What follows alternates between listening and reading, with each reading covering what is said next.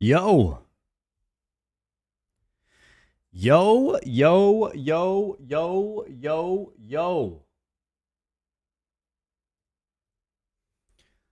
What is good, guys? What is good? Welcome back. Welcome back, everybody, to the live stream. I'm rocking some new merch right now. Let's see who's in the chat.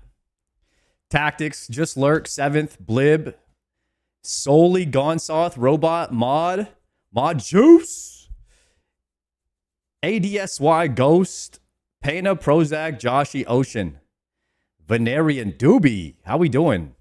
Little surprise Saturday stream here, guys.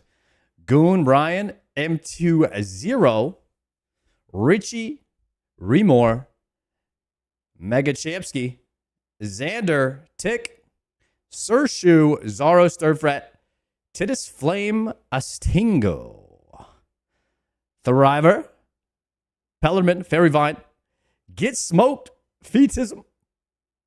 How we doing, boys? Mabdog, Iconic, Razor, No Way Dude. Welcome back. Hope your trip was awesome, yo. Thank you very much for that 4-monther. Mr. No Way Dude. Trip was incredible. I think we should talk about it. I can't really say too much because, NDAs and such. I saw, dude. I did get some fletching levels.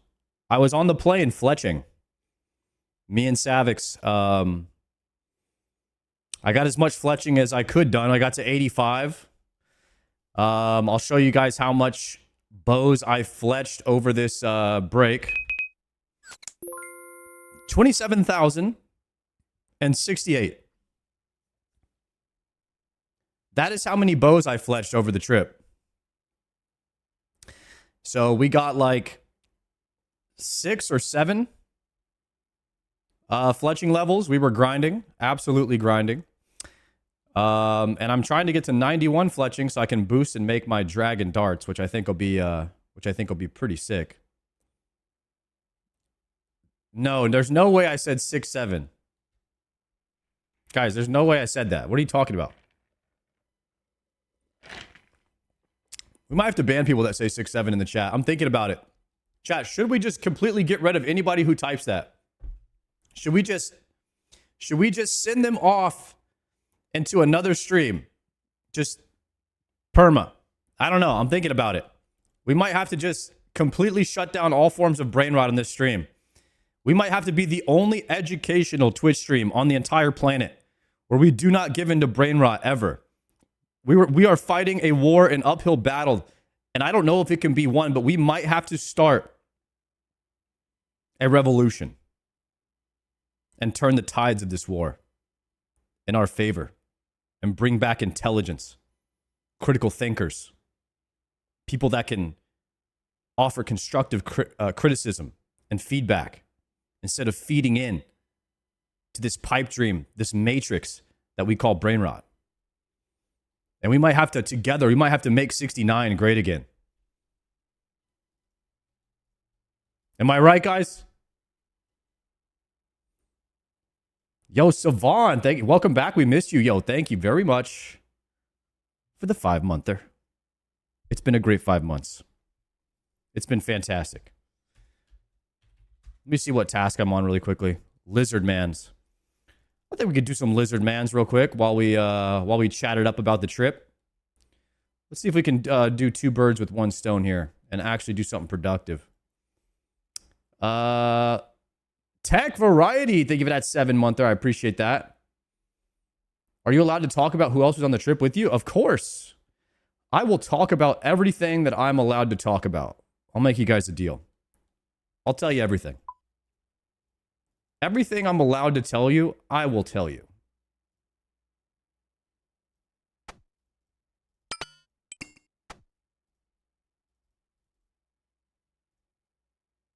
Confirm Oda's height.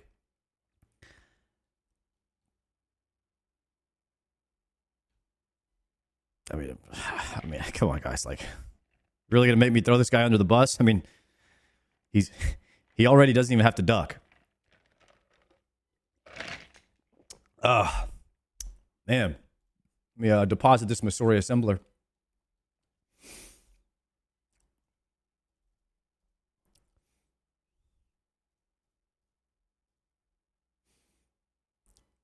Guys, I was playing pool with Odablock, and it was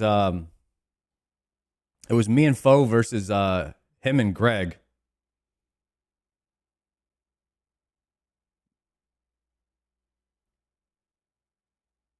And dude, Odablock had the easiest shot to win ever. I mean, imagine like the ball is like, I don't know, 12, like a foot away, and it's like a perfect lineup. All he has to do is hit it straight. Odablock got so excited that he was about to win the game that he lined up the shot, and he was like, he hit it. He was so excited, you know, like a kid on Christmas Day when they're like unwrapping the wrapping paper and they're trying to do it so fast. He was so excited that he's about to win that when he hit it, he missed the ball completely and then tapped it sideways. And I swear to God, everybody was watching and everyone just started dying laughing because I had never seen somebody hit the ball sideways, like 90 degrees on the pool table. It was actually so funny. But yeah, that we had some good moments with Oda. Yo, Patrick, thank you very much for the 5-monther. Dusty Wadey, thank you for that 3-monther as well. I appreciate that. And 7 months from Tech. Hope you had a good time in EU. Thank you very much for the 7-monther, Tech. Are we really on 7-monthers now? Goodness gracious. Did he lose? Yes. After that shot, I won. So he hit the ball down to the other side of the thing, and then I had the easy shot, and of course I didn't mess up. So they lost that game of pool. We played a lot of pool actually downstairs in the hotel. It was fantastic. I thought it was a great hotel, great venue, and all that. Yo, thank you very much for the 2-monther, Mr. Unreal Spark. MP Guns with the 6-monther. Goodness gracious. Thank you guys. I appreciate that. We're getting a lot of subs right here at the start of the stream. Thank you, boys. Maybe I should put on I don't know if I should do one of the, I don't know how to do that thing, but there's like a thing where you can give discounts on subs. They like give you a certain amount per year. Maybe I should give that out. Or we save it for a subathon. Maybe we do like a Doomathon or something soon. Try to get something from Doom. I hope your Doom luck is better than mine. Dude, my Doom luck is terrible. How was the Jagex trip in UK? Dude, it was freaking phenomenal. I had a great time with Savix. So I kind of start from the beginning, and then we have some photos and stuff to show. Let me get my inventory set up, situated before I start getting into it. Maybe we get a couple of configure high alks.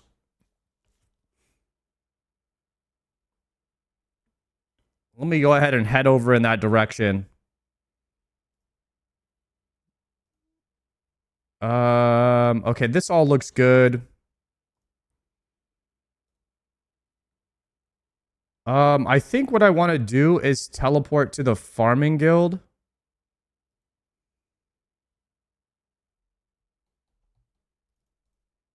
So let's go over to the farming guild.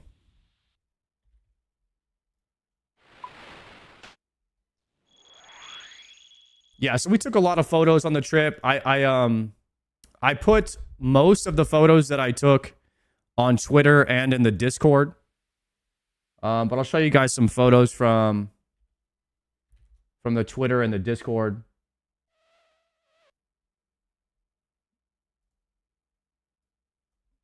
So if you're not in the Discord, feel free to join up. I post a lot of stuff in there. Let me go ahead and get over here real quick.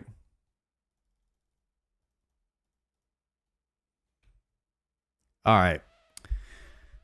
See, all right, here was the first night that we got there. Here's me, Odablock, and Skilly, the two guys, of course, that I won.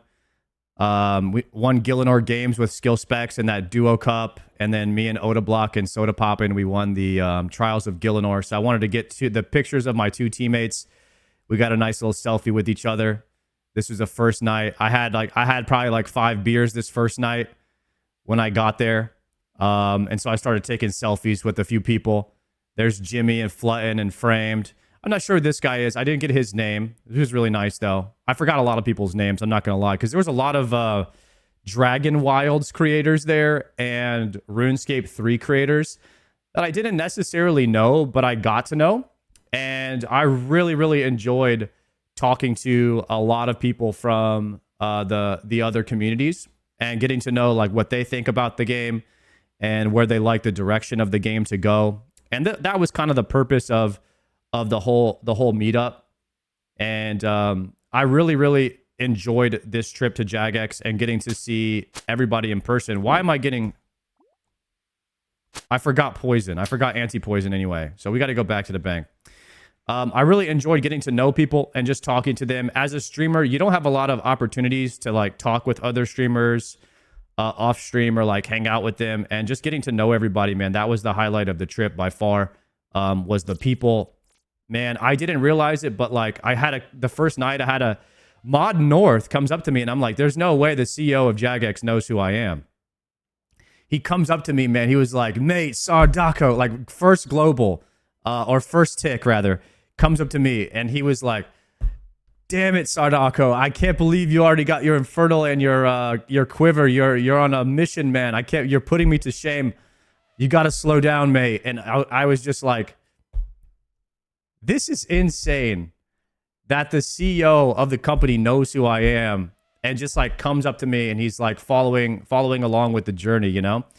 And that was just like a really cool moment for me to talk to Mod North for a little bit about that. And to see that he actually knows who I am is so cool.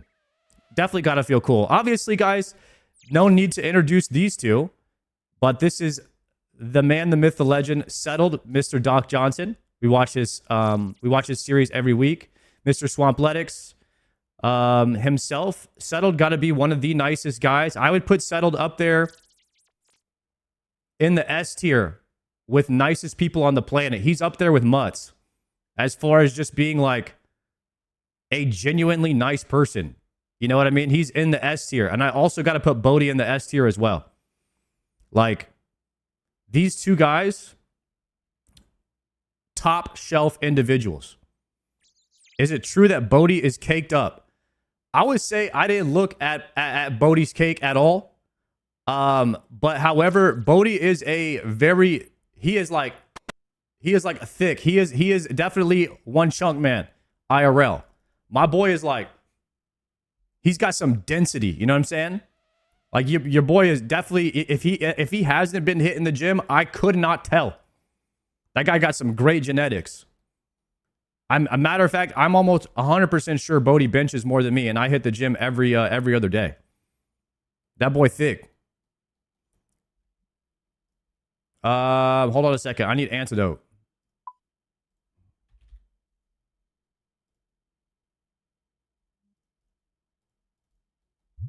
All right, we're good now. All right, we're en route. So yeah, this was the first night.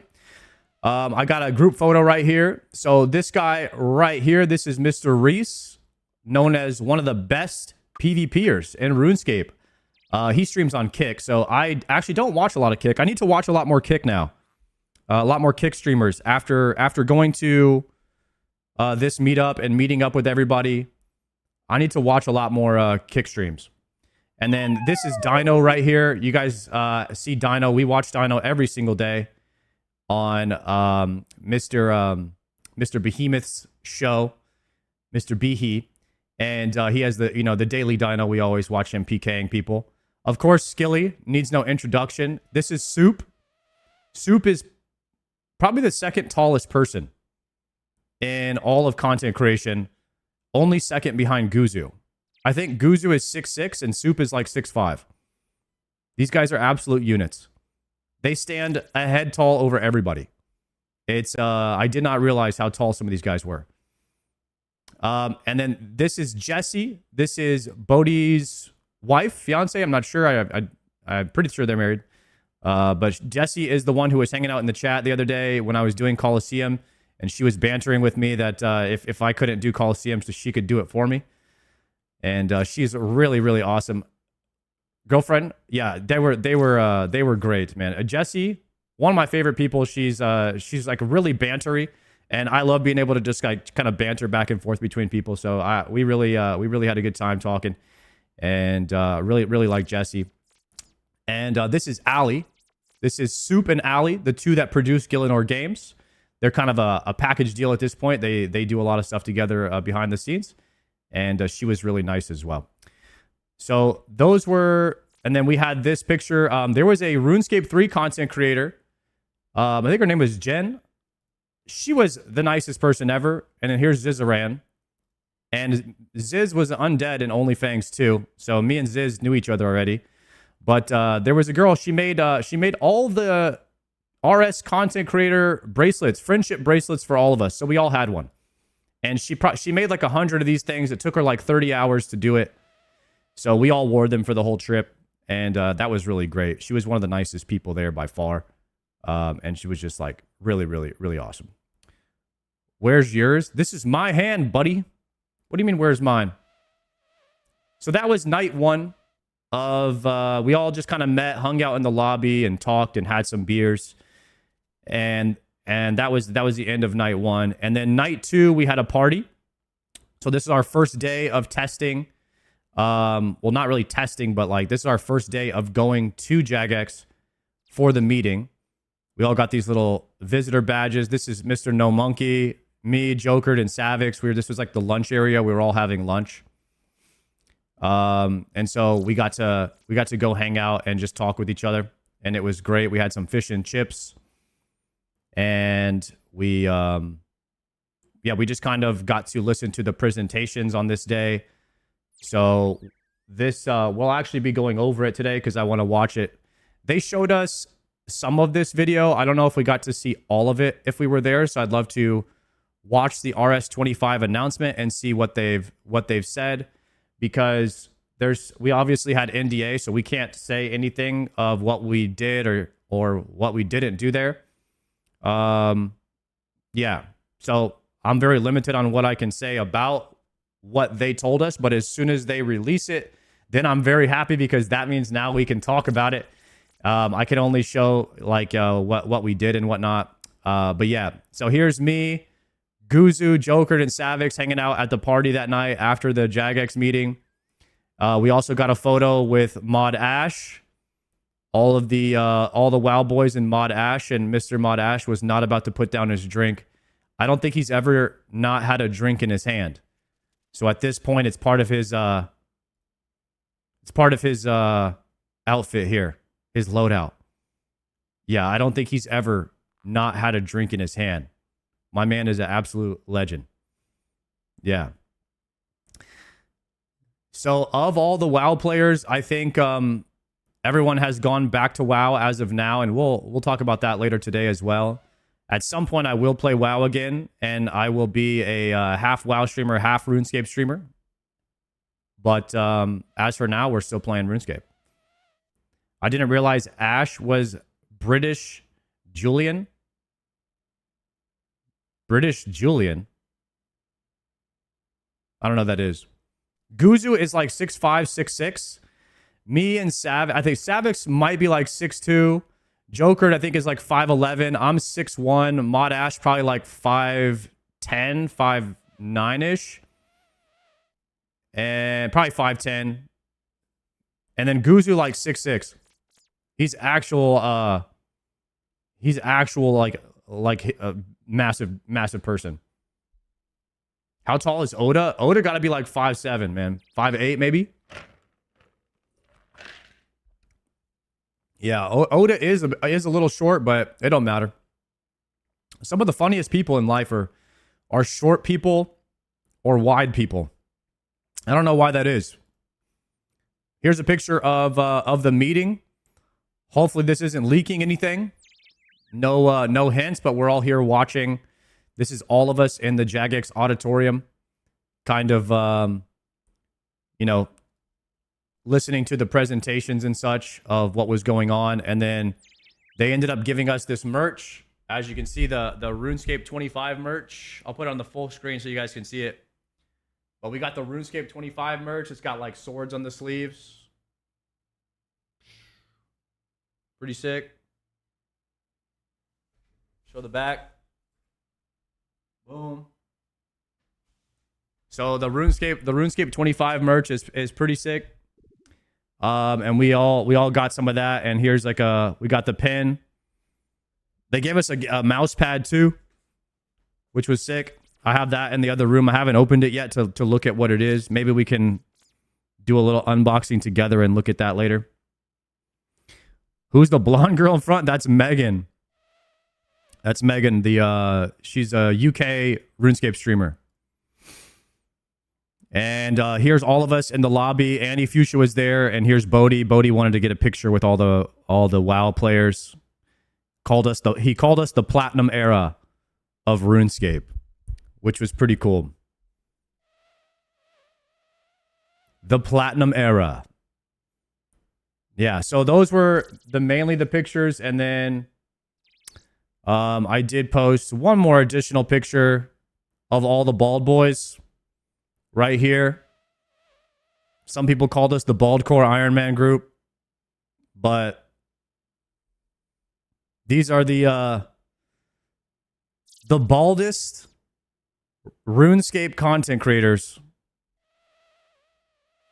that exist on the planet right here. So these are the ones that were at the meeting. Yeah.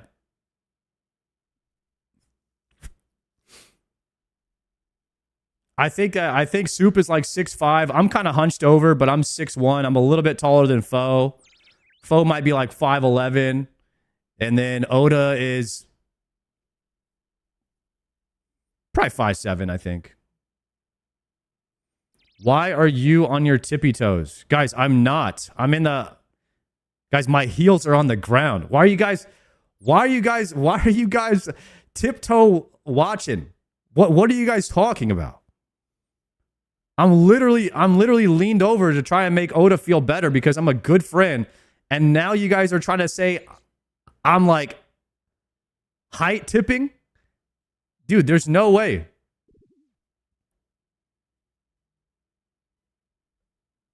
You guys are insane. Next thing you guys are going to try to say I made up my height on my driver's license or something. Guys, don't worry. I'm taller than 90% of you guys in the chat. Just know that. All right? Just know that. Don't even worry about it. Some of you guys are trying to aboba me on my own height. You guys think I don't know how tall I am? Idiots.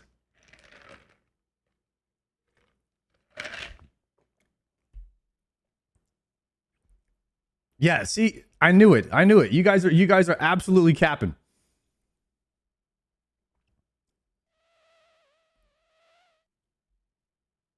You four look like a full GIM straight off Tutorial Island.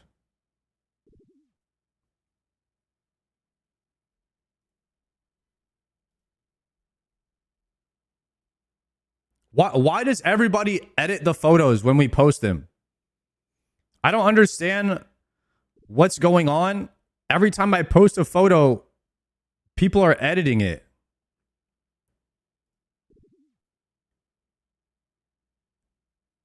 Why'd they give Oda Block a whole new face?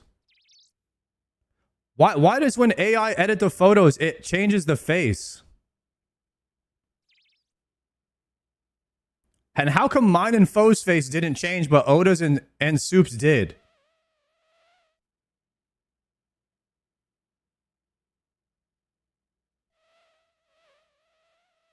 You know what it is? They probably told like Grok, edit the photo and make everybody, look handsome. And they didn't have to change my face at all. That's probably what it is. I think that's what happened.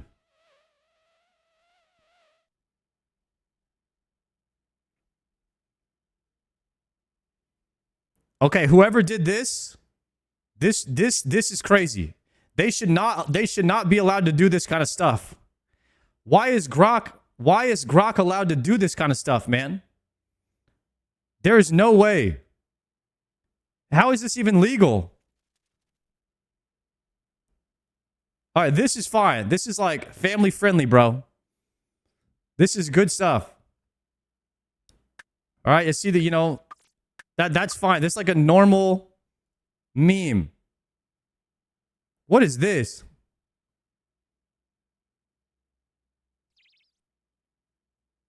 Yo, this is kind of fire. We should do this for Halloween or something.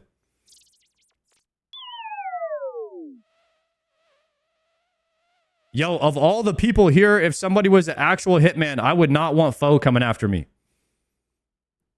I would be very scared. Foe, this looks like a normal picture of Foe, man. He just looks like this like possibly could be Foe's side job. Like, I don't really know. Like, most likely to be a hitman after the stream is off, Foe got to be number one. Okay?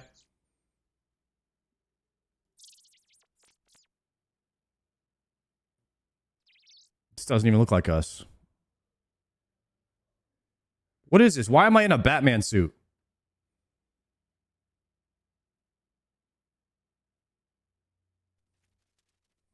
All right. I don't know why people, you know, edit the photos after we post them. You know, I don't know. I guess they just, people love to use AI, man. It is what it is. All right, guys. That's, those were the photos kind of that I took on the trip to Jagex. Like I said, meeting people was probably my favorite part of it. I can't really talk about what went on. They did show us the video, and we're gonna watch that. 25 years of RuneScape. I'm gonna pull that up on the other monitor here. And let's pause the music. Was it cool meeting Guzu? Man, I love talking to Guzu, Jokered, and Savix. Like I love talking to the WoW guys, Annie as well. I just love talking to them about you know, their experience and how they enjoyed everything. And like I said, being able to talk to other streamers is not something we get to do all the time. So man, I really enjoyed it. Are they actually going to start banning bots? I mean, yeah, but they've already kind of like rolled out their plan on what they're trying to do with that. I mean, I think every video game company is in a war against the bots. And they probably always will be. It's just not something that, I don't think it's something that can be done. I think it's something we just have to deal with. You know what I mean? It's an arms race. That's exactly. Yo, Press J, thank you for the 4-monther. The legend is back. Thank you for that prime. Hashtag bankrupt Bezos. One prime at a time. Did you see Raids 4? Guys, we're not allowed to talk about anything that we did there. We saw some really cool things, though. I'm proud of the direction that the company is going in. And it makes me proud and honored to be a part of the experience. And that's all I can really say is, like, whenever they roll out, I think we only have to wait 2 more days. So in 2 days, they're going to roll out the roadmap. And then you guys will pretty much be able to see everything that they showed us. So all you have to do is be patient for 2 days. And then when they announce that, we'll go over it together. I will be going to RuneFest. Yeah, I will be going to RuneFest. Is it 8 days? No, because the YouTube... So the YouTube video, guys, there was a YouTube video of old school RuneScape. I saw it said it was posted for the 19th.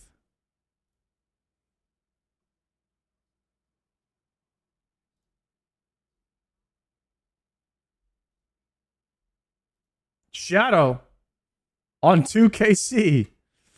Holy Christ. Grats, bro. Is there a way to see, I don't know, something came up on my timeline today that said it was posted for 2 days from now. It's on a different channel. Seduce, what channel is it on? Like regular RuneScape?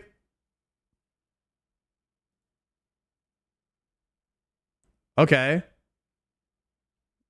Videos. Okay, here it is. 1:19, 7:55 a.m. Notify me the 2026 roadmap. RuneScape ahead. Okay, so is this for regular RuneScape? Oh. Okay, so OSRS is not getting their roadmap until a week after this one. Got you. Yo, Minky, thank you very much for the 4-monther. Okay, well, you know what? We'll probably still check out the old school RuneScape, the regular roadmap. We'll probably still check it out when they release that. So I think what we're going to do right now is watch the celebrating 25 years of RuneScape. One of the guys that I was sitting next to, actually, his name is Ryan, the RS3 guy. Man, me and him had a lot of good conversations. And he seems like he would be down to try old school RuneScape soon, and possibly even try hardcore TBC when OnlyFans happens. He was really nice, and me and him became pretty good friends from the trip. The RS guy, yeah, he's great. Iron Method, thank you so much for the 6 months. What up, Sar? Keep killing it, bro. Dude, thank you very much, Iron Method. Did you recruit a lot of people for TBC Hardcore? I think I did. I think Odablock might play. Foe might play. Bodhi was a hard sell. But I think we might have a solid core of people trying out TBC Hardcore when OnlyFans launches. So we'll see. Bodhi really, really loves RuneScape. And it's going to be tough to get him away from it. Yeah, no chance. I don't know. We'll have to see. Did you recruit Mod Ash? I'm not sure. I don't know, man. Mod Ash, I don't know what he plays. I don't know. I didn't really get a chance to talk too much to Mod Ash. He was a popular person to talk to at the party, so I use it would totally be down.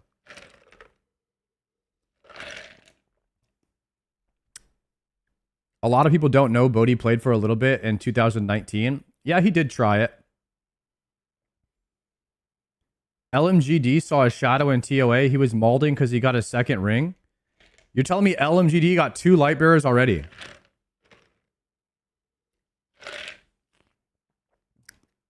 Yo, thank you, kids. Unbelievable. All right. Well, unfortunately, Old School RuneScape is not getting the roadmap until the 25th or something like that. But what we do have is the 25 years of RuneScape video, which we can watch right now. And I saw some of this, but maybe not all of it. So let's go ahead and watch that. Yo, K-Fan, thank you so much for that Prime. I appreciate that, bro. RuneScape is 25. It's incredible to think a quarter century has passed from those Java web browser beginnings, and that we're here talking to the biggest community ever for RuneScape. Today, we'll kick off our year-long RS25 celebrations with a few fun announcements and some first details on when you'll hear about what matters most, this year's game content. Awesome. Mod Kyrian, legend, by the way. Freaking love that guy. That's the guy that made Inferno. He told me about it. He was telling me like how one of his first development projects at Jagex was the Inferno. This guy created it. What a legend. But first, let's get a little nostalgic, shall we?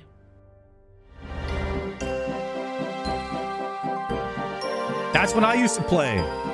Guys, this is me playing RuneScape back in 2001.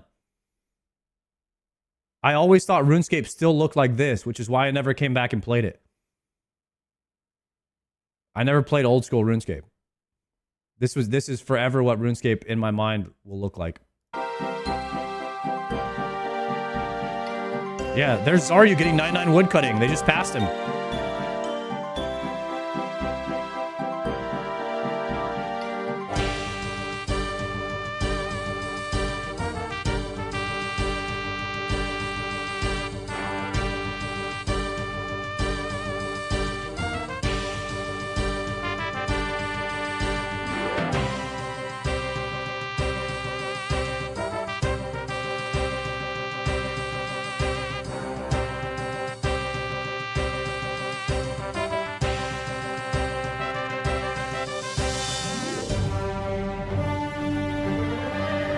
Frosty, thank you for the tier 1.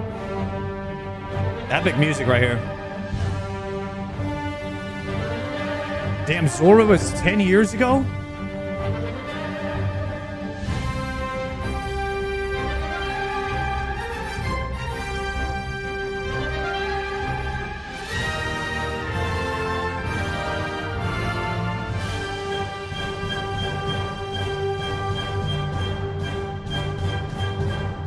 Song of the Elves Heart?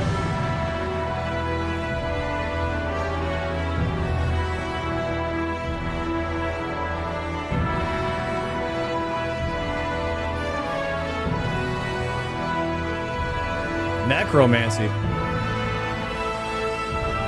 Varlamore Harp.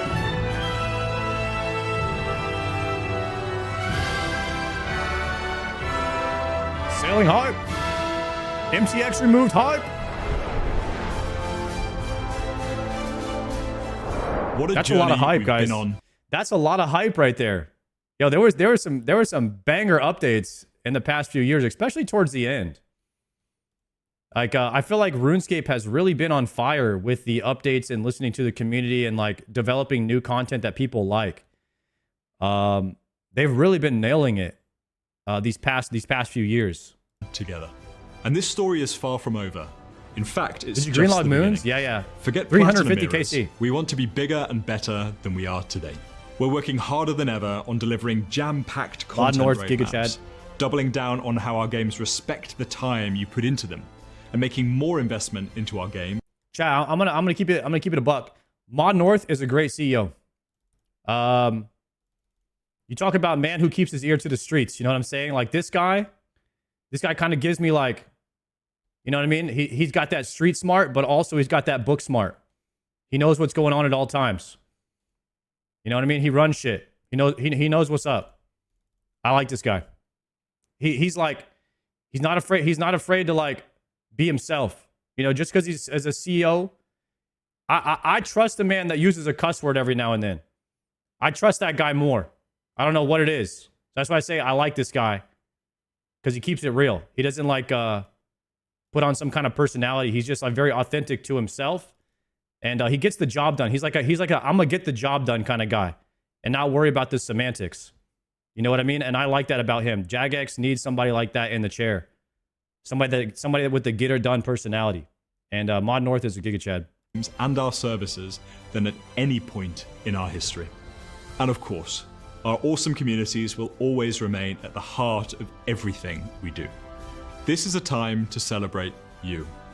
And what better way to do that than to go bigger and better on the ultimate fan celebration. RuneFest is RuneFest back. hype! If you've never been, that feeling. Guys, 1 in the chat if you're going to RuneFest. I'm gonna type 1 in the chat real quick. Let's just see. Anybody going? Any RuneFesters? All right. Only 6,000 tickets, boys. They're gonna sell out pretty quick. They doubled the size of RuneFest, and it's only 6,000 people. And apparently it's gonna be the biggest one ever this year. Feeling of being surrounded by thousands of people who love RuneScape as much as you do is pure magic, and we can't wait to do it all again. This year, we are so excited to be welcoming more of you than... Chat, Maud Elena, one of my favorite people. We shared an Uber, and she was talking about how she really likes Bronze Man, the idea of it. And I was like, bro, I love Bronze Man. I love the idea of Bronze Man too. And I told her I've been talking about how I would love the idea of Bronze Man being in the game because it's basically like an Iron Man, but you're unlocking your Iron Man to be a main over time. Every time you unlock a clog, now you can buy and sell that item on the GE. And she also liked that idea as well. So I like Madalena. We had a great talk. ever. We have doubled the size and capacity of the event with 6,000 tickets going up for sale this year. But it's not just about bigger, it's about better. We'll now have 2 permanent stages all weekend featuring the content you know and love, as well as some special 25th anniversary surprises. We'll also have all your RuneFest favourites returning. Brand new skill chips, swag, limited edition RuneFest merch, meet and greets, community meetups, LAN area previews, and socks. Who wants socks? Socks And hype. for those of you who can't make the trip, we want this to be for you too. We're working on some fun ideas to bring more of the show experience to you digitally, so you can feel part of the event, even tucked up in your pajamas at home. So we'll see you on October the 3rd and 4th at the Birmingham NEC in the UK and online. Head over to runefest.com to sign up for our mailing list and be notified when tickets go on sale this year. See you soon. Are the tickets not on sale yet? Alongside everything we're doing beyond our games, I'm proud to say that our focus on delivering phenomenal content for our games has never been greater. This Not year, yet? Okay. every game in the RuneScape franchise will demonstrate our mantra: consistent releases of high-quality content and the utmost respect for your time through integrity-driven design. No industry hamster wheels to drive engagement. No escalation of MTX, just Huge. killer content made to be fun. And here's our fantastic teams to let you know about future reveals coming this January. Do you guys think you'd ever try RuneScape 3? Or you guys think you would ever try it? If they fixed the game or whatever to like a way that you thought was good. I already played it for years. What if they completely overhauled it and changed it? If they launched mobile. What do you mean? You can't play that? You can't play the game on mobiles? They have no mobile RuneScape 3? You can? Okay, I was like, what? As soon as they remove MTX and do the integrity change. I think they're getting rid of it pretty soon. I think the MTX is almost gone. On January 19th, RuneScape is back. We're putting integrity back at the heart of the game, starting with the removal of Treasure Hunter and 225 MTX-related items across the board. We'll also be dropping a very special RuneScape ahead, with one of the best content roadmaps in our history. Alongside this, you'll get a detailed look at our integrity roadmap, addressing issues like visual identity, UI, game balance, and so much more. See you on the 19th as we bring on RuneScape's greatest chapter yet. Join us on January 25th for Old School RuneScape's Winter Summit. There we go. OSRS Winter Summit, 8 p.m. GMT. This is perfect. This is right around the time I start my stream. So everybody can come and watch me react to this. Right, guys? On the 25th, we can all watch this together. And we can talk about it. It'll be great. He's back. Miss you. Yo, thank you, buddy. Smite, I'd be open to play RS3 Iron Man. Love to watch you play it too on the after the OSRS and OnlyFangs 3 run. Hell yeah. I think that we'll see on the 19th, but after they announce it, maybe some more people will be open to trying RuneScape 3 in the future, depending on what the updates look like. I think that RS3 is a bit overhated, and I'd like to see that change. And if Jagex is working on the integrity portion of it, I think maybe more people will be open to play it. We have guys like Sick Nerd. I met Sick Nerd, really awesome person. Really fun chatting with Sick Nerd, and he said he tried RS3. He really liked it, and maybe in the future I could be persuaded to play some RS3 as well. Especially maybe if they do like another league or something like that. I missed the last RS3 leagues, but I'm finding that a league might be more my style with the accelerated gameplay and getting straight to the combat, because I love the combat. And if I can skip some of the skilling and go straight to the combat, man, I'm all about it. So maybe we'll do a league, the next league for RS3 later whenever it comes out. League was slow. I'd be totally down to collab with Ryan, the RuneScape guy, as well. If he would be down, I think he could maybe show me the ropes and stuff like that too. I'd love to collab and do a little crossover with that too. All right, let's keep it going. To see our roadmap for 2026. You'll hear about all the projects we've got cooking, and as usual, we'll be following the summit with a content poll. You don't want to miss out. It's not just the big year for game content. We're also keen on doing more events beyond RuneFest. North American players have been asking for an event for a long time, and we're very pleased to announce that in 2026, we're finally hosting an event in the United States of America. We're partnering with Solo Mission to bring the Deadman All-Stars finale to you live and in person. Join us at the Rosemont Theater in Chicago on June 20th, 2026 for Deadman All-Stars Live. Check out the Winter Summit for more details, including the date tickets will go on sale. We're so excited to bring our first live event to the US and meet more players across the pond. We hope to see you in June. Damn, guys, I might have to pull up.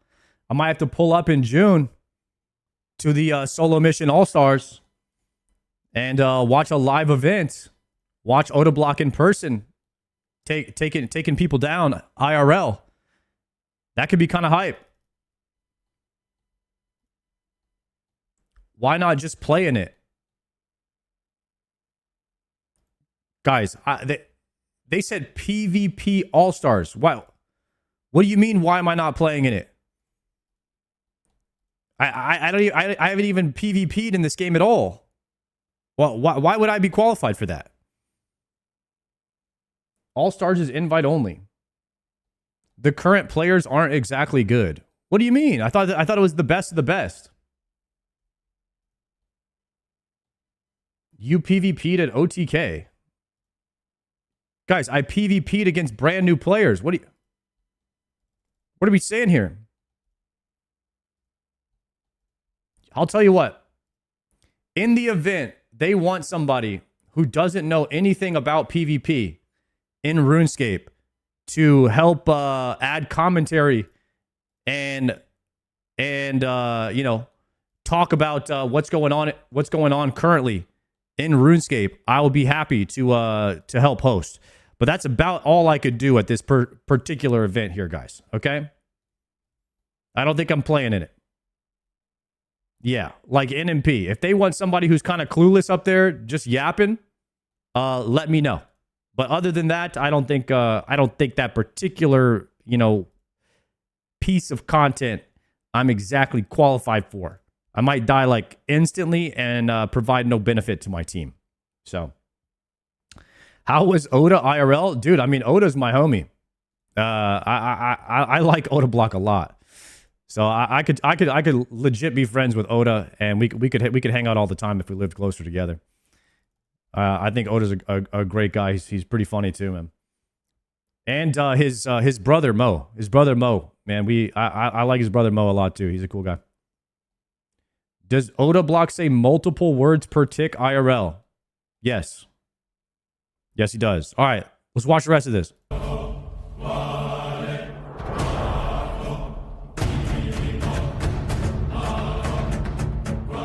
We've been thrilled to see so many of you taking Dragon the Wild's first hard. step into Ashenfall through Dragon Wild's early access, including our recent Fell Hollow release in December. Through early access, we want to work with players to really make this game something special and distinctly scapey in the survival genre. Join us on January 29th for our Dragon Wild Summit as we dive deeper into our plans for the year, how you can shape the game in early access, and what our roadmap looks like.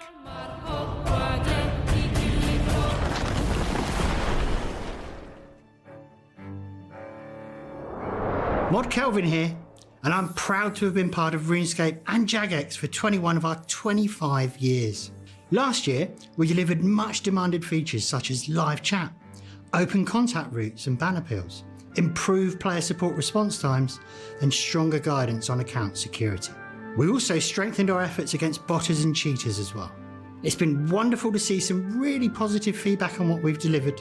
And this year, we'll continue to focus our efforts on these critical areas, and we really can't wait to share more news on further improvements throughout this year. Okay.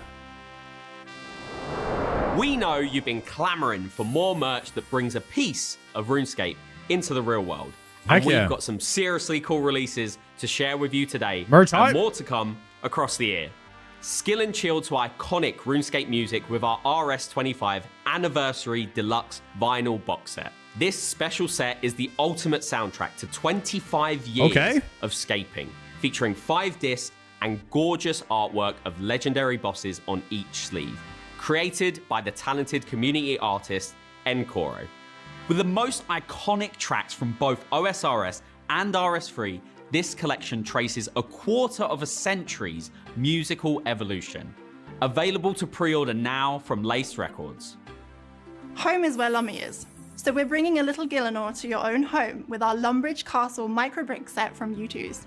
Level up your IRL construction skills and your home decor all in one. Bring the anniversary celebrations to your desktop with this large format desk mat. With original art by community artist Mal Harmonics, it features iconic characters ready to party, including the Wise Old Man, the Sandwich Lady, Tim and Crunchy, and many more. Our special edition 25th anniversary pin is I got this here. pin on my backpack. Designed by Angelscapes, it features the iconic login screen flames alongside the RS25 logo. Available now on the merch store and the perfect addition to any collection.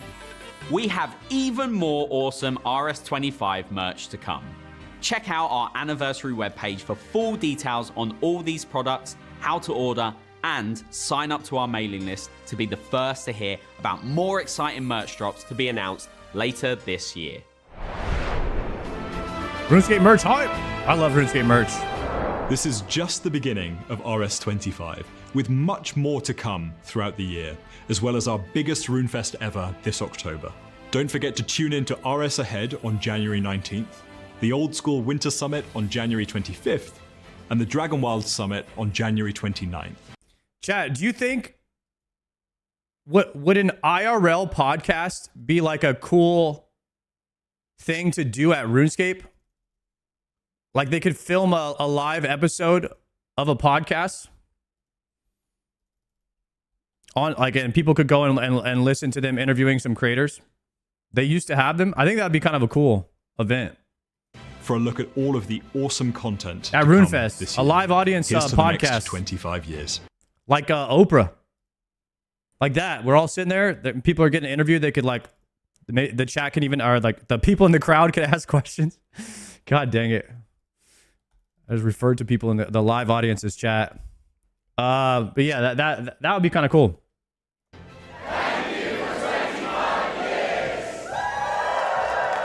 That's a lot of people at Yagek. Is that the whole team?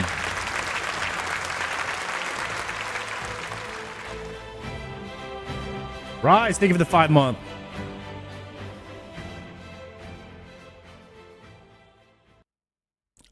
A live audience. What'd you say? A live audience. If they're anything like chat, you don't want them asking questions. Well, you probably, as the interviewer, you like ask them what they're going to ask before they ask. And then like, all right, we got a guy with a question. He's got a pretty good question here. And you've already like pre-screened his question. You know what I mean? You'd like do some damage control there. If you're one of the people asking. Unless that guy is intelligent enough to throw you a decoy question and then he asks you something heinous or like something crazy. You probably just mute his mic though.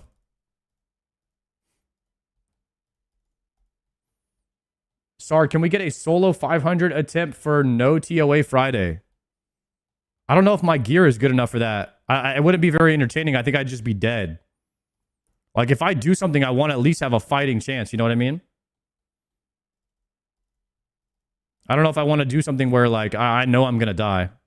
See, the thing about 500 is I think you need to be able. I don't know if you're able to kill the blue stuff in time, the shadows.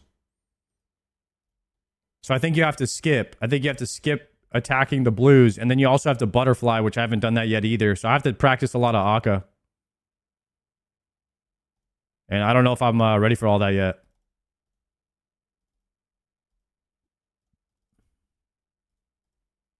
Let me Death Room and Hearth out here.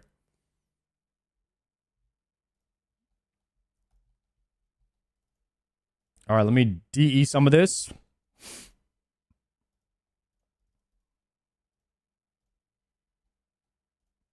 Damn, 25 years of RuneScape. Boys, I think my RuneScape 3 account, I am about to get the 25-year cape on my OS3 account. Is that insane? Wait, let me high alc all this.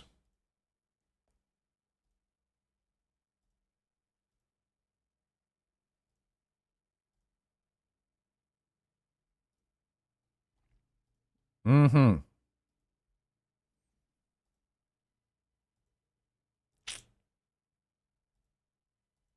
Oh, did I say OS3? I meant RS3. My bad, my bad. See, this is what happens, guys. I'm over here giving you guys top shelf, top quality entertainment. I'm like trying to talk at the same time, and sometimes I'd be saying the words wrong. And then what do I get? What do I get in return for sacrificing everything for the entertainment of the stream? People making fun of me. Unbelievable. I'm out here putting it all on the line every day.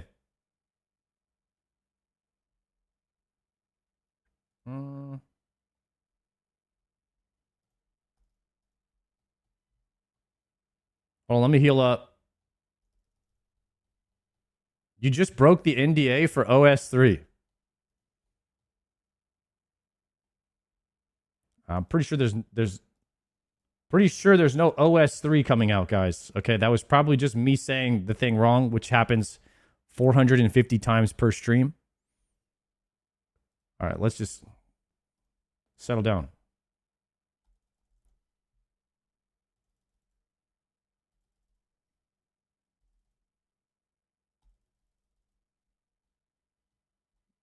He's trying to backtrack so he doesn't get sued. All right, buddy. Everybody simmer down, huh? I just got back. I'm not trying to get fired already for leaking OS3.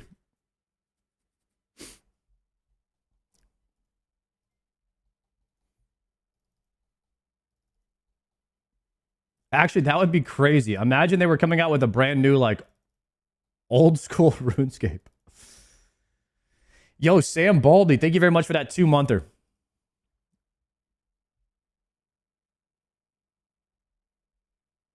Drop your Draymond staff, you noob. Why do I have a Draymond staff? Wait a second. I'm so like not used to I'm not used to having it. Oh, we also have to listen to the Mod Ash potty. The Mod Ash potty.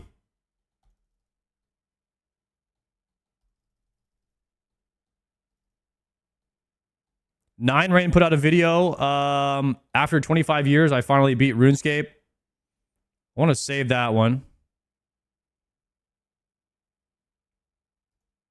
Let me pause this really quickly and save this. Save that to the watch late. I love Nine Rain's content. Yeah, he's an insane content creator. Mr. Mike, thank you for that 4-monther. Yeah, we have to bring air runes for telekinetic grab is what I need to do. And then deposit this Drayman.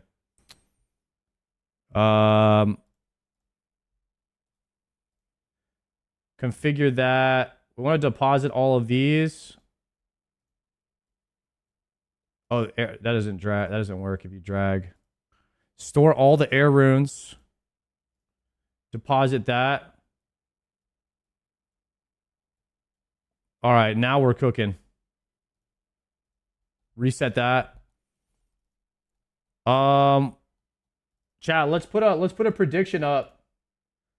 Will I get a Dragon Warhammer this task? Yes or no? 10-minute prediction. Got 118 to kill today. Hey, sorry, I did Desert Treasure 2 last night. Just SOTE to go for Cape. Let's go, Alex. I believe in you, bud. Good luck on Saren. DT2 is a beast of a quest, man. One of the best in the game. Does Jagex treat you better than Blizzard as a content creator, in your opinion? Guys, Blizzard has never treated me to anything. So I'm going to say yes. I'm 100% sure not a single mod from Blizzard could knows who I am. I mean, I got flown out to the company, and the first day before anything started, the CEO comes up to me and tells me he really enjoyed watching the journey of me getting the Infernal and the Quiver. That does not happen. Okay, guys? That does not happen.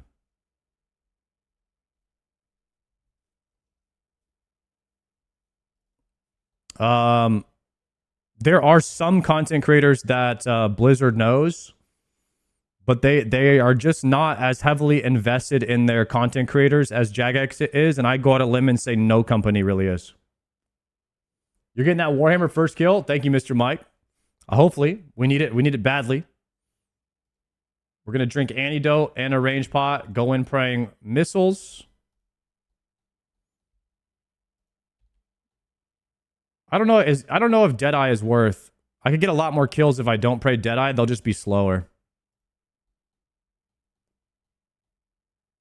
Rocket League is the only other community like that, but it's not an MMO. Okay, there probably are some games, yeah, but like in the MMO genre, maybe Ashes. I would say Ashes of Creation. Steven is literally in people's chats, like in the streamers' chats. You know, like giving them stuff, answering questions. I think Steven is pretty good over at Ashes of Creation. It's just that, you know, their game is still in development. So I will give them a thumbs up for how they work with the content creators. And they also have content creators on their show to be interviewers. Ashes of Creation looks pretty promising as far as how they're working with the community. I will say that. But they need to put out the product soon, otherwise it'll probably continue to get worse. Like, every day that goes by, people just build up resentment for the Ashes of Creation game. Like, if you don't put out the game, people will just hate you. So regardless of how good or bad the game is, people will just naturally build up hatred and resentment towards you if you don't put out the game. And that's kind of something I've seen from just a pattern of how people react to when you say Ashes of Creation. And then I would say that people are very, in general, the way that people are about like video games and the way they think. If people see other people being like mean, then they will naturally think that it's okay to like be mean and hateful as well. I'm gonna give you an example. You guys remember Justin Bieber when he first came out and how all of his videos had like 70% dislikes, even though it was like a pretty good song. Like, it became like a popular thing to just hate on Justin Bieber. When it becomes a popular movement to hate on somebody, most people think it's okay to do it. For instance, I like Grayson, but because everybody else says fuck Grayson all the time, I think now it's okay to just say that. And so I'm also part of this hive mind movement, but I think that once hatred starts, people think it's okay to hate. And that's why I try to avoid it as much as possible. So I won't really be talking too much negatively about Ashes of Creation. I'll try not to fall into that trap of being a part of the majority of this snowball of just hatred towards the game. I think that they're trying their best over there, and hopefully the game comes out and it's stellar when it comes out, and we can turn some of those haters around.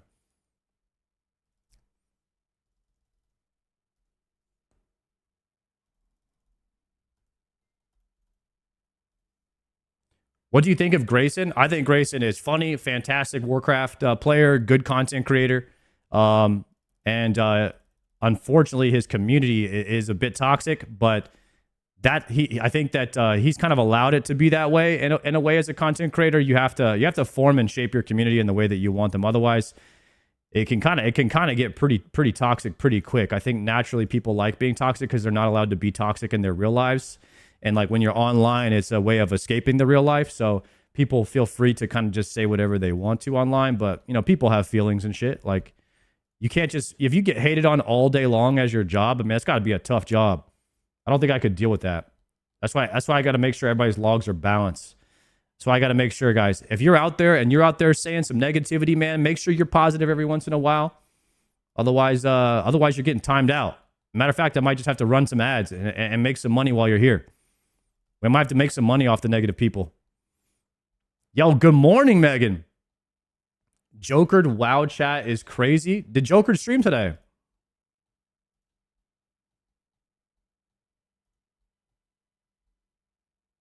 I'm manifesting that DWH. Yo, thank you, bro. Sard is shaping his community to go bald. Guys, I don't have to shape that. Half of you guys are already bald, okay? And some of you guys are balding, and you're rocking the comb over, okay? And some of you guys need to cut that shit out, all right? Just accept it. Be a man. How was it with Savix? Savix is great. I really enjoyed talking with Savix. We got to catch up, talk about life a little bit, streaming and family and all that, man. It was cool talking to Savix. Did you kiss? Are you asking me if I kissed Savix? Unbelievable, guys. Listen, I signed an NDA. You know I can't talk about this kind of stuff. Ridiculous question.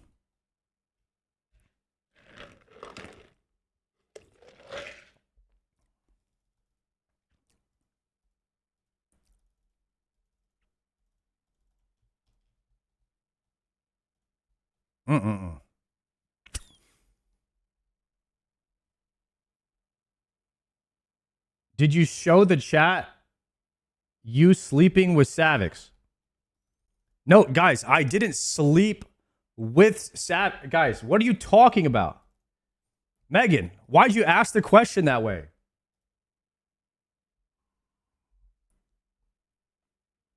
No, what she's talking about, guys, is something totally different, okay? Now I'm going to have to show them what you're talking about because people are going to say some shit.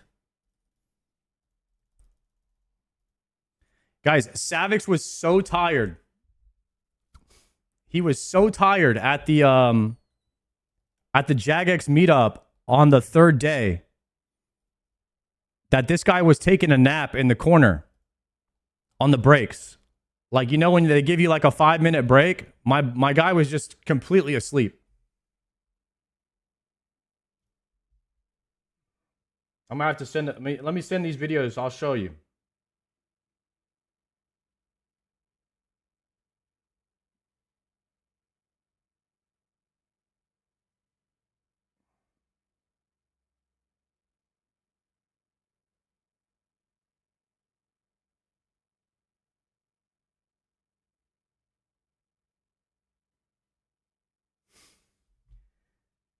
All right, here it is, boys. Guys, this is Savix right here. My guy was taking a nap. This was him, just completely passed out. Annie and Joker are talking right here. This is Savix, asleep, standing up. But wait, there's more. This was 5 minutes later. Yeah. This is Savix at the Jagex meeting. Just absolutely getting after it. My man wasn't about that life. Hilarious. Anyways, that's what Megan was talking about. Bro was slumped. He's a bad boy. Yes. No, I mean, being jet lagged. So me and Savix flew out there, guys. We landed at 10 a.m. Immediately. And first off, we landing at like 2 or 3 a.m. our time. So at this point, We've already been awake for like 18, 19 hours. And then we're landing at 10 a.m. So now the day is starting. So we didn't really sleep on the plane because when we got on the plane, it was like lunchtime. So imagine lunchtime, you get on the plane lunchtime, you're landing at bedtime, and then it's the start of the day. So then it's a 2-hour drive from the airport to Cambridge. And so we're just like crazy jet lagged and trying to just like get through it. So it was tough to adjust to the UK time slot in that short of amount of time. So yeah, I was fighting it, man. I was fighting it the whole time.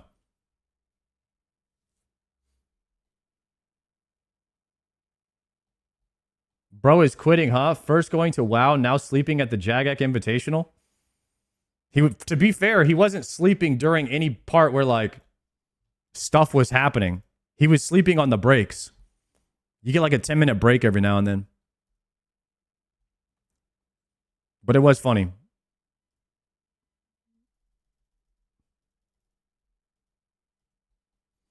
Wait, I should have Telegrab now. Poggers.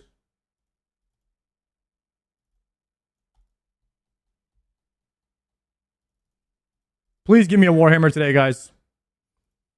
We really need a win. No, I'm going to get hit by this. Chat, do I block Lizardmen after I get the Dragon Warhammer? Because I got an extra slot on my block list. 100%? Okay. I think at some point I unblock Hellhounds. So I'll probably block Lizardmen after I get the Warhammer here.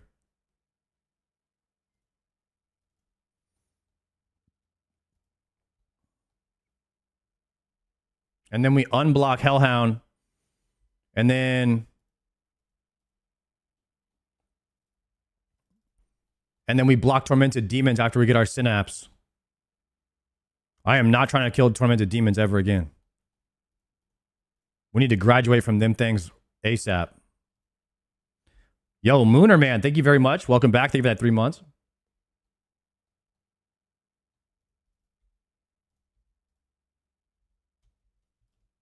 Drop that. This is some high APM killing Lizardmen.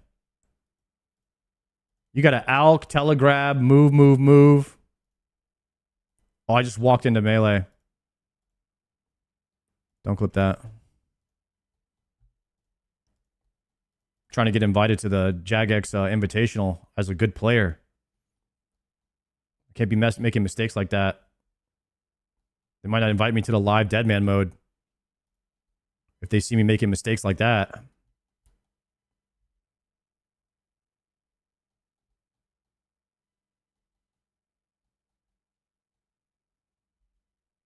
Telekinetic grab, Fang.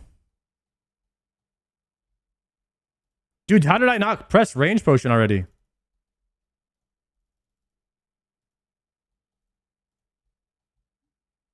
My antidote wore off. See how hard it is to be a streamer, guys? You guys see how much is going on at all times? Some of you guys are going to hate and say it's an easy job. Possibly one of the hardest jobs there is right here. Who else is doing this kind of APM at their job? Huh? Nobody. And a high alk move. Telekinetic grab. Talk to chat. Ban the one guy. Thank the subs. Too much going on.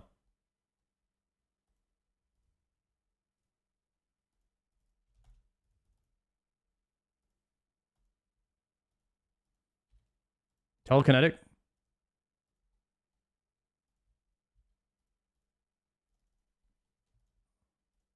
What do you mean skill issue?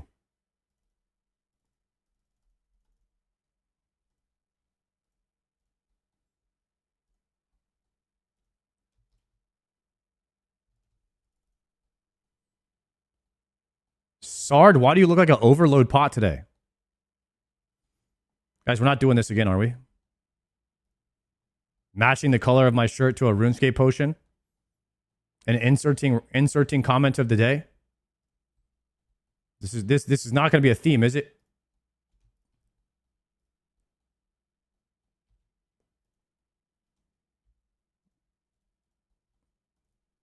Moving. Dead.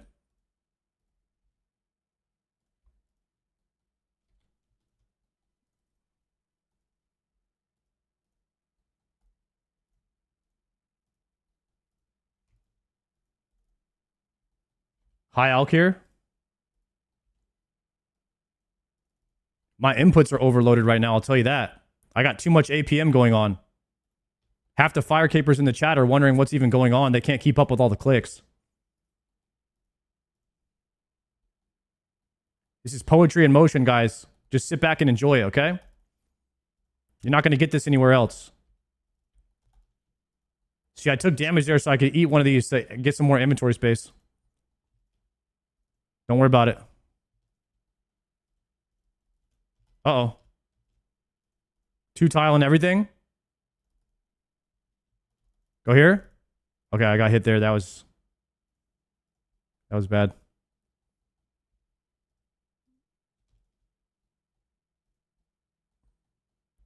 There is a way to have lower APM shamans.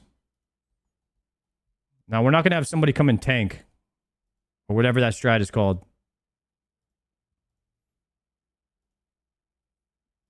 It's not that big of a deal to move 3 squares every now and then.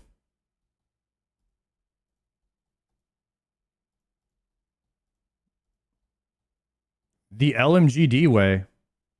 Guys, is LMGD really using his chat to tank shamans for him so he has to move less?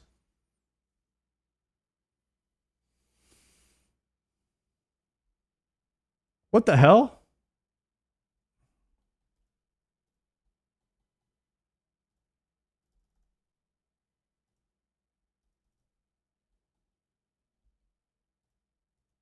Death Rune grab.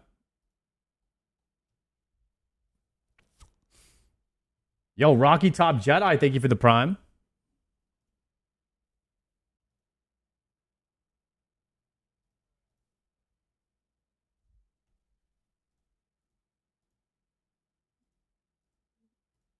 Let me get that chili potato. You can also use crystal for that method. What? So you do more damage?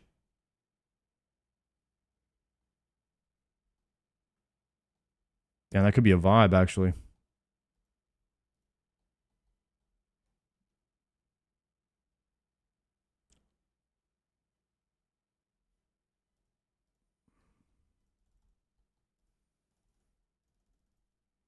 Guys, don't try to corrupt me, okay? You guys are trying to corrupt me and tempt me with all these methods, huh? These LMGD methods. Can't you just cannon them? Do I look like a guy who has cannonballs?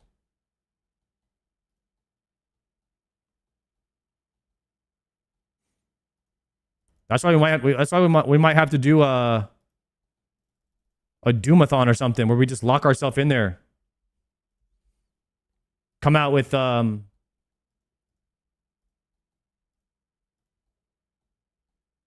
thousands and millions of cannonballs that we can just use on the daily. Guys, what do you mean no balls? Why are you asking the question like that?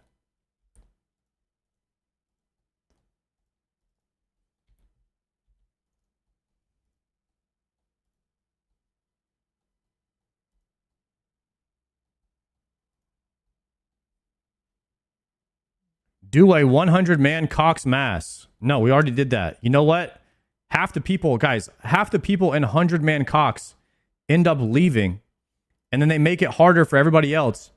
And then there's 2 or 3 guys in the back trying to save their points by pretending like they're farming the patches. They're just sitting there raking. Not doing shit. Okay? A bunch of fire capers in the back doing nothing. We're not doing 100-man again.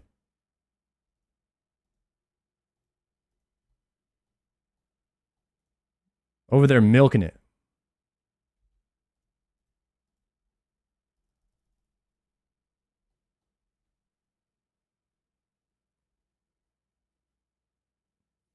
Bro, the type of guy to book a hotel without checking Trivago. I don't know if that's a meme or an advertisement.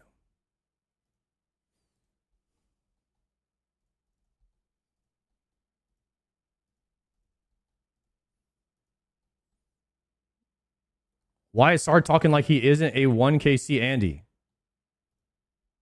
Guys, you really think I'm the type of guy that just gets spooned in 1KC? I work for everything I've done. Okay? Unlike Jokered. That guy came in, spooned every drop in the game, and then left.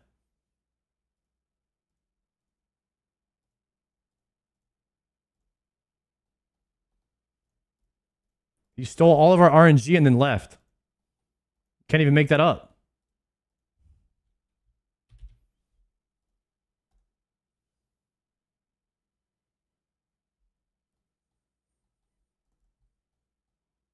This guy got the imbued heart.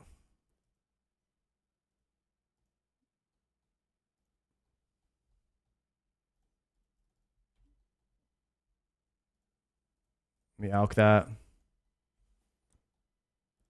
Hey, low-key though, the lizard men are not bad GP. I feel like the GP is solid over here.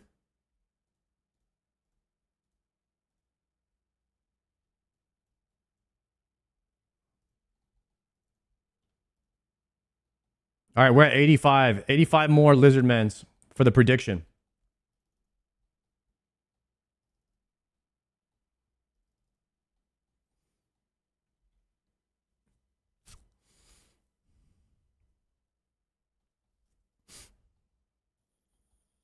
Chat, when is dead man mode?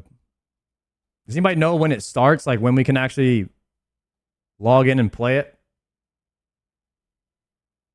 30th.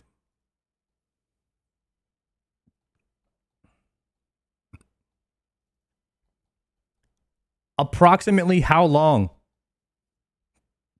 will it take me to get the red and black Bofa set from playing Deadman mode?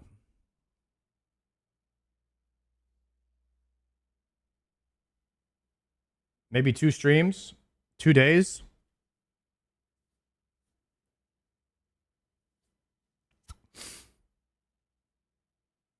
You won't? Stop the cap. Do you really think that I'm not capable of getting it?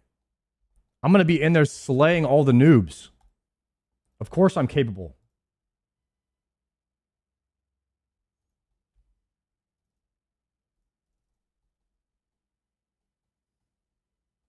There's going to be stream snipers? Yeah, we're taking them all out. This dead man will have 100,000 players. All right, I guess I just have to kill all 100k of them then.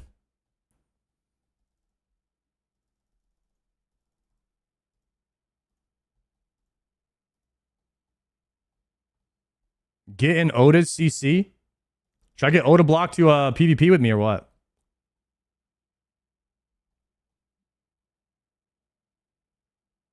Maybe do some LMS the day before? We might have to.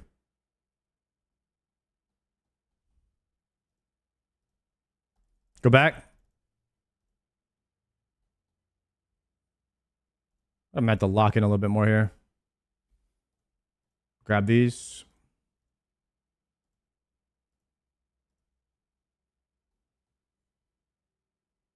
Clean.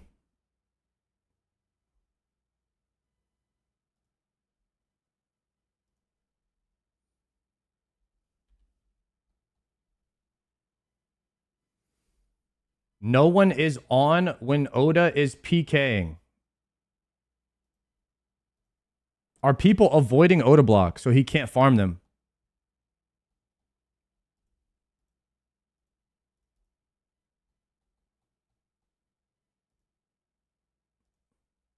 Damn.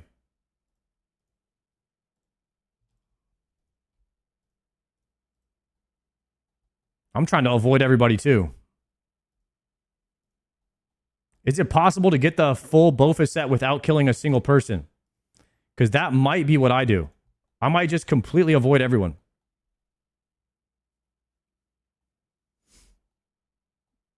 I'll be the only dead man mode. I'll be the only dead man guy with 0 kills. You can skill all of your points. Oh, hell yeah. The 0 kill dead man.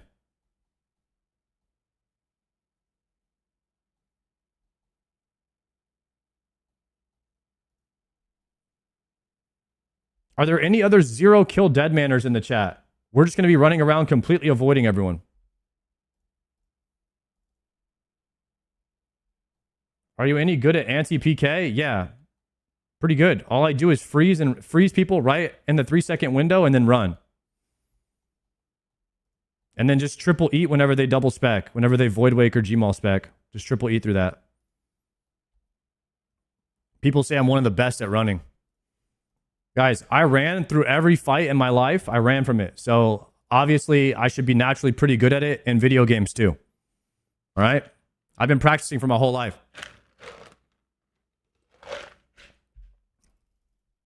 I've been practicing for this dead man.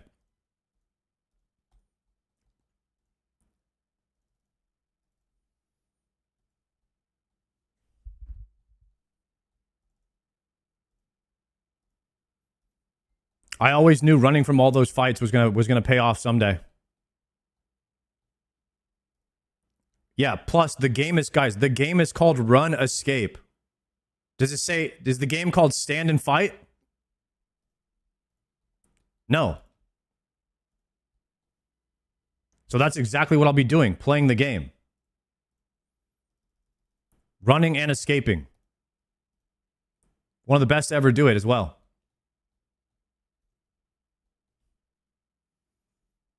Yo, what up, Prison Joe?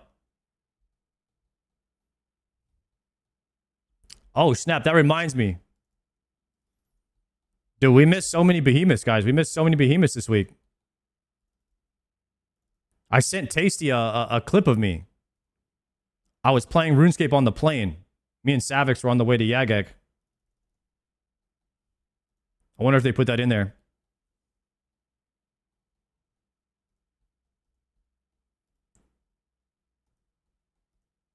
Y'all see my fletching level?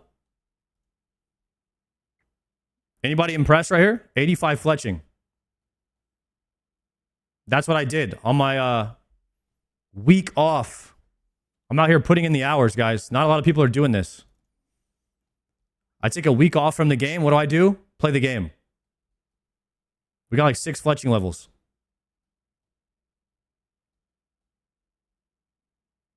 2K total? Not bad.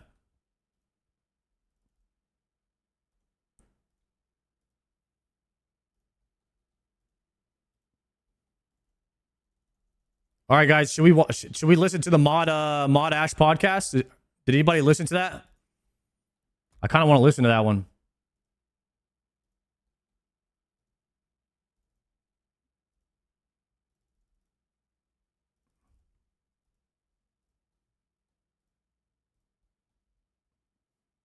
Working on RuneScape for 21 years. Mr. Mod Ash. Let's put it up in the corner here. I'm getting owned right now. All right, boys. Oh, go back in. Oops. Let's listen to the Mod Ash interview here and see what they asked Mr. Ash, the legend himself. We learned a lot about Mod Ash last week. How long he's been with the company, how often he responds to people on Twitter at a alarming rate. I'm actually not even sure how he got anything done because he's responding to people on Twitter 130 times a day on average, which is pretty insane. He's a very funny guy, and so he always has a beer or a coffee in his hand. Matter of fact, don't ever ask Mod Ash what's in his cup. Okay, rule number 1.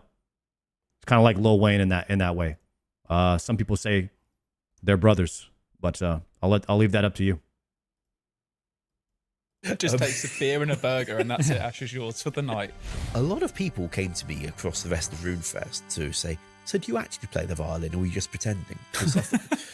What? People click on rocks all day, and Andrew gets money.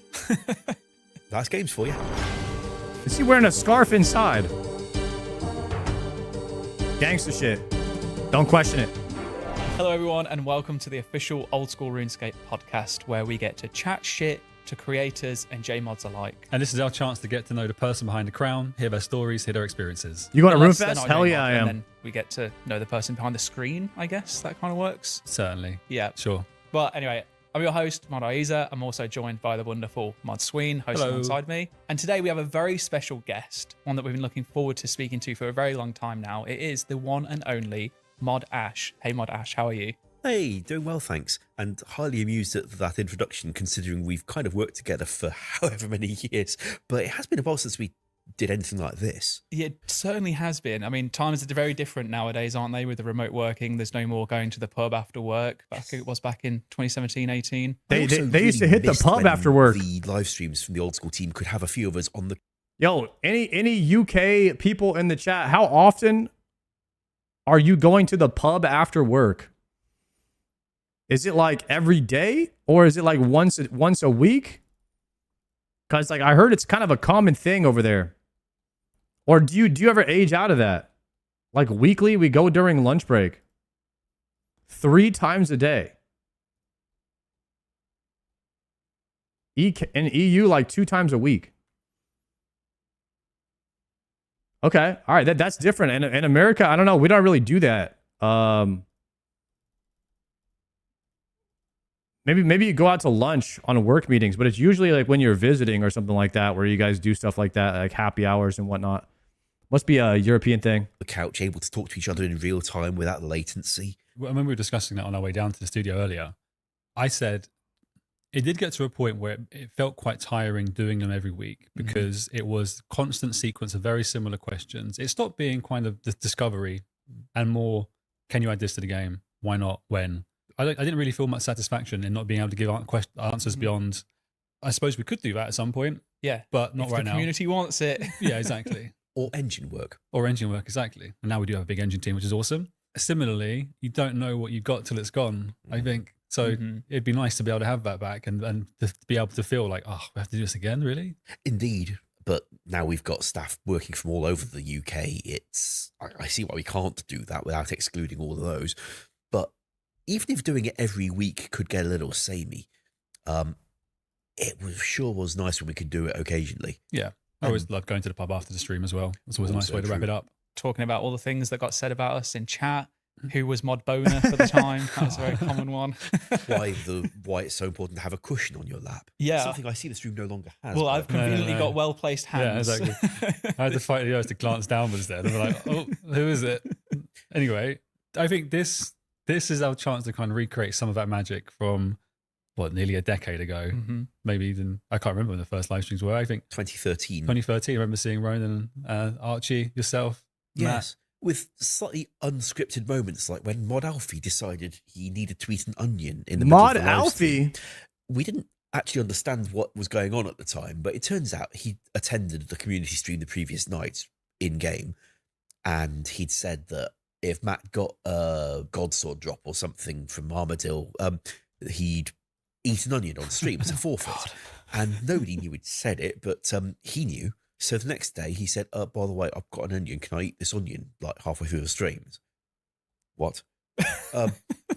We let him. So halfway through the stream, Matt just announced, we will now have a pause while Alfie eats an onion. So everyone trooped off the couch, except me. I went to lay on the back of it, as you do, and watched him over his shoulder as he tried to eat a raw onion out of some foil in his hand. And halfway through the onion, he was now in tears, as happens, and said to us, "Can I stop?"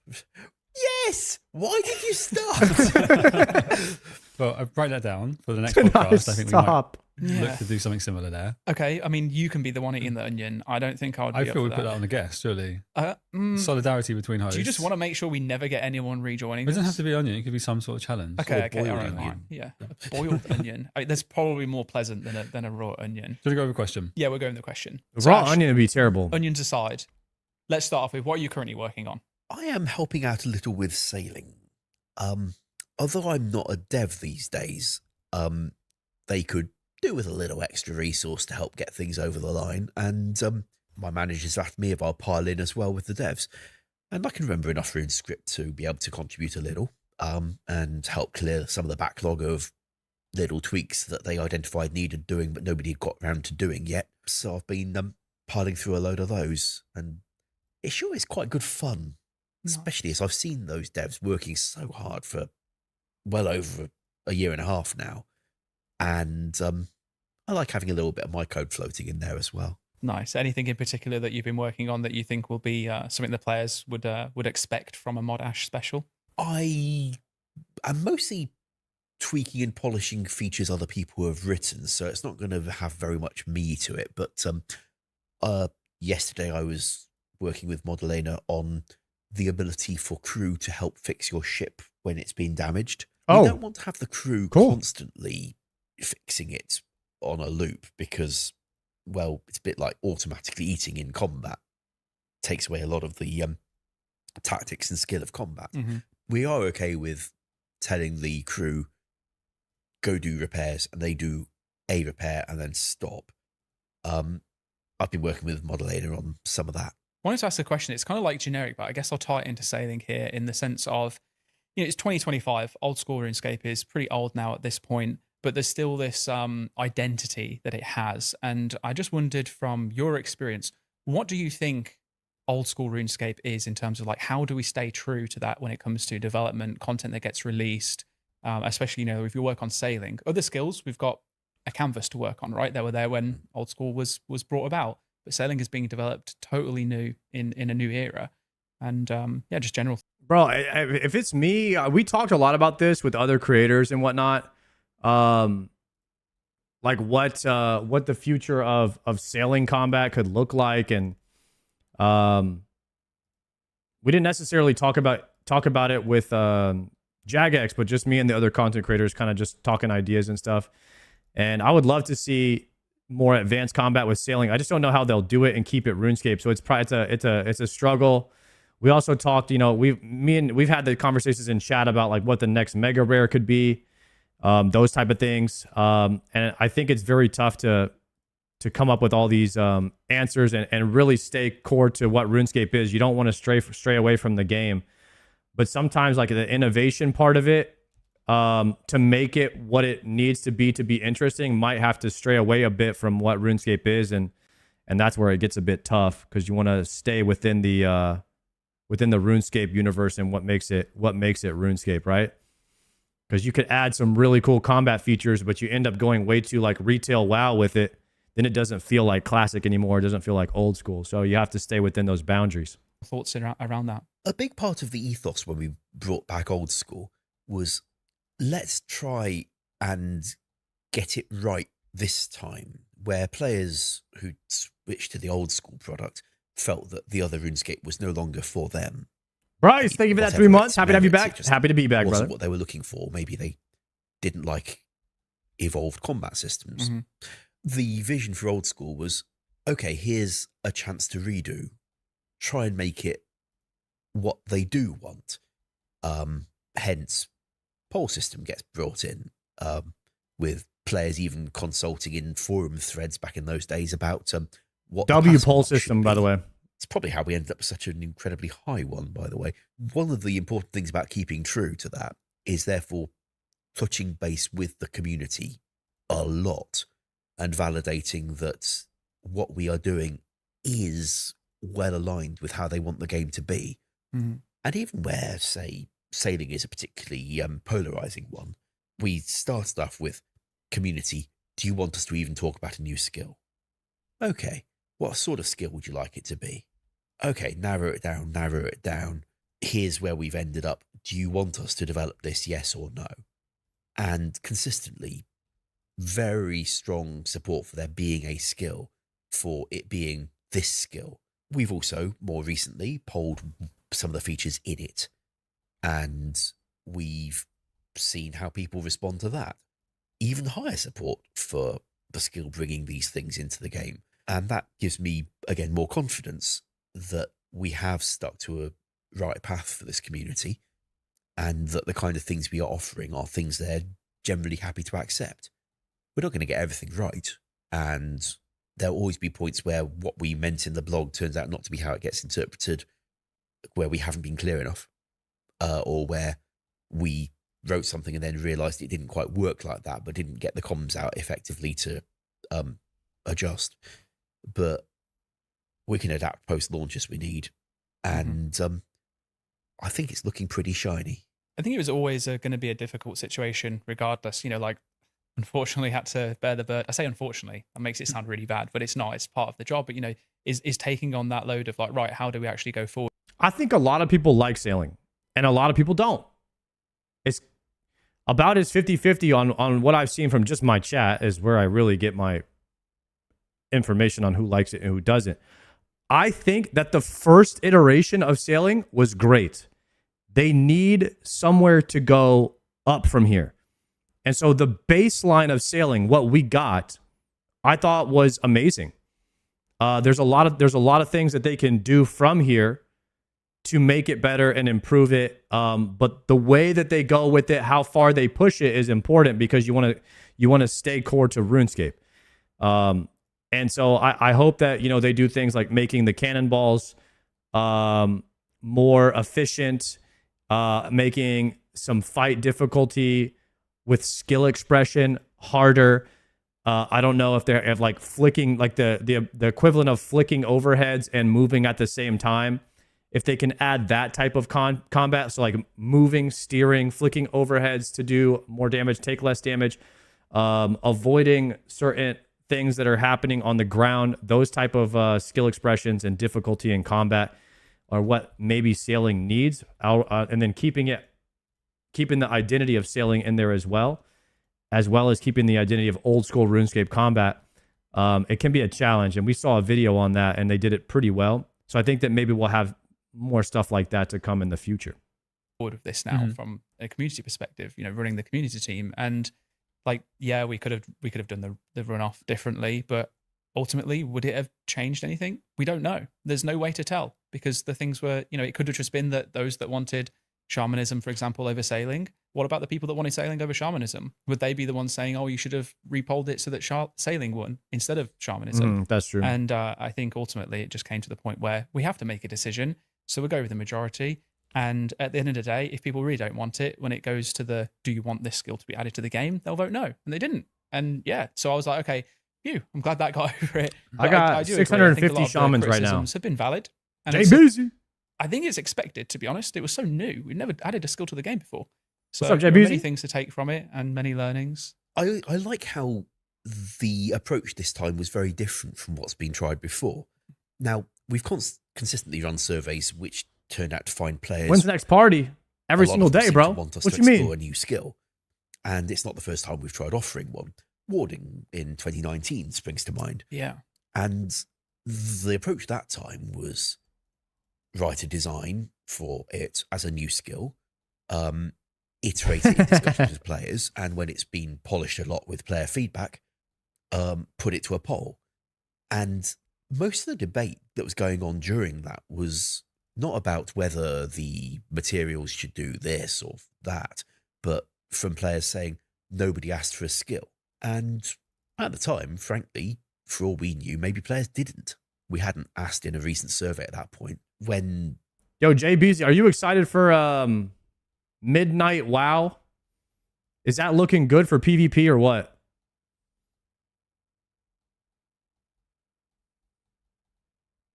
I'm excited about it. Okay, cool. I think a lot of the retail players are excited for what Midnight is bringing, in the same way that I think a lot of RuneScape 3 players are going to be excited about the future of RuneScape 3. It seems like both companies are going back to their roots, taking away microtransactions in RuneScape 3, which is a huge W. And they're trying to make it, I guess they're kind of making it a little bit more like old school in a way. They're old schoolifying and they're like classicifying retail WoW in a way. And a lot of I like this because a lot of the MMO companies are kind of going back to the roots and adding less fluff and like features that are just trying to get people to play the game that people don't really end up caring about or sticking around for. So I like this this movement that MMOs are going through right now, and Jagex is kind of leading the way, and Midnight is a good step forward for retail. I don't think retail could ever go back to being horizontal progression. And even in horizontal progression doesn't even really fit classic WoW very well either, but it is a bit more horizontal. So I have good I have high hopes for where the MMO genre is going this year. And the player, I think it's because the player base is not getting younger, it's getting older, and it's getting more mature, and the player base is growing with the game and with the genre, since new players don't really play MMOs. It's a game for, you know, the 30-year-old gamers. So it's just the way that we've evolved with the games over time. The team agreed we could actually try to develop a skill.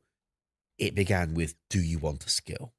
And if the answer had been no, we wouldn't have even bothered writing any design docs for what the skill could be. I mean, we've mentioned learnings, right? We've taken from it already, from where maybe missteps we've taken with the shamanism runoff, things like that.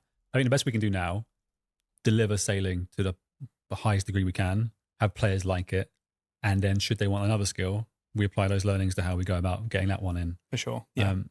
I'd quite like to move away from sailing quite quickly. You touched on the fact that you're now back doing some content dev work. You're now a product manager, which I think some players might be unaware of, because previously it was kind of mod ash to content dev, god ash, making everything happen.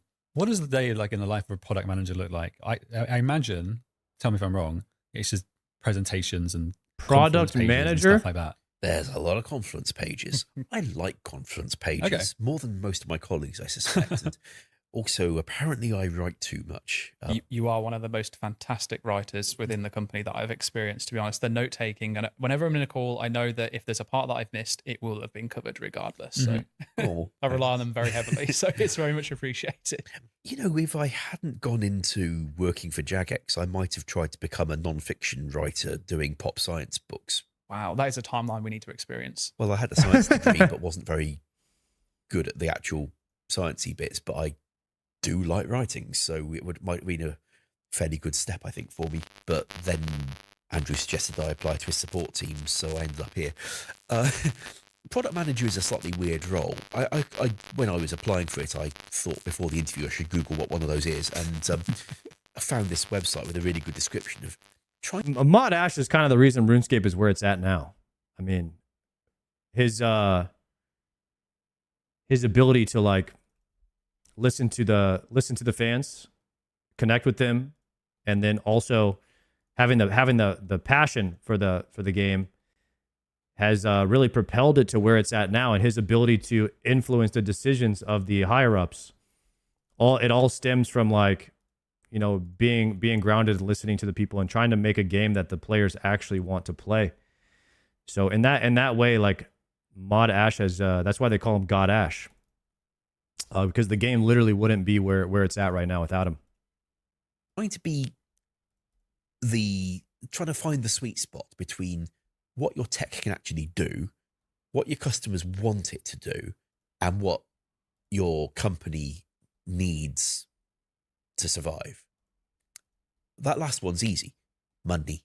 The customers, on the other hand, there's lots of customer desires from the majority cohorts of players, the more niche groups, the Snowflake account builds, whatever, and people who want different types of things, people want things in different ways, people who want things aren't for the game at all, but are about the peripheral service. Does the next year of OSRS look good? We're going to have to see on the 25th. I guess that's when they're rolling out the timeline. All we know that we've been given so far is that Blood Moon Rises is coming out sometime next year, and that's what I'm really looking forward to that. A new boss fight, a new Grandmaster quest line. So when that comes out, it's going to be really hype. Been a lot of talk about that lately, and I'm glad to try and steer our more senior managers towards the outcomes that I think would be desired by the customers, taking into account what I know about what our technology can and can't actually do. And sometimes, if there's something that's really held back by the tech, Jagex will actually get to put some resource on upgrading the tech. That's why, what up, Jono? After years of talk about improving the account system, finally Jagex accounts happened. And I was then able to try and steer our leaders towards addressing the things that players found frustrating about them. Things have improved considerably since they first rolled out in their beta, as it should be. All right, I've got a ton of questions I'd like to ask following that. That was a great answer. Thank you, Ash. Firstly, and this is a question, so I've prepared some questions that I feel like I should have asked you in the years we've worked together, and the fact that we sit back to back in the office.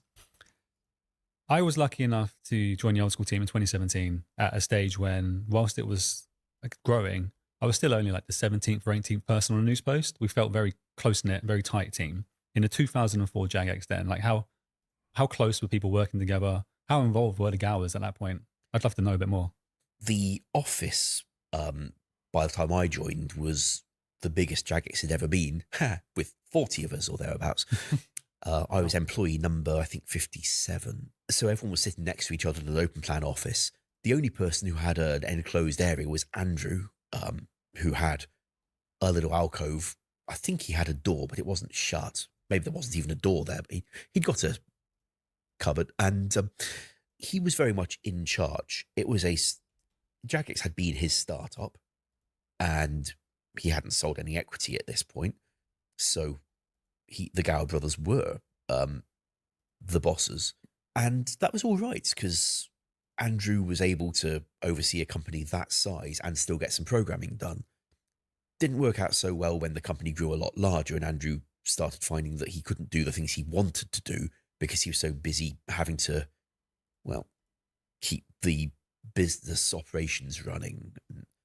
I don't think he created RuneScape in order to become a manager. No. I think he created it because he wanted a really cool computer game and wanted to make more things for really cool computer awesome. games.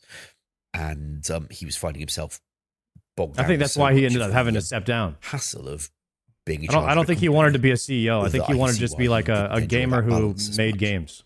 Mostly people knew what was going on because the company was so small that there couldn't be side projects. So you'd know that, Chat, Palmore just got a serpentine visage from Zulra. Is that the helmet?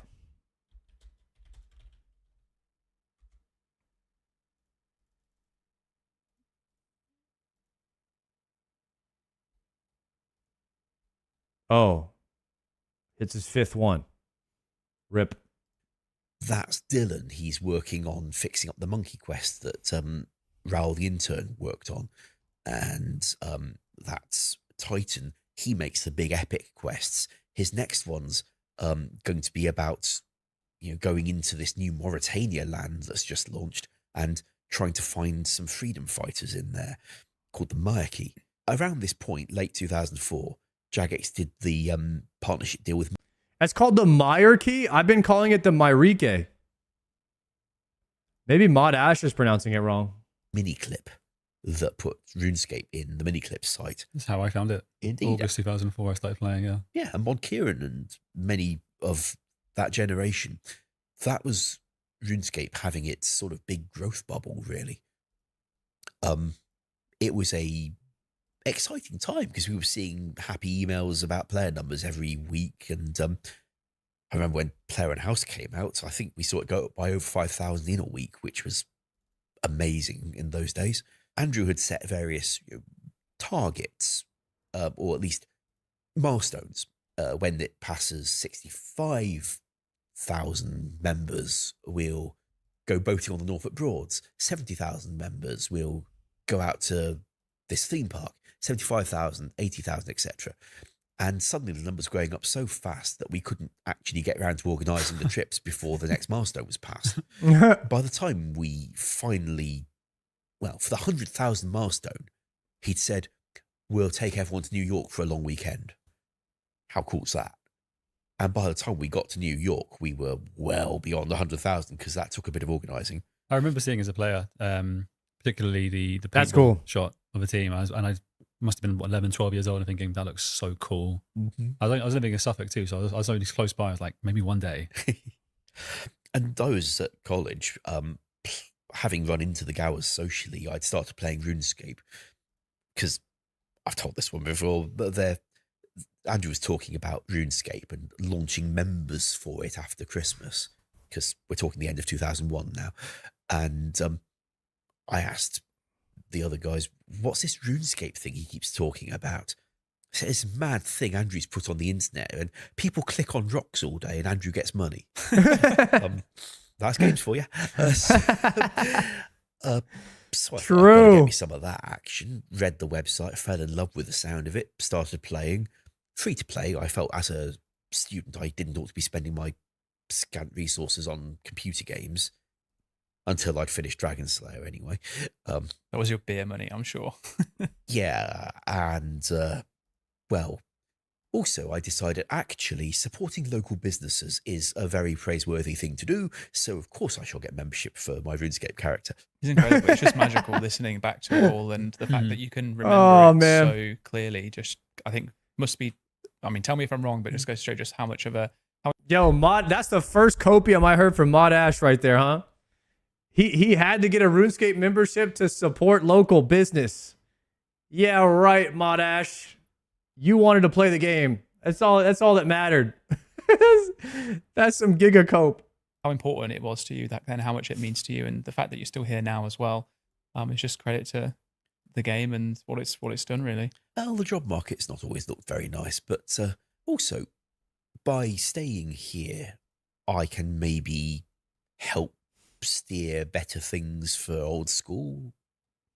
I mean, things have been pretty peachy What's the Slayer level? for old school, but there's always things to improve on. What sort of player were you when you were a player before you joined Jagex? How would you like? Obviously, we categorize players nowadays. Would you fall into any of those brackets? What kind of things did you do in game? I, for some reason, set myself a rule that I was never going to fire any arrows. Okay. Unless I had to for a quest.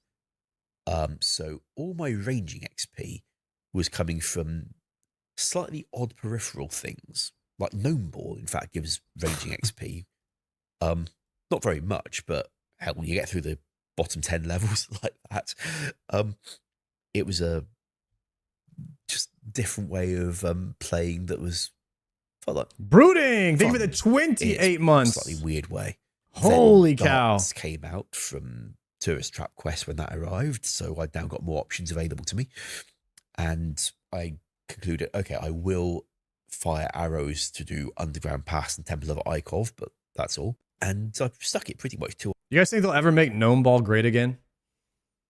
What if Gnome Ball became like the highlight of RuneScape and became like the next competitive game? It became like Quidditch and Harry Potter, and everyone played it. It was like Hut Ball for Star Wars Old Republic. Man, maybe they should do like a game jam where they try to make Gnome Ball great again. It could be kind of sick. And you get like experience or some type of agility XP for playing it. Ooh, am I cooking with that? Agility XP for playing Gnome Ball. So I was holding a crystal bow, I suppose. Does that count, a crystal bow? Because it's not technically arrows equipped. Nope. But also it looked cool. So I was cool. Totally willing to use it. I'm very excited to see the copycat series that follows this. Yeah, so like now we know that Mod Ash was one of the first inspirations behind self-restricted accounts. Ashman mode. Ashman mode. Let's go. Yeah. I'd also got found a forum thread on, I think it would have been Rune Village, where players were comparing the standard deviations of their stats. Oda Block would dominate Gnome Ball. It isn't fair for other gnomes.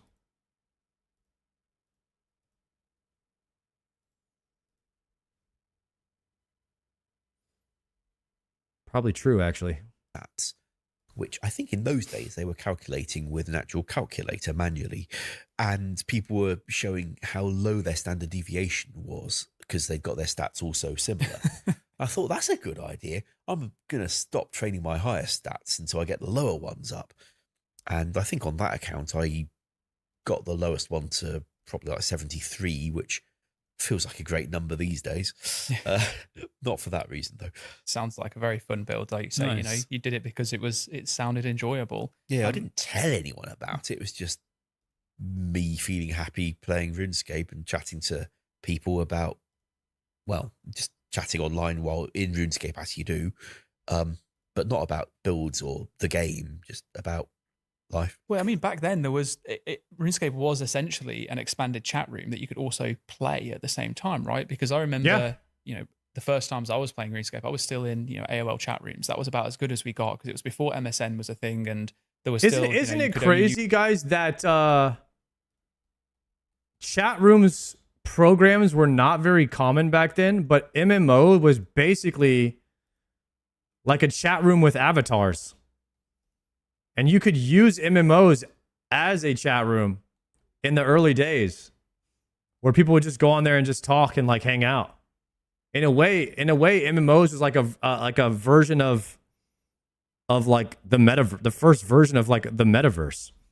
Like we already have the metaverse. It was like World of Warcraft or OSRS. Use your phone and not the internet at the same time. So it was a way to be in touch with people, and it opened up communication with people. So I can understand that you would be just chatting about life. I think the Wall Street Journal once wrote an article about RuneScape when Jagex was looking for investors at the time, and suddenly there were people with money paying attention to this thing that they might want to invest in. I think it was the Wall Street Journal wrote an article about how, well, we've taken a look at it. It's a bit, not much of a game, but it's got a really good, it's like a chat room where they're calling it a game as well. We were not pleased, but I could see where they were going. Yeah, I guess at very surface level, like you said yourself, the first time you saw it on the website, it was like these people are clicking rocks. Like, it doesn't sound like the most enticing game until you jump in, and then you get to experience the allure and magic of what Gielinor offers. See, what caught me from the website was the way all the skills intertwined, or some of the skills intertwined. The idea that you could use fletching to make better bows, and then with ranging use these bows, and better bows could use better arrows. I like the systems design behind that. I've always enjoyed bits of the game that are a sort of self-contained system. Even Taiba One Eye Village, it's not the most useful piece of content, shall we say, but I had a really lovely weekend shortly after that. Toba One Eye? Doesn't he mean Taibuwani? That came out, just grinding through it until I'd got my red topaz machete and a nice outfit and could wander around in Fashionscape that almost no one else was going to be seen in, like the villager outfit with a red topaz machete. Why would anyone wander around like that? Because they can. I used to wear the top because it looked similar to the Verax top, and I couldn't afford that. It was the budget one. Yeah, you were so right. That is exactly the same. That's unlocked a core memory. I'm actually keen to ask, you were just touching on a topic that I know, Sween, you've mentioned this before in live streams, but Ash, back then, you've got your whimsical style of playing. You had this, you wanted to do the Taibo One minigame to get the red machete. But nowadays, people are so focused around efficiency. Everything's rooted. There are guides. I think there's a lot less of that these days. And I'm just curious to just think, how do you feel about that? Because you must have seen it, especially, working through Jagex, like the different experiences that players have gone through. Just what is that like for you? I find it a little alien, but understandable in its way. Just as I saw people on the internet talking about keeping their standard deviation low and thought, oh yeah, I need that. Other people might perhaps a lot more understand it. What the heck is standard deviation? Can anybody break that word down for me? What does he mean by keeping standard deviation low? Some calculus type shit? Basically, plus, minus in stats, how far about numbers are, average level, if you have 99 strength but 1 defense. Oh! Okay. It's the difference. It's like the variation, like how far away the numbers are apart. Okay. I get it.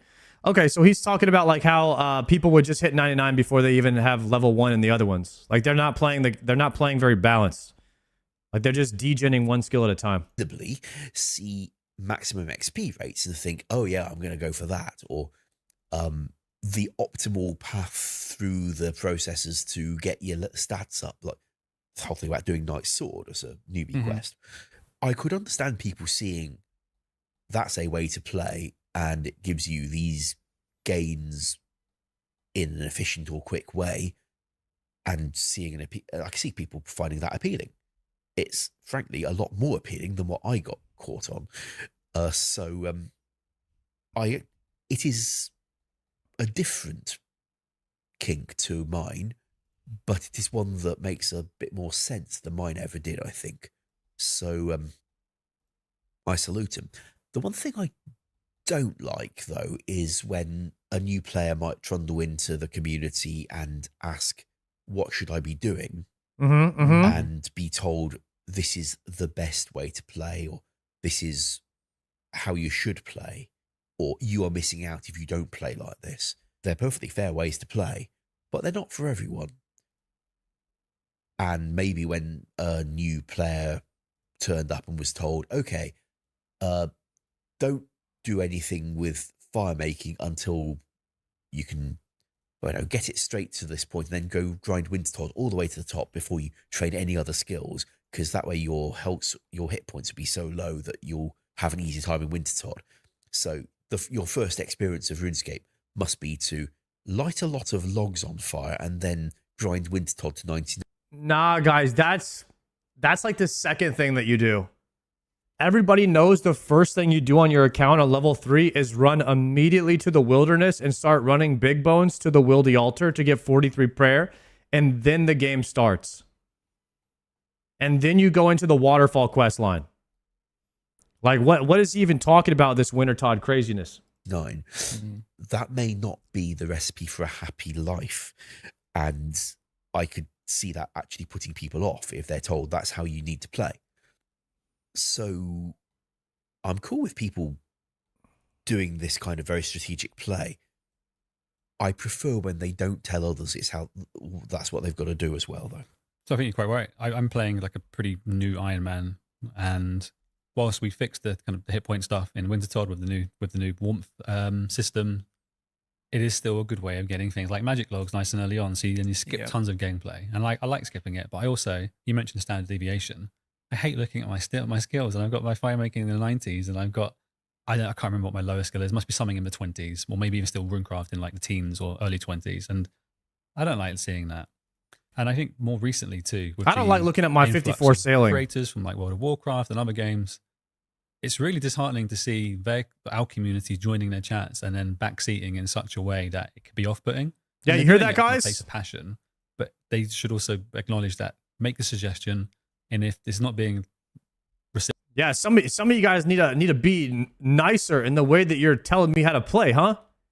Maybe show a little bit more respect to your elders, especially bald people. Show some respect. Reciprocated, then back off a little bit. I think if back off. Somebody were coming to your hometown for the first time and you told them, hey, while you're here, you should check out this museum, this restaurant, this gallery, this theatre where there's always good shows or whatever, that's helpful. Yeah. If you then told them off for doing something different, that might get weird. Yeah, so I don't know if the analogy would go to like you follow them around and be like, why aren't you punting? Yeah, I was just going to say, literally, imagine you should go punting. Go to the eagle. It's historic. I can just imagine the seagull just flying behind them, be like, no, go here, do this. Why are you here? Can you imagine a tourist guide like that? I don't think that'll be a very successful one. Yes. Yeah, it's true though. I'm like such a guilty person myself of like chasing efficiency in games, but I've started to get to the point now, maybe it's because I'm just getting older and I'm not as fast as I was before, but it's like I want to actually experience the joy of it now a little bit more than I used to. And there are certain games where I'll ignore that and I will just go for efficiency. But I was so bad younger. I was like single player games. I'd want to just be like looking through the guides to figure out how to complete it. Now I'm like, no, I'm gonna figure this out myself. And it's actually way more enjoyable that way. I wonder if there'll ever be a time where it shifts or if it's just a generational thing. I don't know. We've got Guzu in the building right now. We'll be filming a podcast with him later. May already be out before people see this. I'm not sure. He's playing Unguided. And then you have people like Annie also playing Unguided. Yeah. Alien Food won a Golden Gnome for playing in such an unguided way. So at the very least, we know that people enjoy watching that kind of gameplay, even if they don't live it themselves. Maybe there will be a shift. I guess in the industry, Ash, has there ever been any times where you've spoke to others that are working in it? I would say this about so far from my experience of playing MMOs for 20 years. the nostalgia and the most fun that I have usually playing the game is when it's an undiscovered meta. Once you start following a min-maxed guide or plan that someone else has optimized for you, it doesn't feel like you're creating your own journey anymore. And that mysticism, that enchantment, that getting lost, getting frustrated sometimes can feel bad, but really it's the best time that you'll have in the game. And learning how to cherish that feeling of being lost or playing unoptimized or living in this undiscovered world is truly something that I've tried to capture now that I'm older, when I've identified what makes the game special, the moments in time that you're going to remember. And I really tried to do that with RuneScape this time, although I don't enjoy, playing the game as much. I don't enjoy that feeling of being frustrated, so I do try to avoid that. But I also try, like, on my first time playing the game, to like really appreciate some of these moments that I know that I'm not going to have this feeling again. That first fire cape, that first quiver, those are things that a lot of the content creators talk about. They wish they could recreate. I wish I could play RuneScape again and not know anything. I couldn't tell you how many times I've heard that from people. And that's maturity, showing that people have now started realizing where the true mysticism, enchantment of the game is it lies in that first time playing, in the unknown, in the undiscovered metas. It lies in the everyday you improving just a little bit. And that's what I try to do every day now, just improve a bit every single day. And once you get to the point where there isn't much room for improvement because you've gotten so good at the game, is where you start to see a lot of people challenge themselves in weird and interesting ways to bring back that undiscovered meta. And that's what you see Settled doing now, is he is playing in this undiscovered meta where he is playing in one chunk and he has to play the full game to the best of his extent, but only in one small area. He's limiting himself and creating an entirely new game by doing so. And that's kind of where we're at now. It's about the journey, not about the destination. That's a super simplified way of saying that we really enjoy playing in the unknown. We really enjoy conquering the unknown. And when there's nothing left to conquer and we know how to conquer everything, or we've already done it, it becomes less enjoyable. And so I guess that is part of the journey. The joy is in the journey and not in the destination. It's a short way of saying that. The studios and offered advice, or had conversations around that, or discussions. No Hammer people Boys reached out to you. Any instances like that you can recall? So this is a rather weird one. Here we go. I was down the road one evening after work. Just popped in for a quiet one by myself on the way home, and I was approached by a guy I didn't recognise.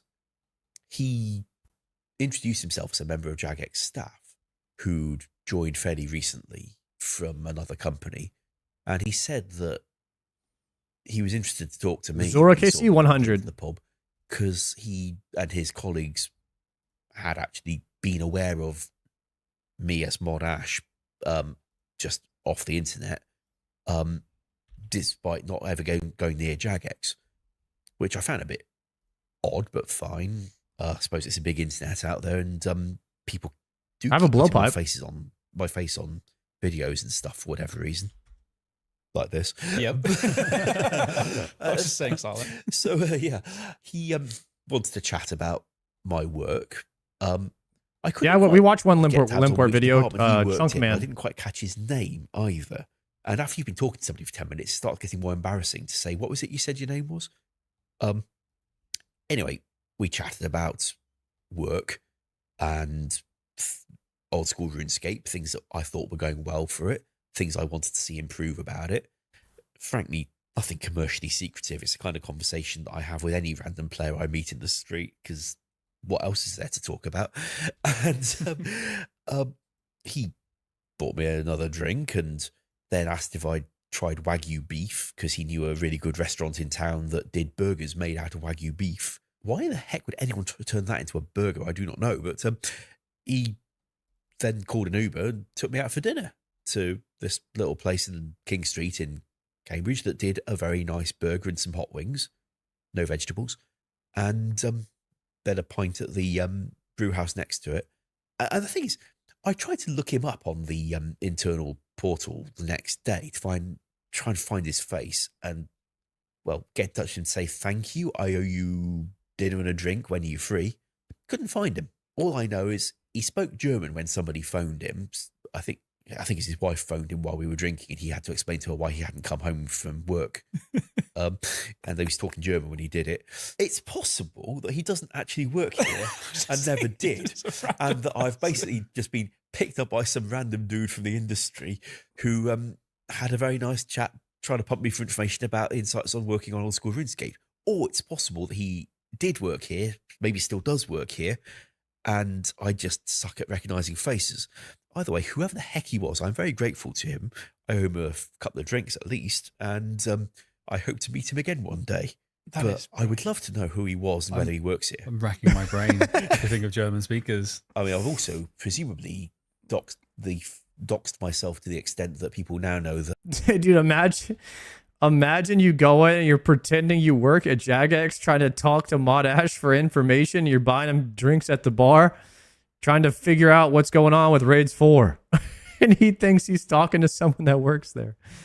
Oh, God. That I apparently accept rides to restaurants with strange guys.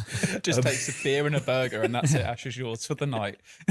Dangle Wagyu. Yeah. Okay, I'm following. You'll want to talk about RuneScape? I'll talk about RuneScape. I got 93 days played right now. Please be careful, though, Ash. You are far too precious to be lost to the void in such a way. And I just want to quickly talk on that level, because you mentioned, it's like, your face is used in videos. We've obviously got you here, and there's good reason for it. You are extremely popular within the community, very much cherished to the point where you were praised as God Ash himself.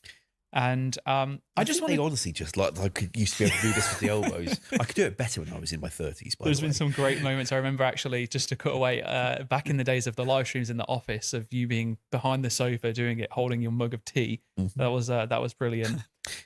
Just footage like this seems to sell quite well.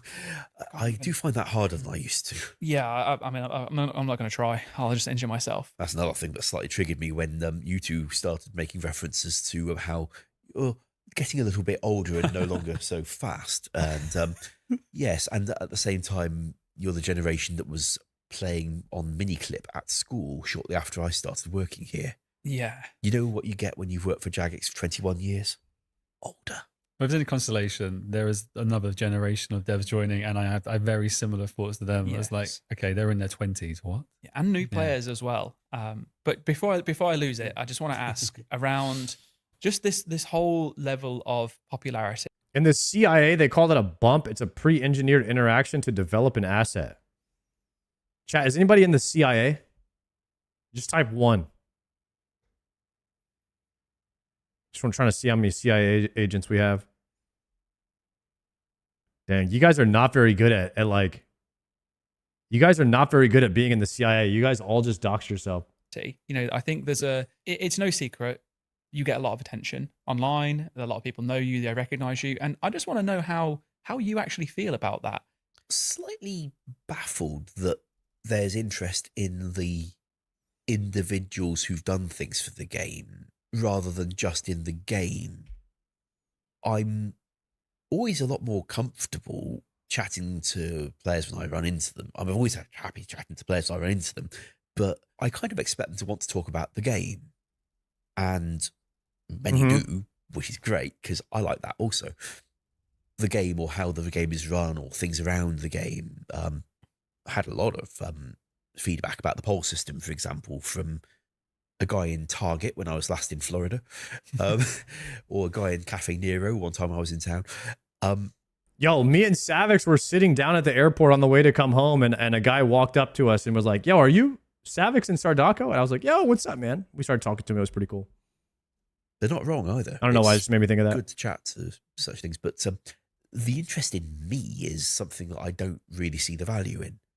On the other hand, sometimes copiously so, sometimes very generously so if we're in a bar. And hint. And I guess it suggests that we've done something here that mattered to people. And I can understand that because RuneScape mattered to me when it took over my entire free time Paid airport in viewing. 2001, enough that I decided to go and take it up as a career in 2004. And so I know that form of passion as a player and as well as a member of staff. Dan, hi, thank you for the 4-monther.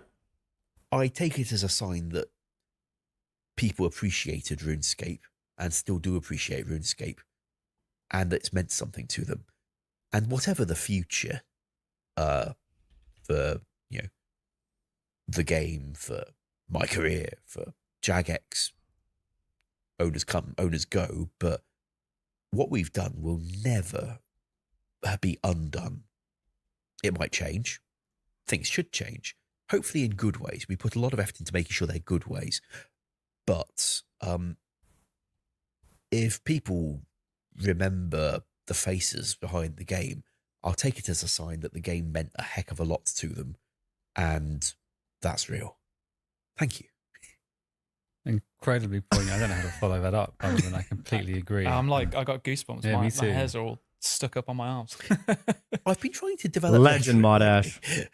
Nailing it. There was you mentioned around like face and photos and stuff everywhere.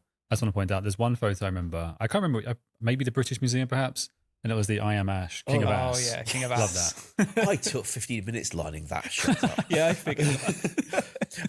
You know, the King reason of I was Ass. there was actually that I wanted to go to Gower Street because I happen to know that in London, the number 73 bus goes down Gower Street. Oh, how ironic. Yeah.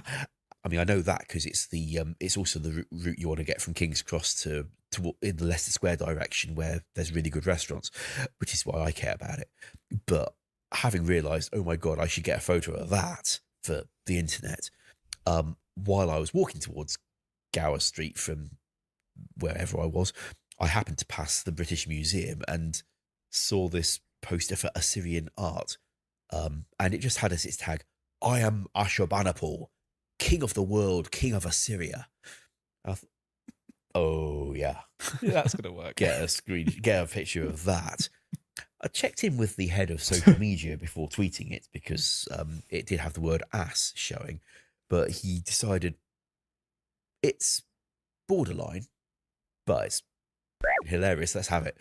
So he let me tweet it. I was consulted on that. I was like, you got to let him post it. Yep. You have to let him post it. My only wish is that the poster had just said, I am Ashurbanipal, King of Assyria, so that I could have just got I am Ash, King of Ass, rather than I am Ash, King of the King of Ass, which I'm not entirely sure what one of those does. I think it means you were hiking. Yeah. Yeah. Yeah, it's either that or I dominate the King of Ass, whoever he is. I hope he's nice. Damn. So carrying on from the popularity within the community, happened to me a couple of times. I'm curious. I'm sure it has. I'm sure you have a story behind it and I want to know it. Has anyone ever asked you for an autograph, maybe with extra steps? I think RuneFest maybe 2017 With extra was the steps? first time, maybe no 2016 in fact. A chap came up to me and said, and asked if I would sign his boob, and I Oh, God. wondered about this. I put it down to English not first language. He must mean sign his T-shirt around his chest. But no, he removed the T-shirt, and I gravitated to the signing around the right nipple because a colleague had already signed around the left nipple. And I was thinking at this point, Mod Rock gave me a small What bottle the of Purell hell? before RuneFest because he thought we might want that kind of thing with all the handshaking we'd be doing. Mhm. And I suddenly thought Mod Rock is a very clever boy because you don't normally end up getting up close to touch the players. Well, that's not what we go to RuneFest for, but you can't really avoid it when you're signing someone's chest. Anyway, a very friendly chap he was. I hope he liked it. What is your I cannot say I've ever absolute signed best anyone's chest experience before. or moment since you've joined Jagex? Cannot relate. I remain very proud of making friends with my arm. For the benefit of any listeners who think I'm just talking dirty, but There is a quest called Making Friends with My Arm. My arm is a troll. Trolls are named after the person they try to eat. Shit. He spent a good long while thinking, what's the most ridiculous thing he could have tried to eat that he could get named after? My arm. And in his final quest so far, the title is Making Friends with My Arm, because he's meeting new people. And my arm gets some love action. Now, I'm very proud of that quest, partly because I got the of Ash that Sanctifier tag, instead of the Bone Crusher. I but fucked up. Also because they gave me pretty much carte blanche creative freedom on it. I wrote the story, I wrote the dialogue, I wrote all the code, of course. The mod Ash Sanctifier. Can we please get an ornament kit for that? With just mod Ash's face right here. Got to sketch out the rough layout of how I wanted the environment to be mapped. Interestingly, Mod Rai actually read it the wrong way round and mapped one of the main building in that town backwards. So the entrance was exactly the opposite of where I thought it would be. And I realised, Cool, actually, they give it the his 6 idea is months. better, I'll keep that. So I never bothered telling him. I just took what I got and it's better. Thank you, Rai. Collaboration. Yeah. That's creative The process. mod, bro. Serendipity, or if The mod Ash cup. It looks like an Ash Sanctifier. Damn, that's a Jagex merch right there. however that's pronounced. I also wrote all the music for it, which the audio team doesn't normally look for submissions that they don't even get to vet. I would be expected to put it through their team for quality and feedback and improvements. And I'd get really good feedback from them too, actually, based on my experience writing Blood Rush. I did all the music for Making Friends with My Arm. And that meant I could set a theme for it, establishing a theme in the track called Lumbering that is then turned into a sort of dance. Drake, thank you, man. I appreciate that. Thank you so much for the 2 months. For Troll Shuffle, when you're trying to dodge the trolls throwing rocks at you, and adapted further as a motif in the battle track Mother Ruckus, a title I wasn't sure I'd be allowed to use, but Bob Matt K, thank you, permitted me to use Mother Ruckus as a title. The internet says I'm not the first Here's person my to stats think right here. that's a funny name for a track. Yeah, that's the most extreme example I've ever had of authorial control as director, writer, composer, and pretty much players seem to like it. It is funny, and it's not too bad on the space bar if you want to go, if you're one of those players. But if you read it, mostly people seem to have had a good time doing so. And it means I could sit back and say, I spent over an hour writing romantic sounding wedding vows for trolls, which are incidentally, some of them sound a little bit like euphemisms because one of them is called My Arm. For example, when Snowflake says that my arm shall be my comfort when sun shines and life Dude, that bright, quest is goated, my arm man. shall be my comfort in dark places. Don't ask which dark places. I've learned my lesson when it comes to things like that now with working with you, Ashes. Is sometimes it is just better to not ask, and my assumption is probably accurate, and that's just the way that it is. Just do it. Yeah, it's just how it is. In 2020, when we were 2 years after the quest came out, a colleague, I was talking to it about it with a colleague, and she said, gosh, well, I suppose back in the old days, people would do all kinds of smutty things and it would just get through in a way we'd never do these days. I said, it's 2 years ago.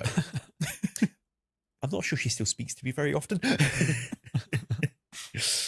On the topic of music, you are a accomplished classical musician and you're a big fan of classical music. I'd like to know, I'm not the biggest fan of classical music, or rather, not true. I do like it when I hear it, but it's not something I actively seek out.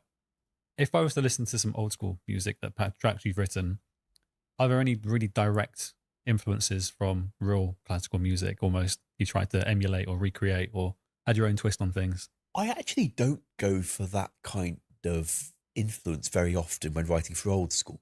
Corinne the Magnificent is aiming for an orchestral feel. It's trying to be a grand national anthem for Corinne. So it's In fact, according to the YouTube comments, people think we might have ripped off the Russian national anthem. We didn't, but it does go for similar vibes and male chorus underneath. But apart from that, no, I actually try to look for other influences when writing for Old School. There's a track, C minor shanty. It's a minor key remix of Sea Shanty 2, which I just wrote for fun. Elena had told me she wanted a dance track for Halloween. And I said, I've got a really cool idea for an upbeat remix of Sea Shanty 2. And she said, no thanks. And that's fine. The audio team did her waltz, a sinister waltz instead, which is really perfect for what she needed. And that's cool. I wrote what I wanted to write anyway, just for the sheer joy of doing so. And Kieran liked it, and we ended up sticking it into the game just for fun. That's a bonus track. Anyway, C minor shanty is influenced most directly by, I think, House of Fun by Madness. Okay.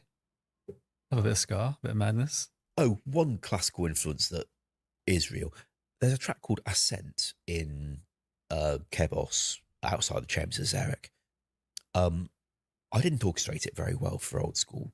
I have some regrets there, but the harmonies, chord progressions in it, there's a fairly strong Rachmaninoff influence there.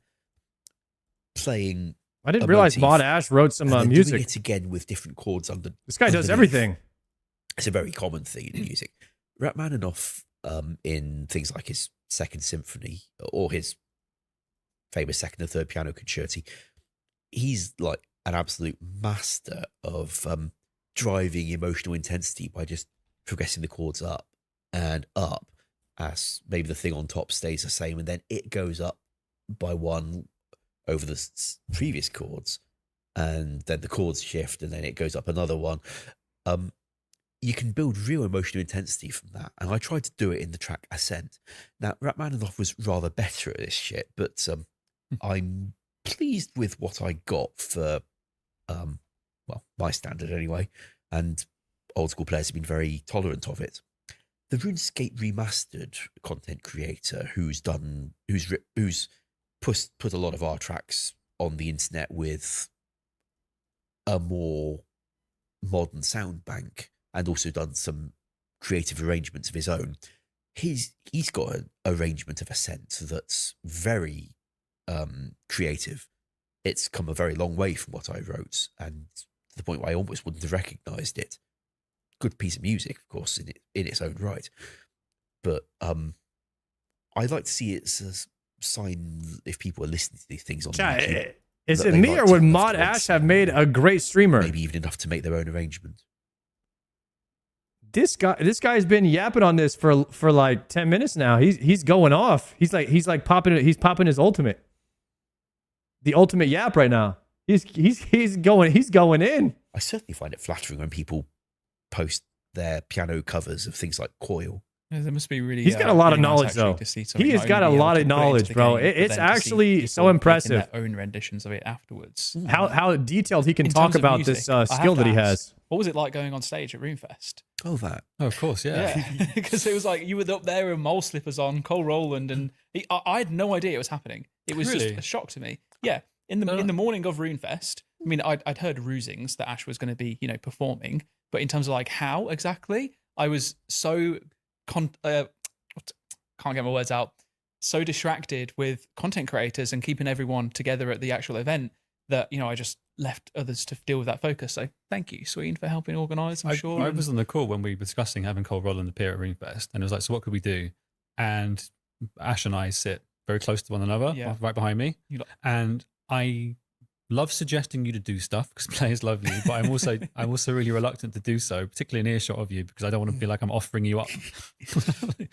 So I was like, well, Ash is actually a very, very good violinist, so maybe we could have them collaborate. Yeah. And then I kind of whispered it into the mic and I turned around like, I don't know if you heard me or not, but you have that conversation with him, please. No, I remember that call, but so after that, it was like I was blown away because I was just stood there watching, and then suddenly it happened. It was so cool. It was very cool, but how was it for you?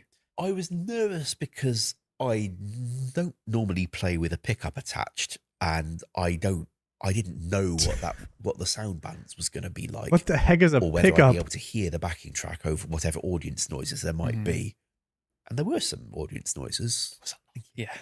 Turns out in-ear mics are in-ear speakers, whatever they're called. They're really good. Monitors, so right? It blocked out most of what the audience was doing, and I could hear the backing track quite clearly. So when I deviated from the beat, that's actually just my fault because of nerves and panic rather than difficulty with the A technology. receiver for stringed instruments. Okay. It is noticeable to me anyway when I watch the footage back, but that's all right. The audience is very forgiving. Guys, it is not my 50th birthday. Thank you though. And also, it was quite useful that there were some defects because a lot of people came to me across the rest of RuneFest to say, so it's cool you play the violin. But one came and said, so do you actually play the violin or are you just pretending? What? Well, they thought that Jagex would have thought it funny to just have JMod go up there and mime with a violin in their hand. Okay, there. I thought that they were insinuating that you just weren't very good.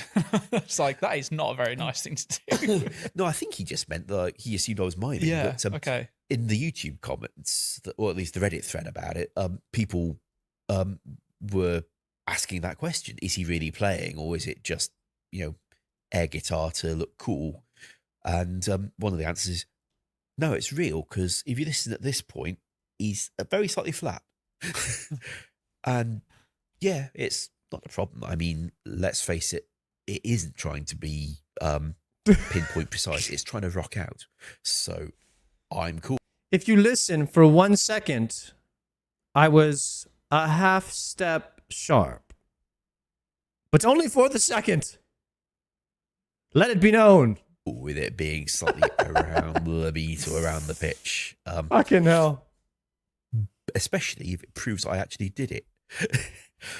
Either way, I've played the violin in public plenty. I don't normally do solos.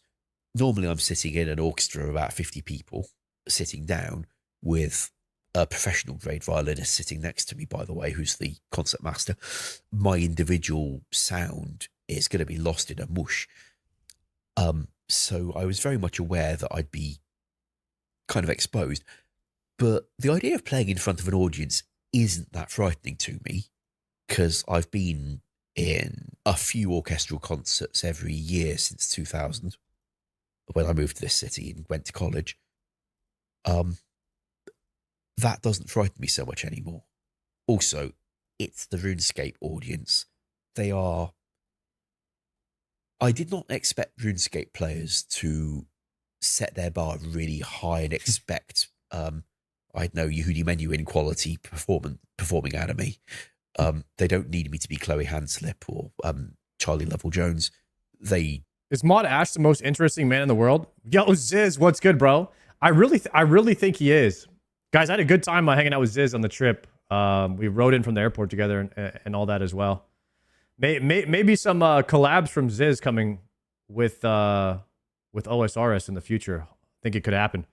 I really do think that Mod Ash has kind of mystified into the most interesting man in the world, like the Dos Equis man. That's probably the best description of Mod Ash and who he's become. That I've seen. He really is that guy from the Dos Equis commercial. He's up there.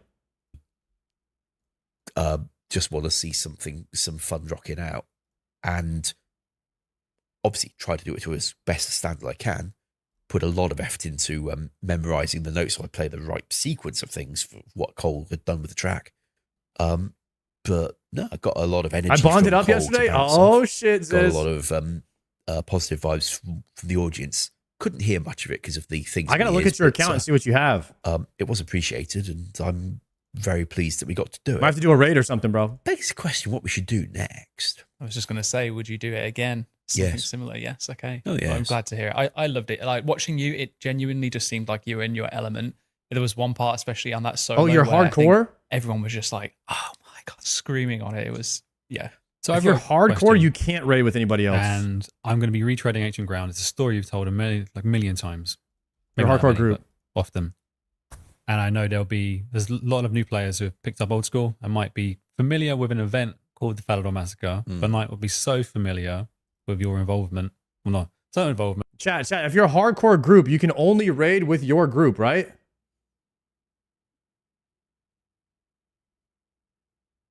Is there a way for you to look at my stats? Yeah, what's your name? I can type it in. You lose prestige if you do?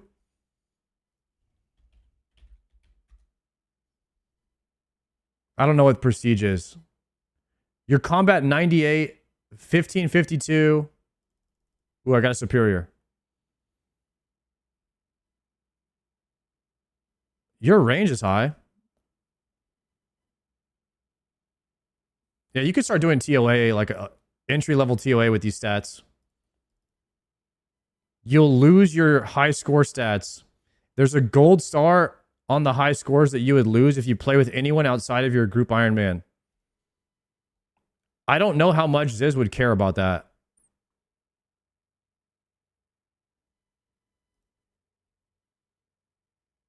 Yeah. Eventually, if you play RuneScape and you want to do like a raid or something, we can. There are some raids that are free. There is one raid that's free from death. Like, wait, no, hardcore group is not free from death anywhere.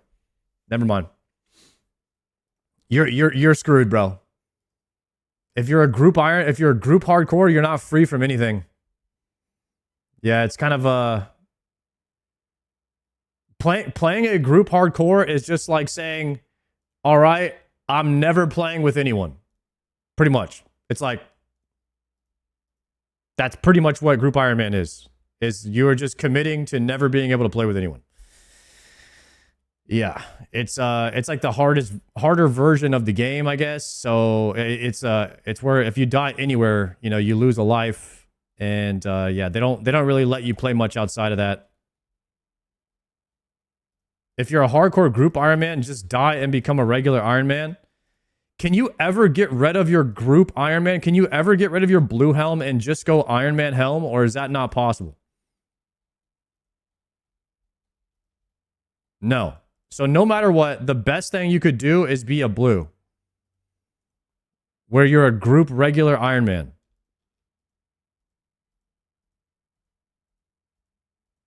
And then blue goes to green if you leave the group. Is that correct?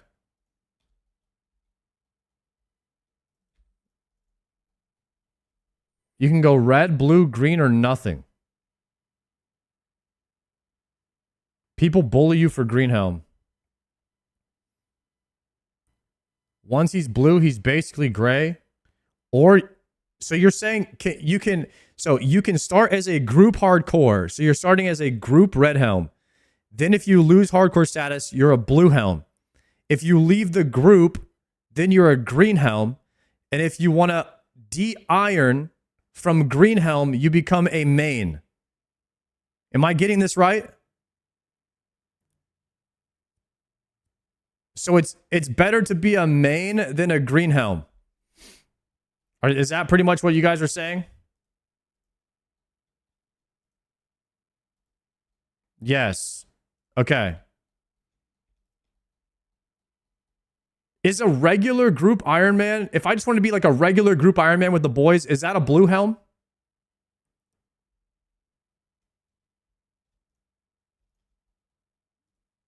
Okay, cool. So there's nothing wrong with being a blue helm. That's just normal.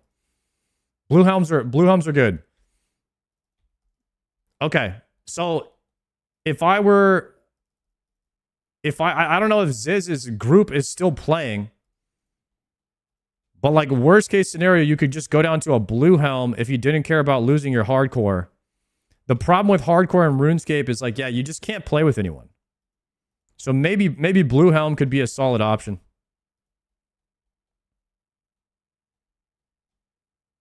If they're not playing anymore, then I would. Your account has a good amount of hours, but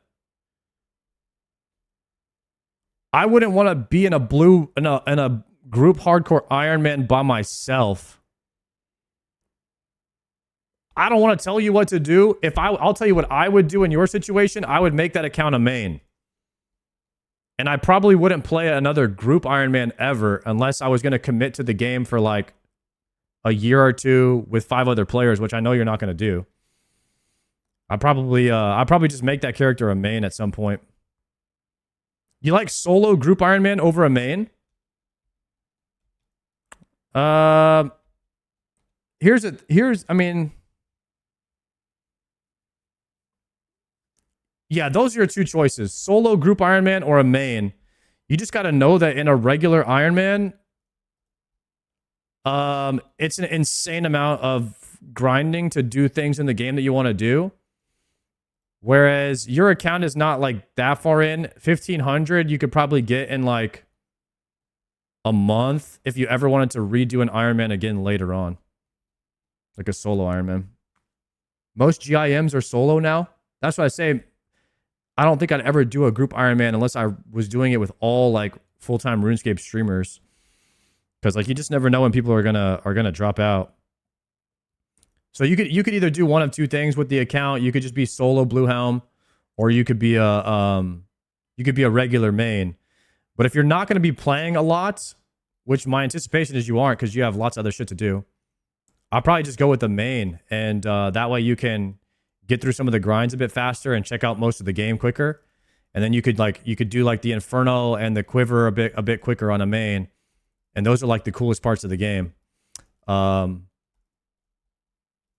Because some people just don't have the time to put into the Iron Man. And dude, I'm at almost 100 days played, and I just recently got the Inferno in the Quiver. So like for an Iron Man, you're looking at about 100 days played to do that type of content. And now I'm looking at, if I was on a main right now, I could be making money to buy the mega rares, which would cut down my attempts at maybe going for Zuckhelm by like a year to a year and a half. Especially if I accepted donations for it or just bought the bonds for gold. So it depends on how quickly you want to accelerate through the content and check out the majority of the game, or if you want to chill. Can I be a softcore solo Iron Man? Yeah, if you go down to Blue Helm, you can play. Me and you can play. You just be a solo group. You can't ever get, once you start in a group, you can't ever go solo. The only solo you can do is a main, essentially. So the only way we could play together is if you drop your status to Blue Helm, which is a solo group Iron Man. Well, it's a group Iron Man, but you're the only one that's playing because everyone else quit. That's kind of where you're at right now.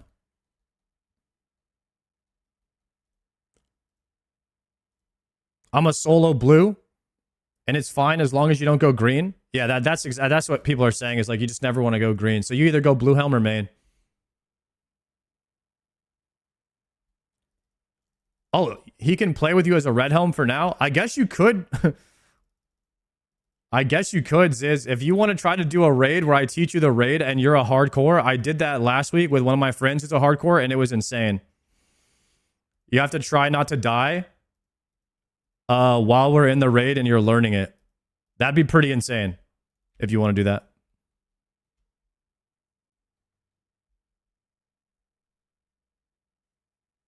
Yeah, need to relearn how to play first, at least. I would definitely do that.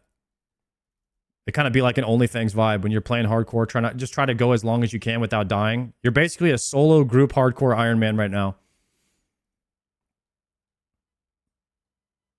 You are literally not allowed to drop prestige on hardcore. It doesn't let you.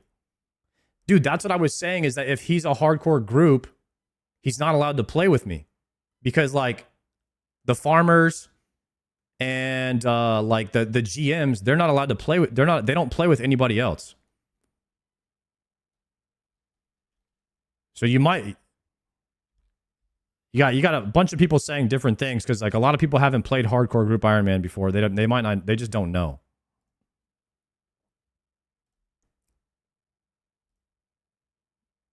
So if he's not even allowed to play with other people, it could be tough. You might have to lose the hardcore status.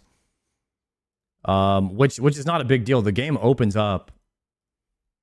I'm personally not a huge fan. I wasn't a huge fan of playing the game for the first time on a hardcore, because like you just immediately take away the wilderness content, which is an incredible part of the game. And then you start like over preparing for everything instead of going into it when you should. And then you have to look up guides for everything because you will 100% die if you just go in blind. So I really think that hardcore is more of a... It's either A, it's a content thing, or it's a B, like... It's an angle where I would just prefer to just die early. I died pretty early on, which I didn't mind it because then the game opened up for me. The meta is to plank on the Lost City nature spirit. First off, it's called a tree spirit. And matter of fact, 90% of players that are hardcore die on this boss. Okay?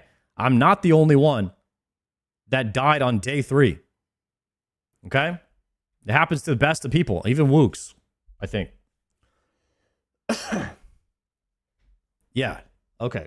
You know what? Let's get back to the interview. We're almost done with Mod Ash. It sounds like you perpetrated it. The events of it as you kind of experienced. So I was wondering if you'd be willing to, before we wrap up, Sure. share that. Happy to.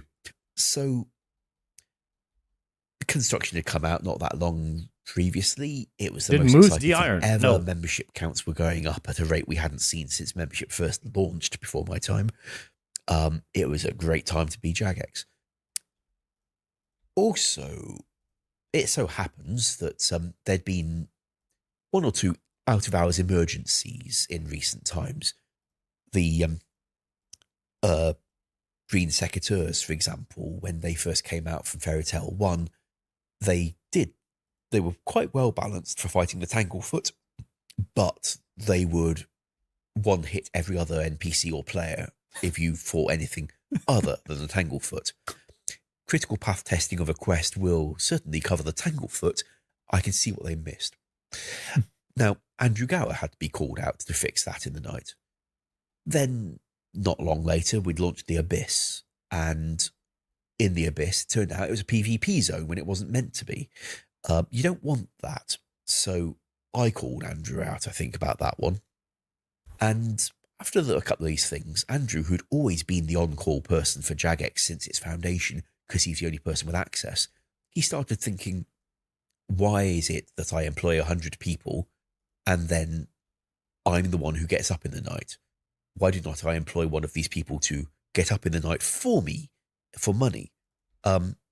So once Andrew had realised this actually could work for him, he'd told his middle managers to maybe see if I'd be available to take on emergency call-out work as part of my contract. And he gave delegate permission to one of the sysadmins so that the sysadmin could upload things for him so that I could program fixes, the sysadmin would deploy my fixes, and Andrew could sleep at night and just pay people as, company owners expect to do after they've got that many staff. And I thought this was a great wheeze. I thought it'd be fun and exciting, and a bit of extra cash is never a bad thing. So I agreed in principle, but there was no paperwork or anything. It was just something that we might explore at some point when we got round to it. Then my phone goes at 1:30 in the morning. I was sleeping, not doing anything interesting. Chat, if my phone goes at 1:30 in the morning and I'm sleeping, I ain't answering it. Who is sleeping with their phone not on silent? How are you guys hearing your phone ring? This is never happening to me. And it's a voice I didn't recognise. Hi, is that Ash? Yes. Now, apparently you said you might People have to be on call? Oh, okay. Provisionally willing to do some emergency call-out work. I mean, I'm on call to the game. But, I mean, what do you expect, guys? I mean, who's going to call me and be like, yo, sorry, we need you to go live right now. Emergency. All the streamers are at Jagex meeting. There's nobody to watch. You know what I mean? Like, what's going to happen to me, We've decided to go ahead with that plan. Are you available now? I thought, Rust players. Clearly someone works for Jagex because no one else knew me pretty much. So yes, I'm not doing anything. There's reports that people are killing each other in Falador, and Andrew says it sounds... Oh, this is the Falador massacre call. All right, well, that makes sense. Should I come to the office? I can be there in 25 minutes if I walk fast. And the guy said, that's all right. The Give me walker. your address. I'll pick you up. So I gave this voice my address. Got up, got dressed. I stood gave on this the voice curb my waiting for address. some unknown person to come and pick me up. Presently, a car came up and it's Mod Slake. Great. I know Mod Slake. That makes sense, actually. He's a sysadmin. He can deploy my fixes. So he picked me up, drove me to the office, and Mod Ash the type of guy to not ask any questions. You know what I mean? Mod Ash the type of guy, if you got on an elevator with him and you hand him a bunch of those masks that you put over your face that you rob a bank with, he the type of guy to put the mask on and not ask what's going down. He the type of guy to just go with the flow. the office was silent. People always assume that the office would have been a panic with people running around shouting or something, because that's what you do in an office in these times. Well, that may actually be right, but they'd have been doing it in the player support part of the building rather than the programming part of the building. So I never saw a living soul. I don't know what it was like in their room.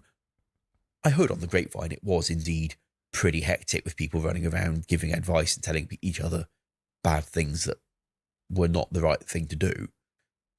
Telling the players run to the bank was bad advice, because that's where Duriel was. Telling people log the fuck out would have probably worked a hell of a lot better.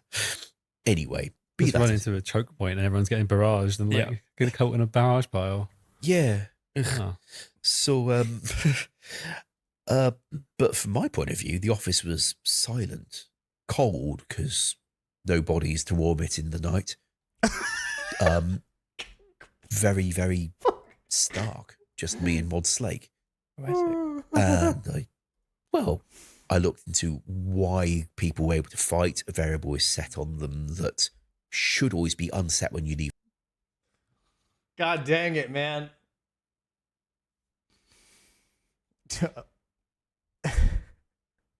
Mod Ash, the type of guy to tell you, yo, if the lights are off, he'd be like, it was a cold night, and I was alone in the darkness, just me and another. As I stared across the empty room into his eyes, I could see that there was nothing left, that even though I had company, I was there on my own. Dude, Mod Ash is poetic as he's got bars, guys. This guy's got bars. Leave the house, but hasn't been. So, all right, we'll make that variable no longer enable PvP. We'll make the houses no longer set that variable, just to cover our backs even further.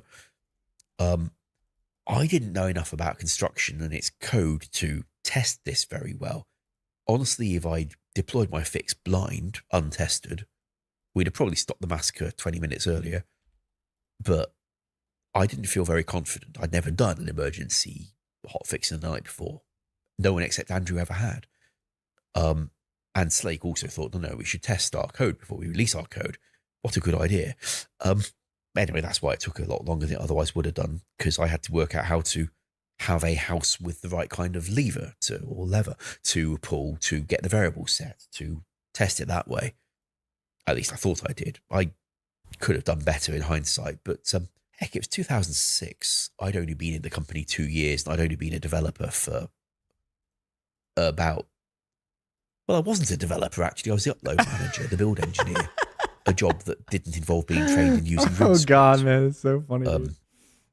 I taught myself by reading the dev manual, and I taught myself quite well, but I'm better now. One useful thing we got out of it, at least, was Andrew saying, you need to write safer code than that. I'm going to invent a new feature in RuneScript called areas you can just paint down on the map so that you can write safer code. And that way you won't have these bugs again, because your code will be safer. He is a great storyteller. So we got an engine feature out of it that we still use very heavily to this day. Wow. Talk about getting thrown in the deep end. That was Also, a deep end. Yeah, what a great story. New details I learned. I've heard this similar story. I'd always imagined that the events of that night were always something analogous to like the Battle of Helm's Deep, where you've got to keep going through the night and then the day will break and everything will be okay. But it sounds as though, from your side at least, it was a case of walk in, fix it, job done. It was scary, but partly because I'd never seen the office so quiet and dead very much. Well, I've just one more question. Would you like to come onto another podcast? I've enjoyed this. Have you? Oh, I loved it. Brilliant. I'm not sure what the players want with this stuff, if any, but I'm very happy to keep chatting about RuneScape. I think we're going to try and figure it out what the players want because we're not too sure yet. We thought it might be nice to chat as we've done. I like these podcasts a lot, and then do some more in the future. Well, honestly, even the time we cancelled RuneFest last September, I still rocked up in Birmingham and just spent a very nice long weekend wandering around, meeting random players and chatting to them. I'm very happy to do it with valued colleagues. Well, we really appreciate the time that you've spent with us. It's honestly fascinating. I could sit here and listen to you all day. However, we do have to cut the cast here for now. But those of you watching at home, would you like to see Ash come back on? If so, hell yeah. What kind of things should we be asking in the next podcast? This honestly was very much an exploratory into Ash's experience of everything that's gone on in his time during at Jagex. But hey, you can just let us know and we can find more things out to ask in the future. But it has been an absolute pleasure. Thank you once again, Ash. You are an absolute gem. Really appreciate everything that you've done for us. See if Mod Ash can teach me how to meet a girl. You think he's got any advice on how to rizz up a lady? Because Mod Ash is married. I feel like he would be good with that. And the team and the game and the time here. Alec, thank you for joining me as well. And thank you for the team to help that Never Cup. Thanks for having me, and thanks for listening. Bye-bye.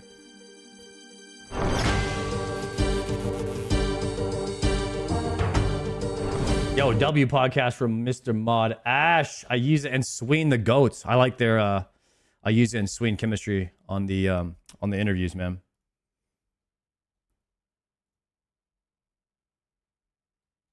Guys, I might have a bagel soon. Could be one of those days. I had to go to the store and re-up my bagel since I was gone.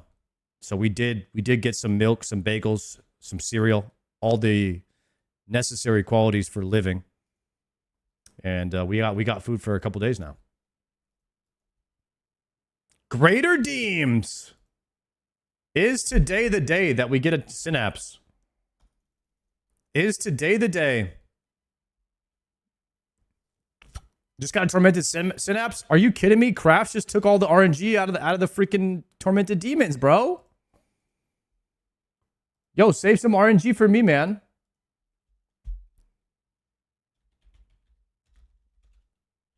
TD.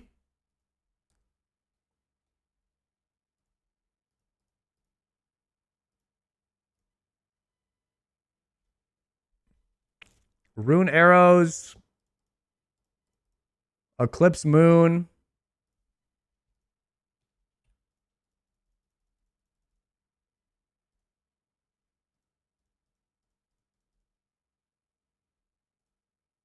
Deposit the Masori and give me the Quiv. What's the rarest drop you've gotten? The squirrel pet. 1 in 32,000.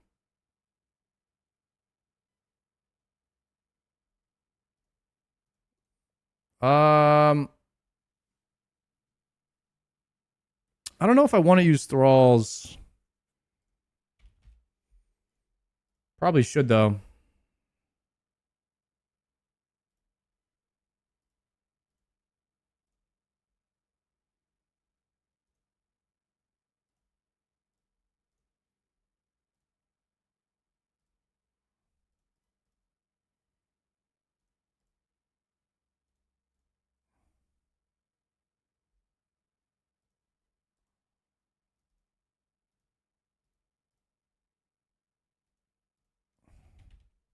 I need an Avernic defender.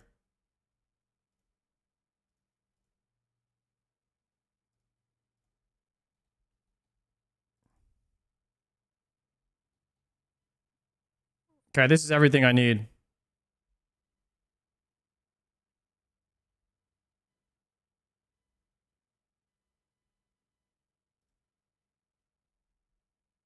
What do we listen to? I don't know. Some random daily mix.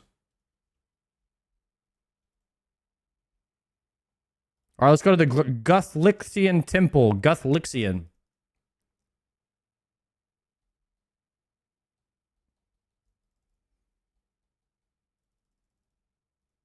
I need to save this loadout. Dude, I didn't get the right runes. Rip. -1 TP.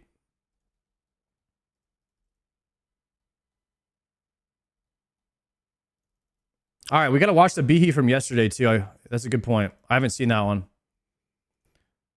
One Guthlixian with Thralls. There we go. And we're back.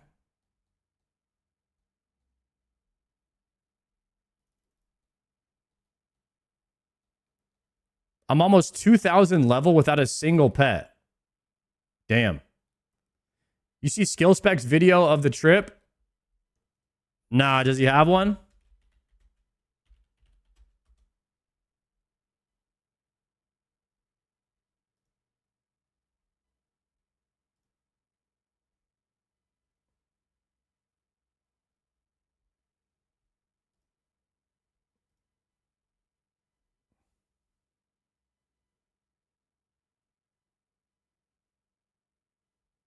Is it just this one right here? Here are some of the things we got up to during our trip to Jagex to celebrate 25 years. Started off by realizing I couldn't actually get in. Thankfully, Modsani was here to save the day. Took maybe the best selfie ever whilst learning about the future of old school. Which creators do you see? Recorded some behind the scene content for Chris Archie and tried to record with Odablock. My name is Odablock and I'm passing this to Frank. No! What? It's supposed to be like a joke, bro. Like, you know, I'm passing this to the worst PK. Let me reset, please. Did some cheeky play testing, and I gave a presentation on why Sylvester's a bad PKer. Okay. Before heading to the food truck, to only realise it was fish, so I had to use the tactical avoid. Met Foe at the hotel.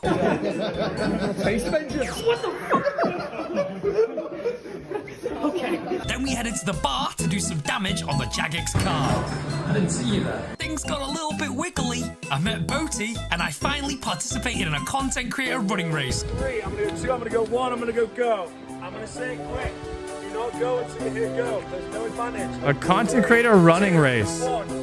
Results on Odablock's channel. Wait. I need to see what the footage was last. Wait, stop. I need to see what the last footage was. Stop leading. Here are some of the things we got up to. That's a pretty good YouTube short right there. That is funny. Dude, I wonder who won that race. Was that your first time in the UK? That was my second time in the UK. W. Baldy's picture was nice. Did you run? I think I might have been asleep when they did that. That looked like it was on the very last day. And right after dinner, I was so tired, man. I went to sleep on that last day. I think I was done for. Bodie already spoiled who won. Typical. Typical, guys.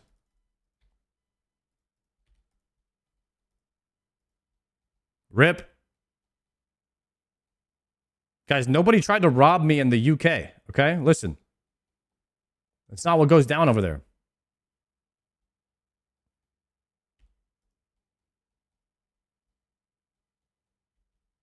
At least not from my POV.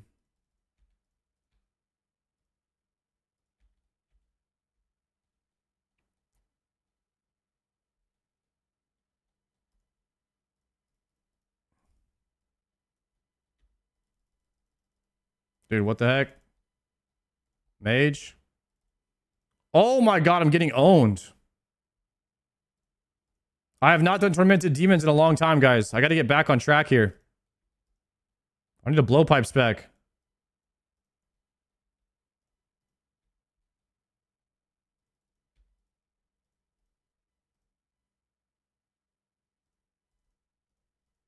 No, wrong weapon. No, I just spec'd my Scobo 3 times. Oh, my toxic blowpipe doesn't have any darts in it. Dang it. This is all scuffed. Why do good things, guys, why do bad things happen to good people?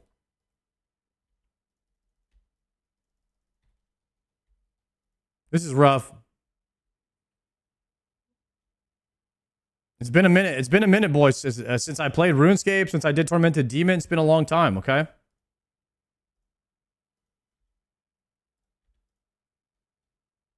All right, let's put a prediction.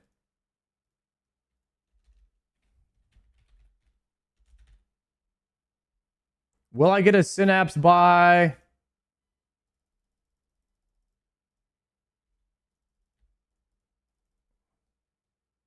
I'm hitting 54s. I'm doing some big damn, though. Will I get a synapse by 1300?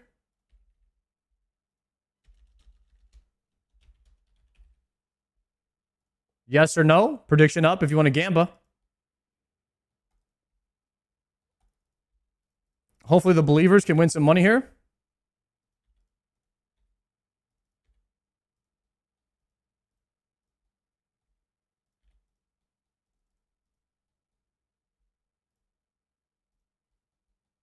Yeah, what happened to the Lizard Man? Unfortunately, I'm at 700 KC on Lizard Man's with no Warhammer. My current KC is at the top right, 1250. A little bit small, but I got it open so y'all can see it. We got the same log and I got 200 more kills. Damn. Well, I hope I hope we don't have the same log and 200 more kills.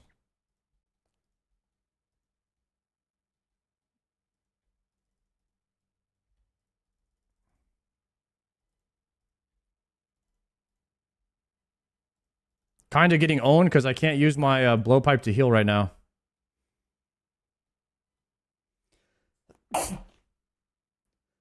Woo!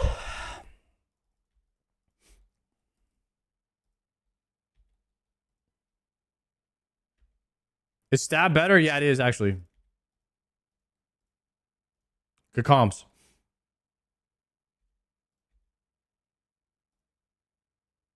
Thank you, thank you.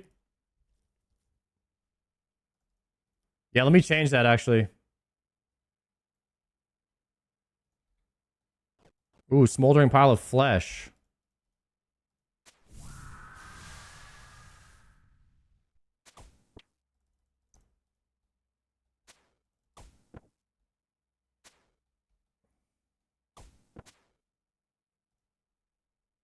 Damn, do any of you guys do tormented demons without punishing? I swear, it's so much less AFK if you have to punish all the time. I didn't even cast a thrall yet. Too much going on.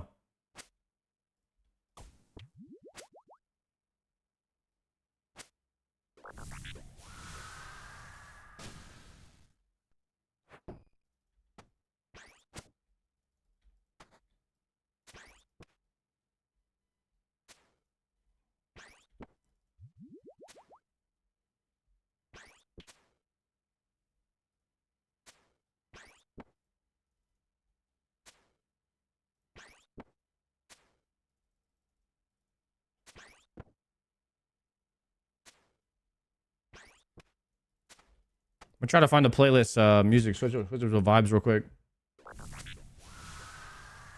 I'm gonna die doing it.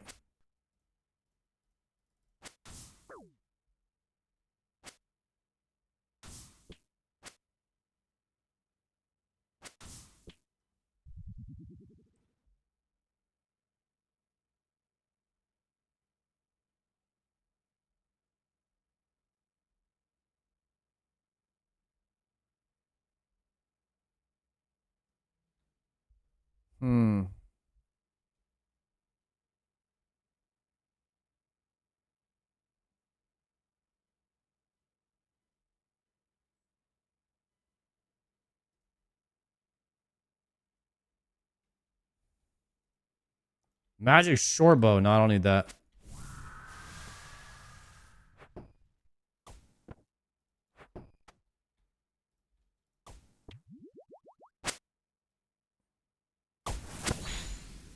Right on the area sounds.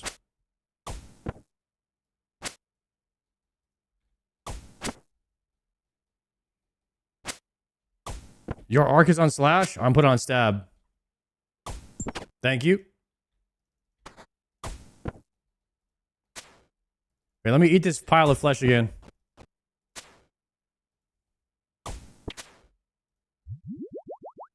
Yeah, I need to go get my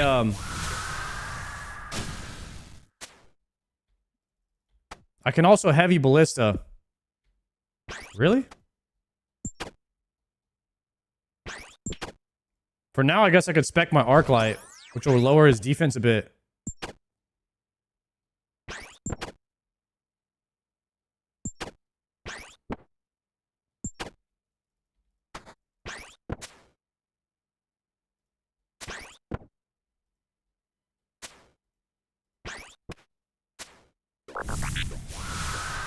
Why would you bring blowpipe? It's to heal. But I don't have any darts in it right now.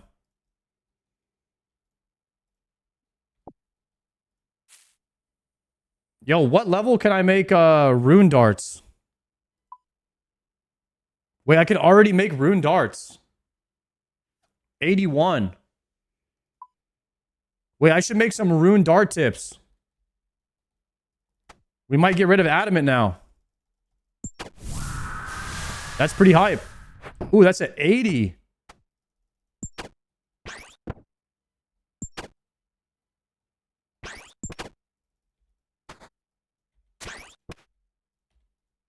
You need 89 smithing. Now, what if I already have the dart tips, guys, in the bank? I got 56. We can make 56 right now.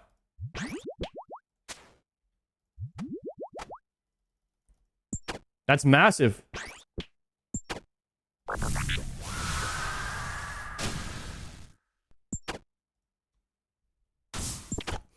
What are you going to do with 56? Spec? Use my blowpipe spec?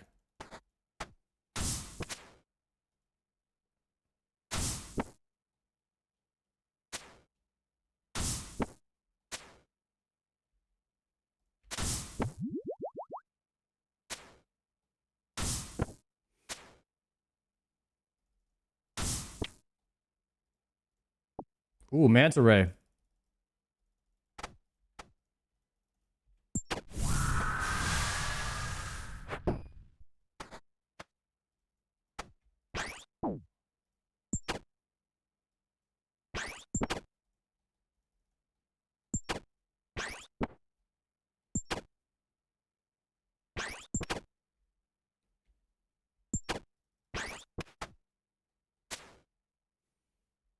TGs are so fun, said nobody ever.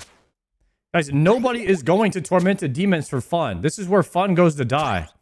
You guys know what fun is? Being completely AFK from the game. Fun is not playing the game. That's how you have fun in RuneScape. Okay?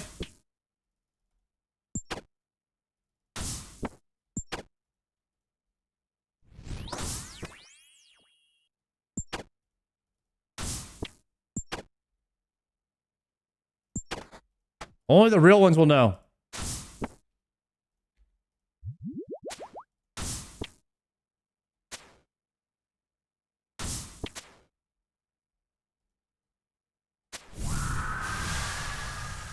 Ooh, dragon arrow tips. Guys, can anybody tell me why they designed this game to drop dragon dart tips like crazy? And they don't drop any rune ones.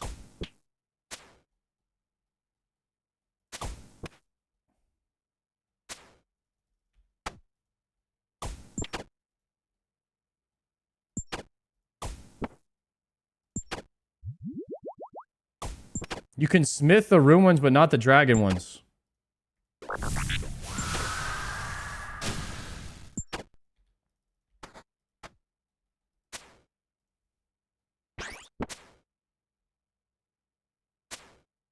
Vorkath drops rune darts or dart tips. Maybe that's where I got my rune dart tips. Play the area music? Maybe not today.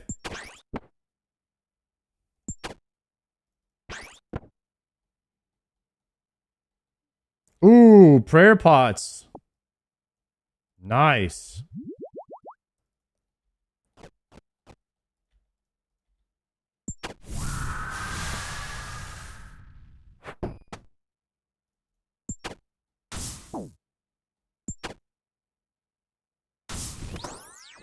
14. I need some bigger damage.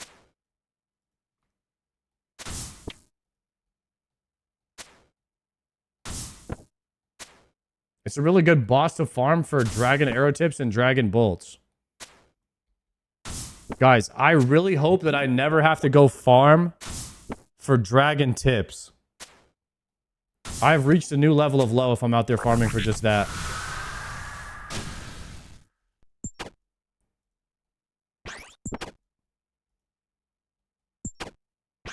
We don't ever want to run out of anything, guys.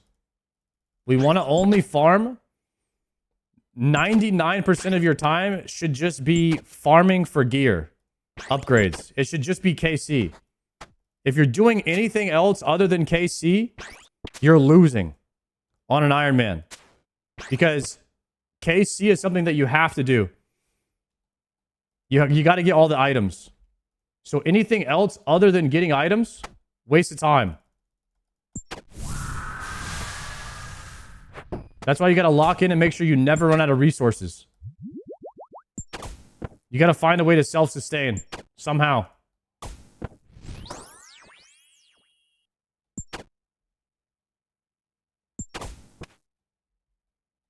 Oops, swap it.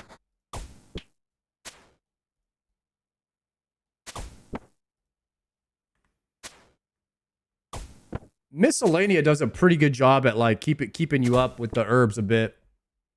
It gives a good amount of prayer pots for Miscellanea just running.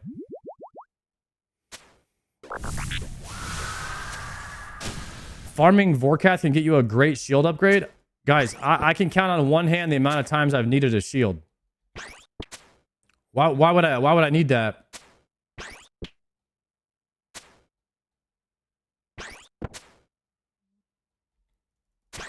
The real problem is how do you keep the mental rate if you go 4x dry on something like a Bofa? Yeah, nobody has the answer for that. The only way you do is if you're like, your mom had a lot of Tylenol. That's a problem. That is a problem, guys.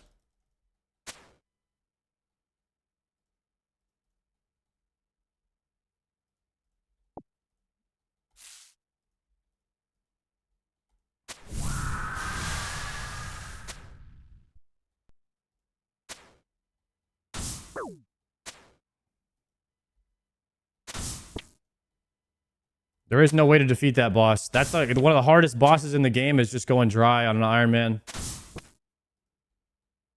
That's why you, if you just break up your grinds, you could get a lot more KC without losing your mind if you break up your grinds.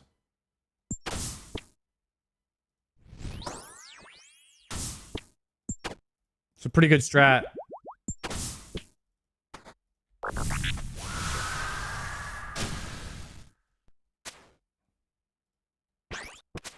Probably the best thing you could do is maybe do like 5 CGs a day or 10 CGs a day.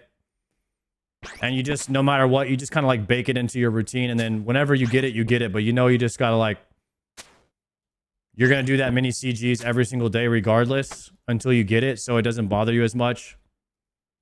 Yeah, maybe you get your item in like a year instead of 3 or 4 months, but you keep your sanity a bit longer.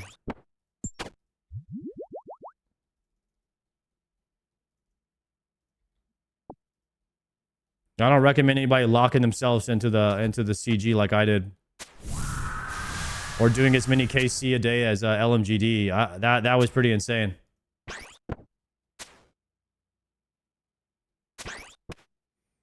I'm over 1,000 CG dry and 2,000 delves with 200 deep delves. Still haven't got an item. Okay, yeah, but you're telling us the part of the game where you went the driest. You had to have gotten spoons somewhere else to balance that.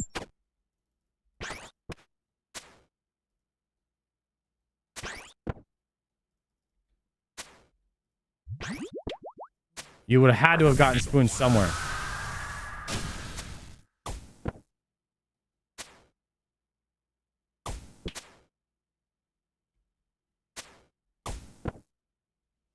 I got Dragon Warhammer 127 KC and Jaw 200 kills. Damn. When does your NDA expire? I'm guessing that they'll probably tell everything that we got to know on the 25th.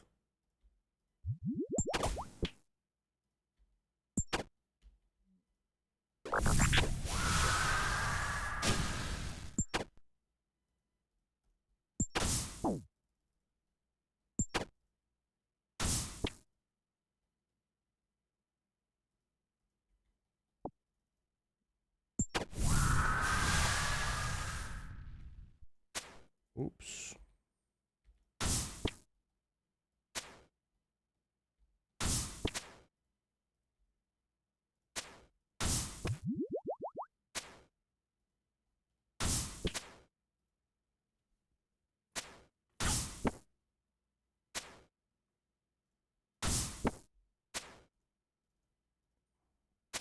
Mm-hmm.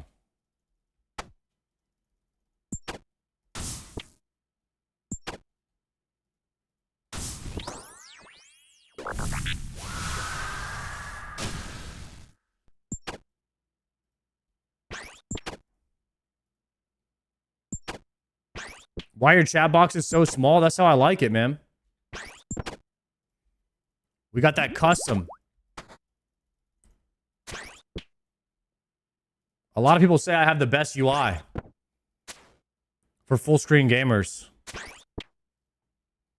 You're getting maximum amount of gameplay per square inch here. You can also click down here and the box isn't in the way. More clickability. Better click-through rate.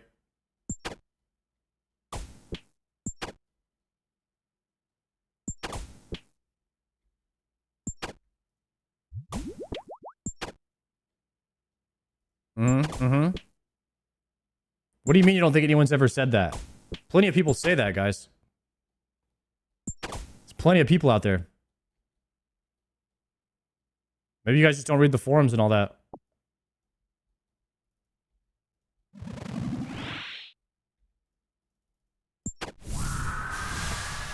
Some of you guys need to get educated, okay?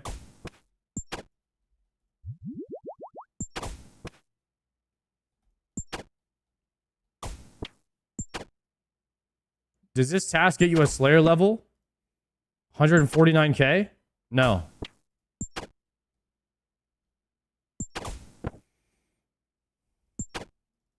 Matter of fact, I'm pretty sure nothing gets you a Slayer level. Once you get to like 85 Slayer, literally nothing gets you a Slayer level. Not even playing for a week straight. It's actually impossible to get Slayer levels. You need so much XP. One Slayer level a week is nearly impossible.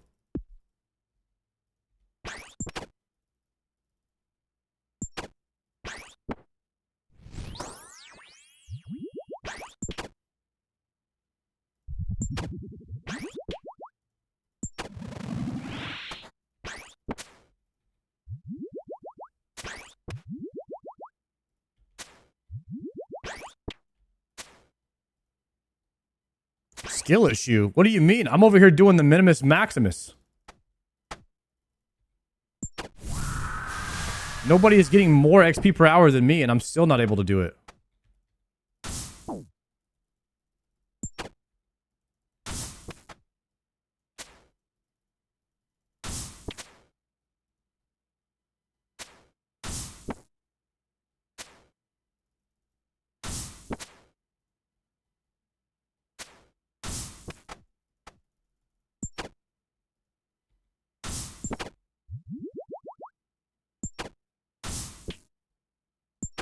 My APM is already insanely high.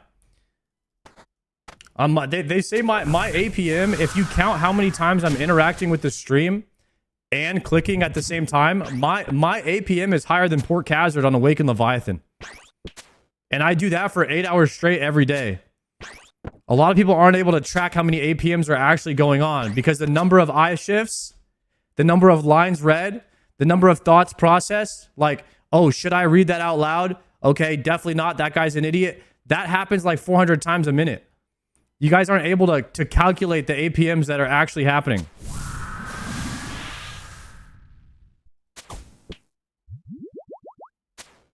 Yo, Yuddy Rusher, thank you for the 3-monther. That's like 14 APMs that just happened right there. Gear shift, weapon swap, pot, loot, move, read, thank. All that is happening in just in ticks, you guys. Some of you guys aren't able to process what's going on here. That's why a lot of people are saying that streaming is kind of as hard as, you know, being like a F1 driver. If you're a high interactor. If you're like a high interactor, it's crazy.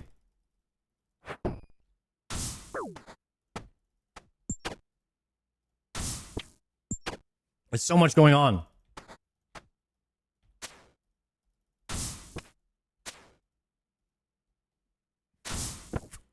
I'll live my life a quarter tick at a time. What are you, Vin Diesel of RuneScape?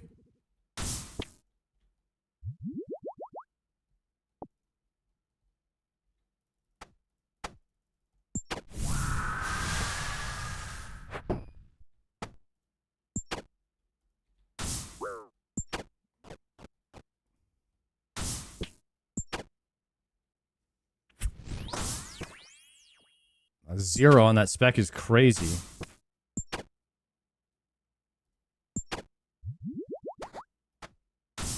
Guys, in World of Warcraft, you would never hit a 0.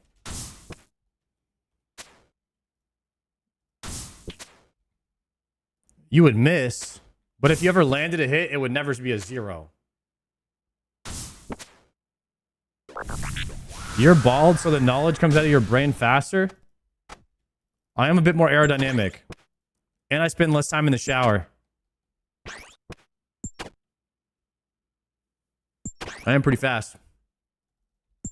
That's true.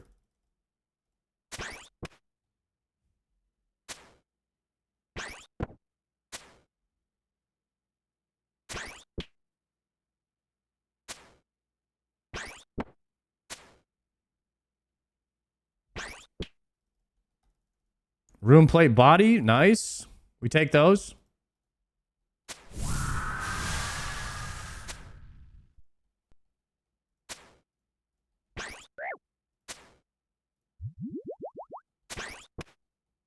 Yo, we are killing tormented demons a lot faster now. I don't know if anybody's noticing the speed here. I need to put my spell reminder on. We keep the thralls going.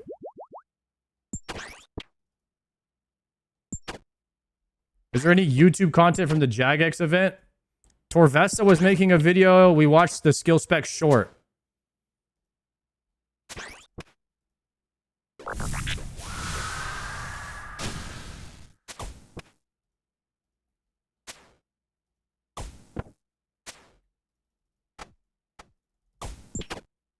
Everything was pretty heavy NDA, so there wasn't really much we could make content on. I'm kind of surprised that SkillSpecs was able to squeeze out a short of the event. Because we were going pretty much nonstop.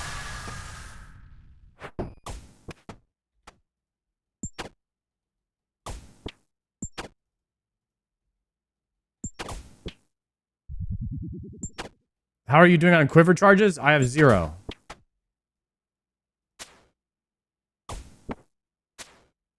Can you make an 8-hour video of Savik sleeping? I could have done a Savik sleeping compilation. We got a lot of footage of that.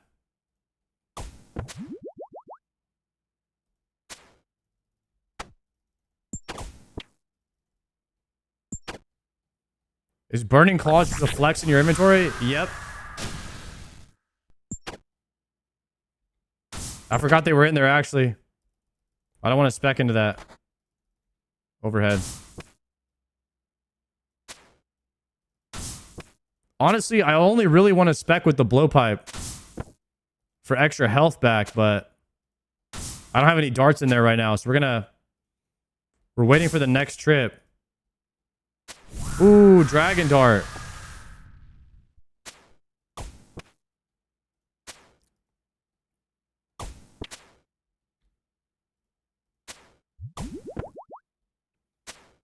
When can I make a dragon javelin for my heavy ballista?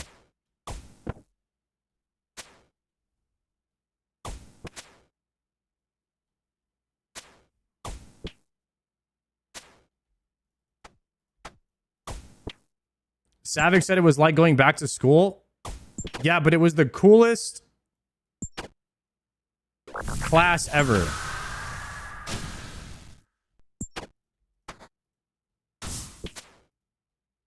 Imagine you could go to school to major in content creation. I mean, that's a legitimate career nowadays.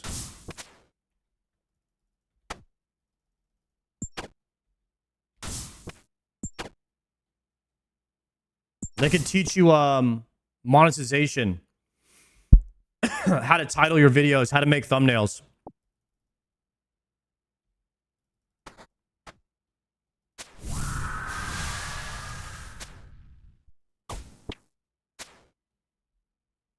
I think ECU has a program on that.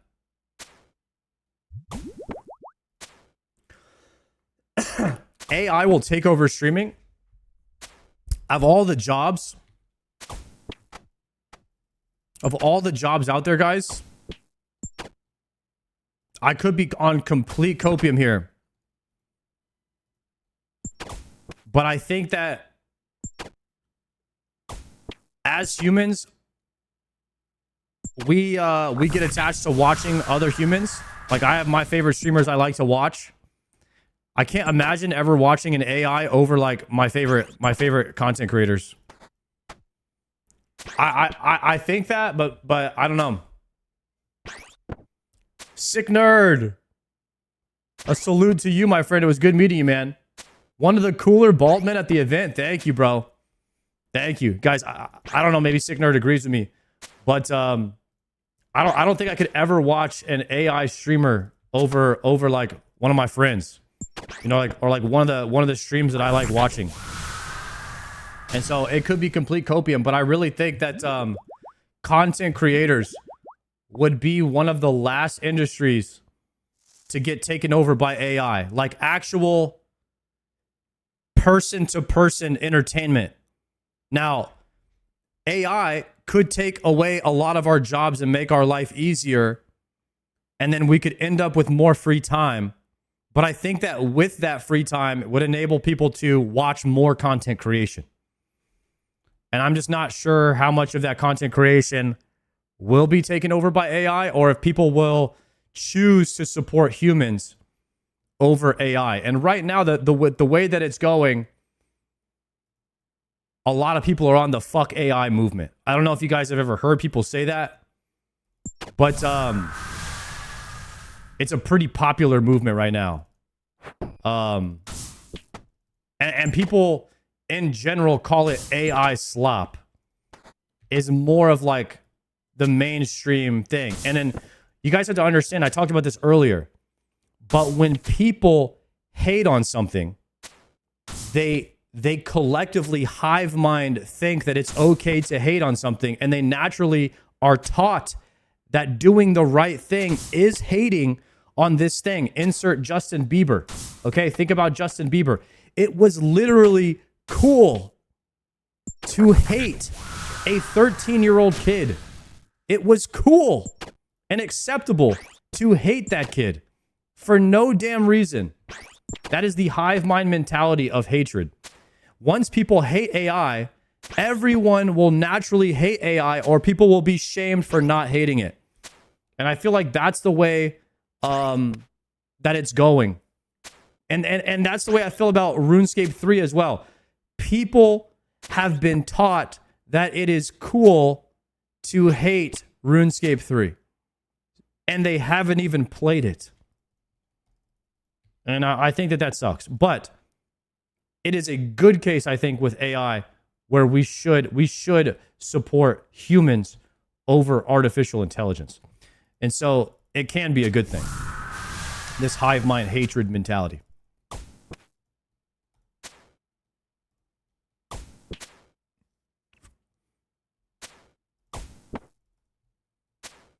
And yeah, I don't want to support AI as much as possible because, you know, it's going to take too many jobs. But that's how I feel about it. It's a little bit off the deep end there. I ran out of prayer. I gotta pour it out. History of hearsay. We're out of here. I ain't trying to die on stream because then people will clip it, ship it. Then Jagex might think I'm a, you know, a mediocre RuneScape player who's incapable of playing the game, and then I'll never get invited to any tournaments. Then, you know, the viewer count goes down. Then we have to file for unemployment. Then it's just like, yeah, it's a spiral. It's a ship that spirals out of control. So we got to make sure we protect that interest here and pour it out early. You definitely don't want to get caught right there. We're going to have to get some blowpipe darts real quick. Adamant. Boom.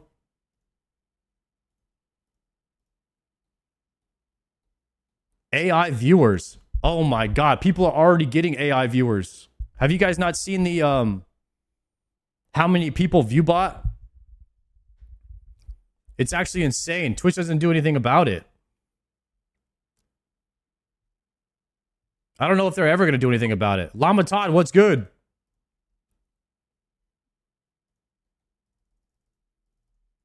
Actually,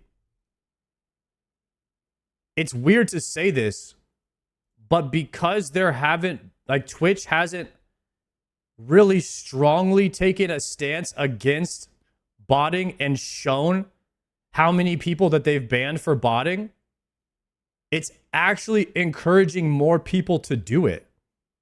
There are no negatives for view botting as a streamer. There's literally like no negatives. Because if you're sitting at the top of the category, more people are going to click your stream. And then eventually you're just going to get more viewers from that. Because it's like advertisement. You're also going to make more money from sponsors and shit. And if you're not getting banned for it, why would you stop? It's like, at this point, you basically have to do it or you're getting left behind. Like, when are we going to stand? When is Twitch going to stand up and take like an aggressive stance against it and come out and show the receipts of them banning people that have been doing it? I don't know if they're ever going to, because you know why? Twitch makes more money from more viewers. They make more advertising revenue. It's like, it's kind of like bots in MMOs too. Like, yeah, it sucks because the players don't like it, but they also make subs from bots. So 6-7. That's the best use of 6-7 I could have ever thought of. I hope that somebody times me out for saying it.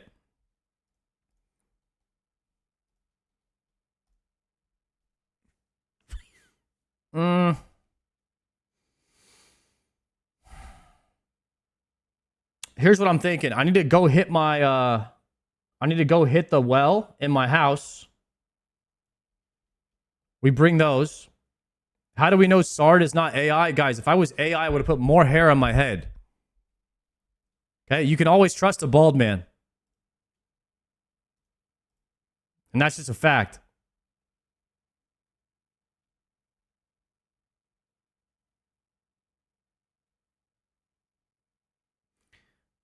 I could bring Burning Claws, but I'm probably going to Toxic Blowpipe spec. If I bring the Heavy Ballist, I think I can put I think I could put, if I wear the Quiv, can I put Javs? Can I put Javs in my Quiv?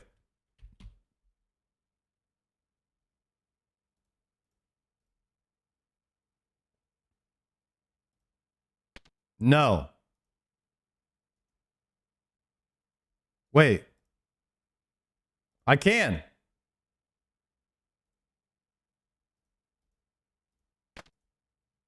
Remove Dragon Arrow.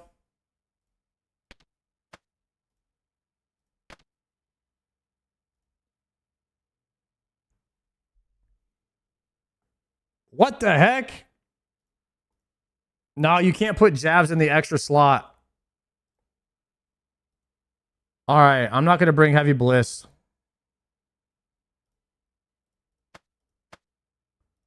Remove those. Wield these. Swap these. Forget that.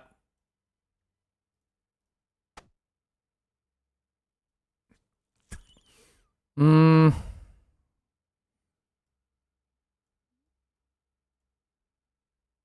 trying to have like minimal swaps and stuff so I can just kind of AFK Tormented Demons a bit more. Okay, we have darts in our blowpipe. I could make some rune ones. Is it worth making 56 rune darts?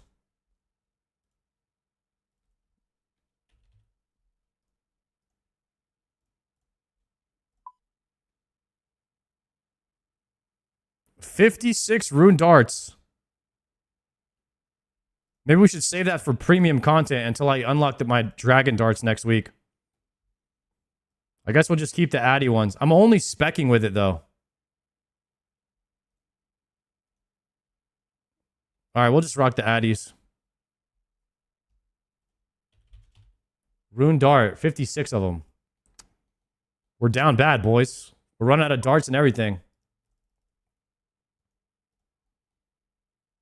You can spam click fletch darts if you disable the make X option.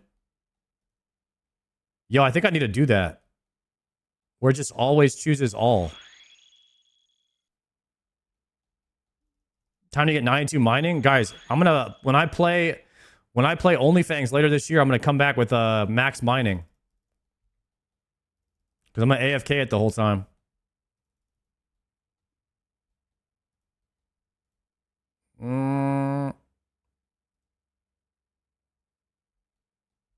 All right, here we go. Yeah, we're just gonna shoot up. I mean, shooting stars.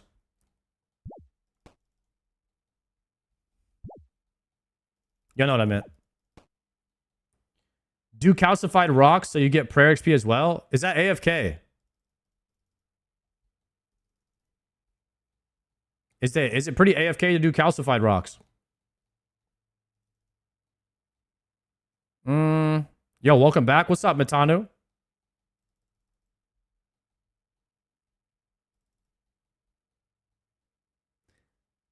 Yo, Minos, thank you for that prime as well. Just saw that.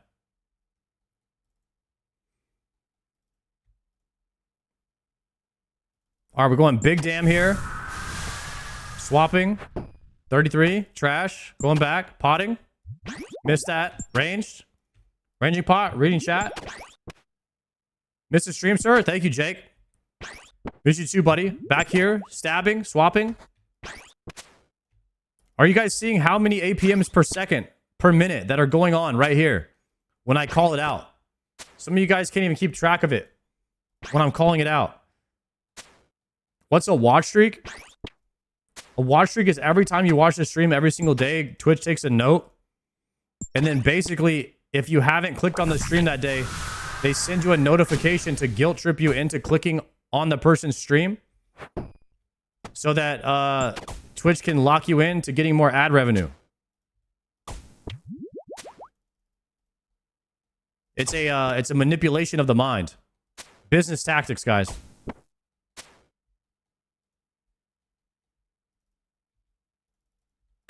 They basically FOMO you or guilt trip you into you getting back onto the platform more.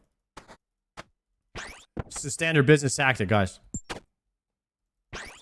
That's the same thing Duolingo's been doing to me for years. Exactly. Every app or algorithm notification is designed to get you to feel FOMO so that you get back on the app and spend more time on there because they generate revenue by you being on their app.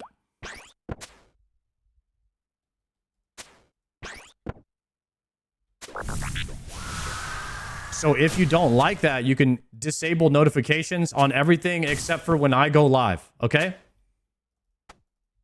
Because if you're not watching my stream every day, all day, then you're not getting this kind of information to help you not watch other people, except for me. And that's why you need to watch this stream more, if you think about it. Because I'm the one telling you what to do, what not to do. I got your back. Yo, Dayliver, what's up, bro? Swapping.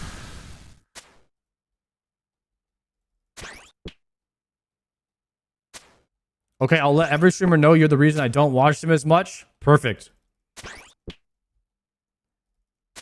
Good deal.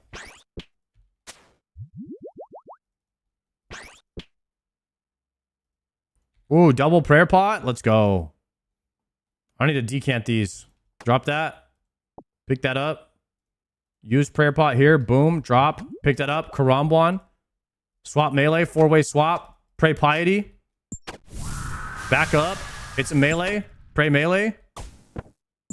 Missed a spec. Rearrange inventory. Rechat. Oh, sorry. I finally got my Infernal Cape today earlier on my UIM after a month of attempts. Thanks for inspiring me to get there. 07. Hell yeah, Banks. Thank you for sharing that positive motivational sentence with the rest of us. Does anybody have any more positive motivational thoughts, accomplishments, anything you guys have done recently? Let me know. I will read it out loud right now. Please feel free to share.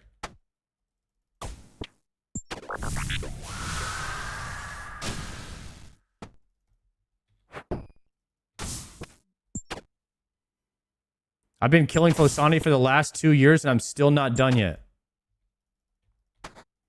JPC, that's not exactly motivational, but I hope you get whatever you're looking for from that guy. I struggled with women all my life. Thanks to you, I cut my hair. And they are no longer all over me. Thank you. Not the exact kind of motivation I was expecting to read. Okay, guys? How long have you been bald? About 8 years. Thank you. What is the LSJ clip? Hold on. I'm doing 1,000 APM right now. If I watch this clip, that'd be 1,004. When are you gonna 1v1 Sar, the old school RuneScape? We can finally find out who the better PvPer is.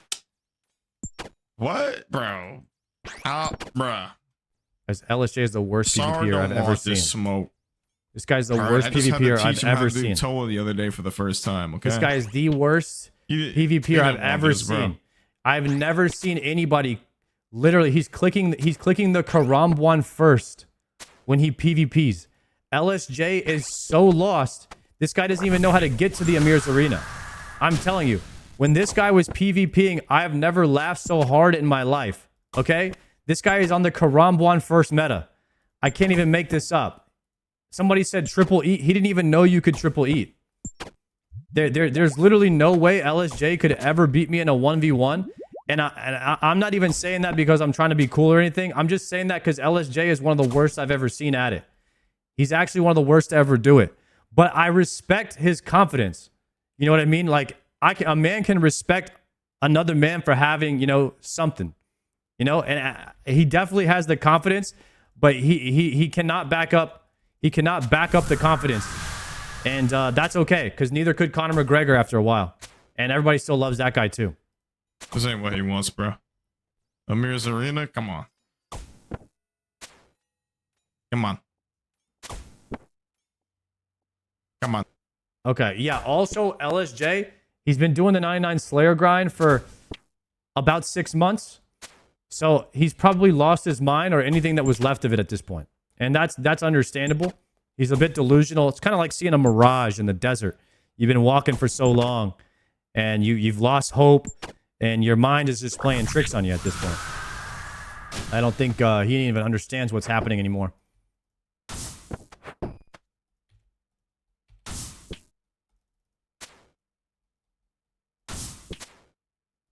That's okay, though. That's to be expected. To be expected.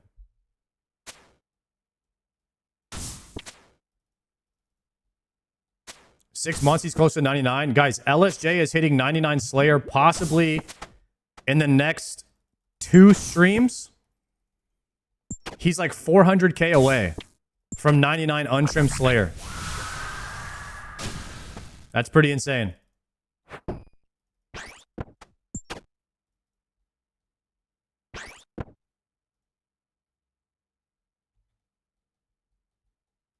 He did the one thing that Shobek said he was going to do.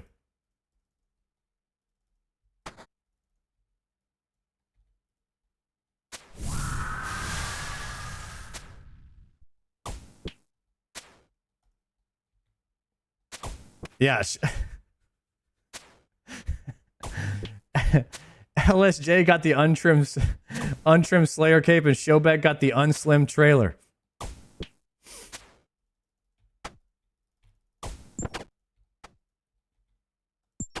Unbelievable.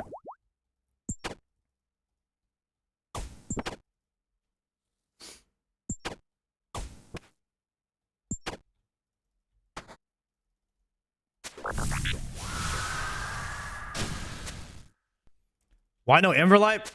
First off, shut up. Second off, if you're being serious, I'm trying to get one right now. But we're 1,275 in with one synopsis. We're over 2.5 times dry.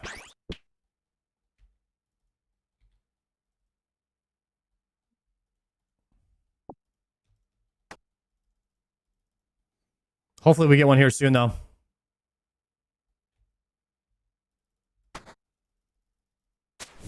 Easily 50 times Shobek dry at this point. Easily.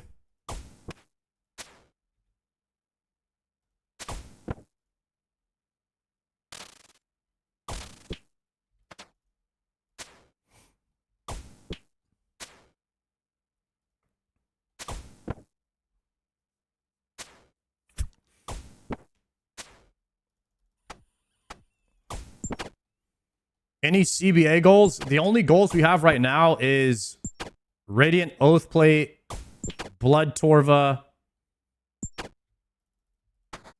Zuckhelm, and get a girlfriend.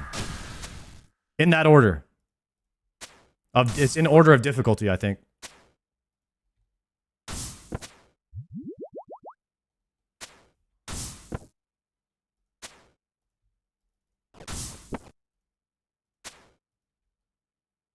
Last one is impossible. I don't know.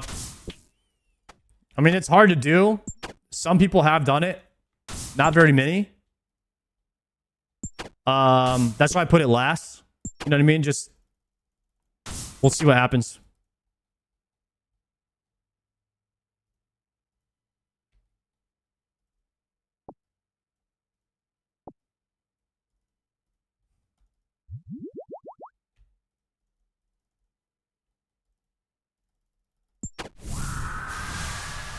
I think some people that got girlfriends got pretty spooned early on. And it's like the drier you go on a GF, the harder it gets. It's like increasing difficulty and dryness the longer that you go. It's like the drop rate gets lower the longer you go without one. So it's pretty imbalanced. It's because there's only a certain amount of them available. And it's like people are grabbing all the high drop rate. People are grabbing all the GFs when it's a high drop rate, and then eventually the drop rate gets so low that there really just aren't many left. And that's why it's like it's like nearly impossible at a certain point if you haven't got one yet. And yeah, it's literally reverse dry protection. It's kind of like Bitcoin. It's like once all the Bitcoin are gone, there really aren't any more. And then you're just circulating the existing Bitcoin. So it's like eventually all you have left is to choose is the ones that have already been, gotten. It's tough.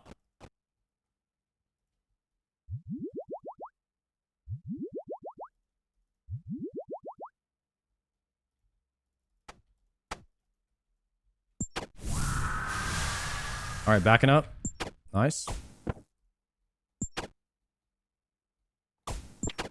Girls are actually high drop rate. You just need a certain elo for easy group invites.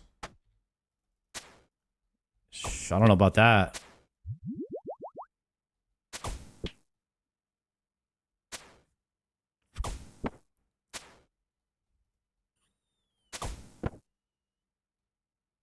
I just got my second synapse. Good luck, Sard. Yo, thank you. Hopefully we get some good luck right here.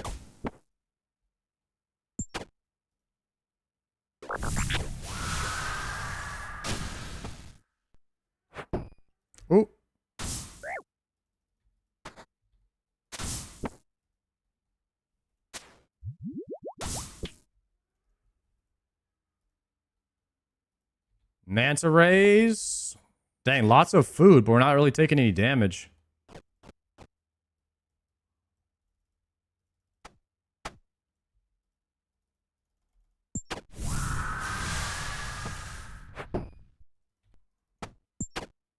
Range. Dude, sometimes I forget that I'm actually here for synapses. Like, I honestly have killed so many of these that I forget that they drop anything. Sometimes I think I'm just killing them for efficiency. They are decent Slayer XP, though.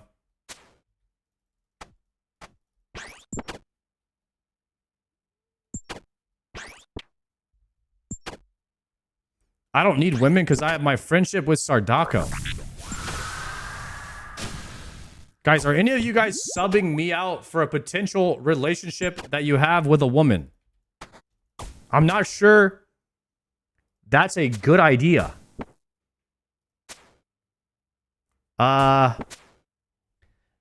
Maybe you guys should be out there, you know, talking to girls or something. After my stream ends, though. Definitely don't stop watching the stream right now and go do that. That'd be a waste of time. But I'm saying, like, in between the streams, maybe you get out there, you know, invite them to lunch or something. That's a good one. I might have to try that. Hey, would you like to go to lunch sometime? I might have to bust that out. Is that Riz?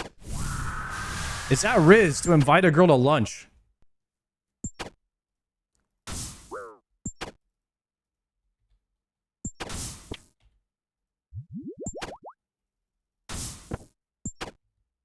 Is that classic Riz? Yeah, then split the bill? I mean, of course.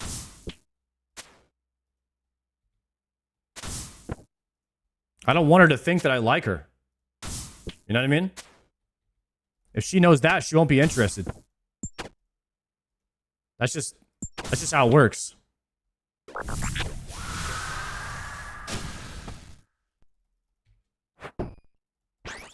Everybody knows that.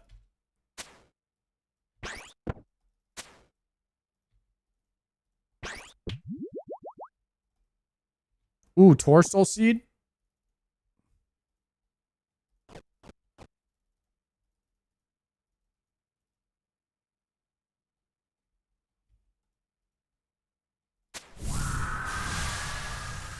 Last time I didn't pick up a Torsol seed, people got upset about it.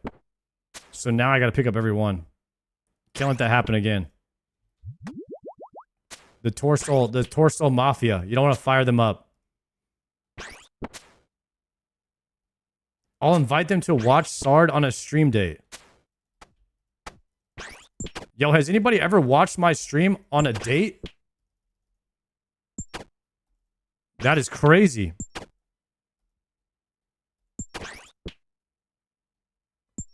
Crazy good idea. I wonder if I could get double ad revenue for that. Might have to email Twitch about that. Hey, listen, some of my viewers are actually watching with multiple people in their household. Am I getting extra revenue on that? Or like, what's going on? Because I feel like that's a scam. I might have to write down every single person that's watching with multiple people in their home.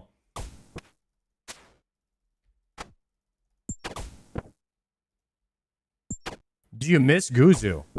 Yes.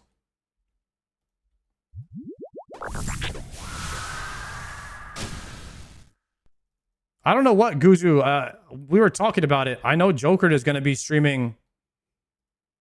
He's going to be streaming World of Warcraft. Me personally, I am going to stream WoW at some point. I don't know when though. Definitely when OnlyFans comes out. But I kind of want to talk to you guys about that because there's kind of a special moment in WoW happening right now where the first people ever are attempting to play TBC on hardcore. And I'm wondering if I'm going to regret missing out on that. To be one of the first people ever to play TBC on hardcore. Because once that moment is gone, it's gone, and then it becomes a solved meta. And the best part about a game is when you're trying to figure out the meta, like how to solve it. You know, like what to do in every dungeon to do it the safest. So I'm wondering about that, if I'll miss that.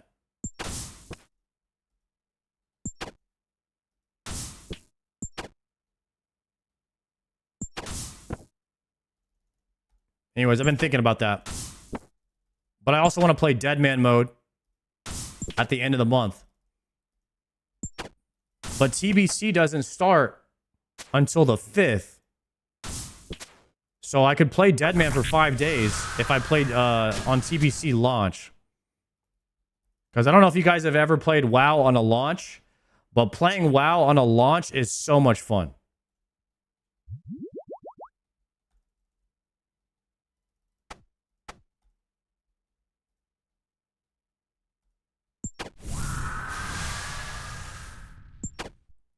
But at some point, I'm going to be playing RuneScape and WoW back and forth. I mean, for whenever stuff happens, you know? And I would like to play both of these games for the rest of my life. So at some point, we've got to go back and forth. And I don't know, maybe a launch would be the best time to do that. Or when OnlyThings happens, we definitely do that. And Classic Plus comes out, we do that. Blood Moon Rises, we play RuneScape. Deadman Mode, we play RuneScape. Leagues, we play RuneScape. Raids 4, we play RuneScape. Around those timelines. And then whenever WoW does something, we play WoW. Whenever RuneScape does something, we play RuneScape. And now we can bounce around between the two.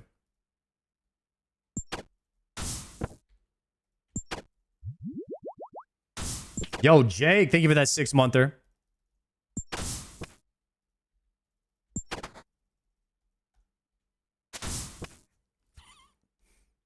Raids 4 leaked.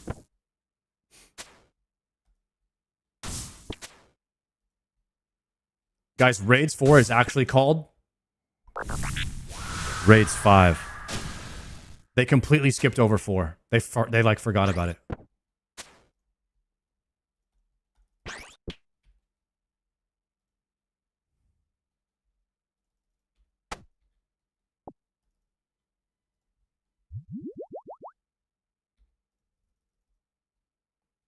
They said that Raids 4 is going to be so good that they're calling it Raids 5.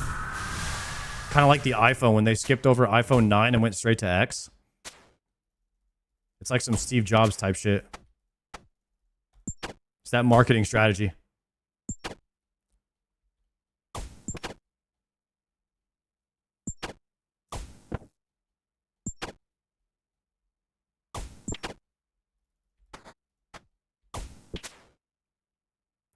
What themed raid would you like the most?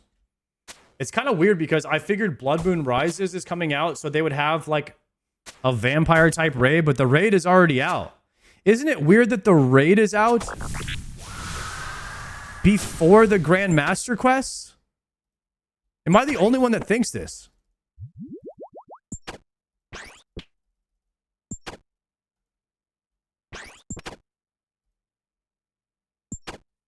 It's like doing the Grand Master Quest should unlock the raid, and Lord Drakan should be the boss of the Theater of Blood raid. Right? Isn't that... Am I crazy?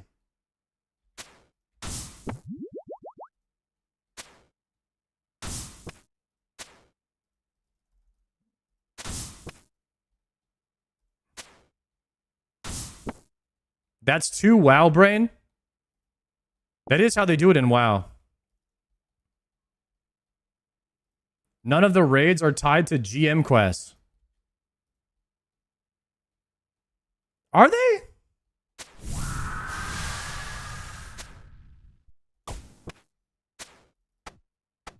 I guess you're right.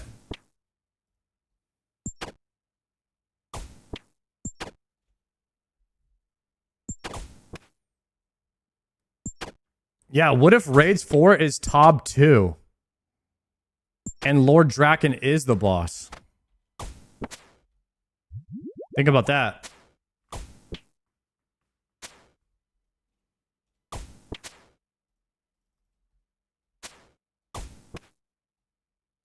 Tob is its own thing as a side quest to the vampire storyline.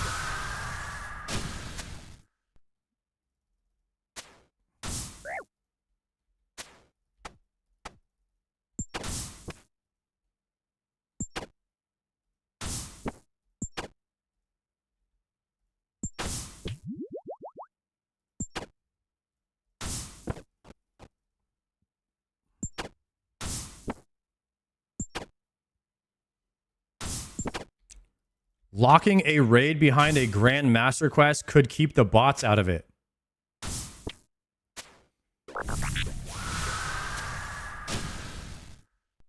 Chat, do you guys think we're keeping the bots out of anything?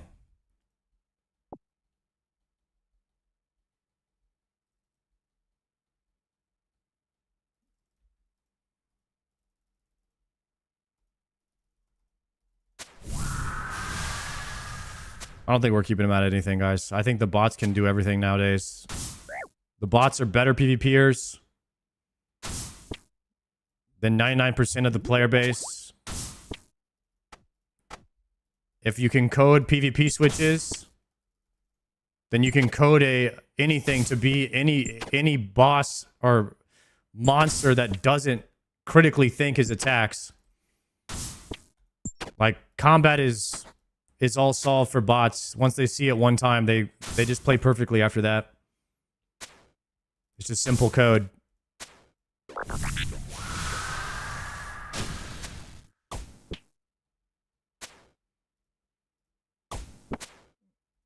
Yeah, bots can do Inferno, Coliseum.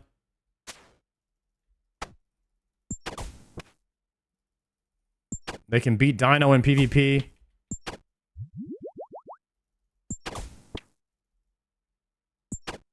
We're literally gonna have a Terminator. It's like maybe a Terminator world soon. It's gonna be us versus the bots, guys.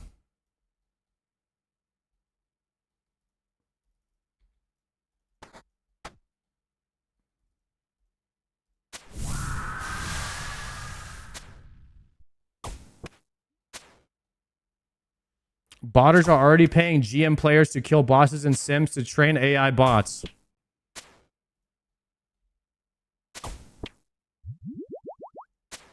No way somebody is helping the bot makers.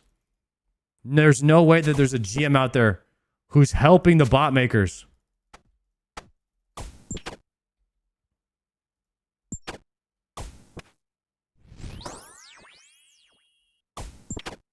How dare they?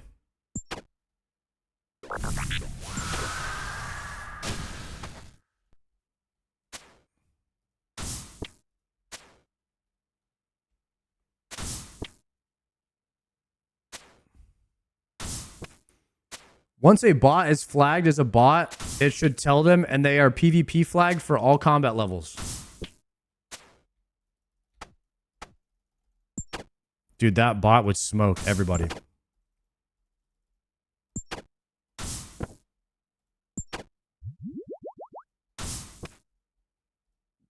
Dead bot mode. They call them Terminator bots. But these Terminator bots are tough. Like, it took Otoblock it took him a few times playing against it to beat it.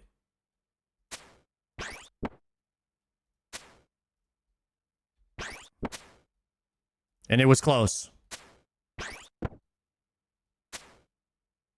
So if the best human can barely beat the bots, we're all screwed, guys.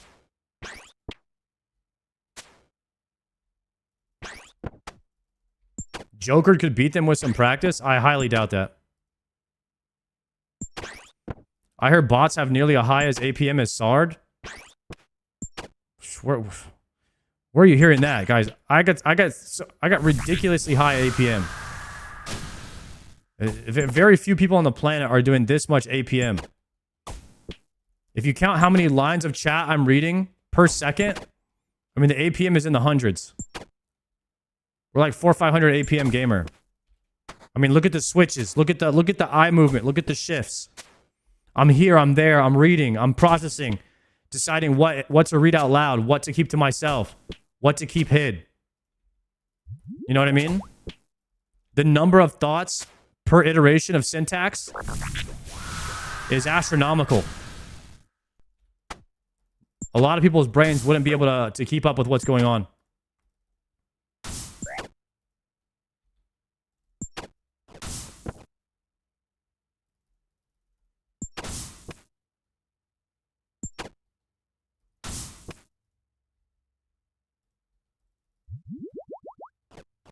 Let's double up on this flesh eat. Do you smoke? No. That's why he's bald? Exactly. My brain is working at like an insane amount of APM, which increases heat. Therefore, the hair is literally overheating off the head. And that's why it's gone. It doesn't take a rocket scientist to figure that out. That's why I got to keep it at 69 in my house or lower.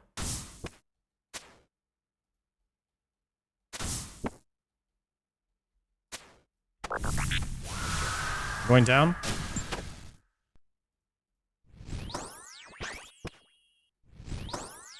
Double spec. Pure spam. What's a pleasure, buddy. Good to see you again as always. Wish we could have hung out more. Dude, I was almost saying I felt that way with just about everyone. I wish I could have hung out more. Anytime when you have a lot of people, it's tough to spend as much time with everybody as you want. And you don't get to like really get to know people and like have those like really meaningful conversations when it's a lot of people.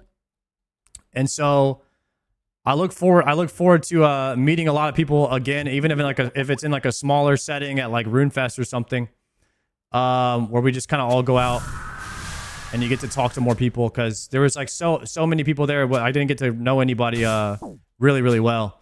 But I got to talk to everybody a little bit. But I feel you on that. Yeah, Chicago should be sick.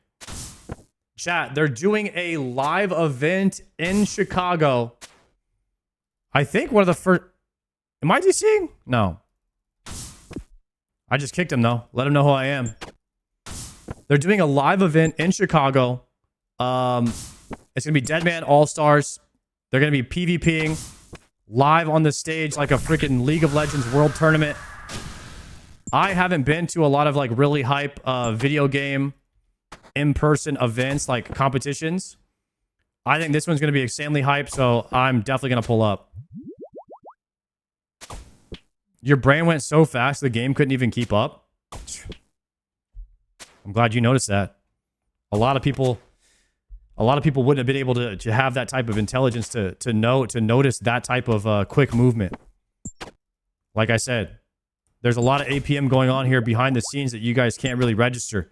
Only the streamers will know what I'm talking about.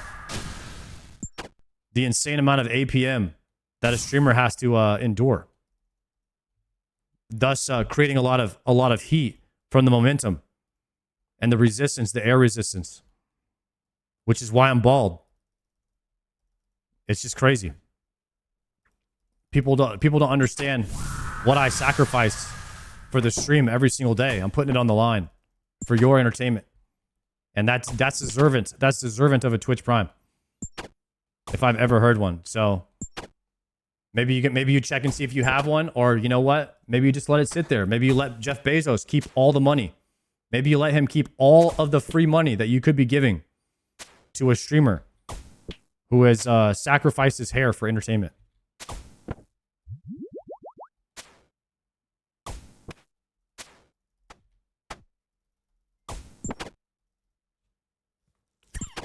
Yo, Cross, thank you for that Prime.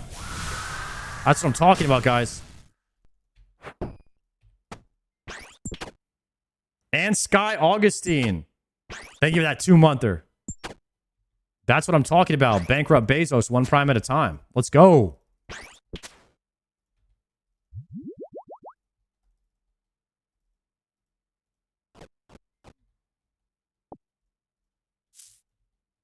J. Ross with the prime.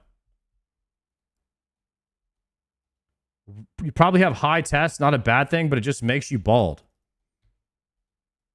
I did score pretty high on the tests in school. I passed all my classes.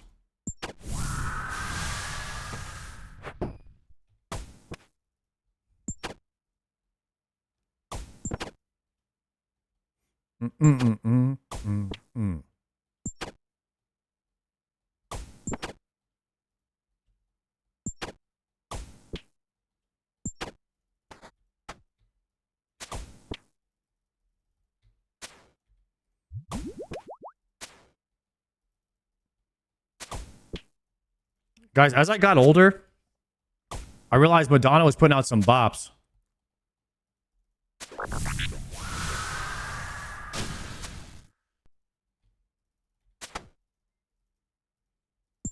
Guys, some of the 80s music, I don't know why I vibe with it so much more. And the 70s, like, just like that wholesome, ain't no mountain high type shit.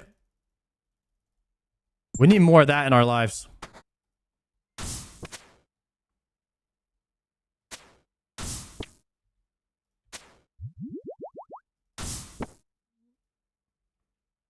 Yo, Damona, thank you very much for that tier 1.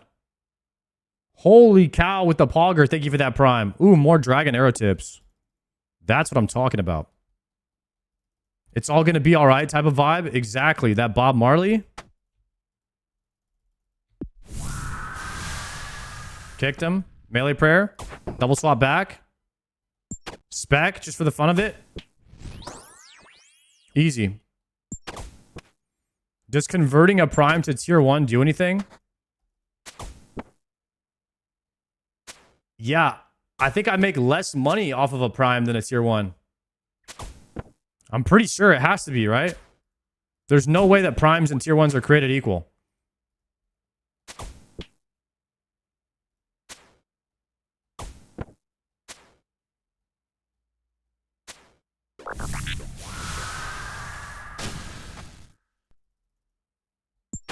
Surely, right?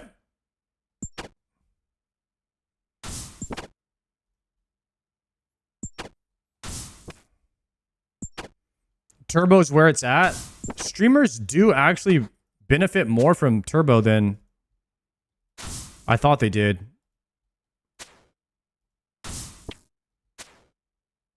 I think the way Turbo works is the same way Spotify works, where all of the subscription money from Turbo is split based on viewership. Or something like that.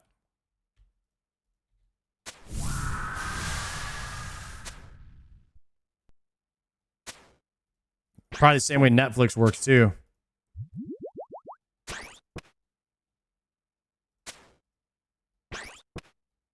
Turbo viewer here? Hell yeah.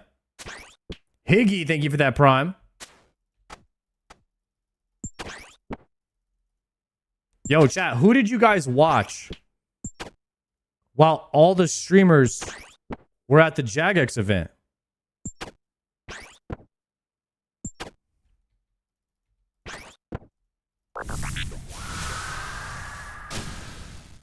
Palomar and LMGD? Wait, Mutts? Mutts and Mammal? Okay, Mutts and Mammal didn't go. Triumphant LSJ? No one?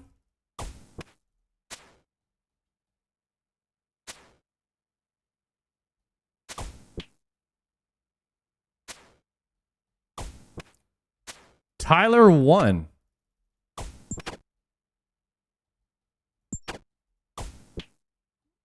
No, you were not watching Stella, Caprino. Guys, has Stella even actually streamed anything, or is it just a permanent rerun?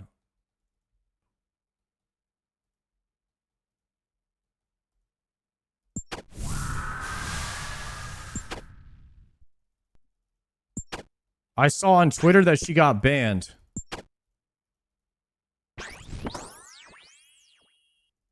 It's a rerun since Yama release.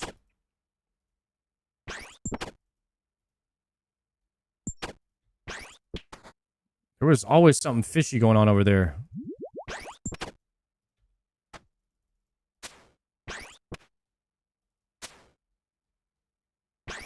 Is there a reason you're not claw specking? I thought I was going to save my specs for blowpipe. So I didn't bring the claw, but it looks like I have a ton of spec left over.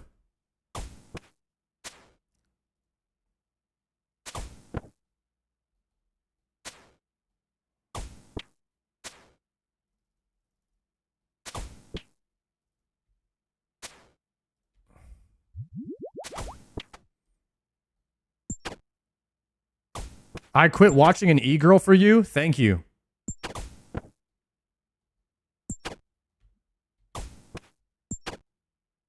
Bald over booba? Guys, should I try to take over all of the e-girls viewership and we start a bald over booba movement? We'll take down the e-girls one at a time. And we'll rise up. We'll rise up against them.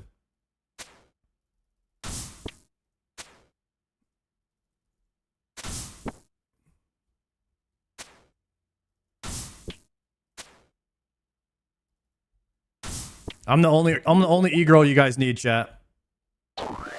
Oh, I drank that one too fast. Go, go, go.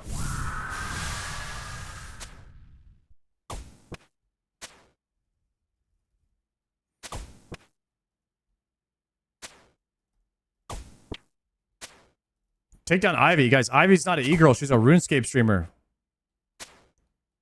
What are you guys saying?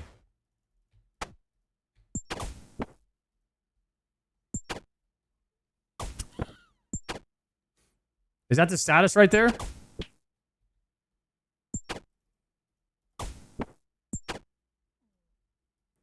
Twitch streamer Stella has been banned. Oh, snap.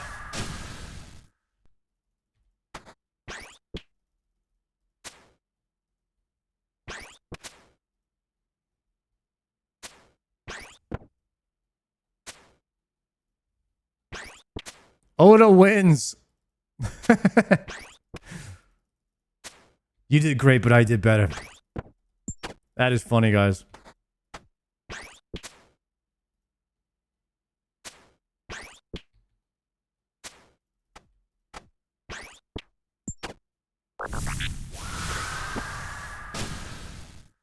Dead.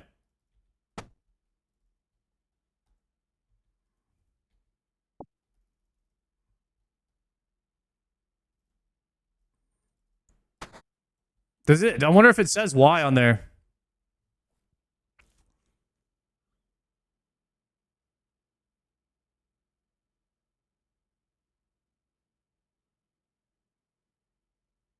Don't you always get unbanned after like 3 days?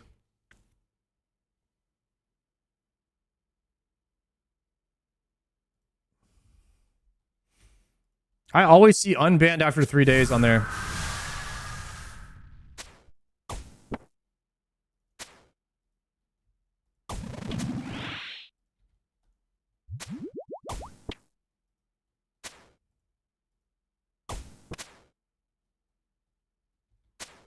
I forgot my pots. I'm out of pots. All right, boys, we're at 1297 right now. 1297.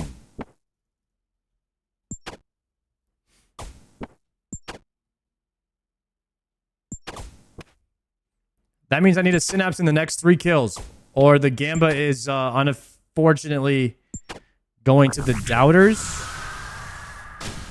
which is just crazy that the doubters could ever win, but sometimes they do.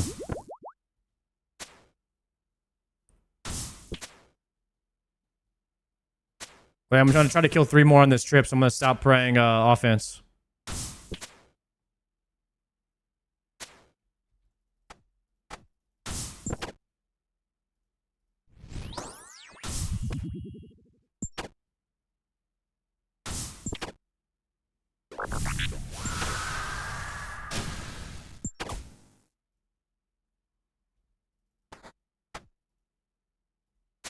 Looks like TP.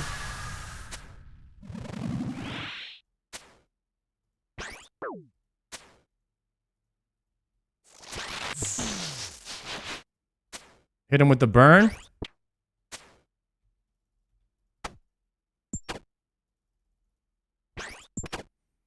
Yo, Power, thank you very much for that 3-monther. Hope you're keeping well. Thank you.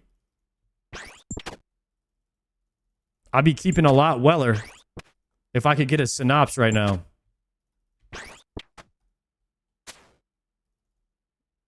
I think we're gonna do some Doom after this and make a bagel. Maybe watch a behemoth. I'm looking forward to a little bagel behemoth sesh right about now.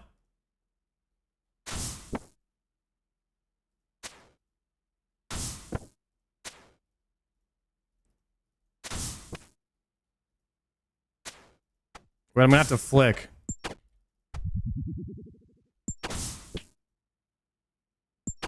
How's the bread over in the UK? It tastes fine to me.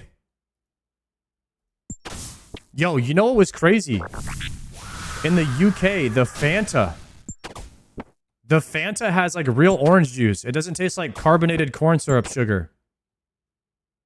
It was actually really good.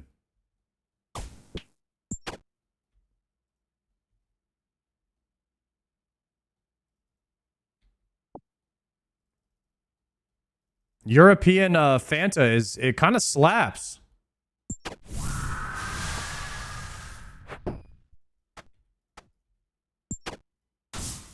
I don't even drink Fanta like that in the United States, but it's actually good. The orange sodas and stuff. Our food is regulated? Yeah, I noticed that.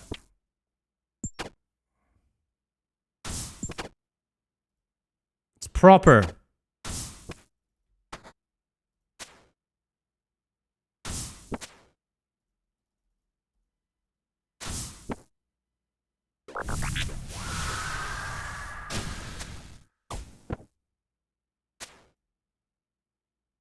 The flicker. Guys, this is the last tormented demon we're killing.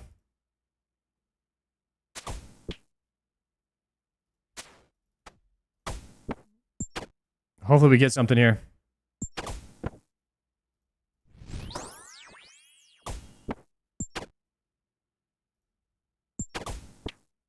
I got one prayer point.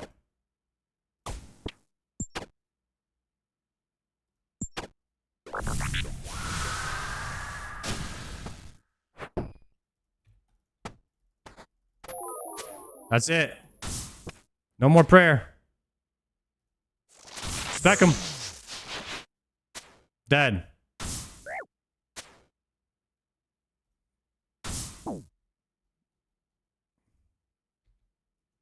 Battle staff. Are they kidding me with that? Guys, how did we not get anything at all from these Tormy Deems? We're at 1,300. You guys ever killed 1,300 tormented demons and you didn't get a 2 synapses?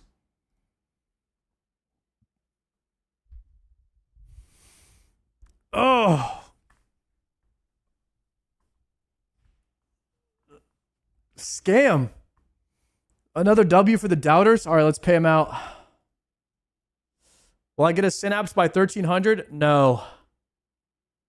Unfortunately, it's a big no.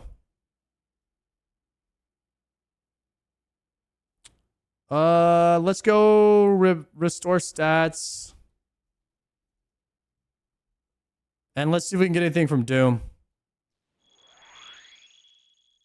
There has to be a chance that we get something from Doom. Surely, right?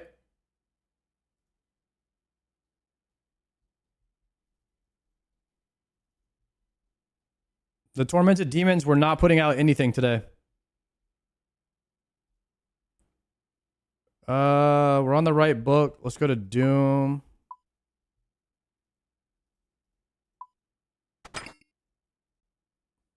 We did get a rain RC, which is pretty pog. Soon I'll be able to use dragon darts in my blowpipe. I need 6 more levels of fletching, which I'm doing off stream, and I have enough for it. I just got to run like 7,000 laps. Maybe a little bit less. Of Veil Totems, 7,000. I need to do 7,000 totems.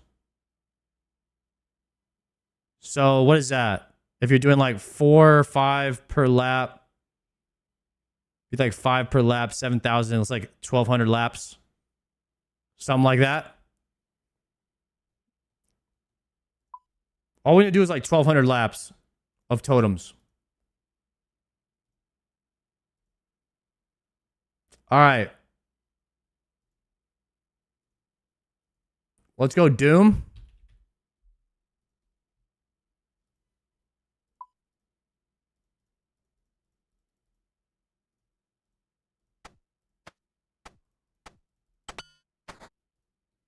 Wait, I need charges for my quiver. I might have to go Colo real quick and grab some charges for the quiv.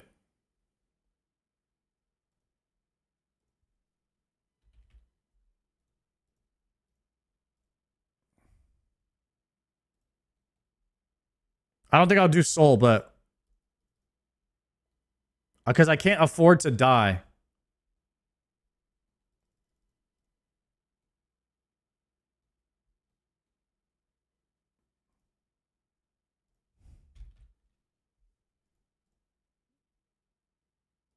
Spellbook, ancient,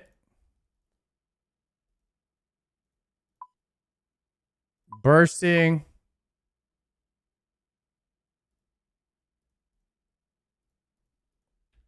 Colo,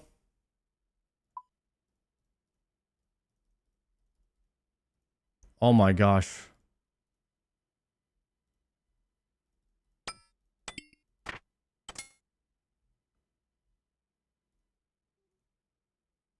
This inventory, bro.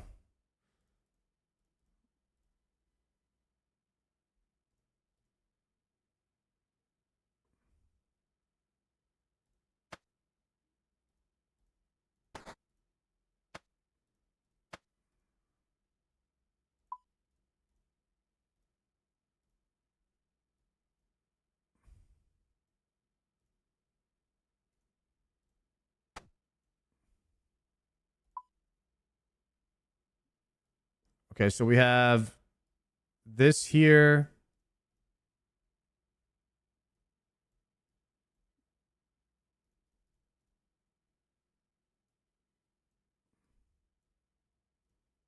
We have the blowpipe. And then we have the Bofa.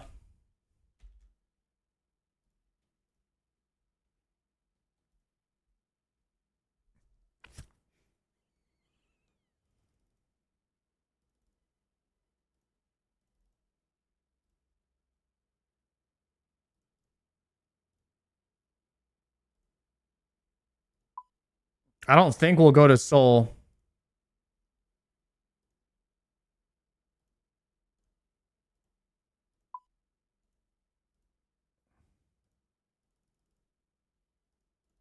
What's the meta for this place? For shards. What's the meta?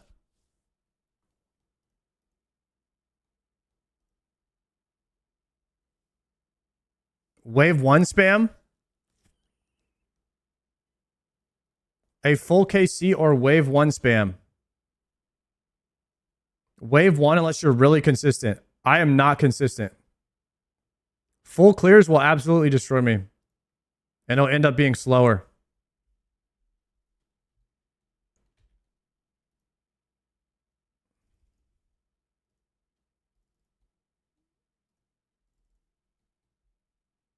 If you want uniques, wave 12 is good.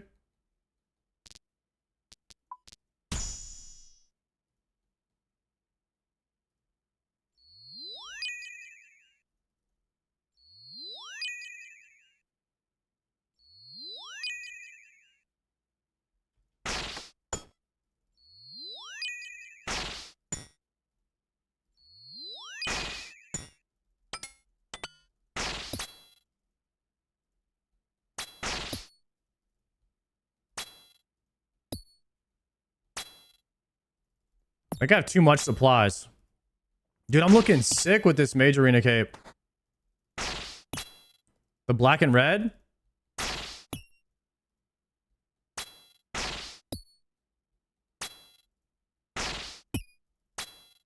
Man, I should be potting here.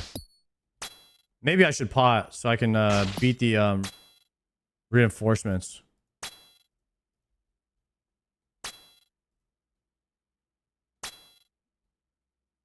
I have no charges on my quiver, so I have to do Coliseum.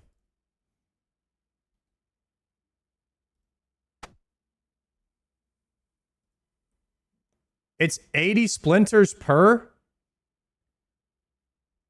And that's the fastest? Unless I see splinters in the next wave. I don't know, 130k GP seems pretty good too.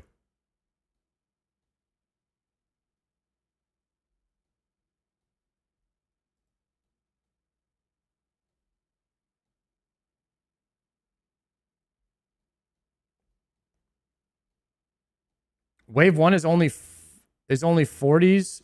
If you don't mess up, is only 40 seconds. 40 seconds per 80. Okay. Let me get my prayer pot. I need to fix my inventory real quick.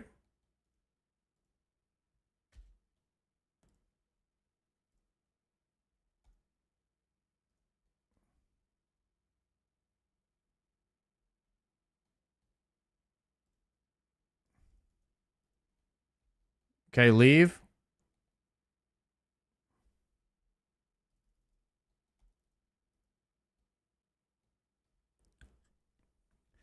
I don't have the prayer pots to spam Coliseums. I will run out of prayer pots. The goal is to do this without using a single prayer pot. So I will push as far as I can get without using a prayer pot.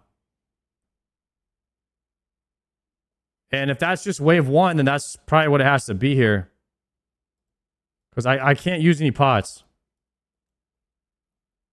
I don't have the liquidity for that. Yo, Cosmo, thank you. If I was a main, I would send full runs.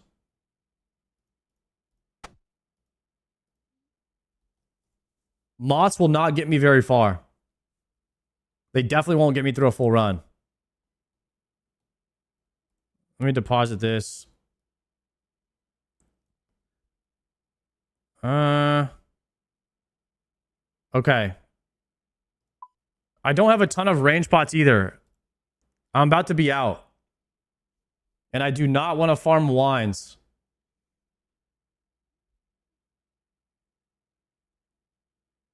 Dude, the range pots on Iron Man suck ass. I need more neck reels. Neck reels is the only thing that gave me wine so far. All right, let me see. How many splinters?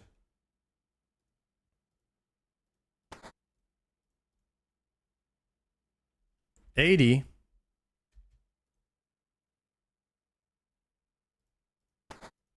Check. 80 charges. 1%.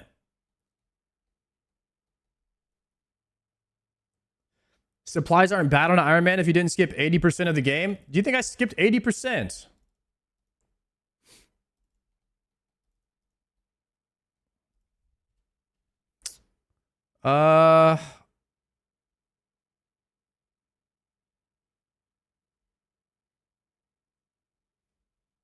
Rada.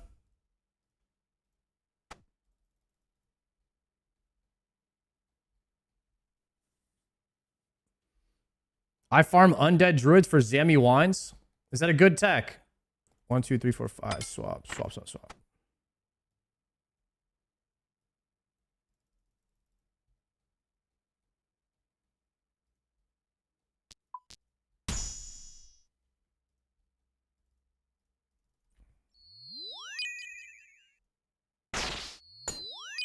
Oh, I'm supposed to pray.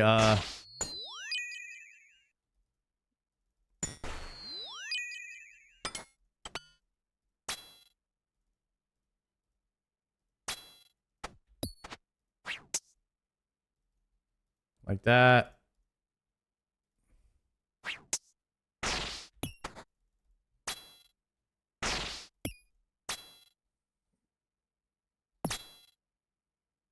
I need to make sure we kill this before reinforcements come, though. Not looking good.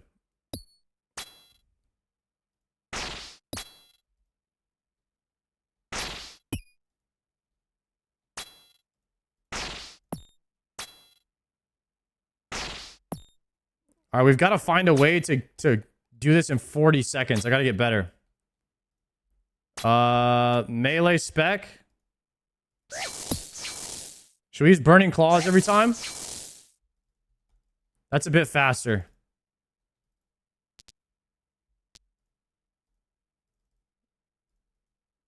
Search the rewards. Bank it. Leave it.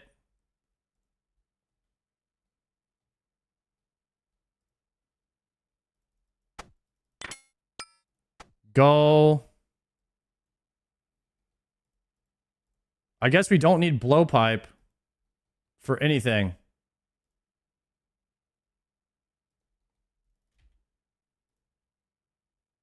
We should be using ice barrage.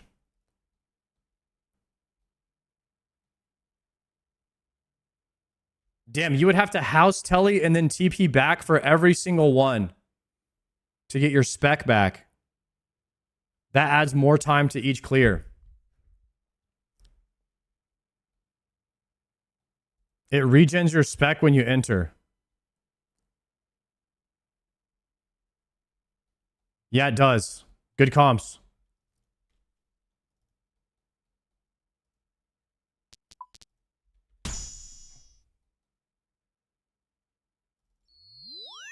Oh, nice. We got them all next to each other.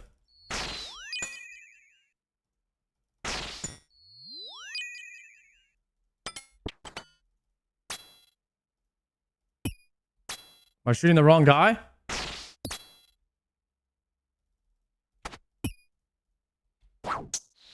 My bad. Wrong spec. Is this guy susceptible to melee or range? Nice. That was 33 seconds.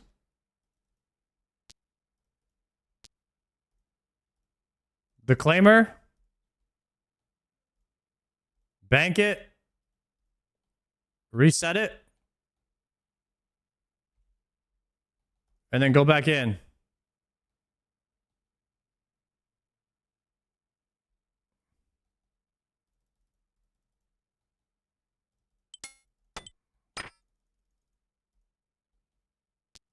Blasphemy.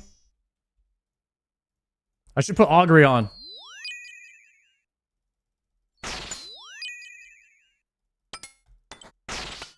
Kill that one.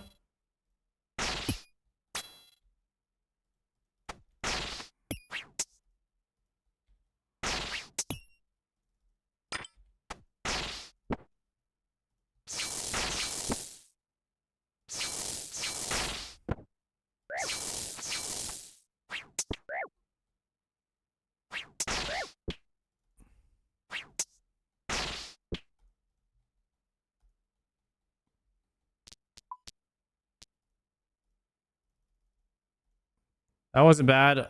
As long as we can avoid the backup every time.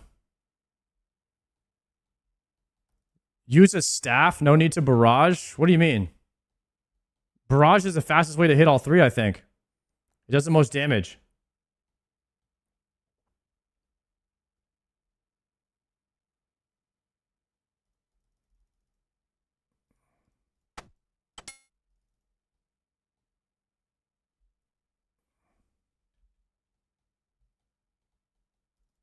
I need splinters for my backpack so we can go into Doom here.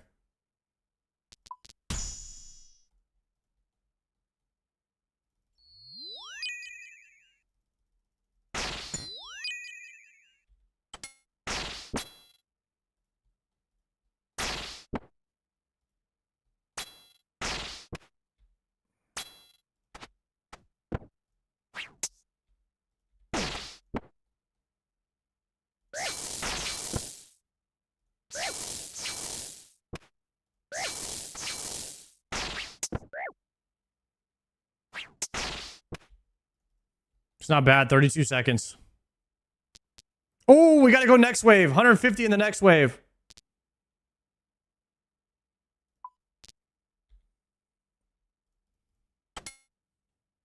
I got no prayer, but we gotta send it.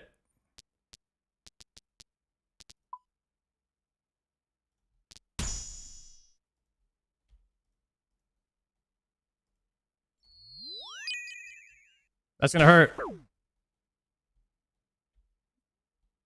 Rip.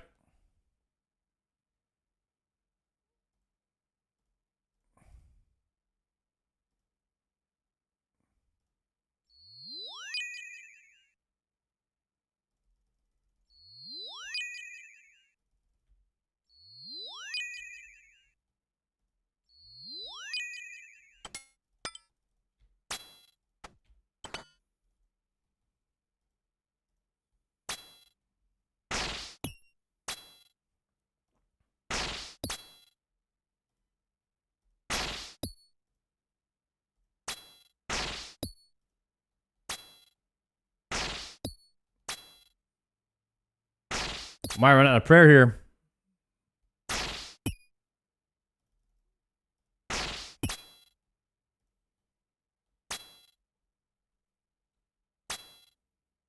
All right, we just need to probably flick this ranger. Fine, that'd be fine.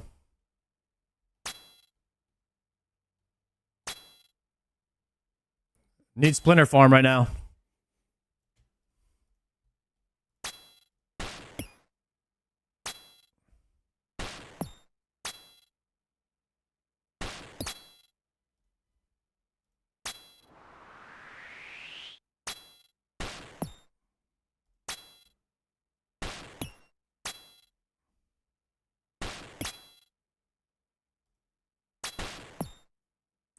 Could you have done two wave 1s in that time? I'm not sure. Probably. It takes me 33 seconds to do a wave 1 plus going in and out. And that one took me 2 minutes. Ooh, the next one is cannonballs. Yeah, maybe you're right. Maybe it wasn't worth. I don't know. 230. I think anything under... Because you get 80 each. Oh, wait, that was worth. Guys, that was worth. Because that was like equivalent of 3 runs. So if it's 2 minutes, it's like 1 minute per run.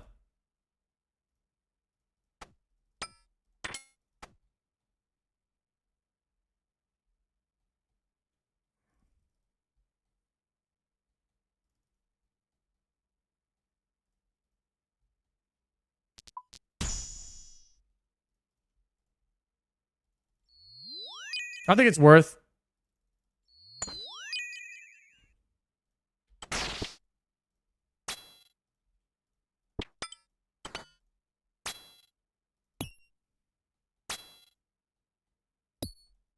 Let's see if range does more damage than melee on this guy.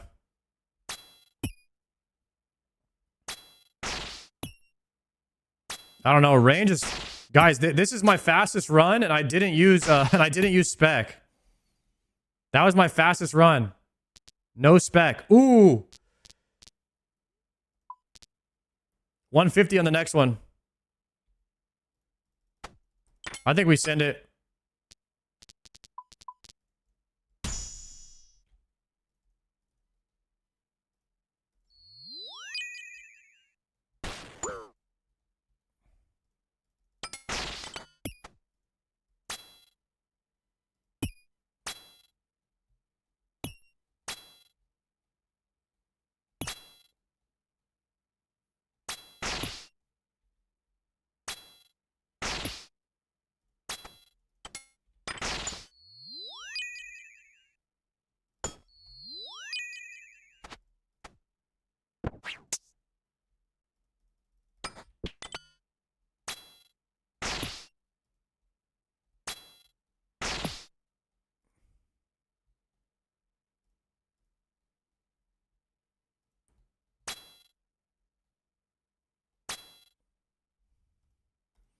And we flick this guy.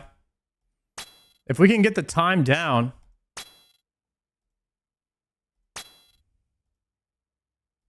I think anything under 2 minutes is like worth. It's a 0 supply run. How many splinters do you guys think I'll need for like a session of Doom? That's the question here.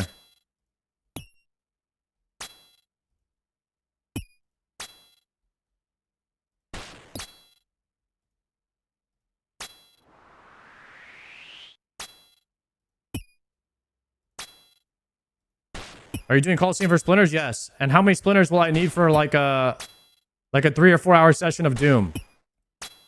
I guess that's how much I need to figure out how many I need.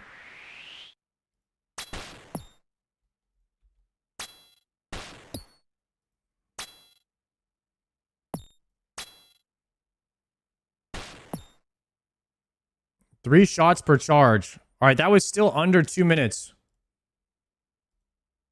Claim. 230.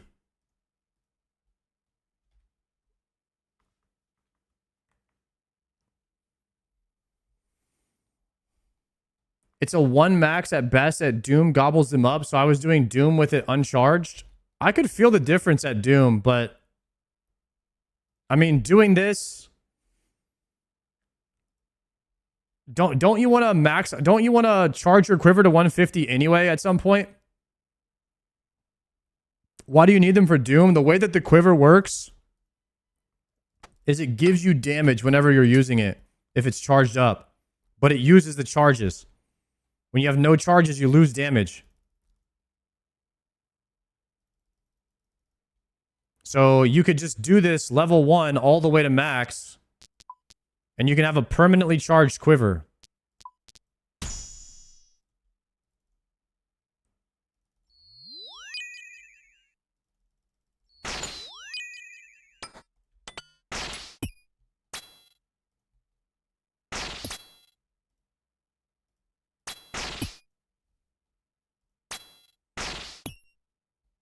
Yeah, the Bofa just slaps this guy, man.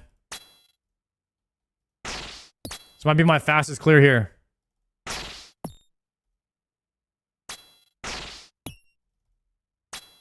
$30 seconds.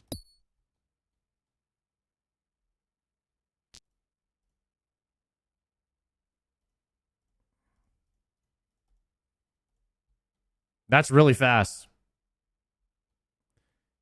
No, I can't afford to use prayer pots on this content.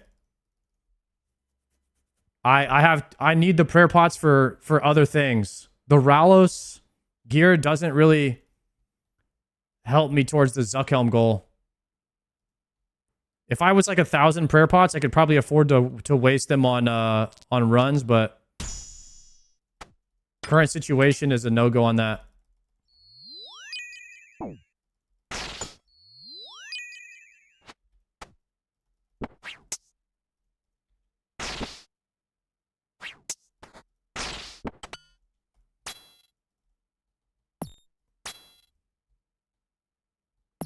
Greg, great meeting you too, bro.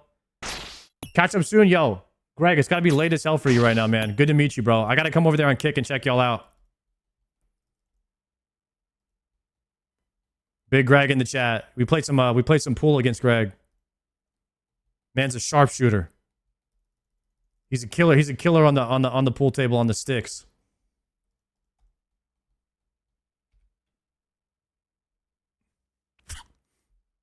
That's 6 from waves. 5 to 11. Snapdragons are 1 and 7. You're telling me I should push the waves until I get a Snapdragon and then I should claim it? Guys, I don't know if that's worth it. That's a waste of time. I need splinters per hour. Splinters per hour minus KPPP, which is kills per prayer pot. If you divide that, put that into the algorithm, filter it. The only logical explanation is that we continuously claim wave 1 as fast as possible, and there is no other explicative explanation that can be obtained from the derivative, and everybody knows that. And that's not something that's not something that really needs to be said. I think you guys are all on board with that. And matter of fact, most people are, so it's really no contest. That's what I would plead. Let me spec this guy. He's dead. Spec him. Weave on him a bit. Come back here. Done. Easy. That's top tier gameplay. There really is no shot that we get the backup here, right? There's no shot. Put us in the next one. No way, bro. We got the backup there. I thought we were cooking. Gotta blame it on chat. Might have to get a bagel. We might be running low on fossil fuels. The standard deviation is saying right now that we need to move to the kitchen, open the refrigerator, grab the cream cheese, put the bagel into the toaster, push it down in there, wait 2 minutes, prepare the knife and the plate, grab the cream cheese, put it on the counter, open the lid, scoop it, pre-scoop it, grab the bagel, put it on the plate, spread the cream cheese, pour the coffee, come back to the computer, play the behemoth. That's what my mind is thinking right now.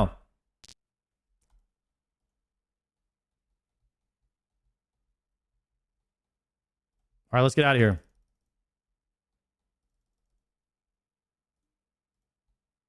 Search the chest, bank it, click here, leave. Done. Now, how many splinters have we earned so far? We've probably earned 1,000 at least. Done. 940.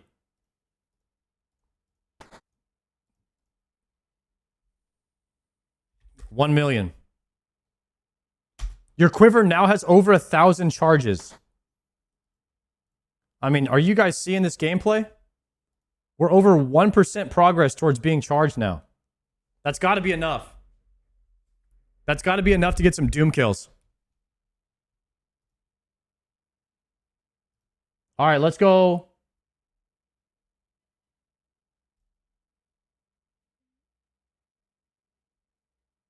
Let's pull up the watch laters.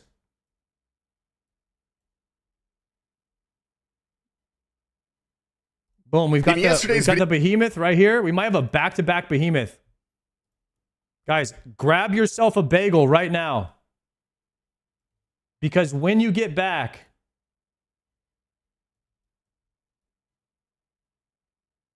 we're watching last night's behem into today's behem if it's out yet. All right? Squall!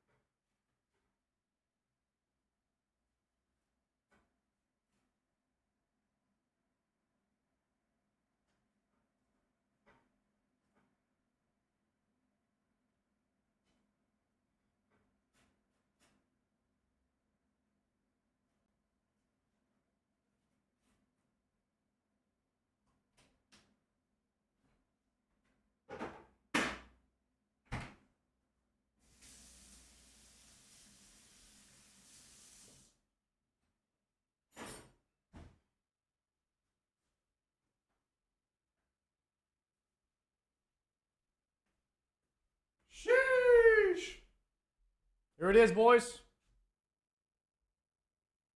Coffee and the bagel. Turn up.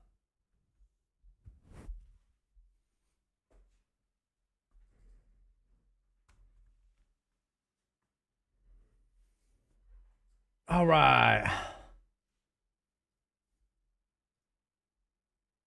What brandy bagels you eat? I used to eat, my favorite ones are the Thomas bagels, but I got the Dave's Killer Bread right now because I'm trying to lose weight and be more healthy in general. These ones are like high protein, high fiber bagels, whole wheat. So they got to be healthier for you.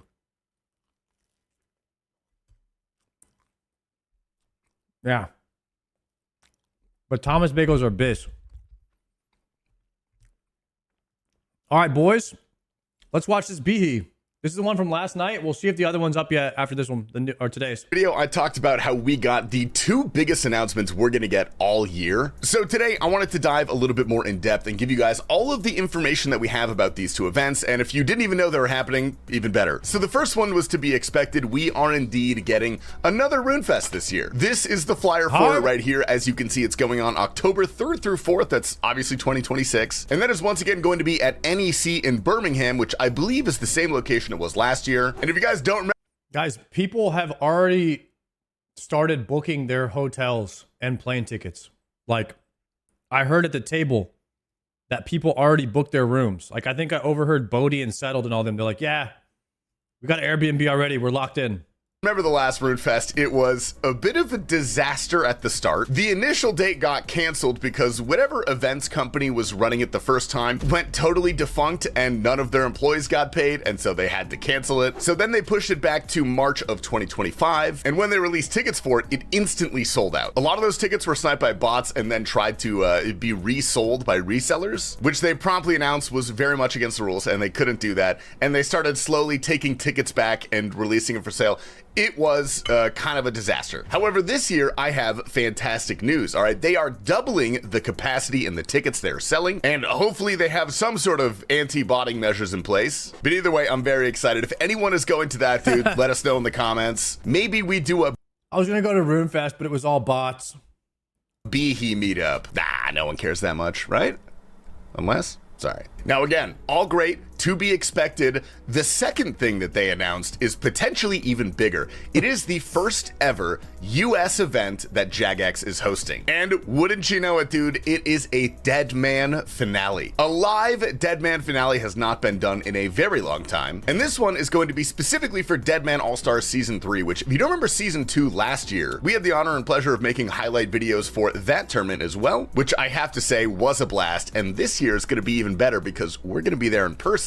Live interviews, who knows, dude, we've got some stuff cooking for you. So anyway, this event is going to be occurring in Chicago. We have Chicago and Birmingham for our RuneScape events this year. You guys better stock up on bulletproof vests or stab vests for the UK. Is that a thing? I'm kidding. It'll be fine. It'll be a great time. That is taking place on Saturday, June 20th, and it's going to be at the Rosemont.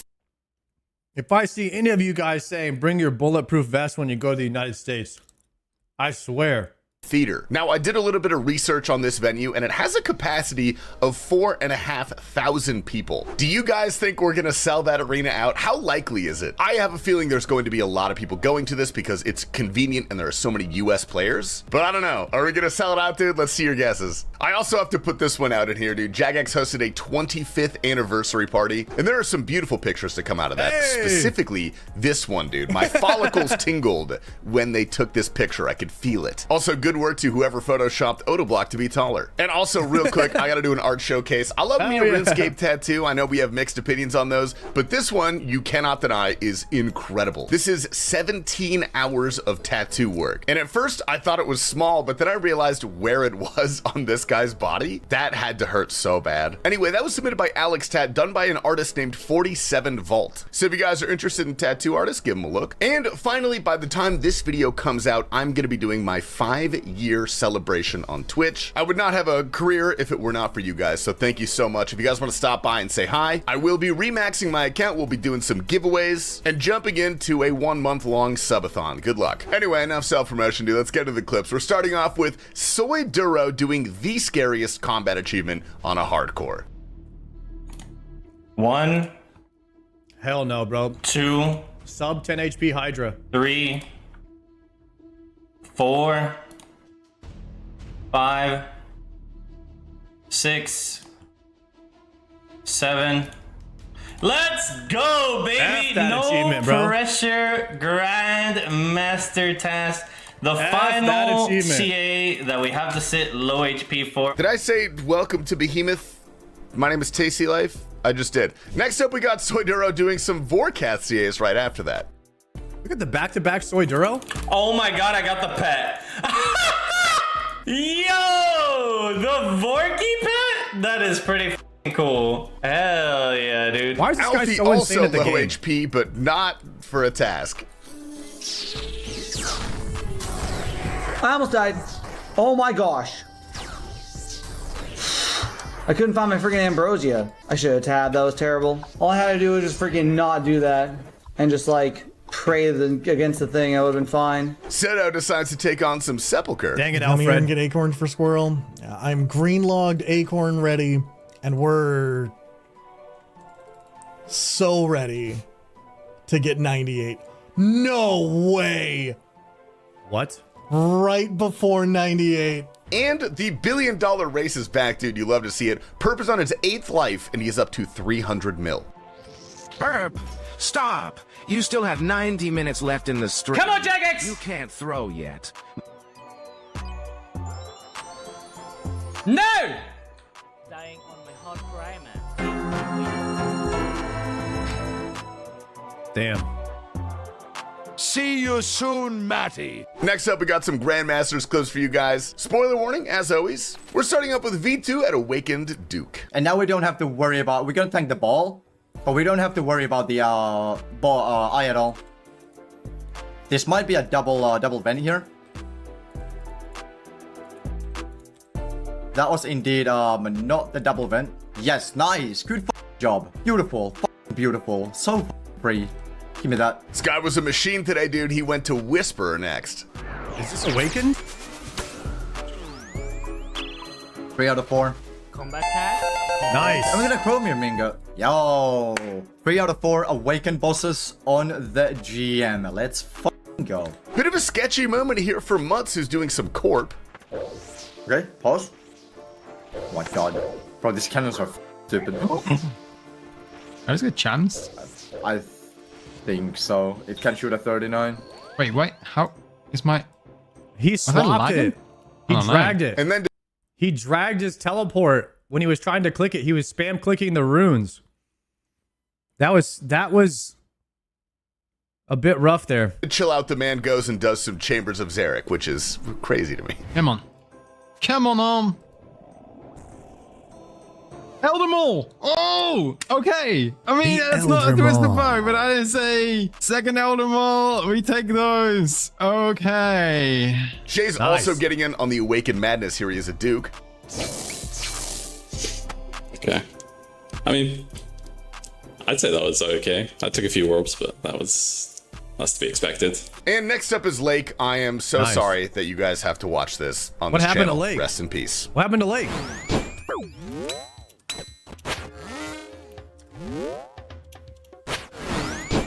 No! Good telly. Nah, he didn't die, but that was like an 80% chance of dying. Damn. He's really lucky. Luna gets a massive Vardorvis drop.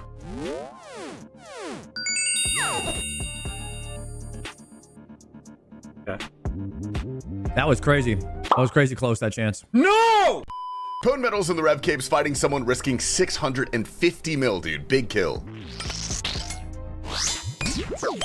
Oh, good fight, sir. Yeah, we rich. Money. Oh, buddy fucking fell for the blood barrage into AGS in 2026. What a beautiful play. I mean, to be fair though, he didn't. I don't do that a lot. Polymore going for the GM time. Let's see how he does. Yes, dude. Yes. Yes, dude, I've been working on this for 728 KC. Finally, bro. Nice. Oh my god, I don't need to do this as fast. Please give me a Bofa 2 on top, please, bro. Oh my god, imagine. I don't even care. Oh my god, this dude, no The rigor, GMCG? no augury. I've been doing I've gotta go back and do Jedi that. for so long. Oh my god, finally, bro. And merely 4KC later.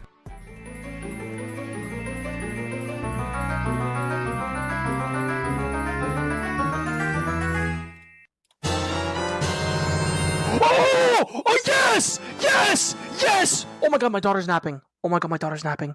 Oh my god, my daughter's napping. Holy holy holy it's not real life. We're getting dad's problems, bro. Gingerbeardy gets himself a purple. Okay, I'm missing the face guard. I am missing the chest Oh plate. my I am God. missing the rapier. I am missing the staff. If I get Justy Legs now, I'm blaming you. You know what, guys? I know you're gonna laugh. I'm very, very happy with that. Thank fuck. I know that you guys are gonna go, why are you happy with that? I'm happy with that. We finally got a fucking clog. And Vancouver, unfortunately, overstaying clogger. in the Rev Caves. We're committed now. Go on, Vank. Perform. Perform under pressure, Vancouver.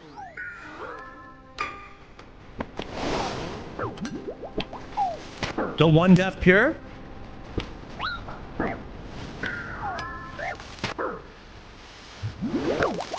Oh! The smiter?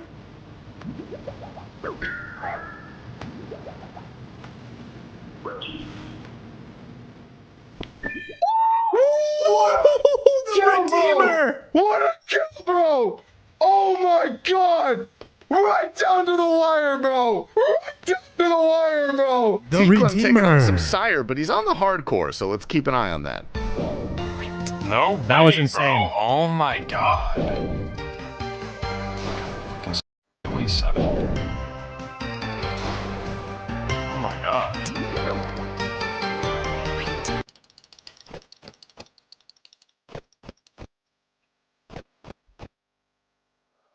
Also, T-Papa told me that he would be very sad if I did not plug his new YouTube video. He does a lot of work on this channel, guys. Go give him a couple views. It's a good Why RuneScape bosses are perfect.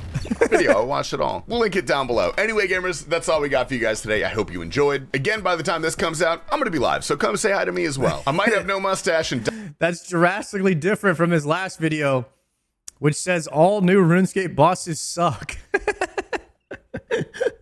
He's got to be memeing. Side eyebrows, but don't ask questions. We're going to have Triumphant take out today's video. Okay, whatever. Let's go.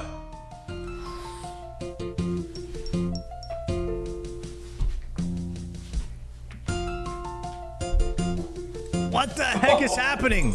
Oh, that hurt. Oh god. All right. IRL my eyes are frog closed wide. right now. Meow. Like, That was I like where everyone's. That was a 1 million channel point redemption he just did? Holy crap. I might die if I did that. I might not be able to stream for like a month or something. Be he OSRS. Is the new one out yet? No, not yet. We got maybe 2 more hours to go or something like that. All right, boys. Then that means we're back at the Doom. Time for a prediction, boys. Will I get any clog in the next 5 sets of Doom? Let's open the Doom clog. Why did it get reset? Oh, read the scoreboard outside.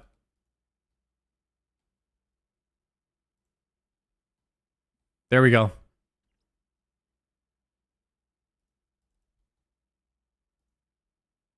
Oh, dude, the Delve calculator got upgraded. You can see this session stats too. Pretty cool.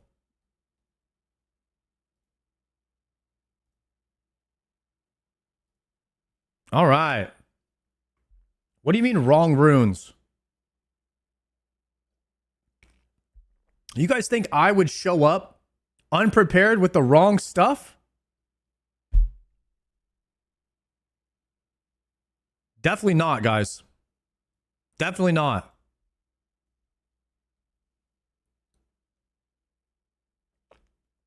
Not fresh off the bagel coffee beehee. We're not messing up after that. All right. Time to lock.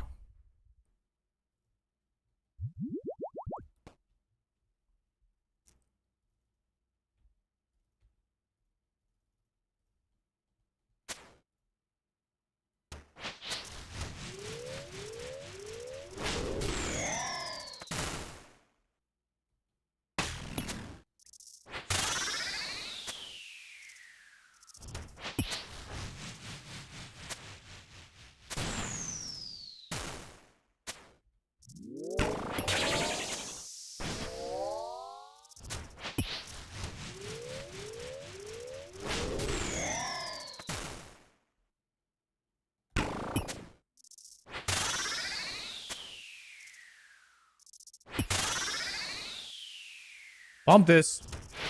Dead. We're pumping now with our charge quiv. Charge quiver equals poggers. Good luck on some new socks. Thank you. I would love a new pair of socks or shoes. Or hand warmers.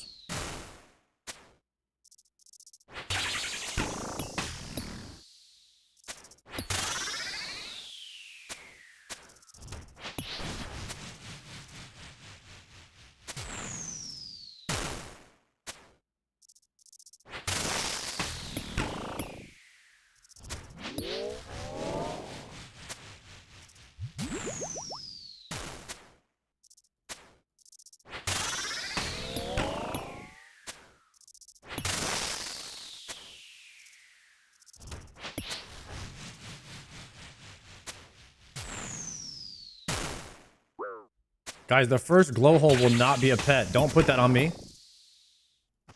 Don't you dare.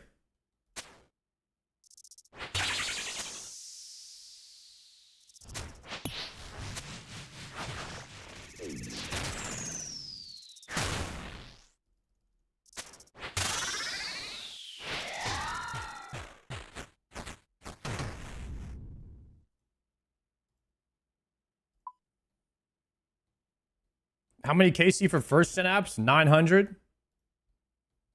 Heartland, thank you for the prime.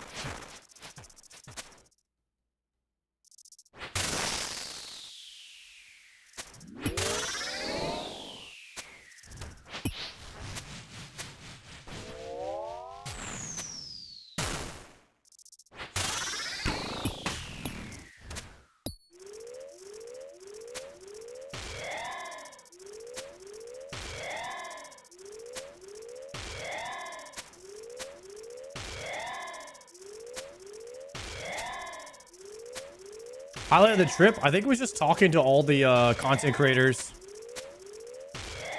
That was what I enjoyed the most, was just having some good conversations. Playing pool with Odablock. Talking to Joker at breakfast. Sitting in the airport with Savix. Those are my kind of vibes right there, guys.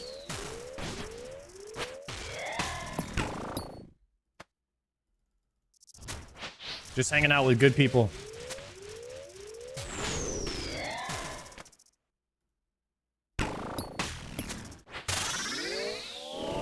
I actually had a lot of good conversations with the RS guy, Ryan, as well. He's like still at Jagex.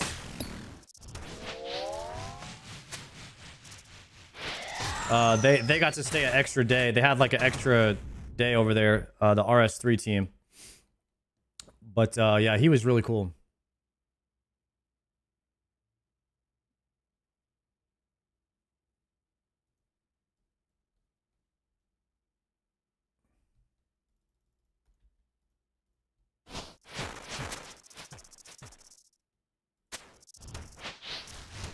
Does he work for Jagex? I don't think so.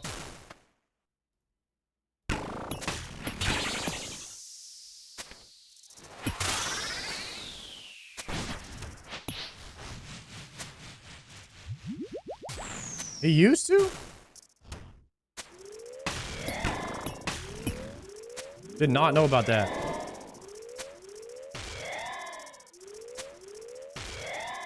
Tom, thank you very much for that prime.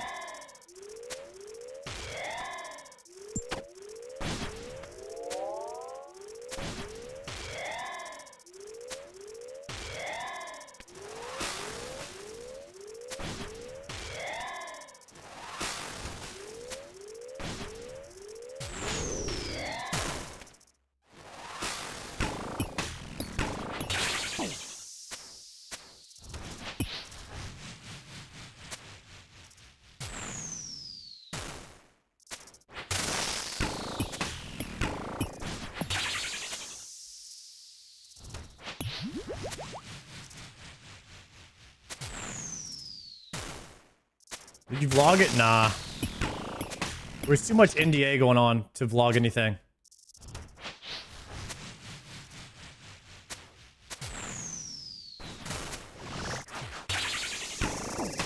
Dying on my hard cry, man. Completed. Hey, sometimes you pray opposite, huh?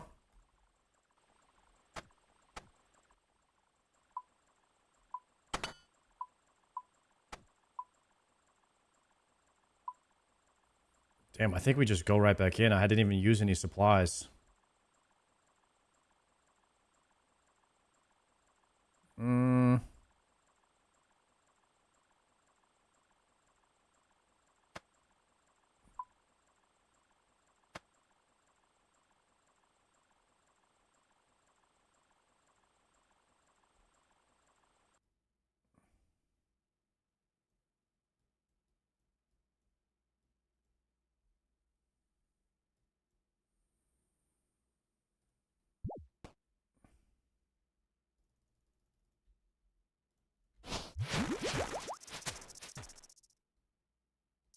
Rip.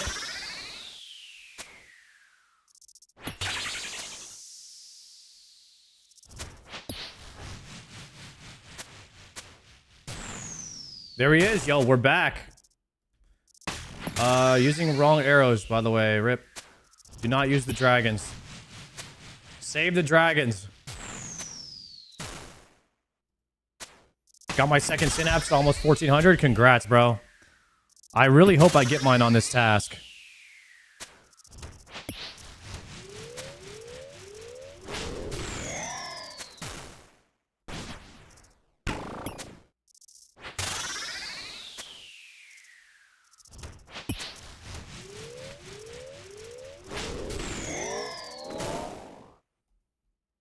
Man, I've got to pay attention to the ball more often.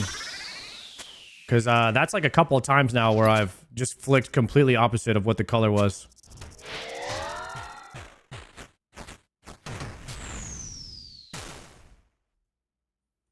Investigate, descend. Yo, Big Beast, what's good, bro? How goes Doom? Dude, I just died flicking the wrong prayer. Like, I flicked opposite. So I have like 3 delves underneath my belt today since I've come back. We're just getting started, though. Hopefully things will shape up from here a bit.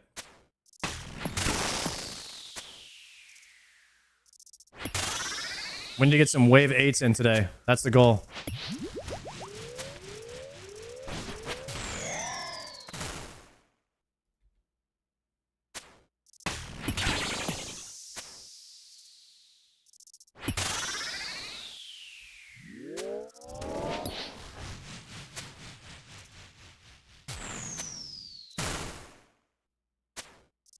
What can you share from your trip? You're gonna have to watch the beginning of the stream. We'll have a YouTube video up of it tomorrow. Or you're welcome to watch the beginning of today's stream. Probably like 20 minutes in or so. Or you could wait for the YouTube video tomorrow. On my second channel. I guess I'm just eating this damage because I'm just talking. Remember, guys, I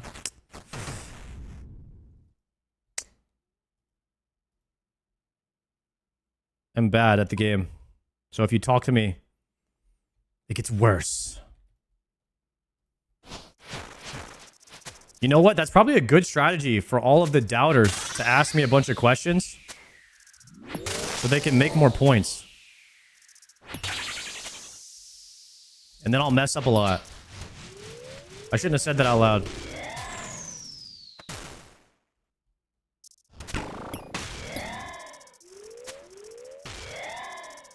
Turn it off.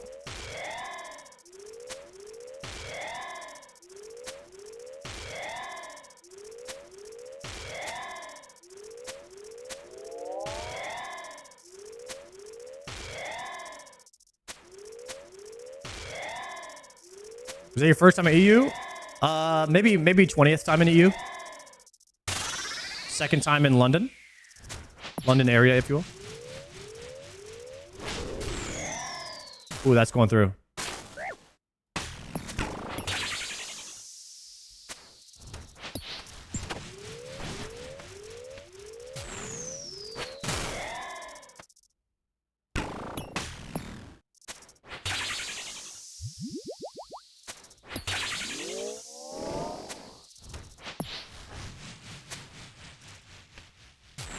Go here.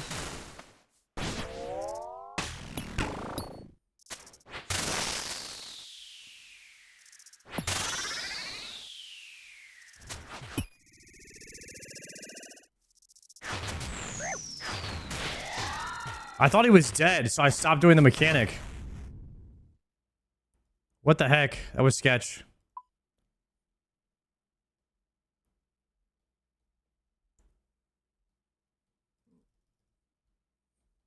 What are your thoughts on quantum mechanics?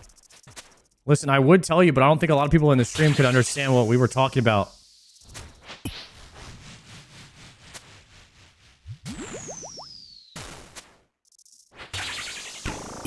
Let's try to keep it relatable here.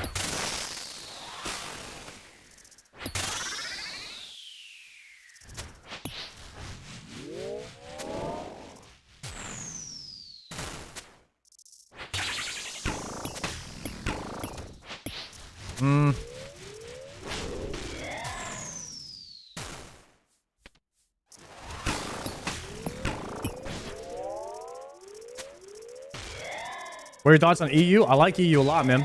I like that y'all have so many different countries that you can travel to. Pretty sure the United States is about the size of Europe. It takes a long time to go anywhere in the United States. Especially traveling outside the United States is crazy long.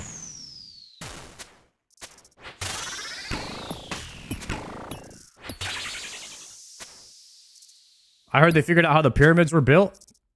I don't think so. We watched a YouTube video on it.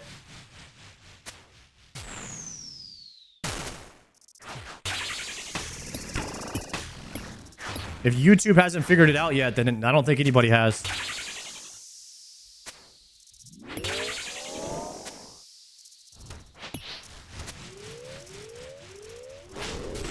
Yo, what's going on with my damage here, boys?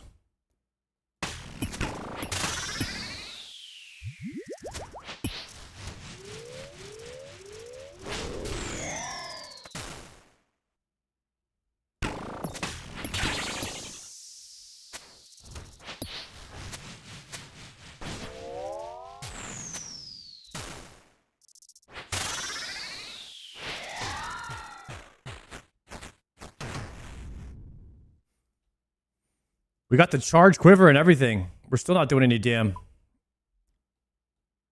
New behemoth out now? Okay, we'll have to watch it after this one.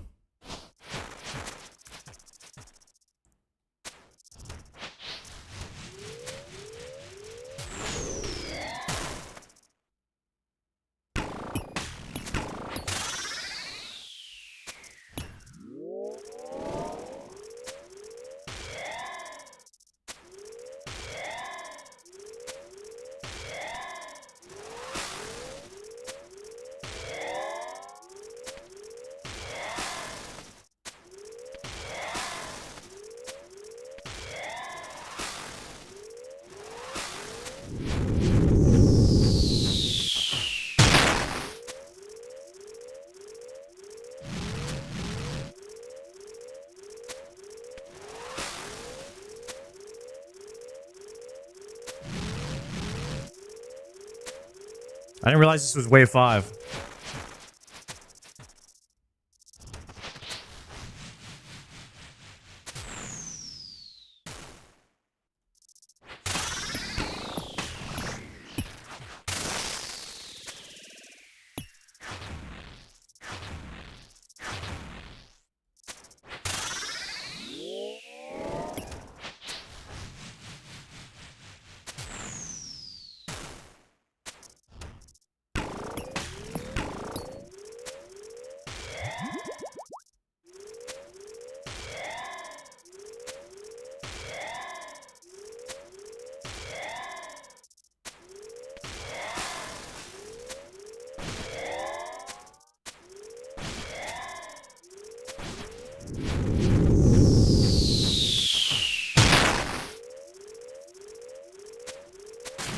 Oh, move.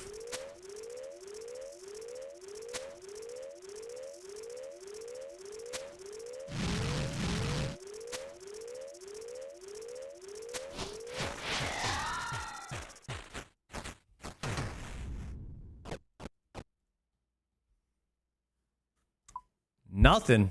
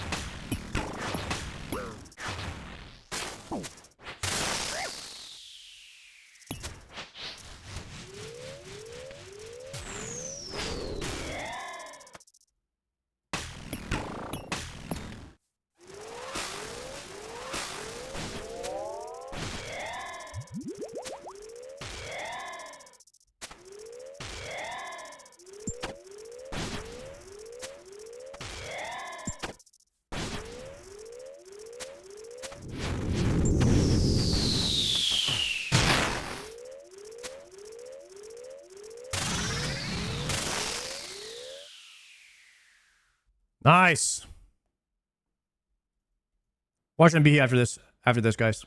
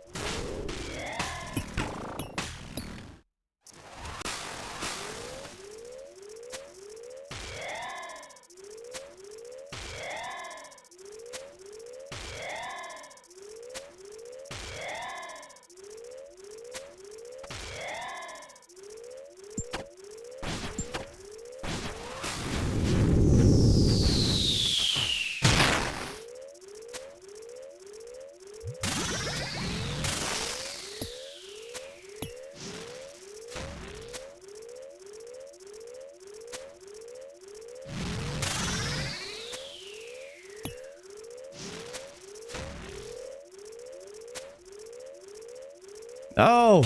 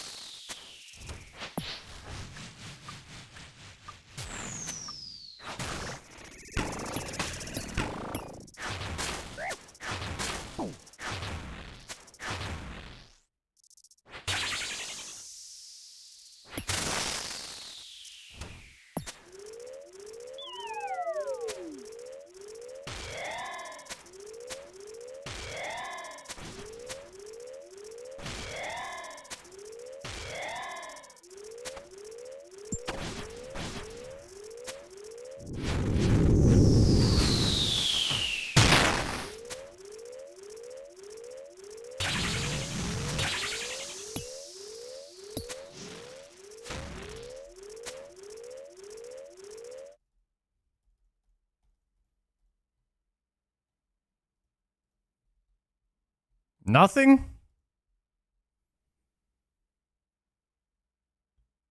Who'd you have the most fun with on the trip? Honestly, there wasn't anyone that I didn't have fun with. Everyone was super cool. All the streamers are going to make billions merching the items needed for Raids 4. You guys really think that streamers would stoop that low to insider trade if they knew something?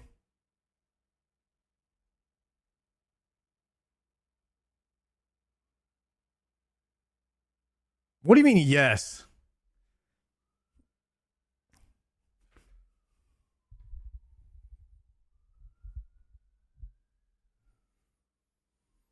EVscape would? He wasn't there.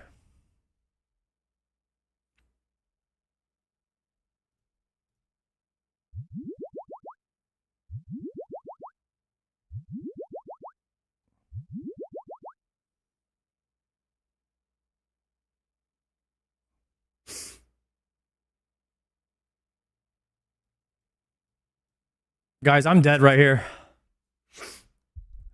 I'm dead. Wave, I'm dead.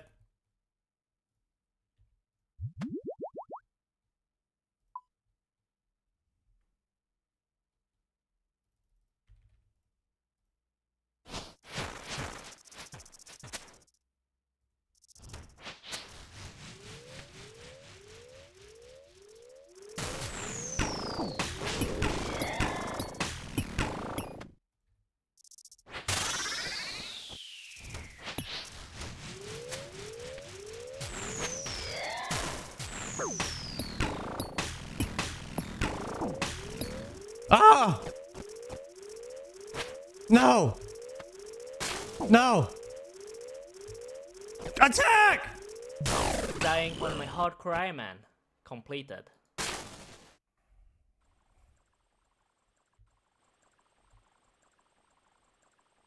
God dang it.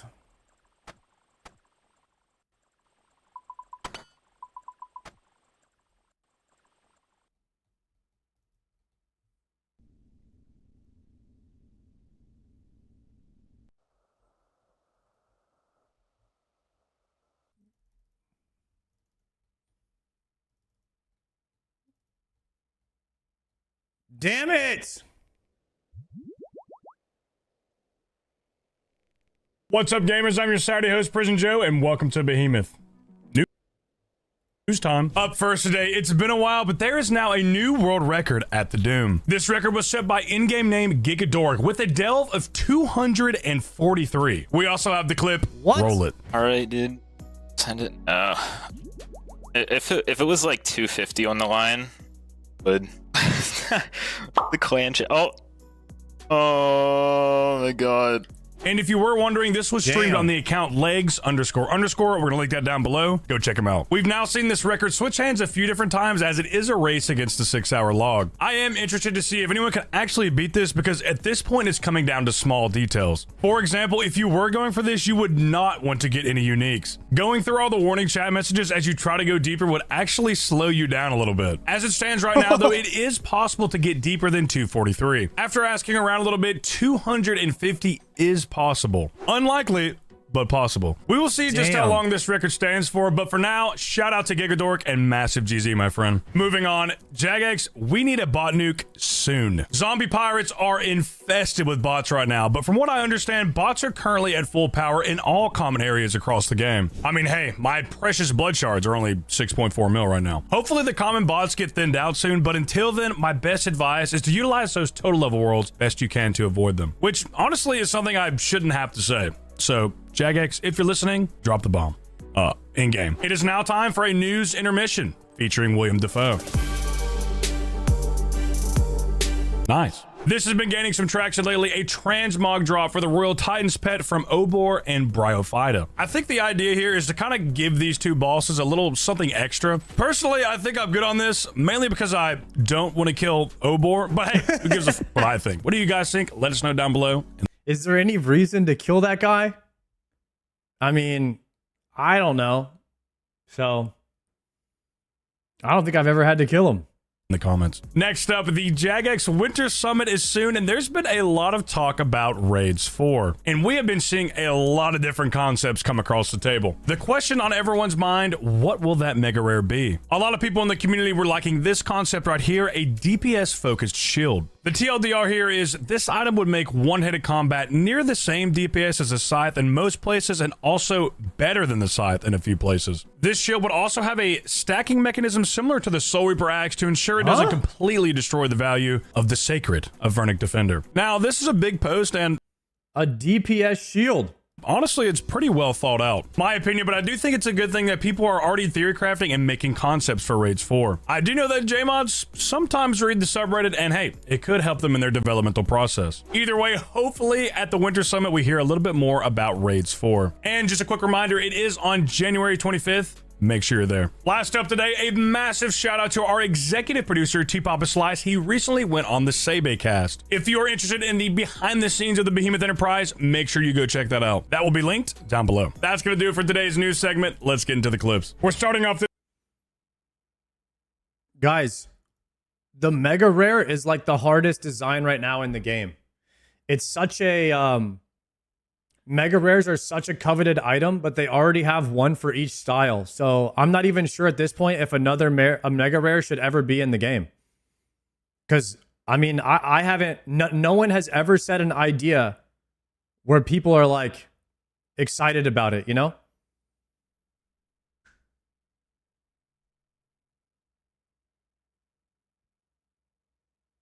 Like, what... If you disagree, say a Mega Rare right now that everybody will agree with. Like 70% or higher. Say a Mega Rare right now.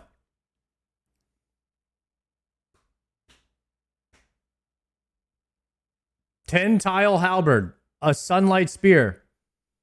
A Stab Mega Rare. Crushed Gloves. Brimstone Ring on steroids. I'm down for the AK-47.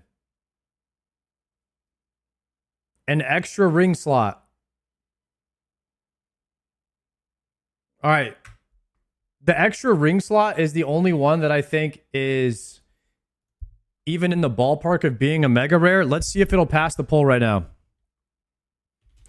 Is an extra ring slot the next... Or would you be okay? Would you want 2 rings as next Mega? Yes or no? Okay, we're going to do a poll right now. And see if it'll pass 70%.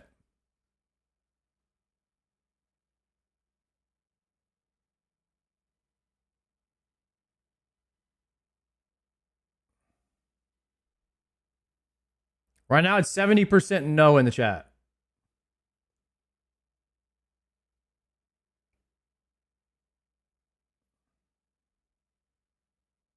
Your chat is so cooked. I mean, to be fair, my chat might be like a little bit more skewed than other people's chats or whatever, but either way, it's 1,000 people in here. There's maybe like 200 people voting. It's probably a solid reflection of what the community would think as a whole. I could be wrong as that, but for the most part, there's a lot of different levels of people in here. And I don't know if rings are going to make people excited about a mega rare at the end of the day.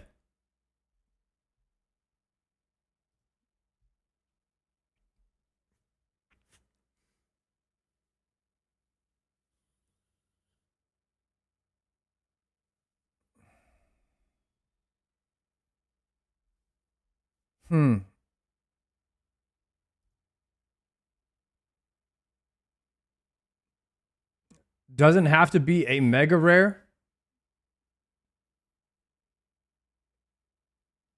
A Vernic cape, combined all capes into one. Well, first off, there isn't even a magic cape yet, so they need to make a Mage Arena 3 or something soon. Because that definitely needs to be a thing. We need more Inferno. We need Inferno 3. Why does the new raid even need to have a mega rare? I don't think it does. That's what I'm saying. I don't really know if it needs to have that. Today's clips had everyone's favorite, the Wilderness Agility course. So Zeus, if you die, you will lose your looting bag. There's no way to prevent that. But the tickets drop them on the floor if you're about to die. Yeah.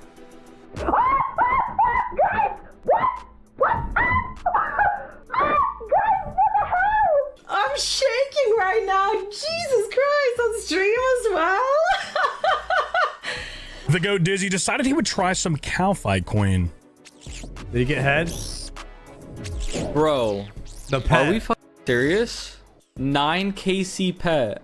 Yo, what the fuck? That's like the lowest case I've ever gotten on a pet. What the hell? Looks like Rice.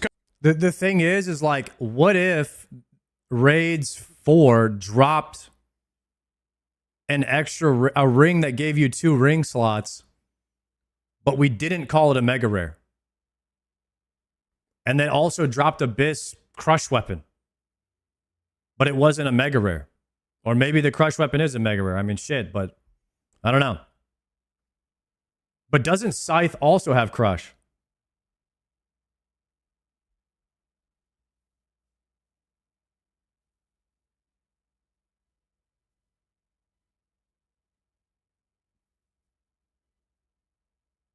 Remove Crush from Scythe and have a Crush Mega Rare. Scythe has Crush, but it's not its primary. So you would have to do a Stab Mega Rare that's better than Fang, a two-handed Fang, or a two-handed Crush.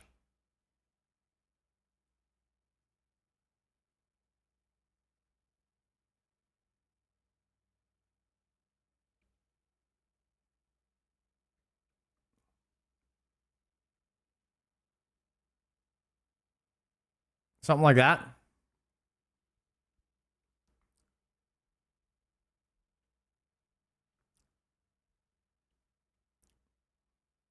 It's always a weapon. Otherwise, it just doesn't feel great.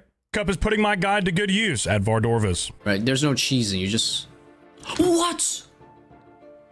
What is today? Oh my god. How am I getting everything but the ring?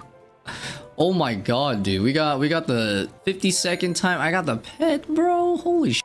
I knew today was a lucky day because we saw a bunch of clan members get like sights and like, you know, 50 KC pets. Let's move on over to one of RuneScape's top grinders, JCW at the Corporal Beast. Happy Friday, Beast. Ooh. Oh my god. It was the Arcane first. Yo, let's go. Oh my god. We're not free. We still need one more, but I'm actually so happy. How do you even make this?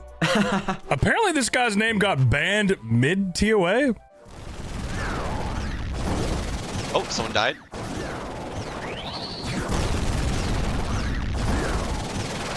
Wait, why is their name weird? Was their name always that before, chat? What is that name? Hashtag 01. Did they just get banned? That's all. Like, did they just get banned? Why does their name say that? Wait, what? Some context for this fella's iron here. He just got a Tebow and a dupe Tebow. Now this. No way. The Zarvan? Bro, nah, bro. That is crazy. He got Zarya's Vans. Gone, bro. The Barrows gloves are gone, bro. Nice. Ladies and gentlemen, it's time for the daily TOA Purple Chest. Come on, save Behemoth, ready for 20. Guys, anyone holding a shadow always gets a shadow. Prove me wrong. But if I get a shadow, genuinely, this is what I'm missing, man. Come on, let me make it a moment. Come on, please. I want you more than anything else here. Lizzie B coming, please. No, I don't want a light bearer. Oh my god, please no. This looks like a ring. Mask, bro. No. Oh my. It looks Dang. like ward. Like it looked like it was a. Oh my. I've got weight and reach as well. Moving over to Pop-Offs, doing some Whisper on the Hardcore Iron Man. Oops. I had a feeling I was a tick late there. That's -1 angler. Oh, -2 anglers. Oh, why is it always when we're getting destroyed we get drops, bro? It's always when we're making mistakes. Like, I got the Oathplate legs the other day and I was just getting fucking destroyed, and then I get Oathplate legs, and then there we go, second gold ring. It's a movie. Oh my god, are you kidding me? Back to back, we're done. Back to back, back to back. The Let's Bellator go, dude. Vistage. I'm not gonna lie, I'm a bit salty. This guy got 3 pets in 5 days. Crazy.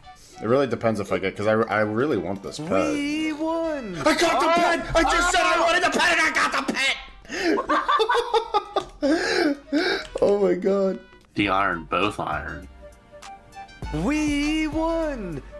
I just got the beaver pet. There's no Wait, way. Matt. I just got the woodcutting pet, I swear to god. Holy. Oh my god, what?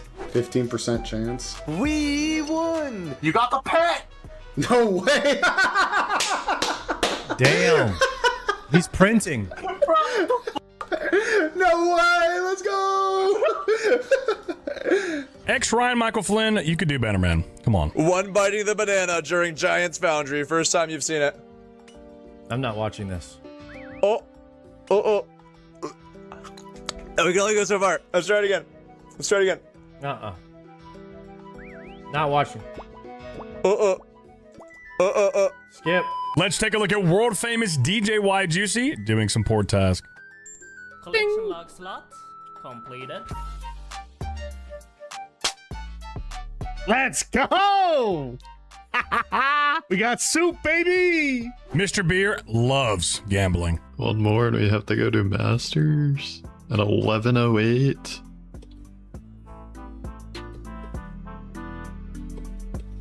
I'm literally Seder.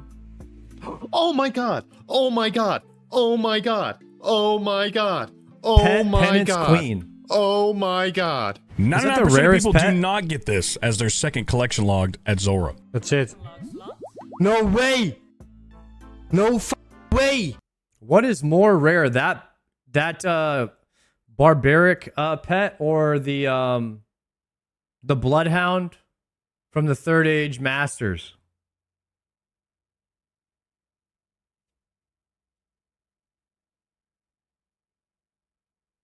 The Barbarian Assault is the rarest. In terms of players that have the pet, the Penance is the rarest.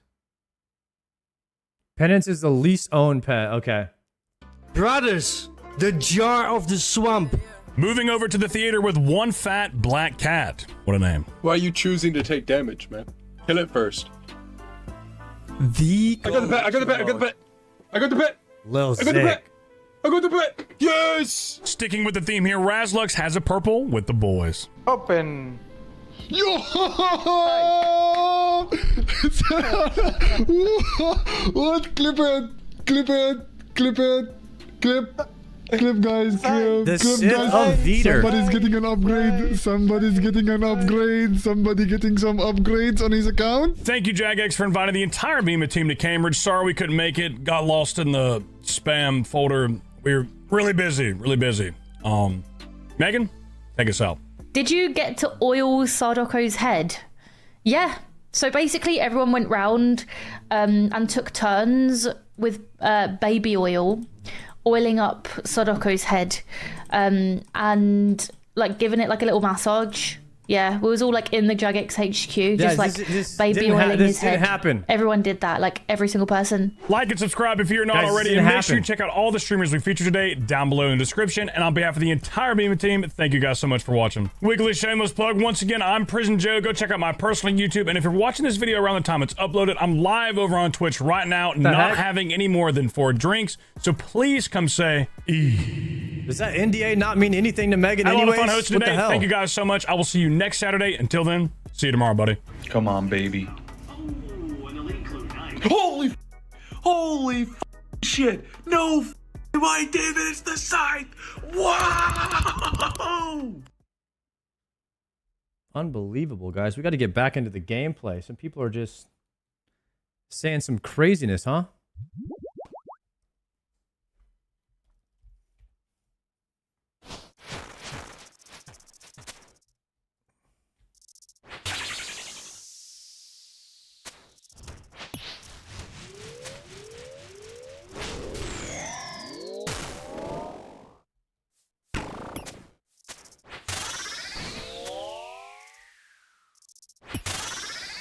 Yo, Megan's been saying she's been popping off recently, huh? Earlier, she tried to say I was sleeping with Savix. No, I took a video of Savix sleeping. I had to clear that up for everybody.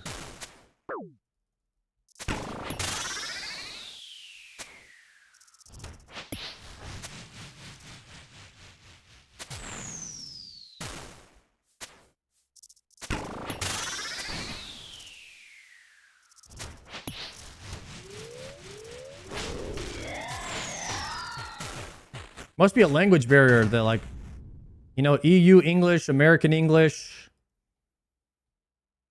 They don't know what's going on. The British. It's fine. We'll chalk it up. We'll chalk it up to a language diff.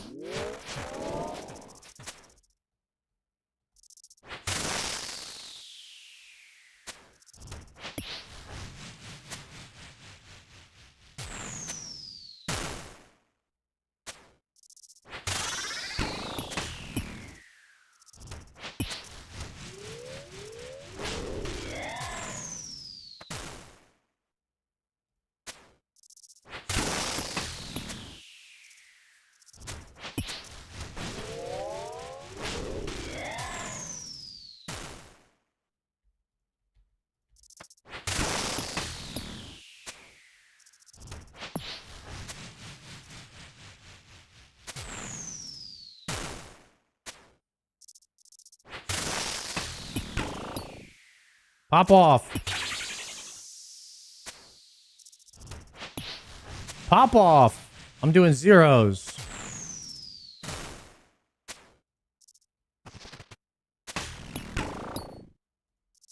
Big damn.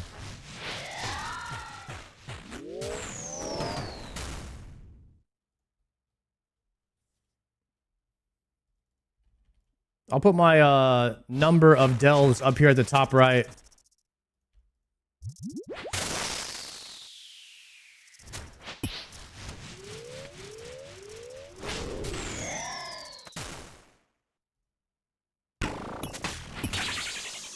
That way people can see how dry I am over here.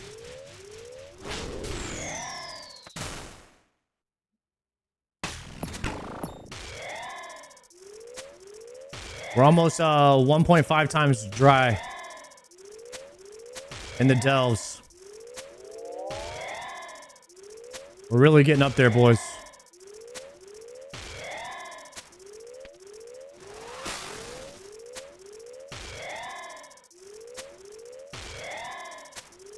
Any drops? You can see my drops at the top right here. See where it says 0 next to everything? Story of my life, guys. Story of my life. Some of you guys wouldn't understand how it is to go dry. Some of you guys wouldn't understand. All you spooners in the chat.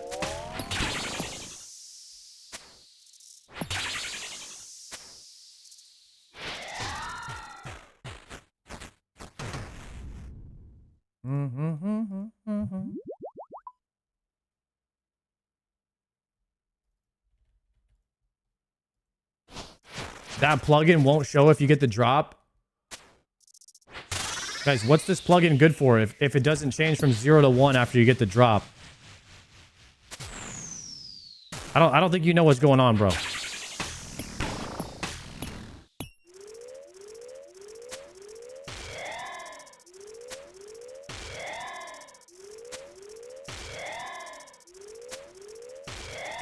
Oh, hit that. Oh no, wrong weapon. Attack.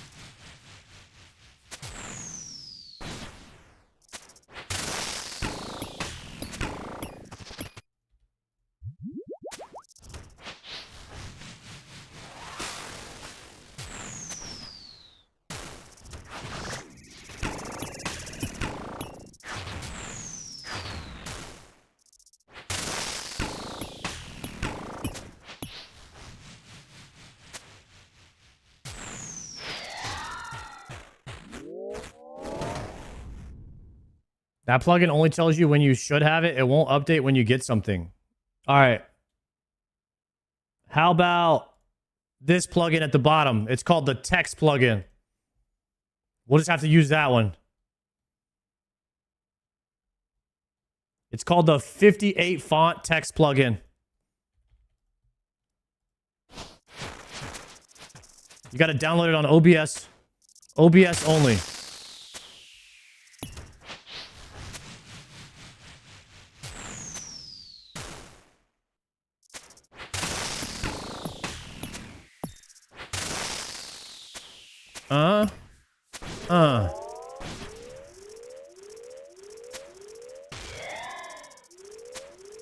Yo, Bremner, thank you for the tier 1.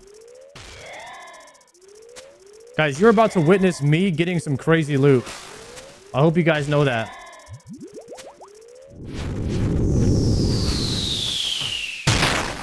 We've earned it. Trust me on that.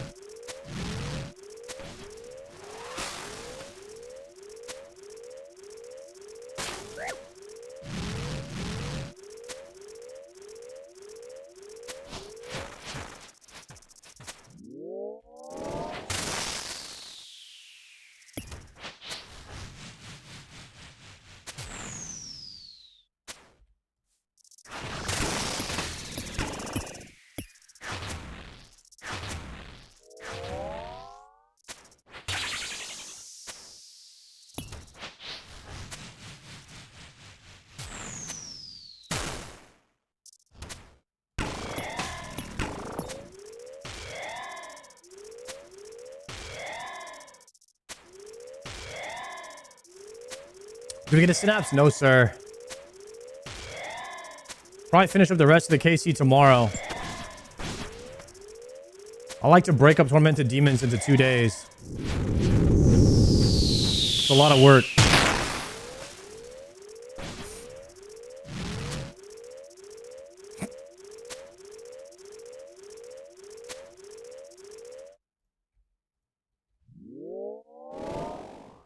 Investigate, nothing, descend. Genuine question. MST Lobo.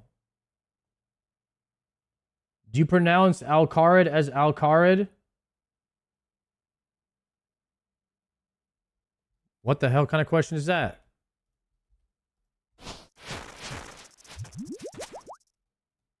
Skip.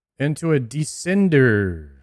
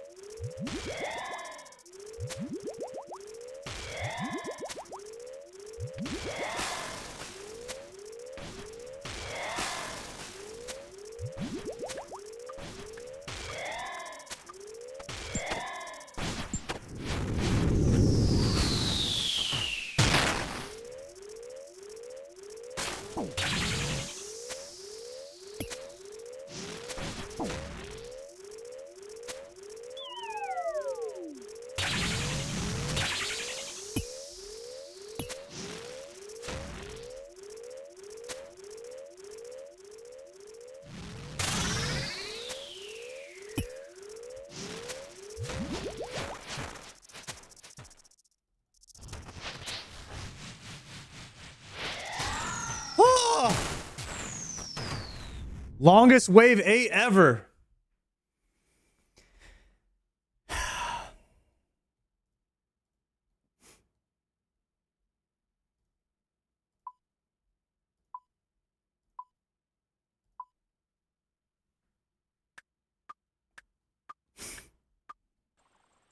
Damn, bro.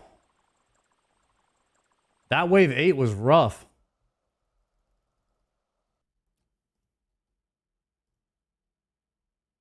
Add the glowy emote and then you'll get a drop. Is that what I need to do? The glow hole emote. Is that an RNG booster? Instant prayer switch within instant inventory plugin is real nice. What? Will make a difference for getting the spec off in your punishes on 8.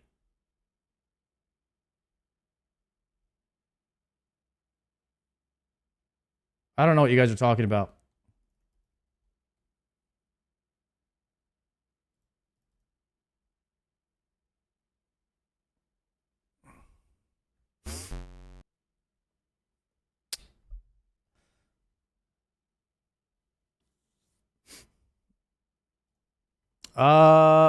Am I praying? Oh, that's somebody else. Pants off for better RNG. I'll think about it.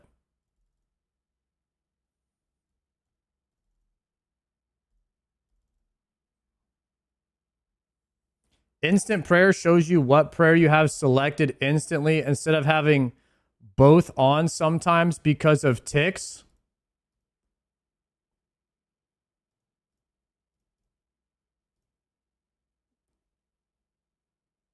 You mean like when I click one to the other, it will get rid of the other one instantly?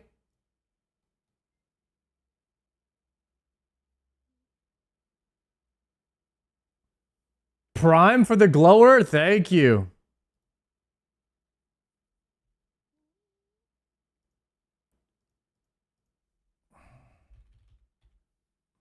Instant prayer?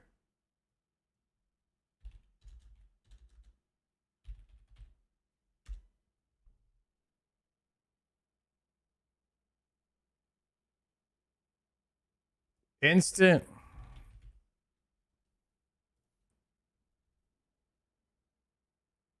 Instant inventory.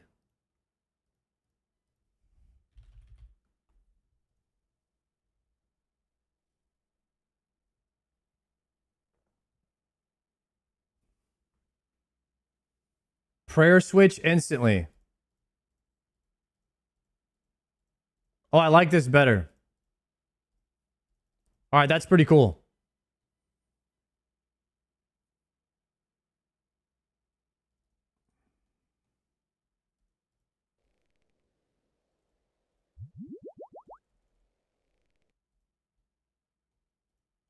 It takes away the delay on your prayer switching so you know which one you have clicked.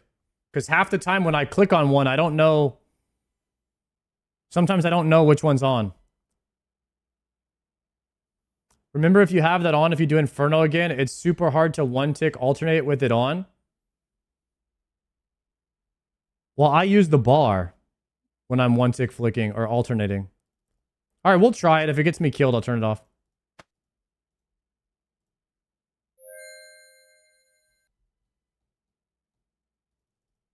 You know what I mean though, right, Sard? You hit with your Chally, but you never spec.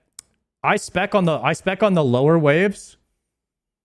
But on wave 8, if I'm in a rush, I won't spec because it's an extra tick that I don't have.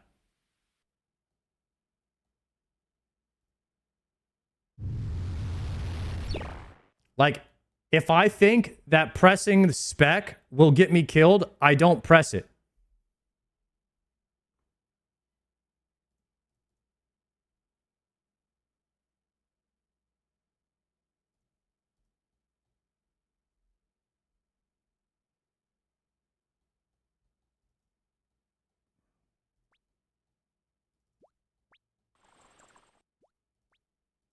Better get used to specking and deep delves. Guys, listen, when someone is learning something, you don't tell them like everything that they're doing wrong all the time. If I'm clearing it, it's good, and you have my commitment that I will try to spec more often. But if I'm telling you as a learner that doing that will get me killed, then you got to just be patient with me. I will try to work it in. Skip piety? I definitely am skipping piety on... I'm probably definitely skipping piety.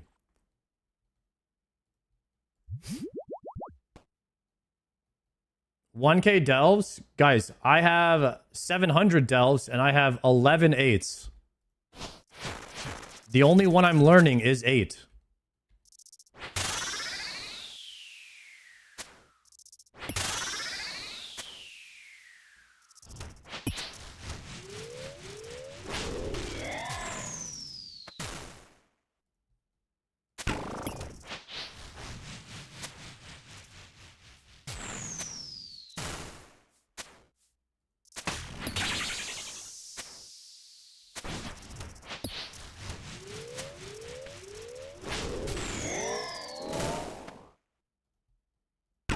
Never done Doom? Watching it to make it easier? Yo, you got this, bro. I'm a personally, like, I don't really learn that much by watching. I have to, like, be in there and just fail a bunch of times. So that's always my advice if you're learning. Just like get in there and fail a bunch.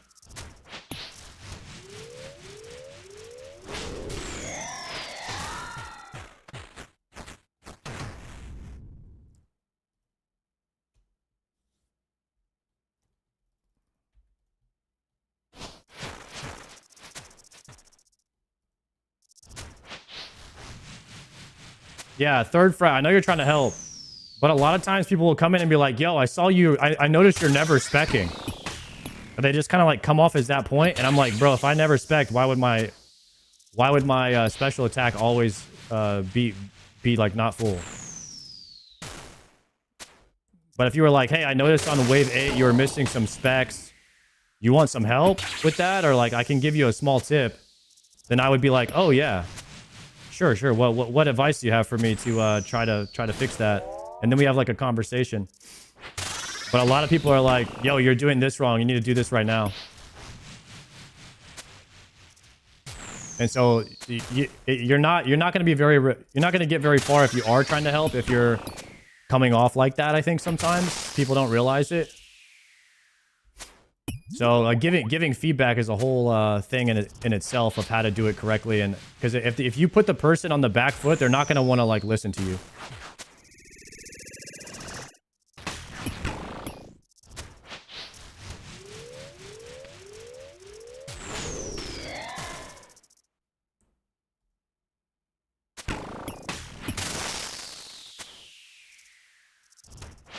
I'll give you a small tip, but it isn't advice.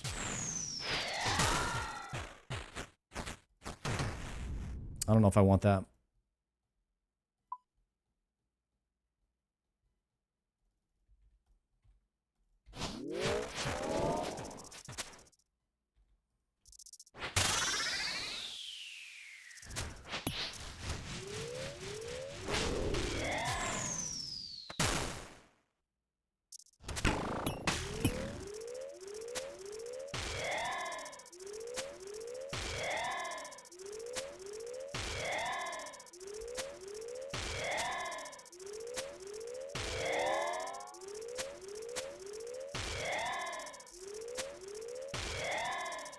All good, third.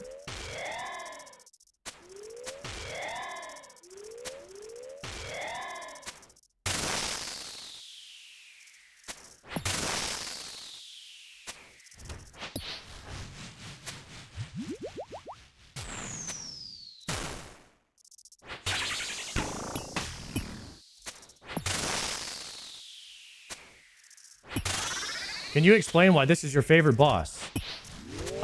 Yeah, like the learning curve of it, I would say is the most satisfying. Because you actually have to get better at the game in order to clear it. There isn't really like any RNG. You either do it or you don't, and you can do it every single time. It's not exactly like, I mean, there is a little bit of RNG with the way, like with the stuff on the ground can be more annoying. But I do think that Doom with the movement and the overhead prayer flicks is really enjoyable. And when I'm learning it, I can tell if I really enjoy something by like how fast the time is going by. And I swear I could do Doom for 8 hours and the time would just it would just fly. And I think that's like a key indicator of if you're enjoying something is how fast the time goes by when you're doing it.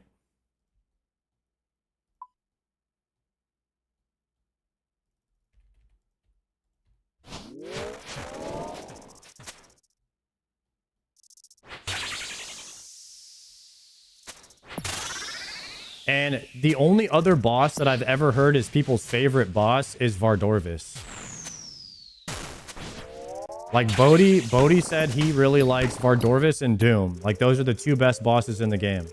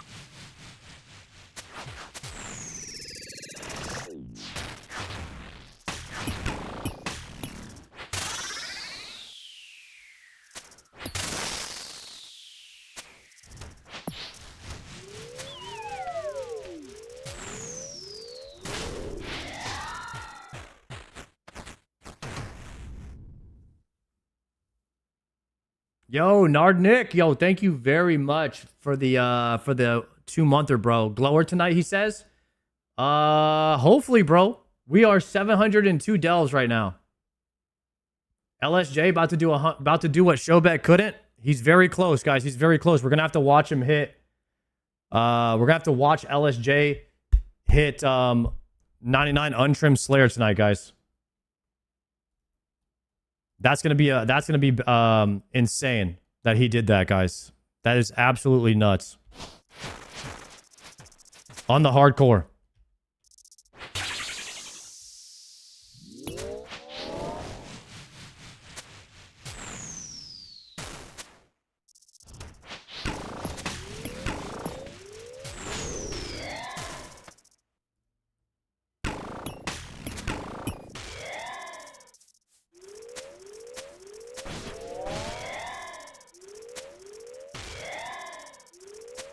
Oath plate shards from Yama. Is Palomar doing oath plate grind? Damn, bro. I gotta get a synapse soon.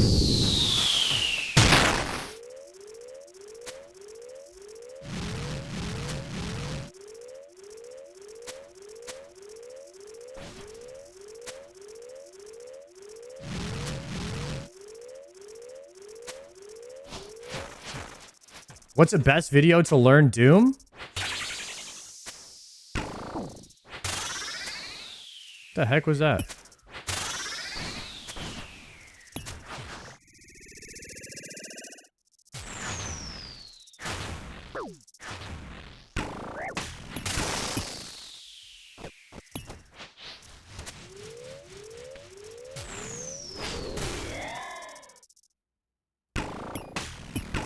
Are there any good learning videos for Doom? I watched No Monkeys, but a lot of people are saying that that one's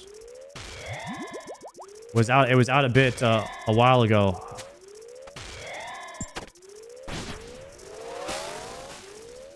Oh wait, can you type in chat? What was the command that we added for the video that I'm using for Wave 8? Actually, I don't know if that's good for learners.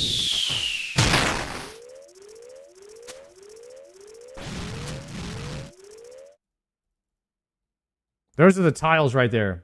The Doom tiles. Those are the tiles that I'm using for the deeper delves.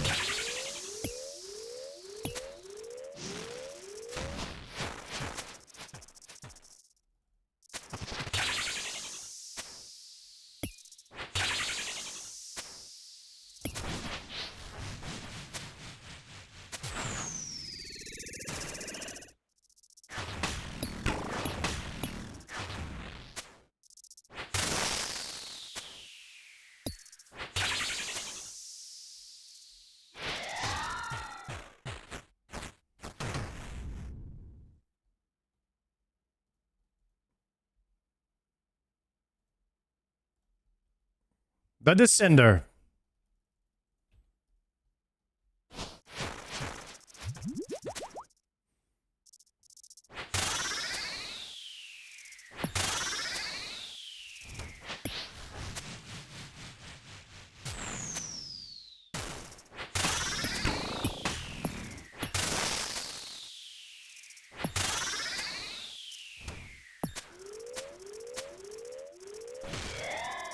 I hit those too soon.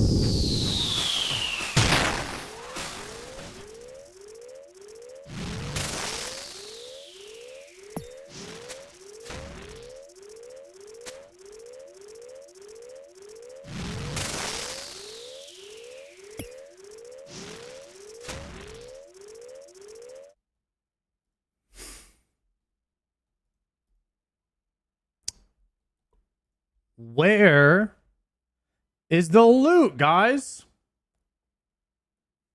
Yeah, what up, Zuck?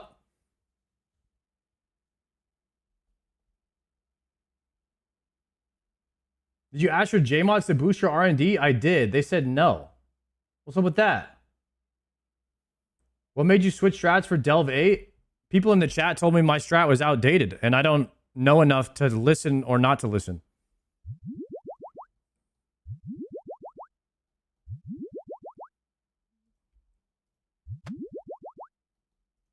That's about it, I guess.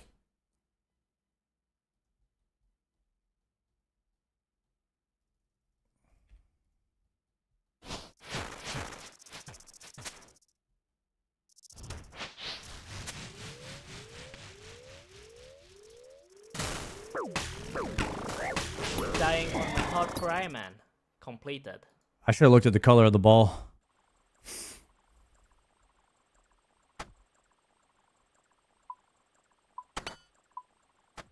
I guess wrong there.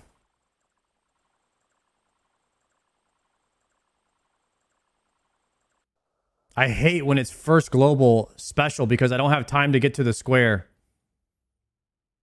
And then I'm moving while the ball is coming out, and the only thing I'm really looking at is the timing of it to try and run, and I'm like running to the square while I have to time it and move. That shit's ass.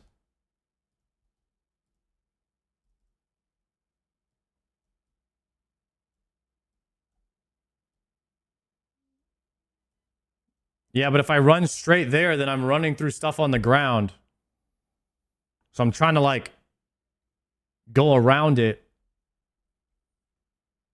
Maybe I just run straight there and eat the damage.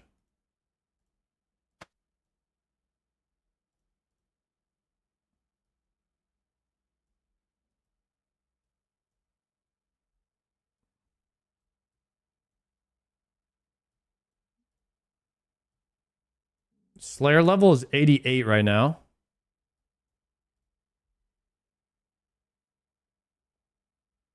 We'll probably hit 89 Slayer tomorrow. We're doing 4 hours of Slayer every day.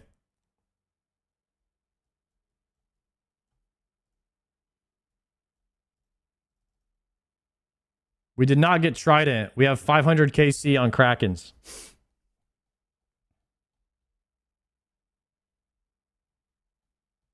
No Trident. Unfortunate.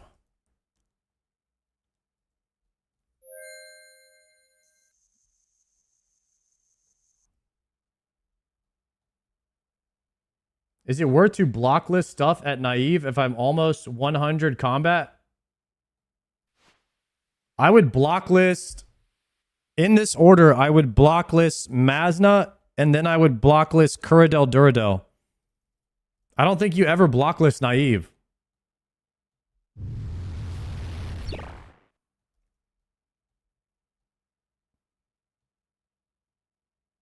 Naive blocklist if you want Inferno tasks.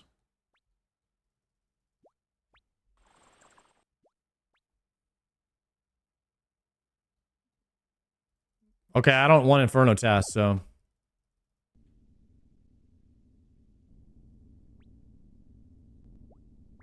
So you do Mazna at first for points, and once you get about 500 points or so, then you could start working on Duradel.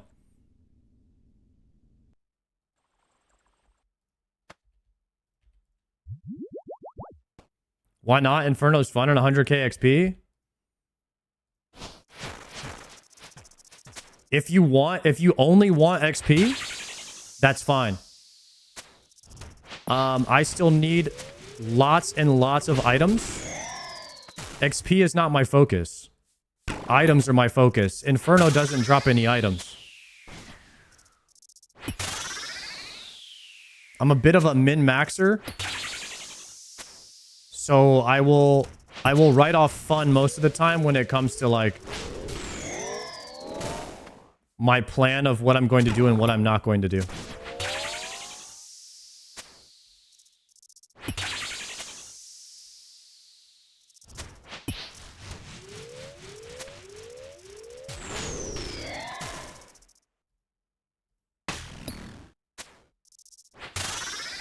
Also, there is about a 75% chance, maybe higher, that I don't finish that. Which would make it more inefficient than meleeing Bloodvelds to do an Inferno task. If I were to fail it.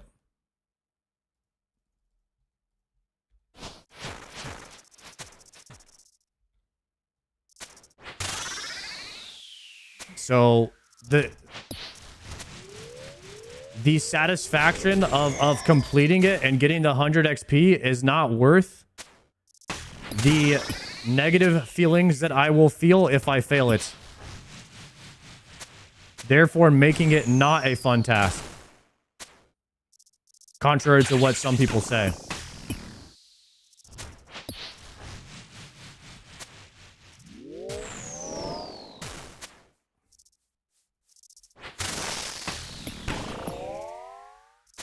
Kind of like playing League of Legends. You feel 1% good when you win and 99% bad when you lose. That's why I try to avoid playing those type of games.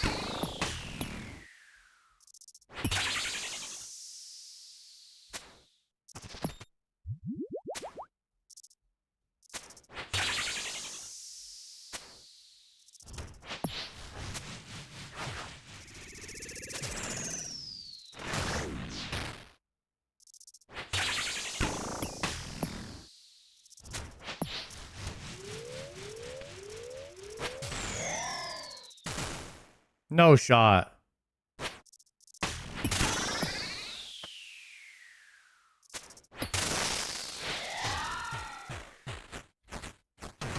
I thought that stab was going to kill for sure.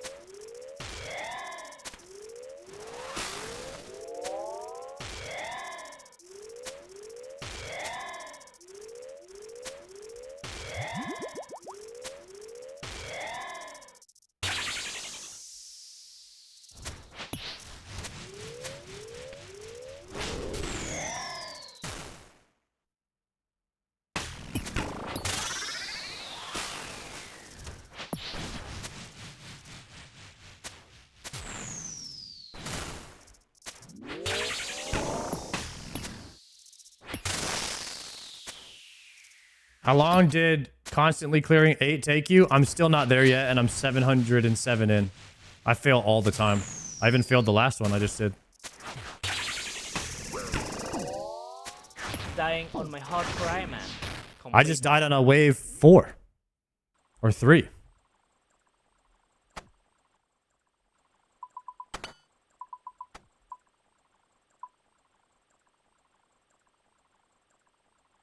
There's no way I'm clearing wave 8 every time.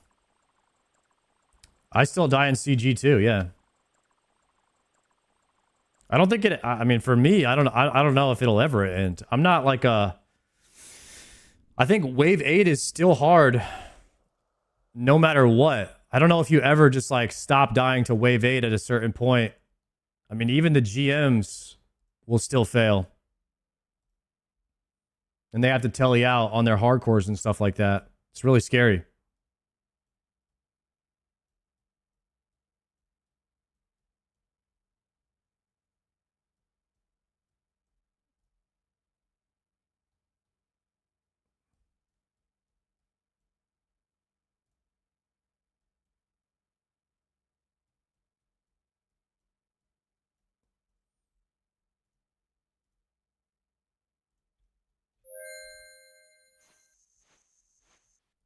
Any hard content can catch you. That's what I'm saying. You're never immune to it.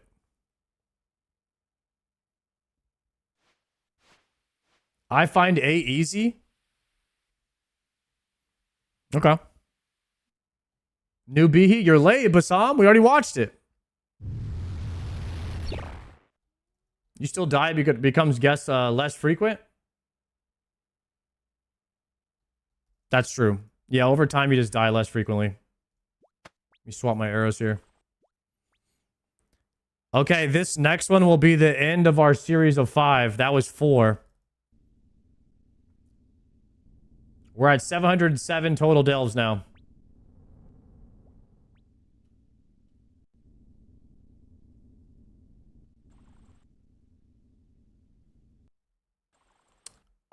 If you have Tebow and ZCB, you do a lot more damage, so the delves do become easier. Like, what I've realized is everything in this game becomes easier with more damage. I mean, that's the same thing in every game, though, so...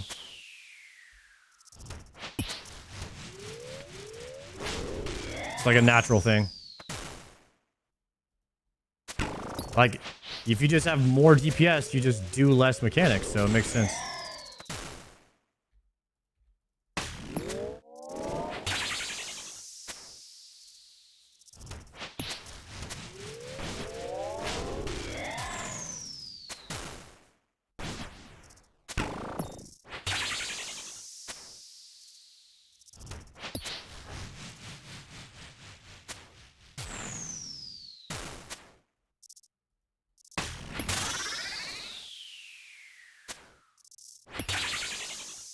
Pump.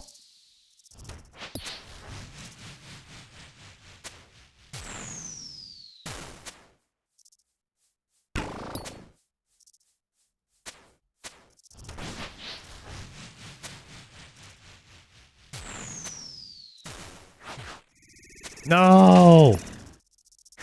No. I risked that hard.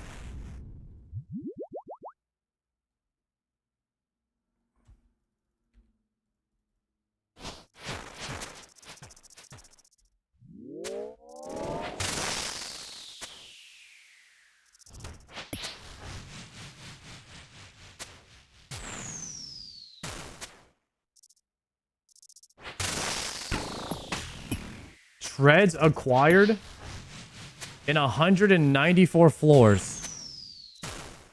Damn, bro. You spoon that. Congrats, bro.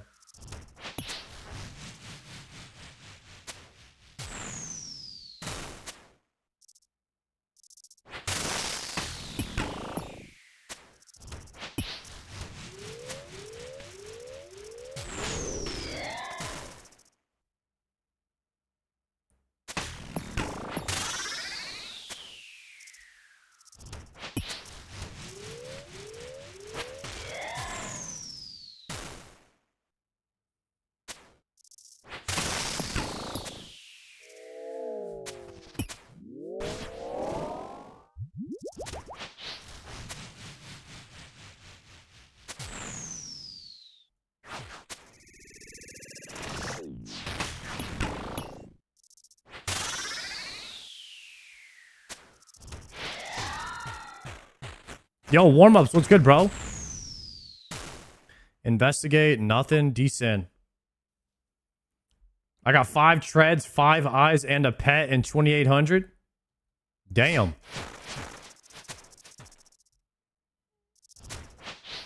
I will say if there is a grind you're going to go dry on, I don't mind going dry on Doom. Because Doom is a fun grind. There are some grinds that would suck, though.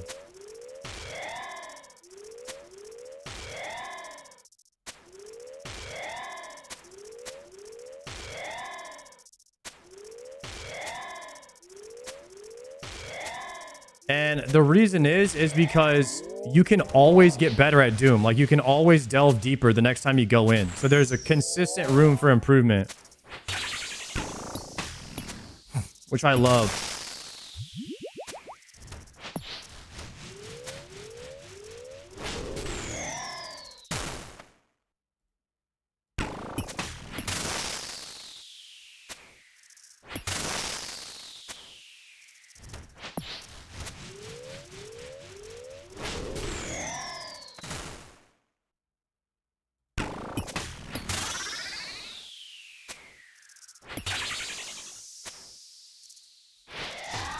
Nice.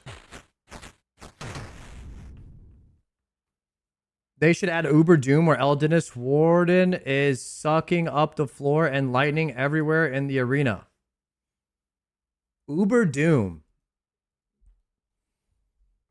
Maybe they'll do a leagues like that one day where there's just extra mechanics on every single boss.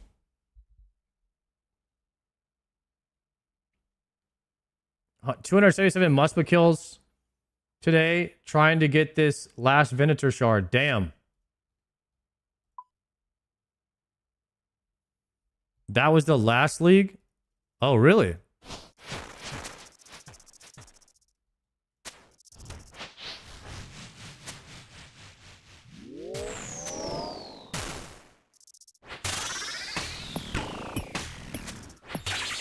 Echo bosses were sick. So it's just every boss, but harder?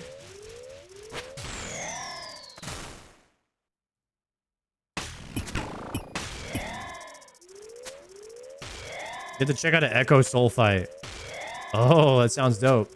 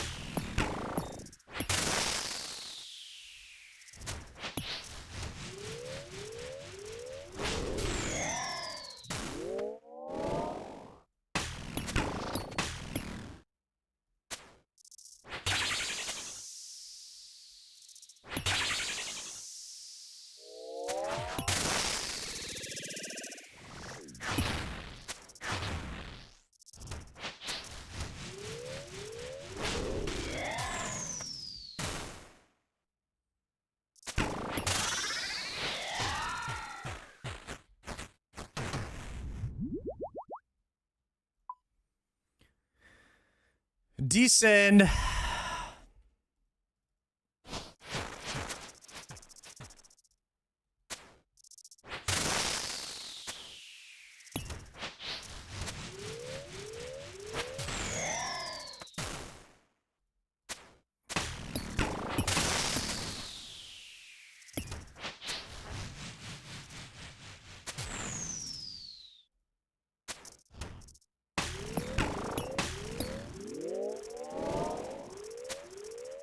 Oh, surely we get something here, guys.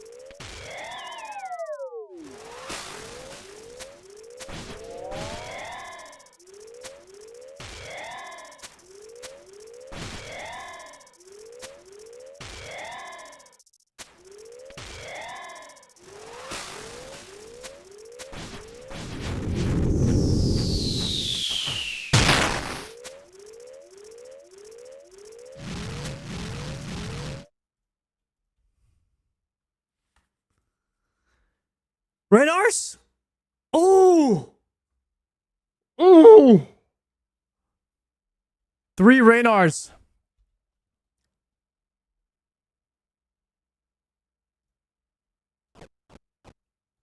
Oh my gosh.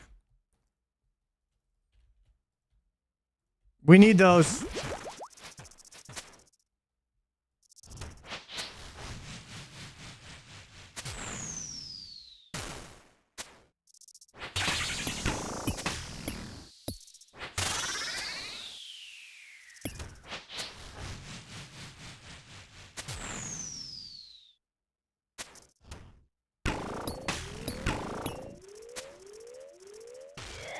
Most unluckiest acid placement.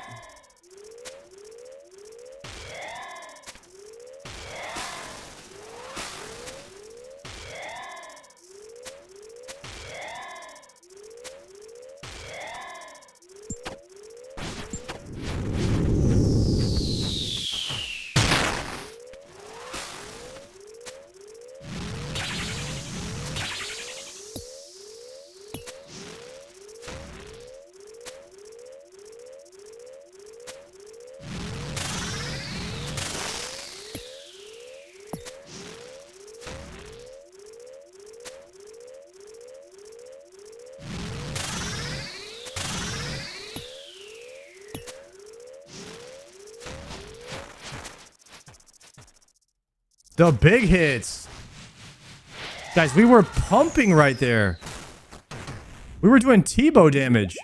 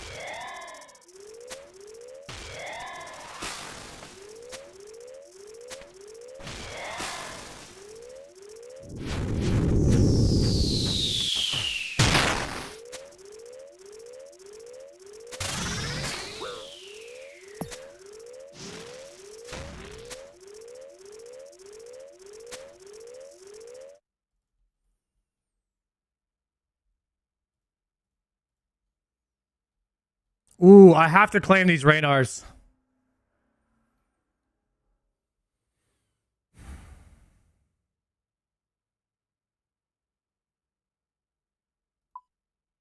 Can't do it, boys. I have to have them. Iron Man things. Sucks, but it is what it is.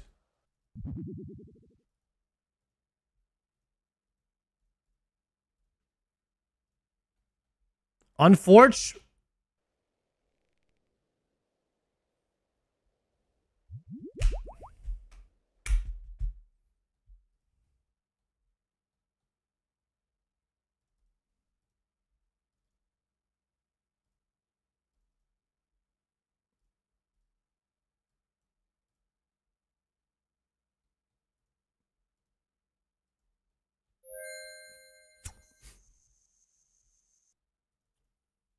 Yeah, we could send 5.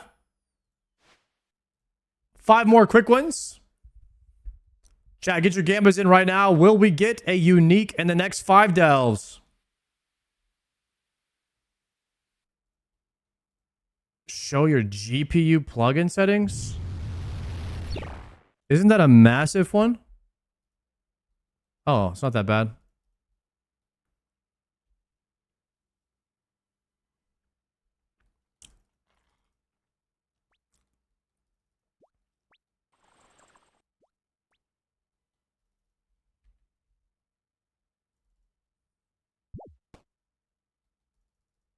How are you setting yourself goals? I just asked chat what I should go for next, and what the majority of people say is usually the right thing. It's kind of what I do.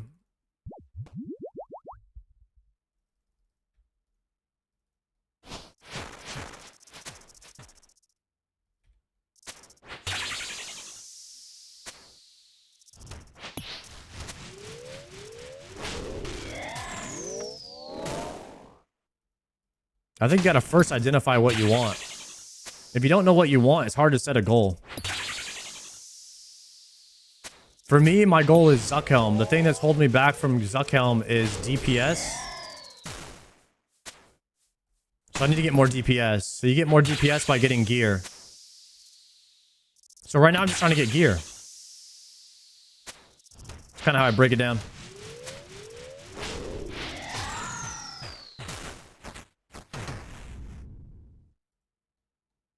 You need to learn Coxton, Tebow time? Not necessarily. There's like a lot of other upgrades that I need.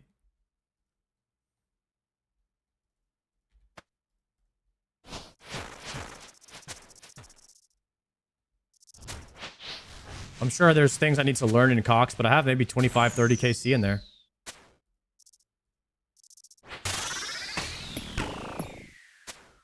I'm not sure if solo Cox is the best way to get gear either. Because a lot of people are like, you should learn solo Cox. But I'm actually not 100% sure that that's the fastest way to get loot in there. I think the fastest way is to learn like 3+ boost or something.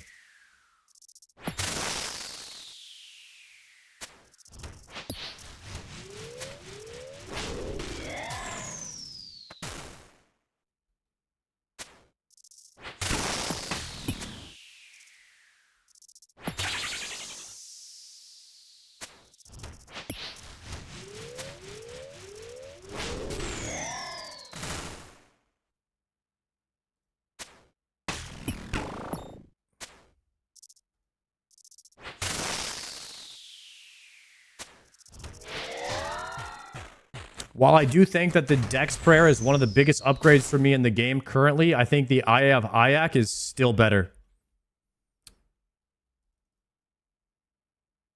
Because I have a Warp Scepter.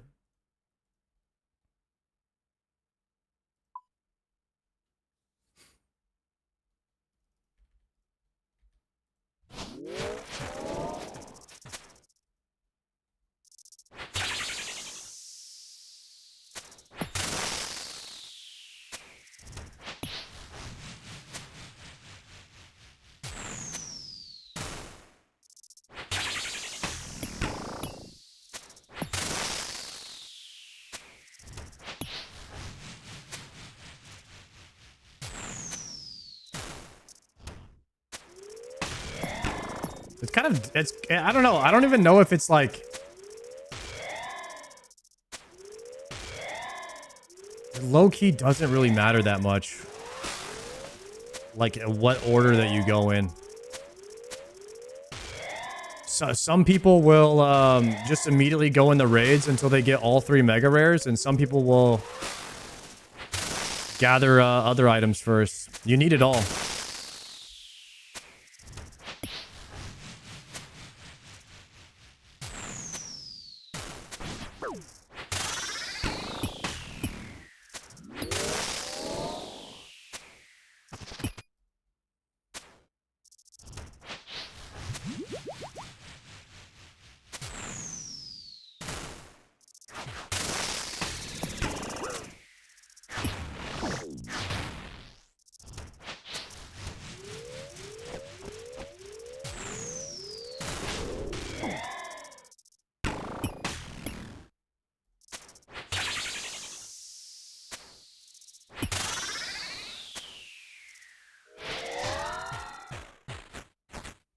That was Delve 3.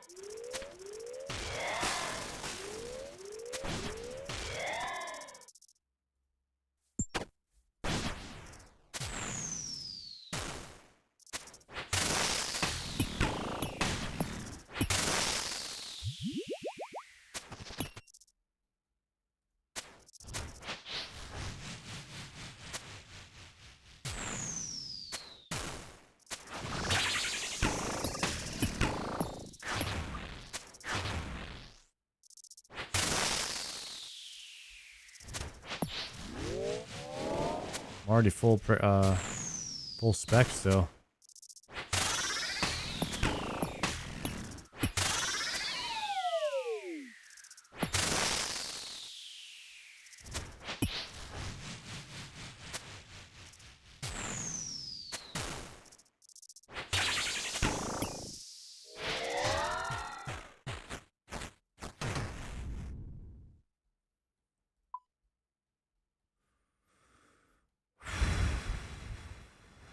A little bit of time left to Gamba if you want.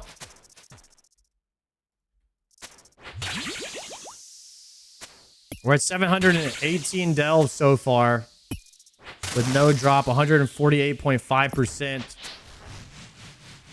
chance of seeing something right now.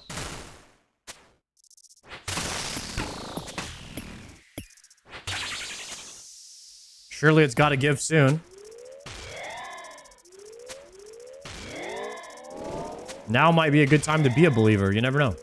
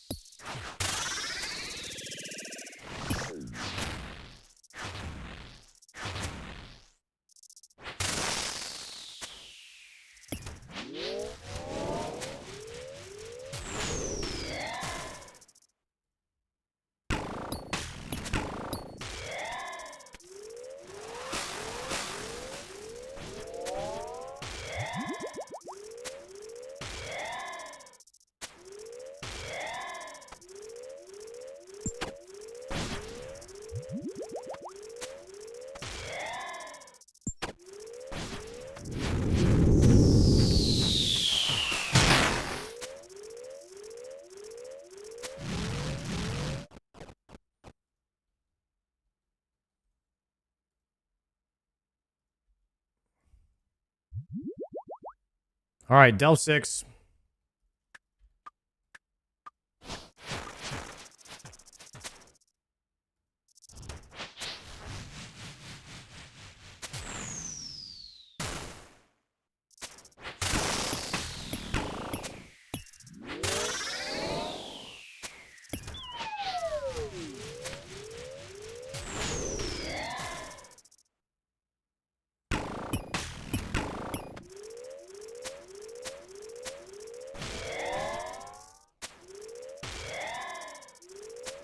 Yo, Daz, thank you for that prime.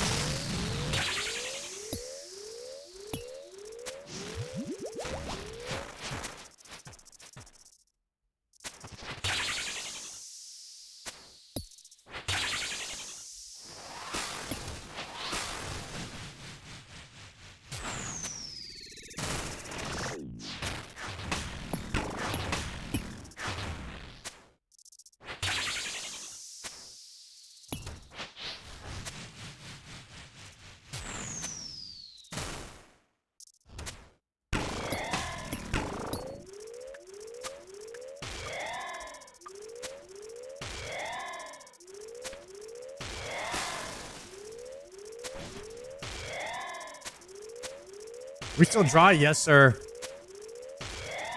It's rough out here for me.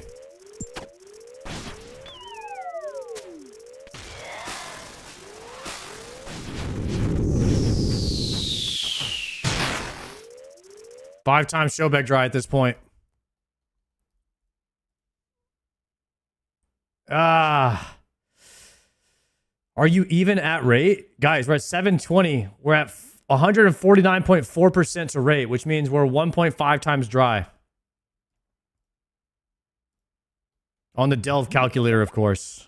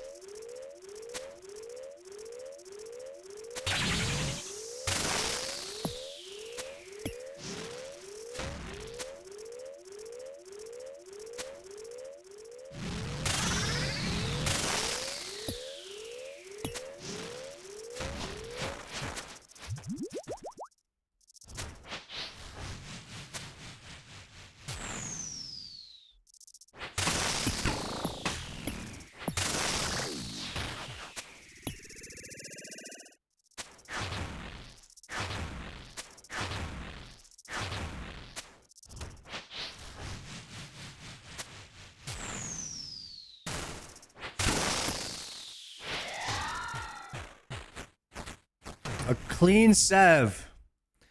A clean 1 million GP looter.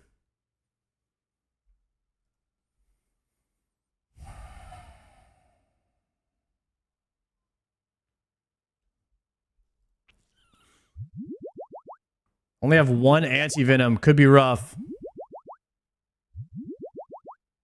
Any first time Dune tips? Watch a guide online. Don't ask me. That'd be my first tip. Not even trying to be rude. I just suck. I'm not the guy you want to be taking advice from. Never sit still with the 20-monther. Yo, thank you very much, Mr. Never Sit Still. But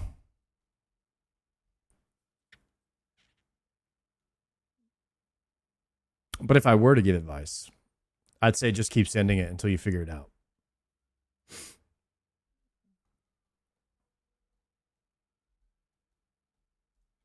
Okay, boys, we're gonna descend here. Hit him with the Descender.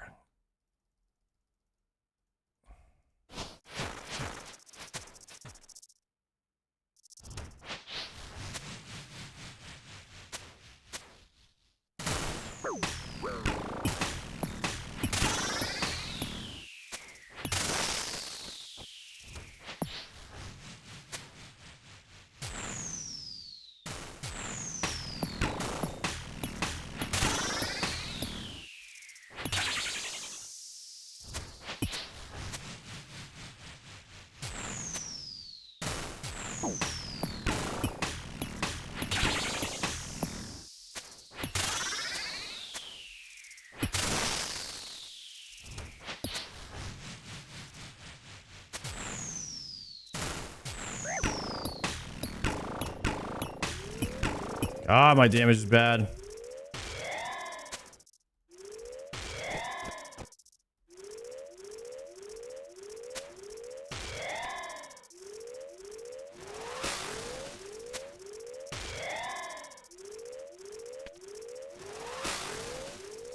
No! Misclicked all that.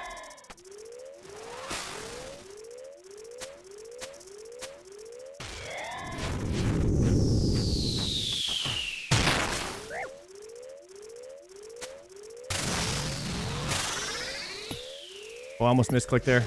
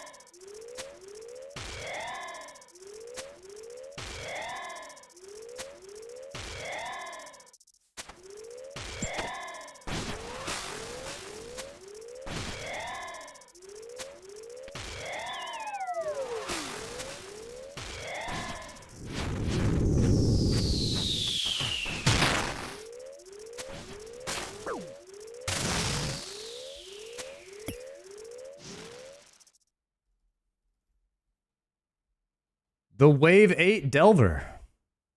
1.7 million GP. Look at all that prayer XP. That's a lot of prayer.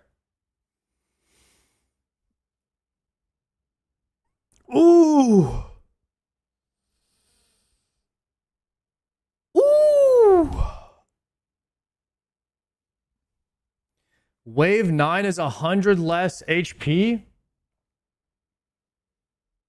Do we overbrew and send it for a Wave 9er?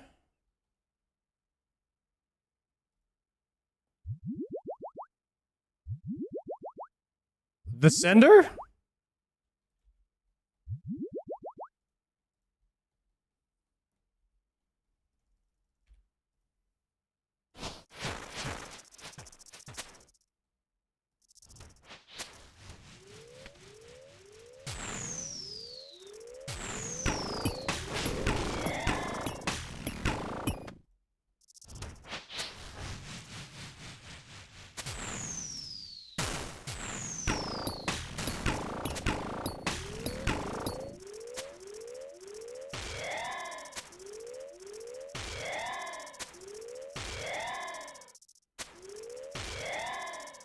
No, I don't have any anti-venoms. I have to take these damages. I actually cannot get hit because I have no anti-venoms. I should not have delved here.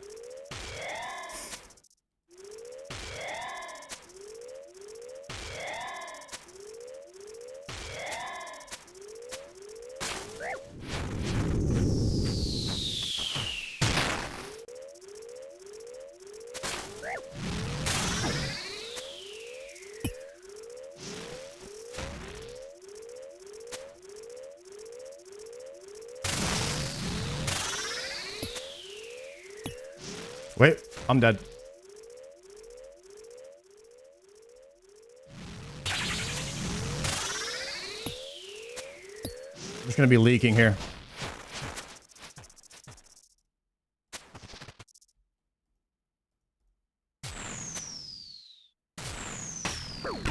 Dying on my hard cry, man. Complete. Yeah. Rip. I think that the venom kind of threw me off. I was like not locked in there.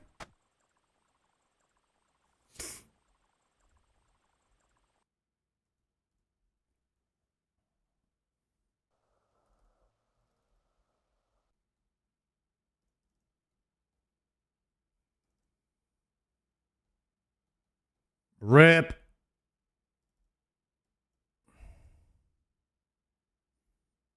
That was so clean though at first.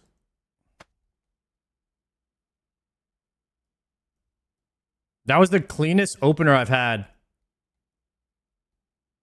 Never lucky, thank you. That was a really, really good opener. That's what we're going to get. We're going to get better at, if we keep sending, we're going to get better and better at that.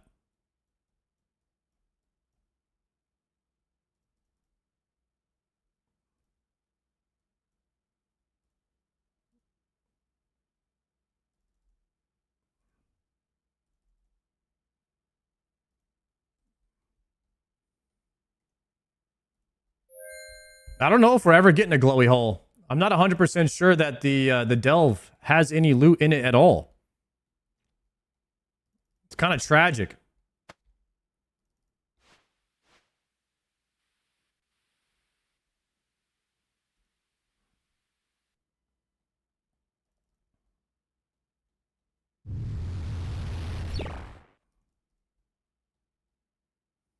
The glowy hole is a myth? That's what I'm trying to say.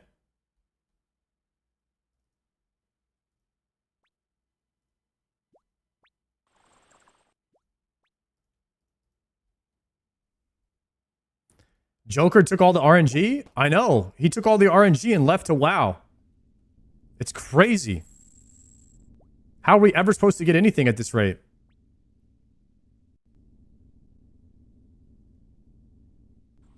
Who's going to get the glow today first? You or Palmer? I mean, definitely me, guys. Come on, like... How many wave 8s does that guy have? Surely not more than 12.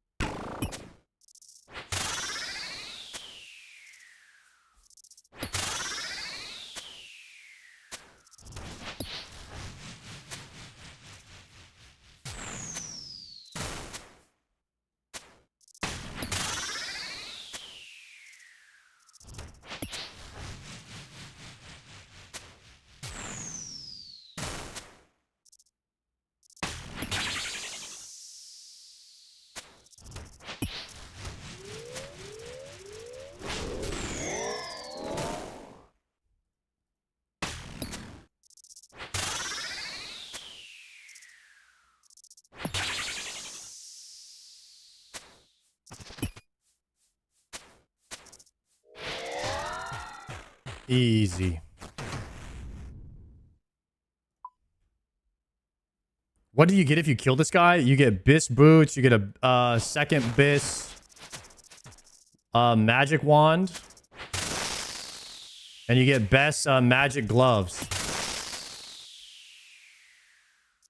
So there's 2 pieces of full Bis and 1 piece of second Bis.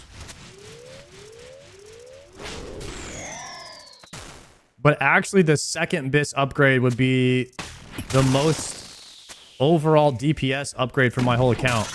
God dang it.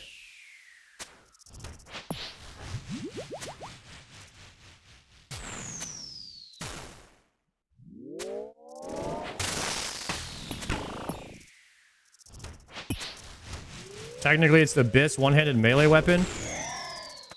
True, and I do have an Ellie to pair with it. Or a Elidinus Ward.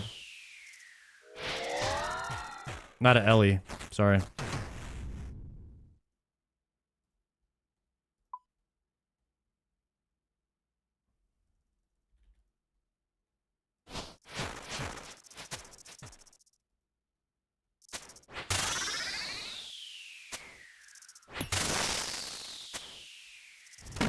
No, I keep praying mage on the melee because of TOA.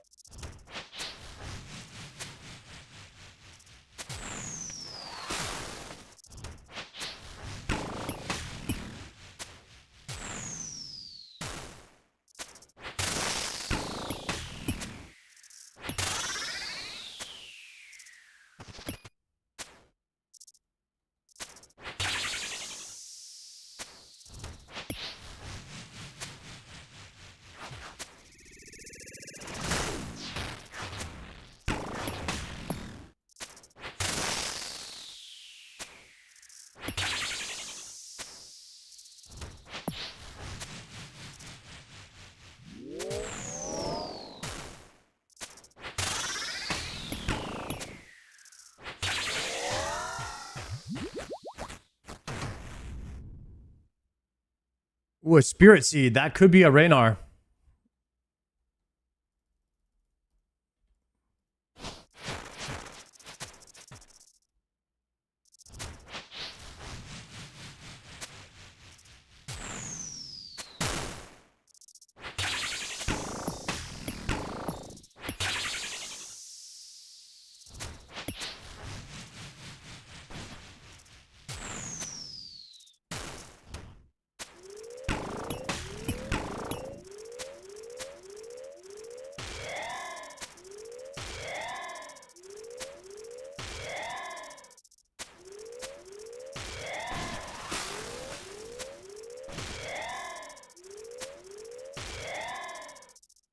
Got meleeed.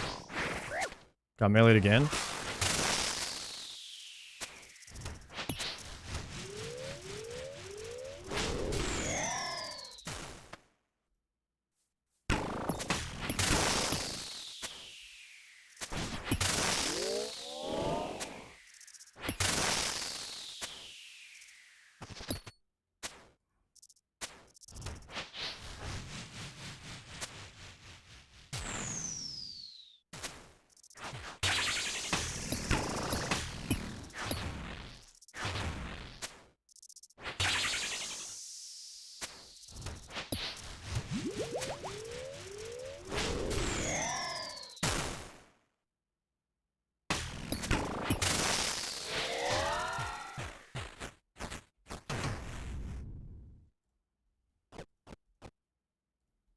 Anything good? Ooh, cannonballs. Guys, cannonballs is a 100% claimer, boys. We have to claim all cannonballs and Raynars.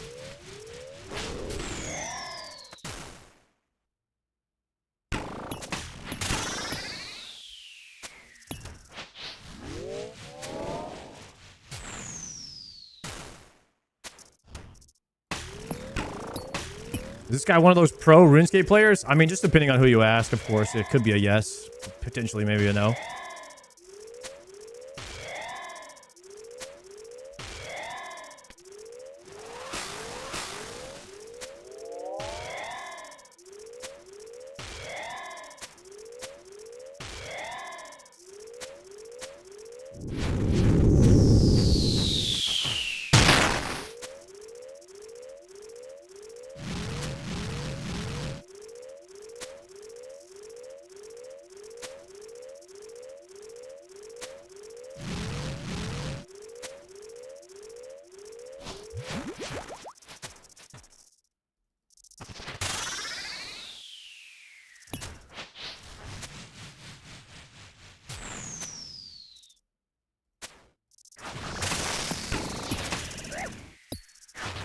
Ah.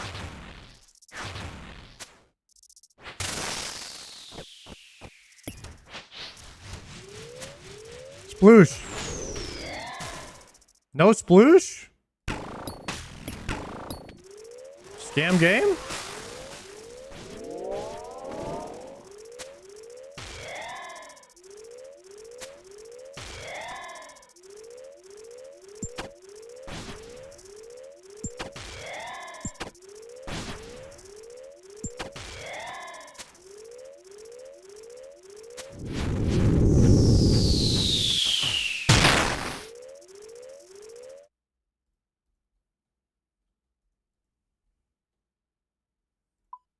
Level 5?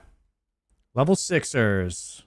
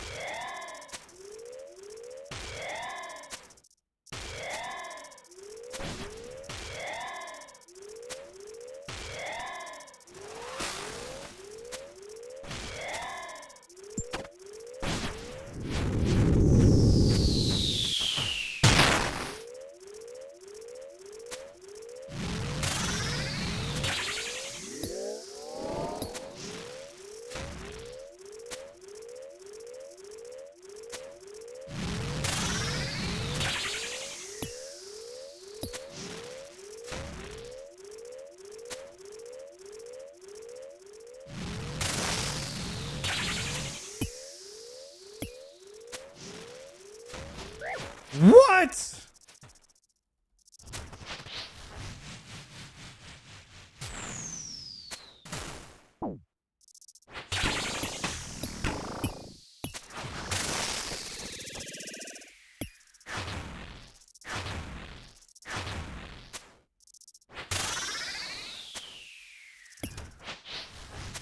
Please land something. Dude, this game is rigged. 3 zeros for real?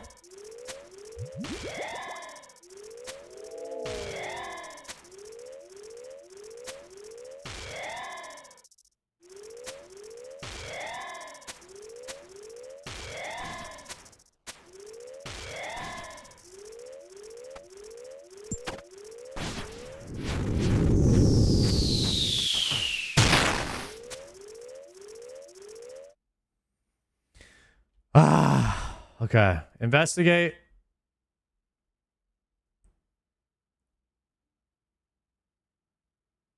Decent.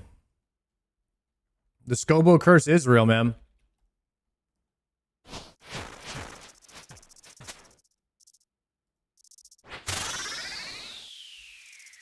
Okay, we're at 100. We don't need a death charge.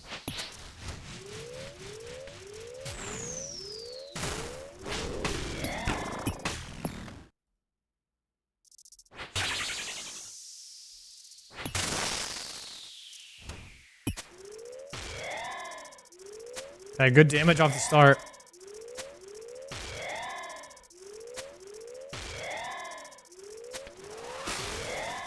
You actually kind of want a,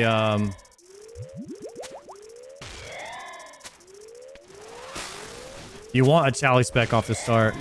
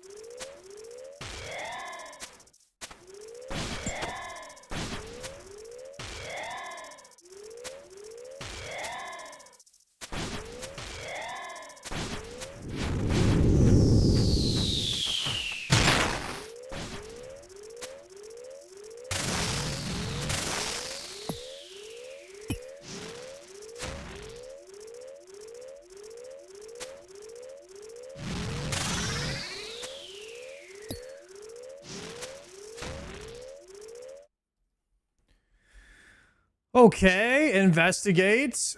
Cannonballs and a spirit seed.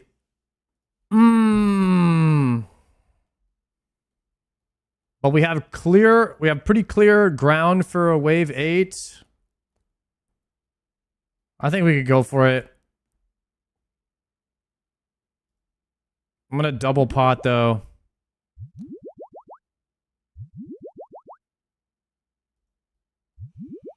And we got Nelly Furtado on. I mean, this has to be it.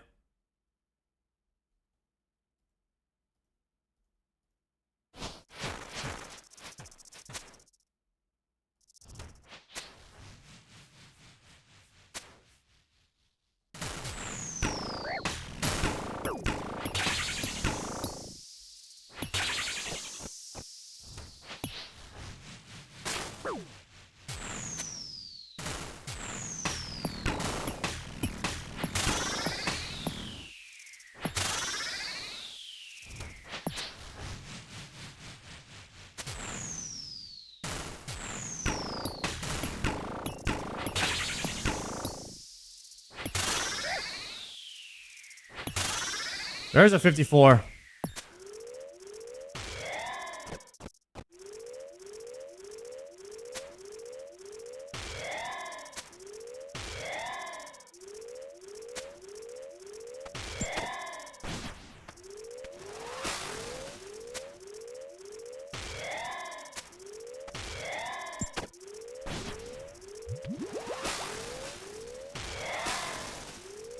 Ruin that.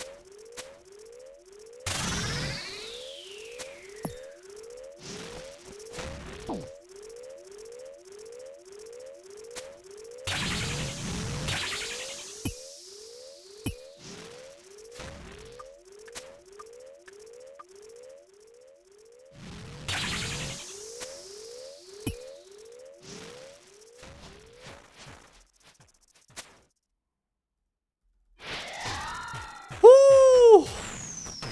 That was ass. Ah.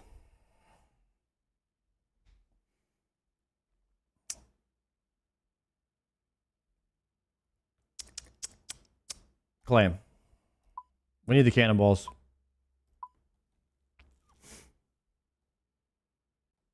Can you say if you were on the podcast? Yeah, I was not. They, to my knowledge, didn't have anyone on the podcast, but they might have. But the schedule was tight, boys. I can't believe how dry you are. That's what I'm saying. 153.1% dry right now. With performances like that, just perfect, clean, no panic performance, I don't see how we could be dry.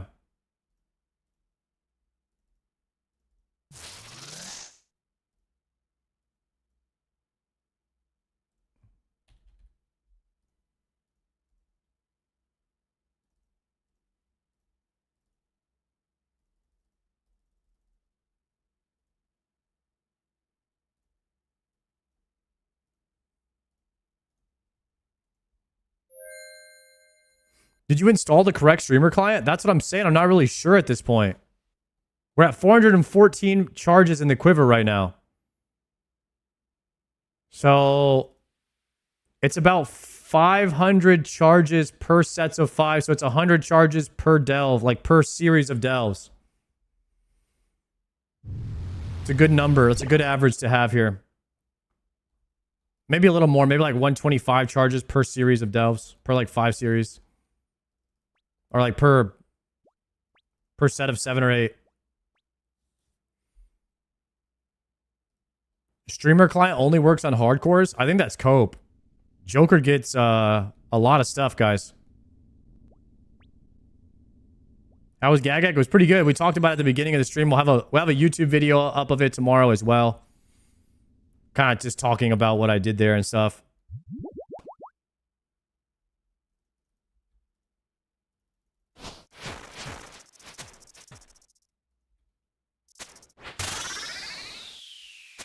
Delve 8 or Quiver? Probably Delve 8.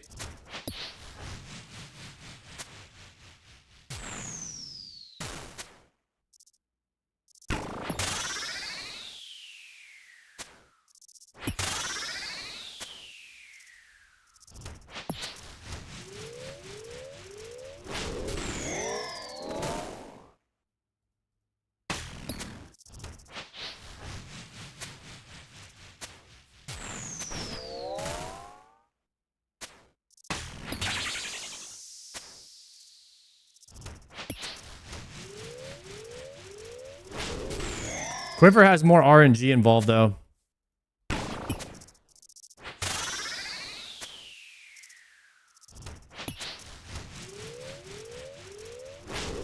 I think if you're comparing, like, the easiest Quiver waves and invocations to, like, the easiest delve, the delve is harder. If you're comparing hardest to hardest, like, hardest invocations, hardest waves, then yeah, the and Coliseum is harder.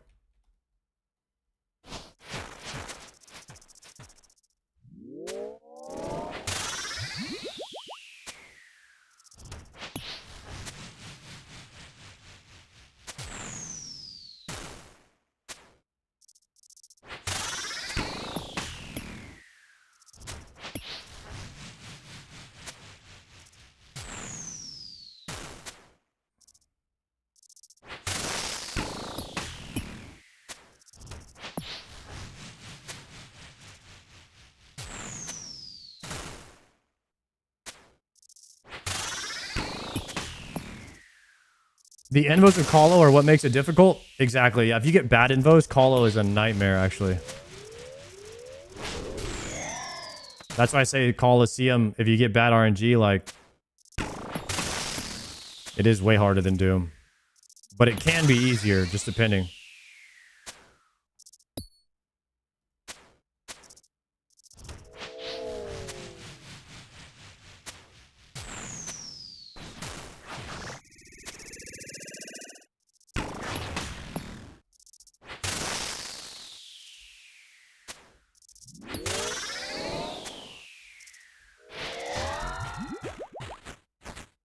The Wave 2 looter?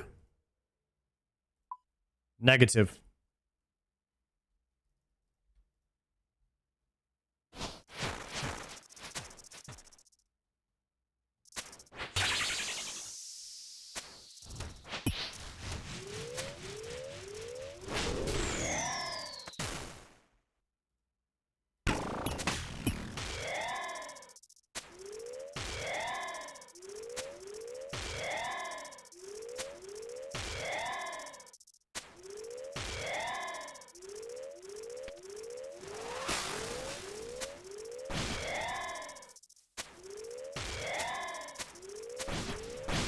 Surely we get something soon, though.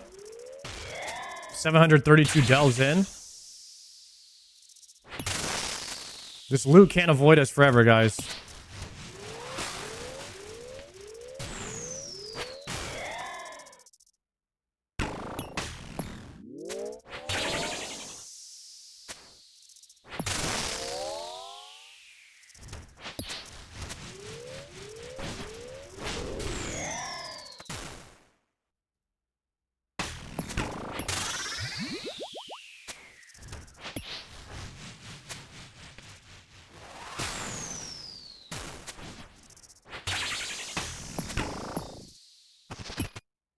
What kind of helm was that? Talking about the one I'm wearing right now? I got the elite void and then the ranger helm.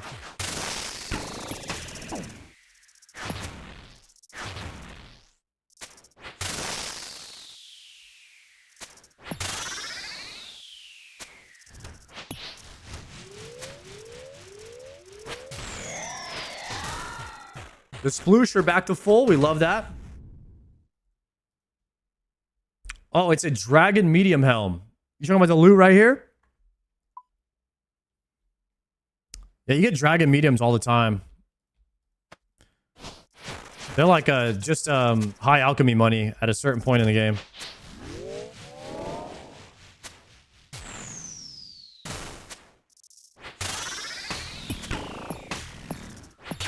That's 2005 BIS right there. In 2001, that was BIS for sure. Everybody wanted a dragon medium.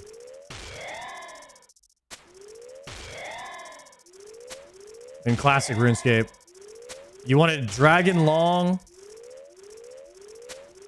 You wanted like rune kite or rune square, dragon long. Trying to remember what the full BIS was. Full rune. There was a dragon B-axe too. Dragon B-axe was pretty good back then.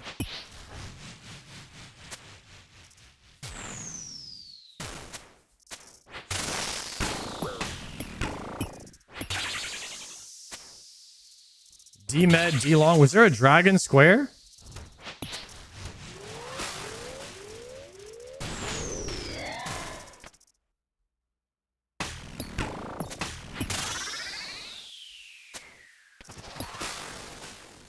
Slayer level's 88 right now.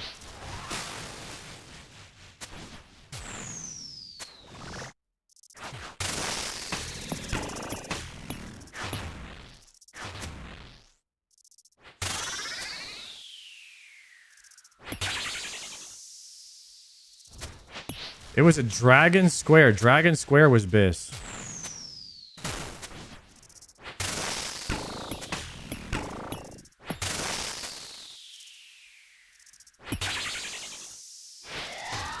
All I know is Dragon Long and Dragon Battle Axe were like the best weapons when I played.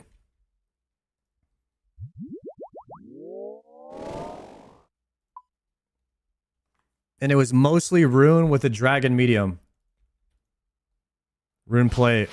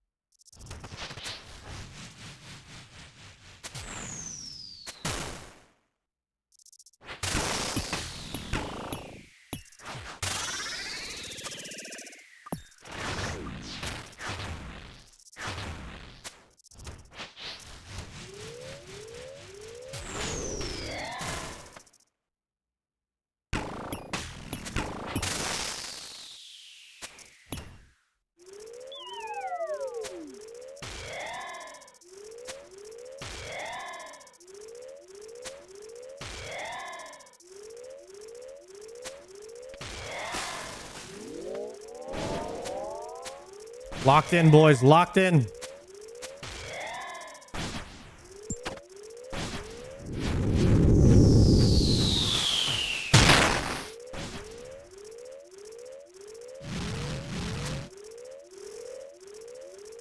Wait, this is wave 5. There's no rock blocks.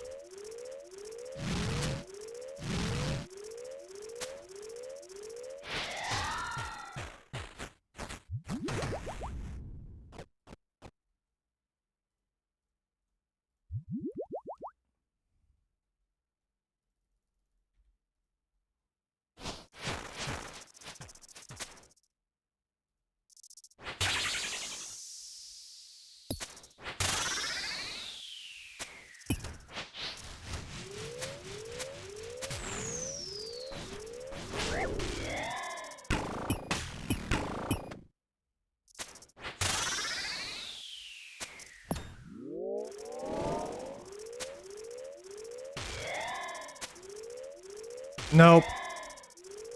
Bad pathing.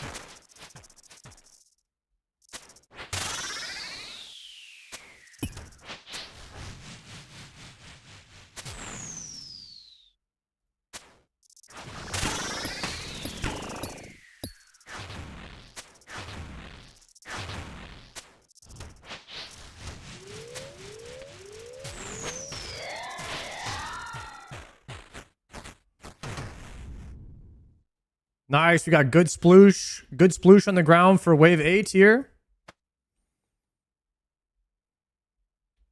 I think we just send it right away. No, that was Delve 6. My bad. We're on 7.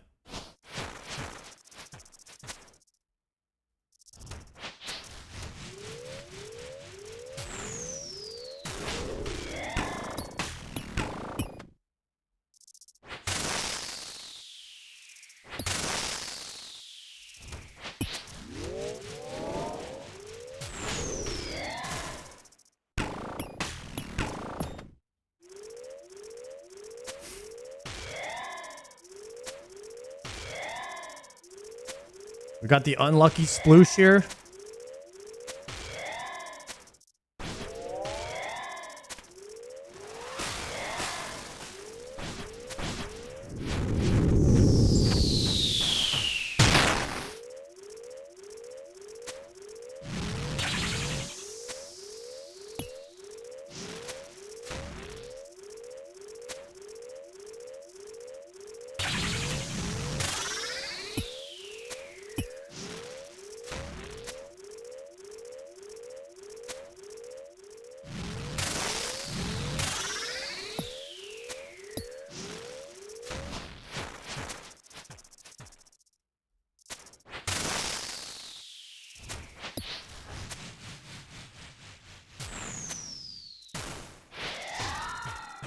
Nice damage.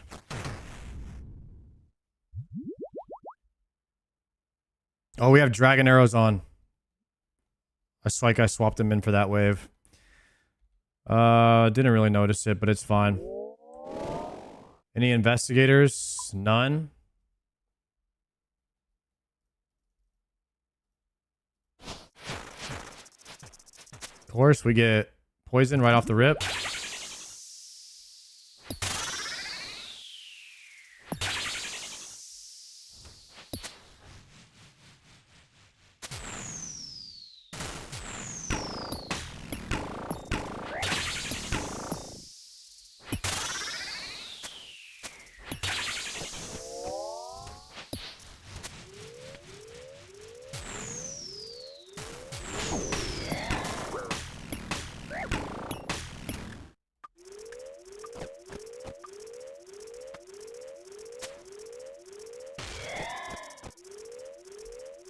That was bad.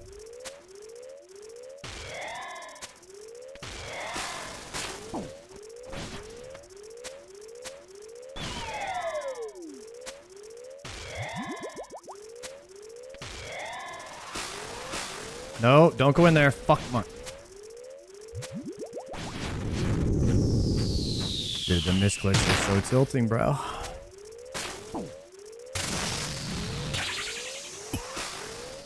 Stand here. Stand here. Fuck. Raxoning so hard right now.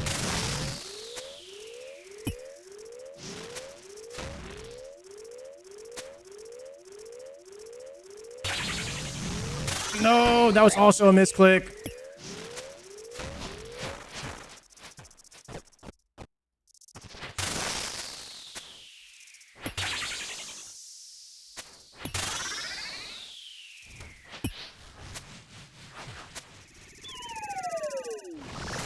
Dying on the hardcore Iron Man. Completed. That is the worst possible scenario right there. To have to walk out that triple.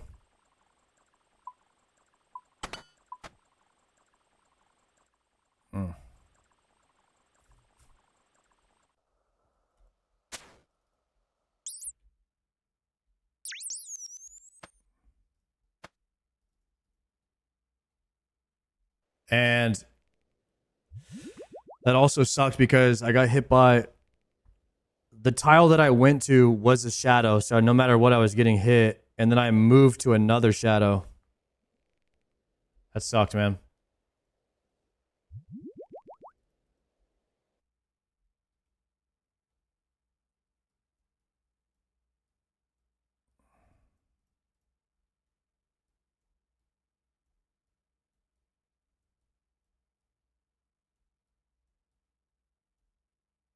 It's a TP out angle right there.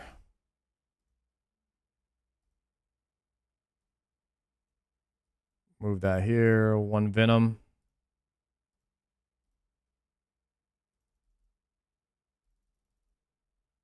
I think that's 2 out of 5 delves. 2 out of 5 on the series. Have you been doing clues? No. No, sir. The only clue I will be doing is the one that gives me a power upgrade, which is the medium clue. So if I get a medium clue, I will do it instantly. For the Ranger's boots, and that's it. If it doesn't give me power upgrade, I probably won't do it. More than likely, definitely won't do it.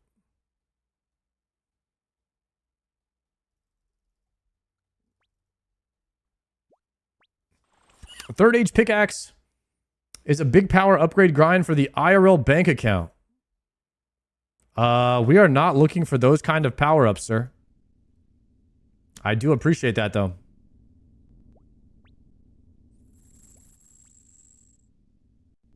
The ornament kit techs are tech for death costs. I'm about to put a fang in my coffer.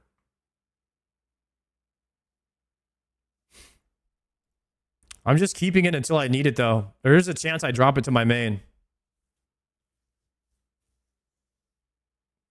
Also, what if the next mega rare is the ability to wield 2 fangs?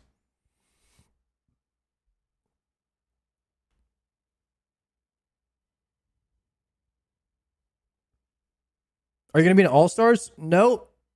I'm pretty sure the people from All-Stars is already chosen, right? It's the people from last season?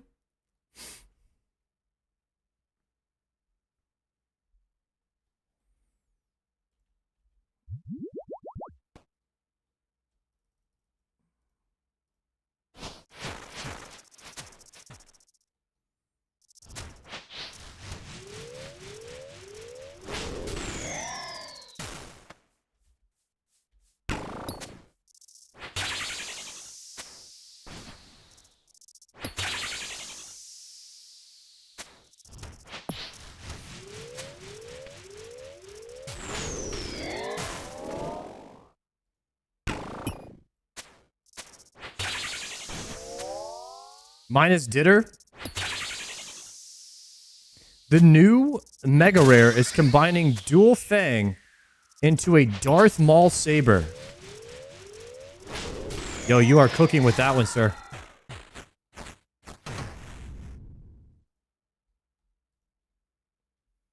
You need two fangs and some duct tape. And that's the new mega rare. It's a dual-bladed fang.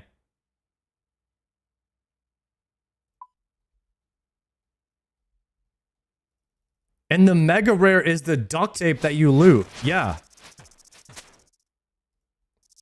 The new Raids 4 drops duct tape.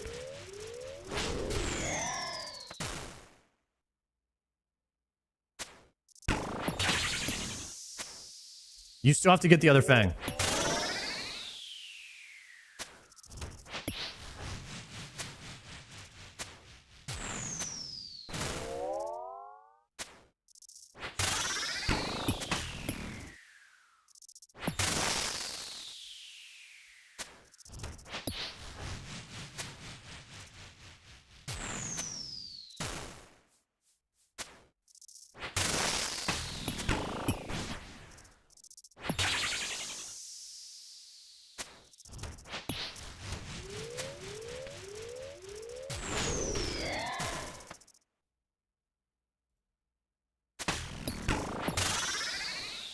Did you send any cocks?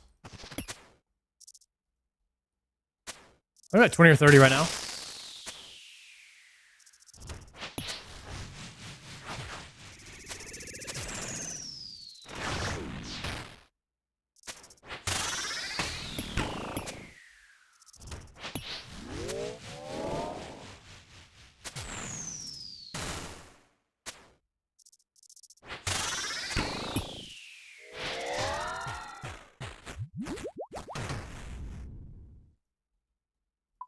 The Descender.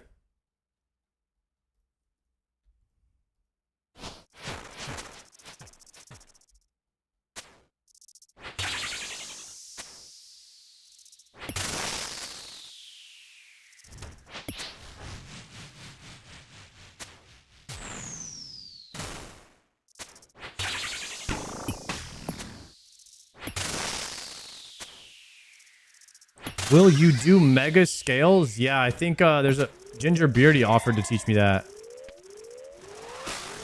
I have to hit him up one day where he can scale the raid up for me. Could be sick.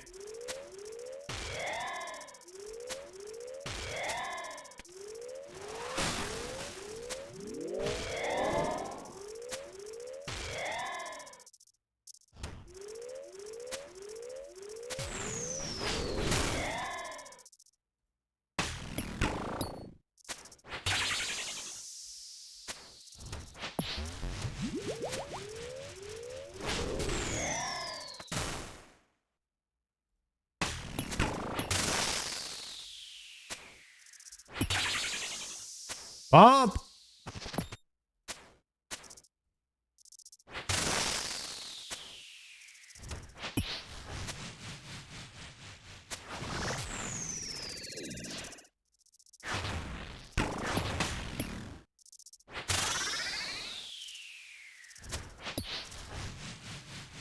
Welcome back, Sarge. Sleep good. Thank you, bro.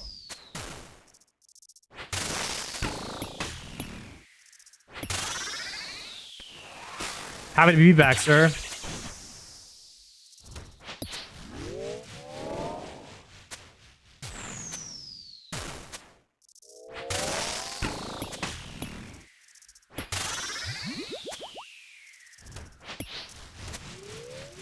Poke him.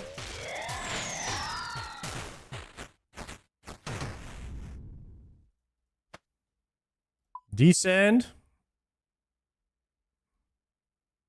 Oh, no, I'm about to get nerd logged. Oh, no.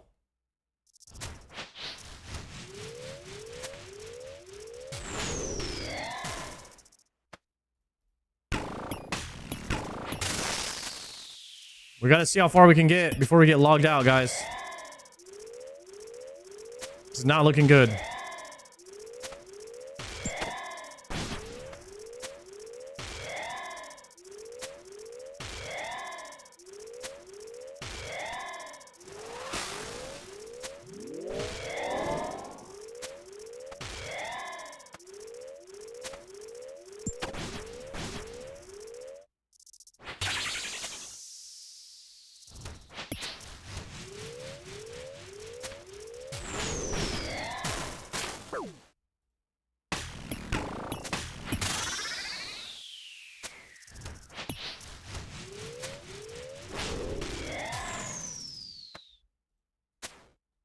No unique yet is wild. That's what I'm trying to say, bro. Never lucky, man. People are trying to call me a spooner, too. It might be one of the most dry delvers ever in existence. Setting a new record every time we're in here.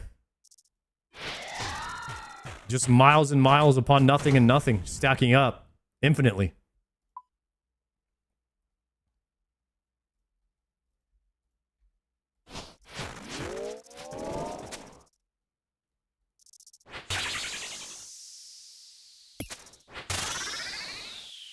Oh, we have 7 minutes left.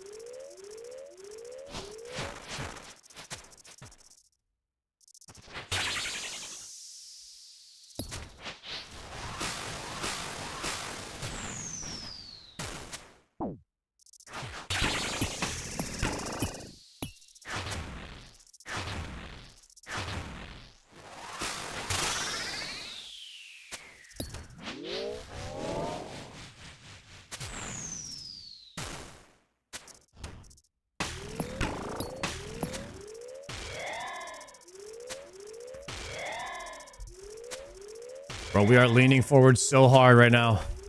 Guys, we have never been this dialed in.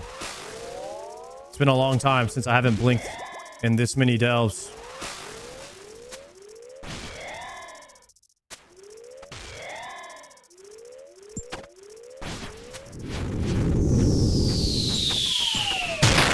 No.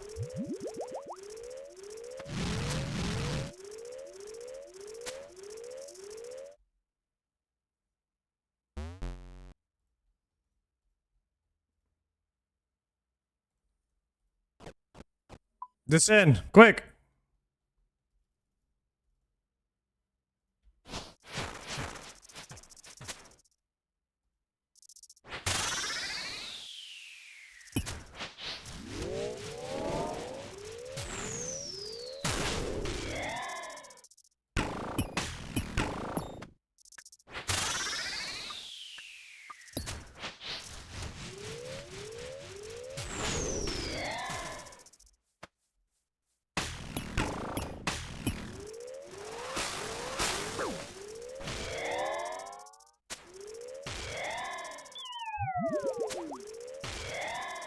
We have 4 minutes until Nerd Law, guys.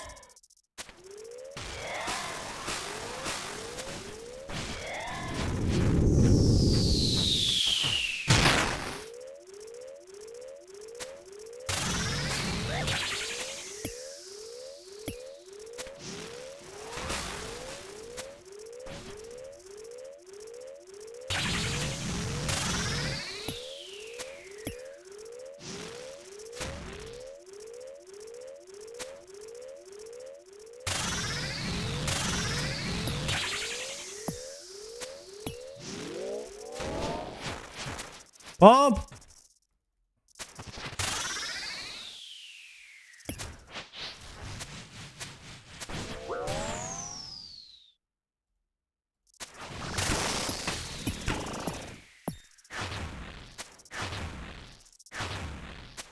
No.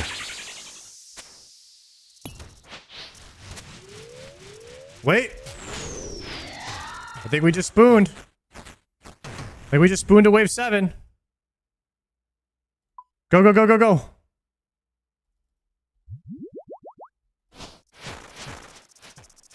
No.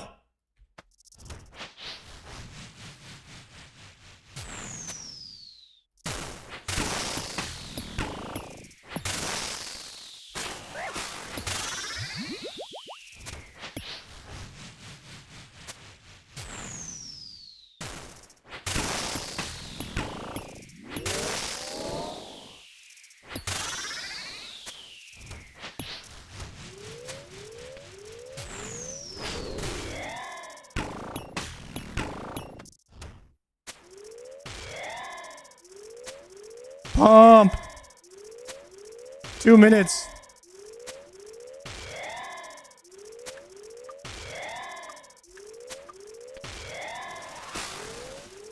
What happens if we get logged out on the glow hole? Surely that wouldn't happen to us, guys.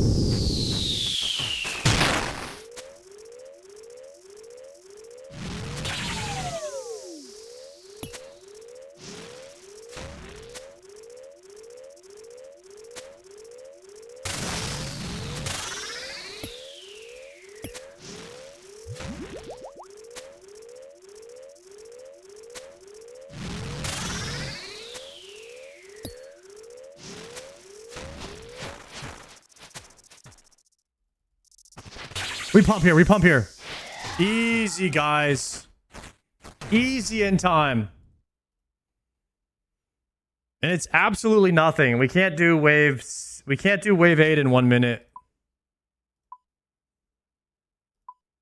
Crap.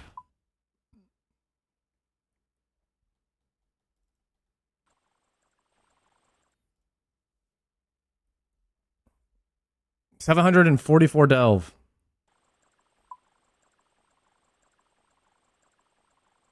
This guy got the Eye of Ayak?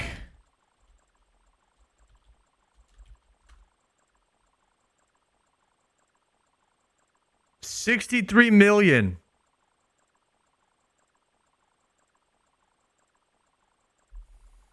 Are you kidding me?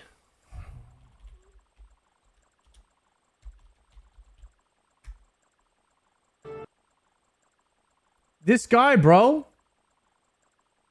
How many delves? Guys, I already know this guy hasn't done shit for delves, too.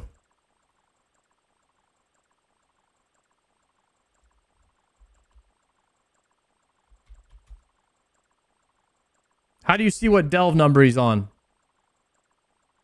Can you?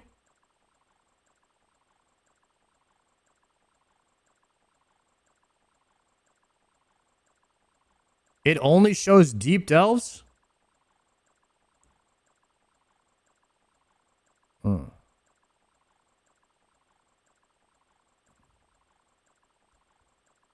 Eighth from the top? KC 26. Damn. Cloth and wand early.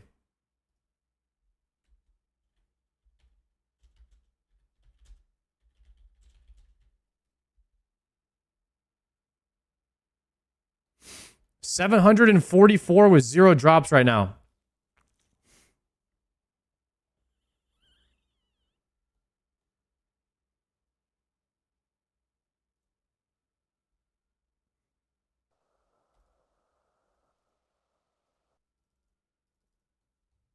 Guys, what is going on here?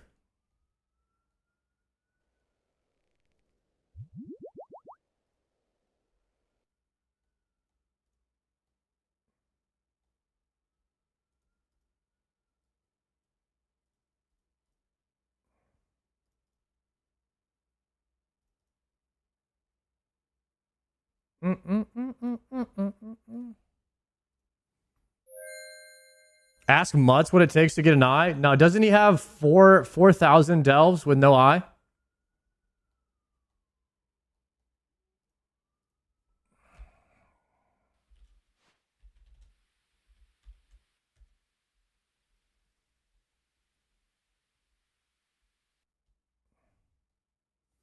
Yo, Sketch.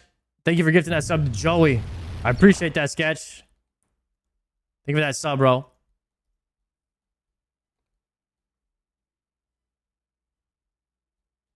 $5K Deathless is insane. Yeah, 5K Deathless 1 through 7s. I don't think he did any 8s. Yet.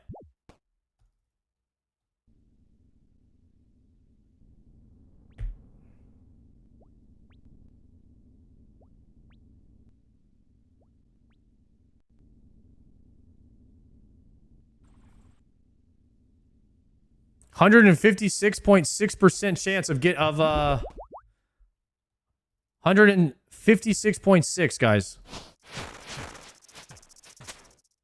That's where we're at on anticipation for loot. So there is a possibility that soon in one of these delves, there will be 2 pieces of loot. Because we're that dry.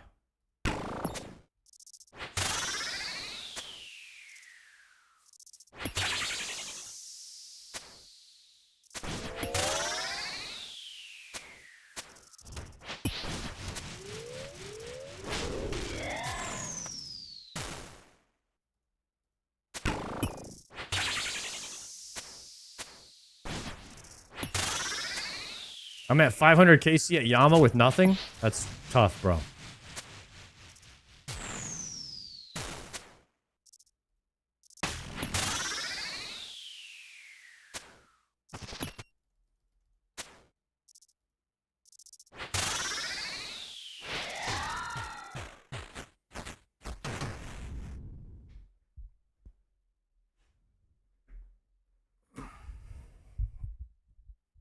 A lot of people like the Yama system though.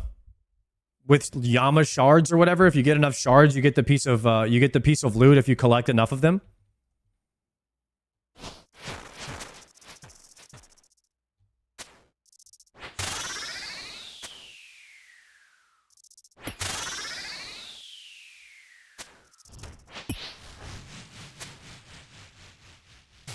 Yama's how every boss in this game should be. That's kind of what I was thinking.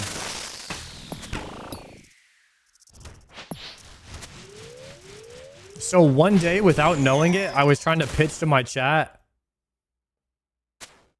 a system that already exists called Yama shards. And I was like, guys, wouldn't it be cool if you could get like these tokens that dropped every time, and if you had enough tokens, you could cash them in. If you went like 2 times dry, you could cash them in for 1 piece. And everyone's like, dude, you're just describing gold. And I was like, oh shit. Maybe I am.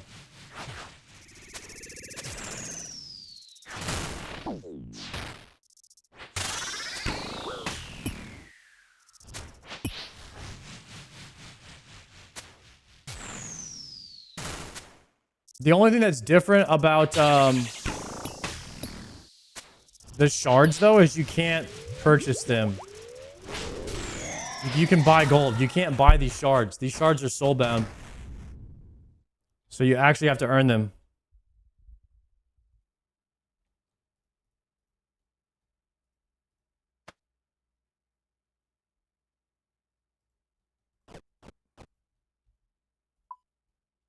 Nice WoW term.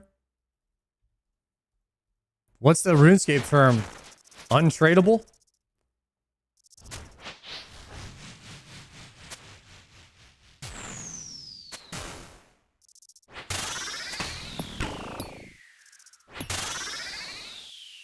Oathplate shards. Oathplate shards are tradable? Oh.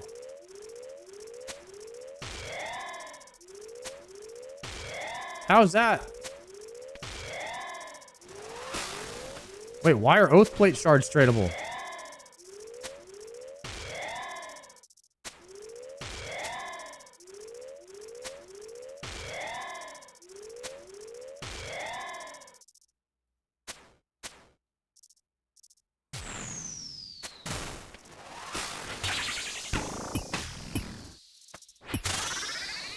Shards are only for Iron Man?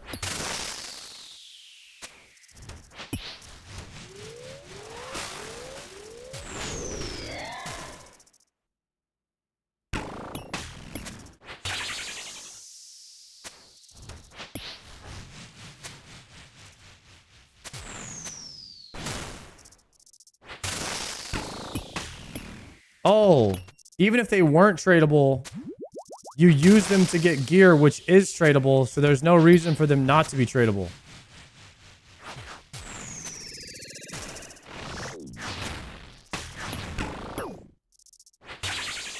I get it.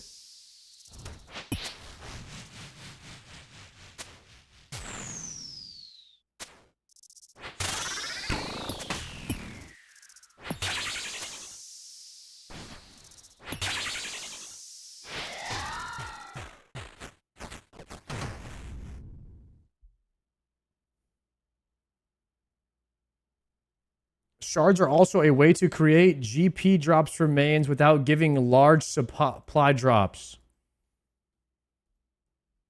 So a main could farm 90% of their shards and be like, okay, I don't want to farm any more Yama. I'm going to buy the last 10% of my shards to get my piece of gear. And that would be cheaper than buying the full piece of gear.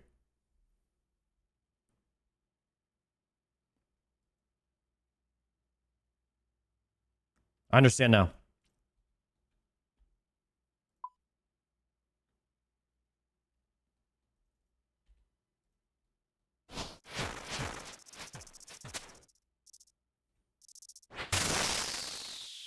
They did it right with Oathplate. You'll only build the item if you go well over drop rate with the shards.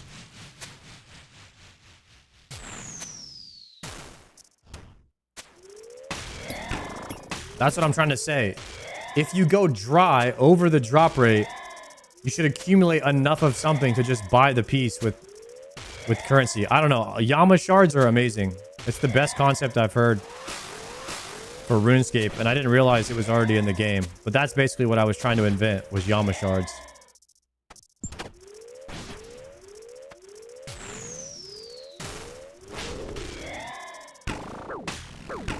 Oh my god, I missed all those flicks.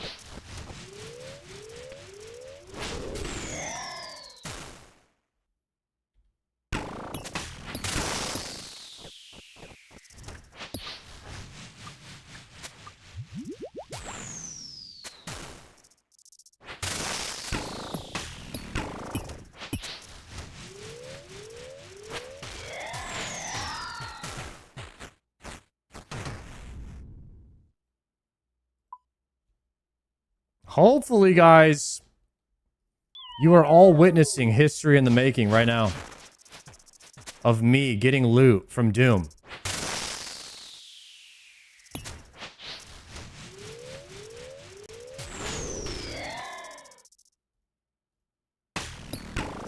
Or is it true that if somebody in your clan gets loot, that it automatically that means they stole the RNG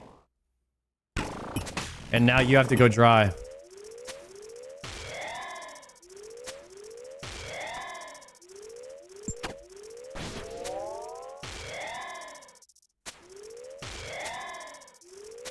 I think Palomar stole my RNG, guys.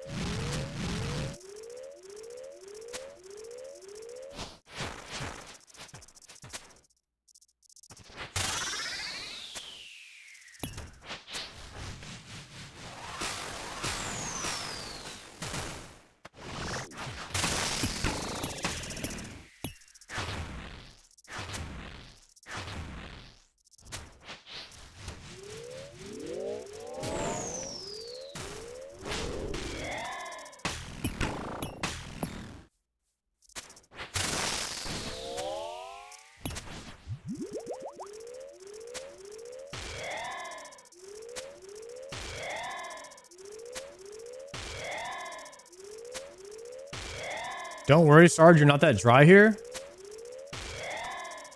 Guys, are you kidding me?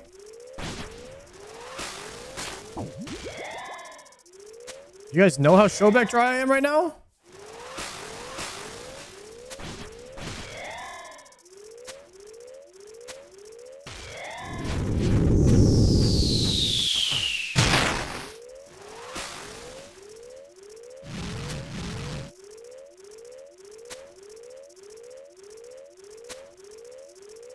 No.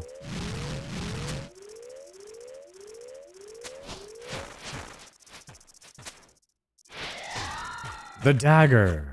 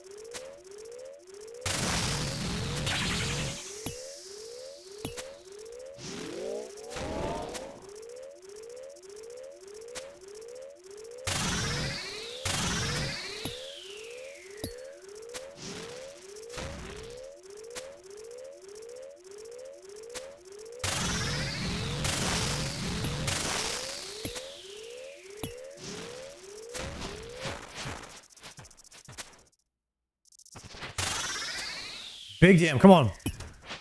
Please. Okay, I risked it all there. I was risking it all there.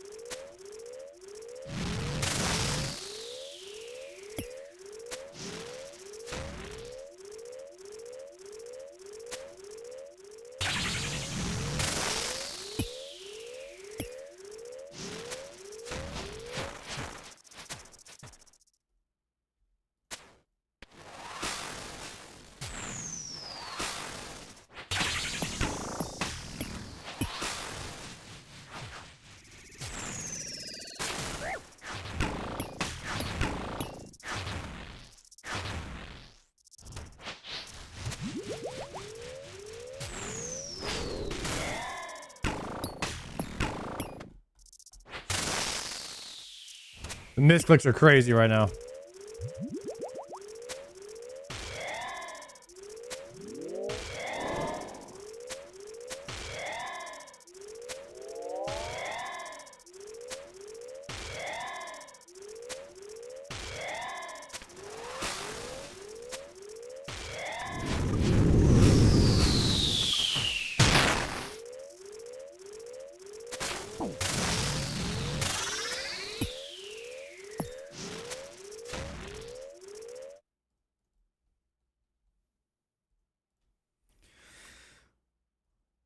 Nothing hype, nothing hype.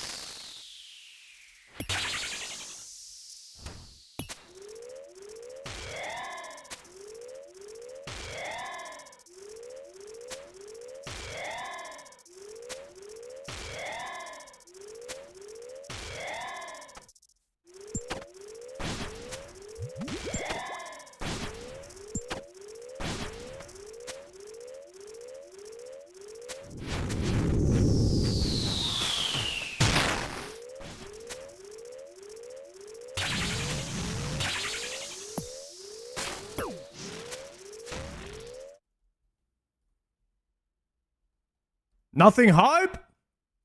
Woo! Nothing hype. Should we try a 9?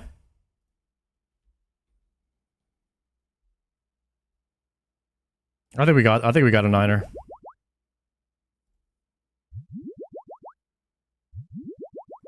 We have 1 dose anti. Should be fine.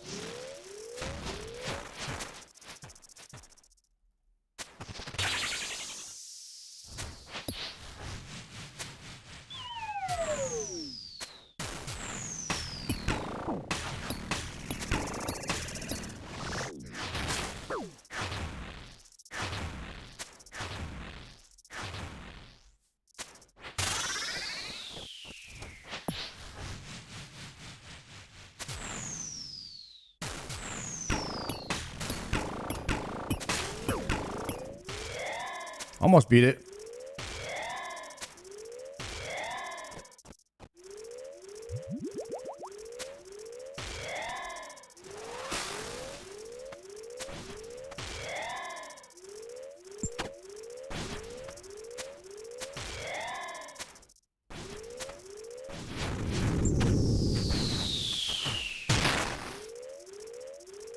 Guys, my first wave 9.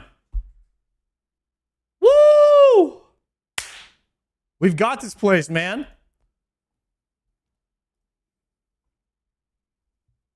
First wave 9 are down.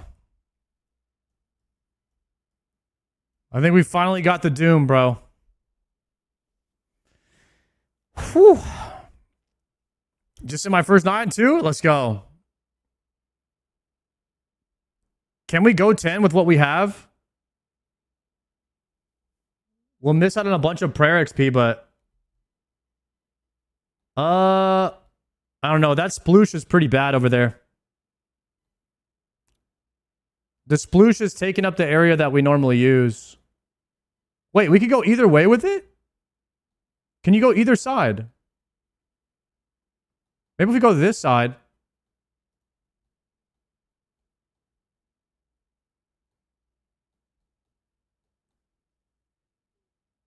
Oh, I have no anti. I have no anti. Nah. You're right. If I had anti, we would send. No anti is a lever.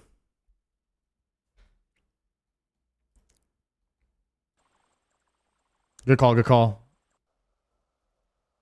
All right, that was set number 4 out of 5. Hopefully on this last set we get something for the believers, man.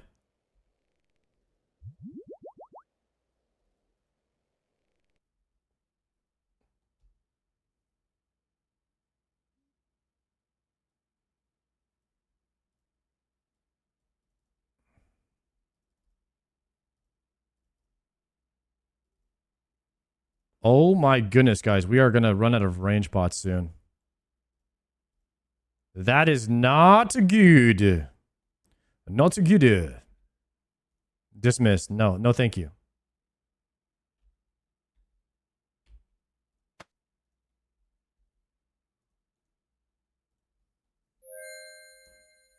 All right, we got the country music on for good luck. This has got to be it. I spooned a Delve 3i on iron today. 300 total delves. You kidding me? 160% chance of getting something right now.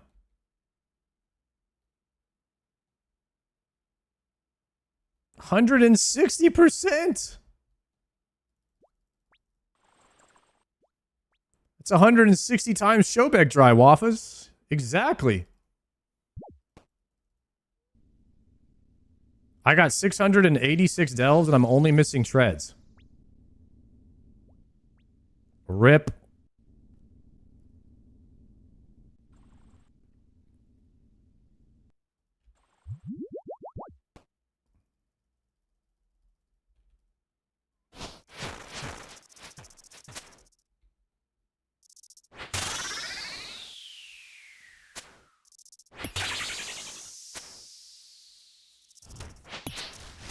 Yo, anybody having a wild Saturday evening? I'm getting a little wild in the delve tonight. We're getting real wild in the delve tonight, boys.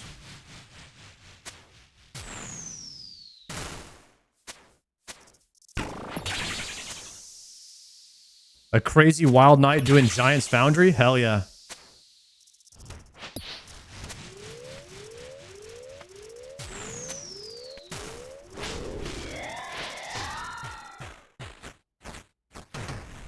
I'm wild night with 2 accounts at the crab. Dude, double crabbing?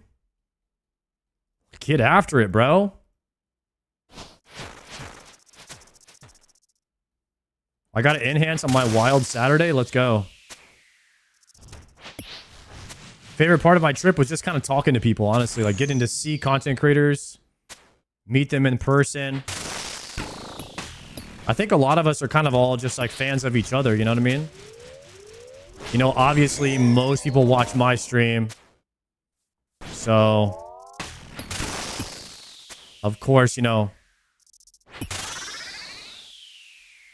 we did have to, you know, deal with, you know, signing a lot of autographs and all that. But, like, that's no big deal for me, you know?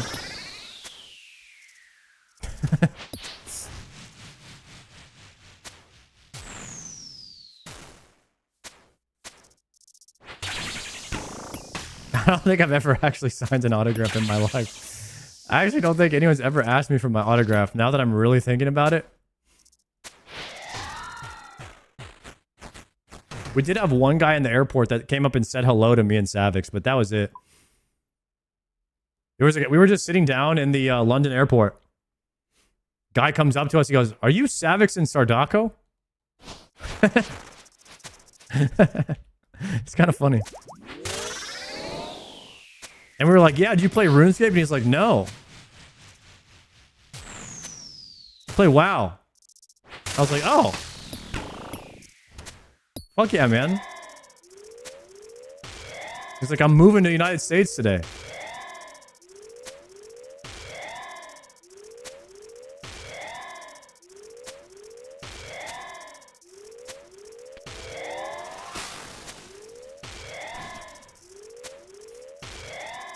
Pretty exciting, man.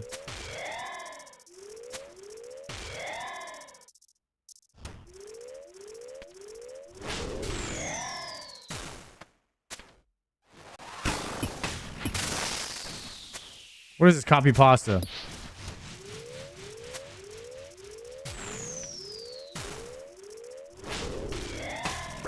Oh, I flicked that backwards.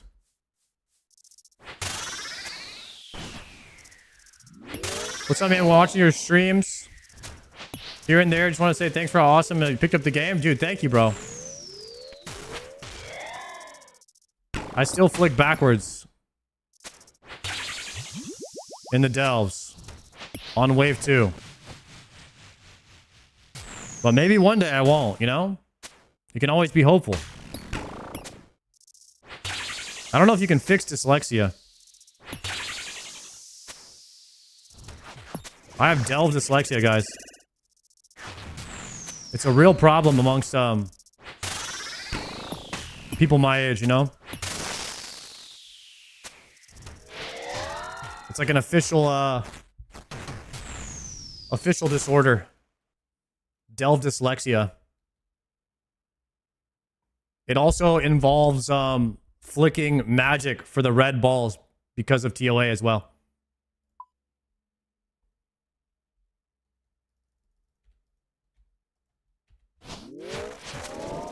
Amongst autistic RuneScapers is not a thing. Everyone that plays RuneScape has autism.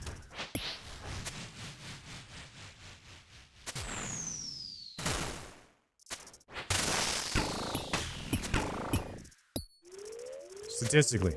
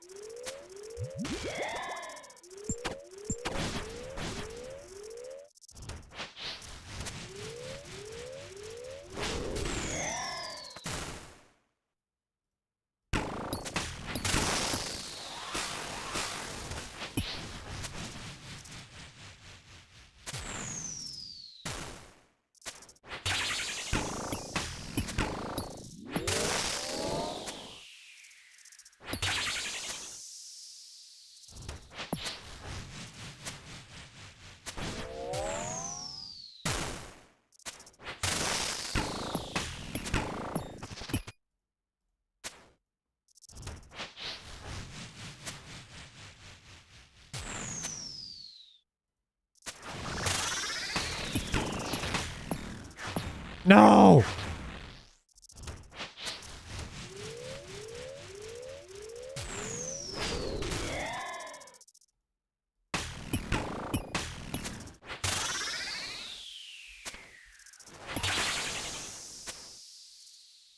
There we go.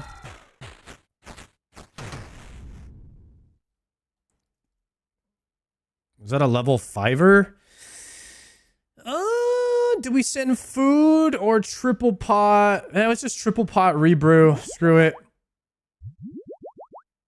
We'll save the food. The food is better. Do you send it?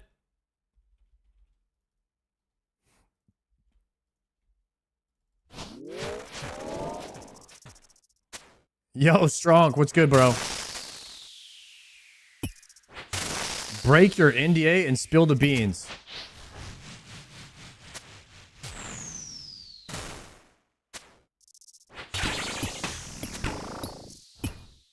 Guys, don't worry. You'll probably end up knowing everything that I know, guys. On the 25th, whenever they announce the roadmap and all that.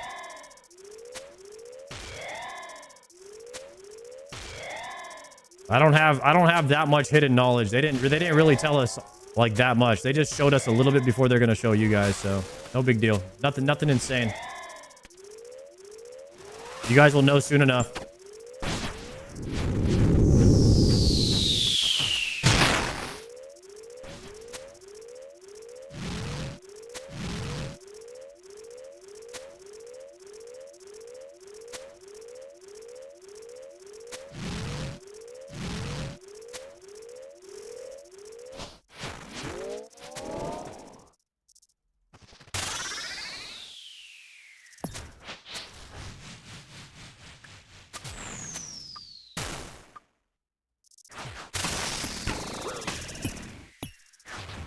No.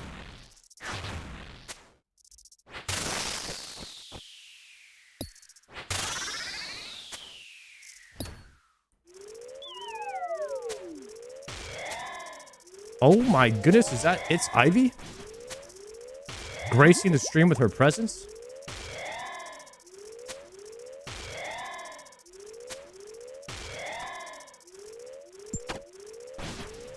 Ivy, not to brag or anything, but I just did a Delve 9. It's kind of a big deal now. Just wanted you to know that.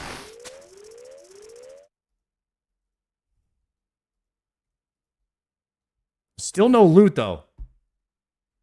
Which is crazy. Does this game not know what I sacrifice to be here every single day? How can I consistently not be rewarded for giving A+ effort, doing nearly 500 APM per second between reading the chat, clicking the overheads, moving the mouse, typing, literally grassing people in the clan, looking over, banning people for saying dumb stuff, reacting to the top shelf YouTube videos that are being posted every single day, wearing the merch, representing the company, putting on a good attitude consistently. And what do I get for that? 160.8 times Showbeck dry on the loot.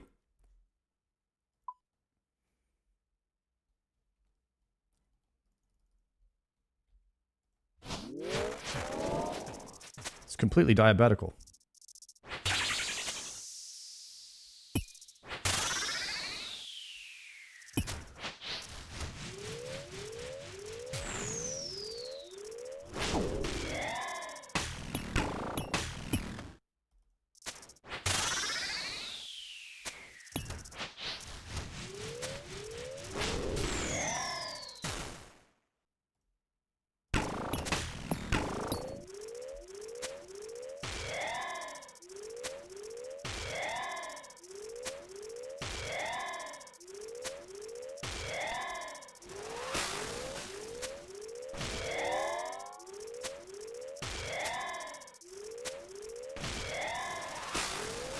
Too locked in right now. Oh, I hope he charges before all those melees hit. Please charge.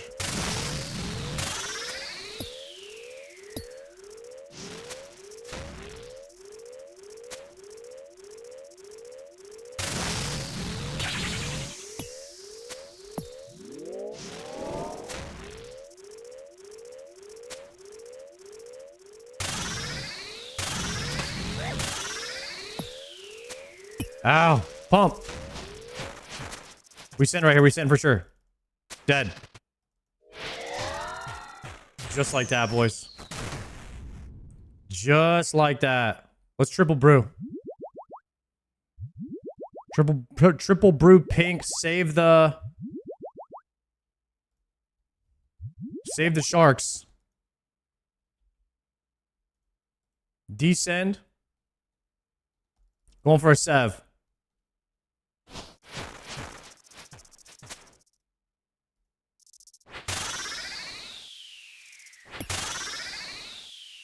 Guys, you can type in exclamation point doom in the chat if you want the tile markers, okay?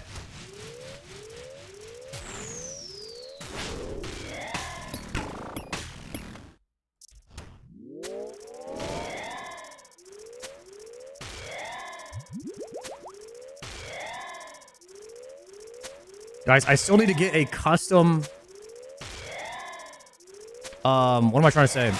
A custom mouse cursor.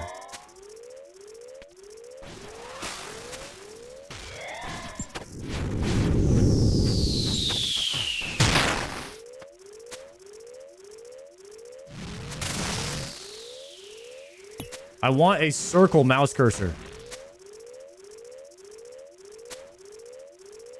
And I will stop at nothing to get it. If I remember.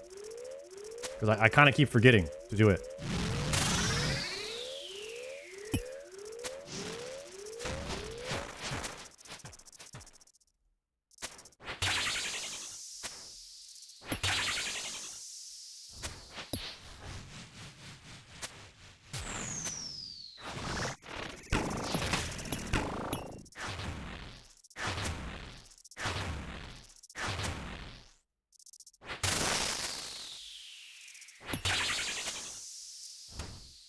Look at me slamming zeros on this guy. Absolutely dominating the zeros per minute.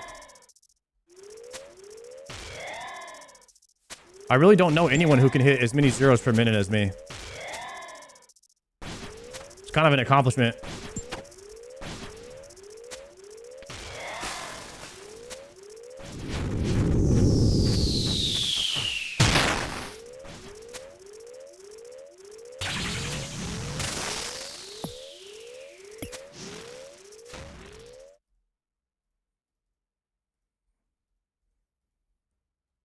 Ooh, the double spirit cedar.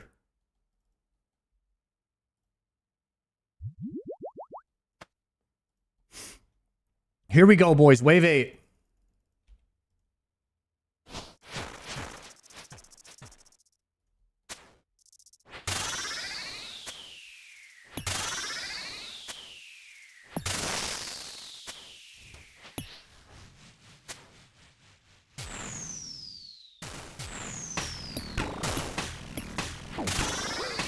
Dang it.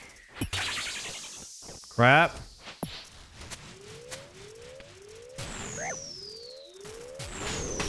Dying on my hard cry, man. Yeah, the mage one hits too hard. If you miss the mage one, it's over.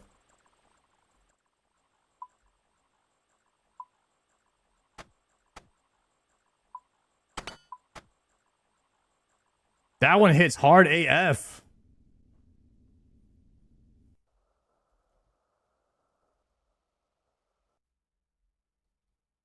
What wave was that? That was wave 8.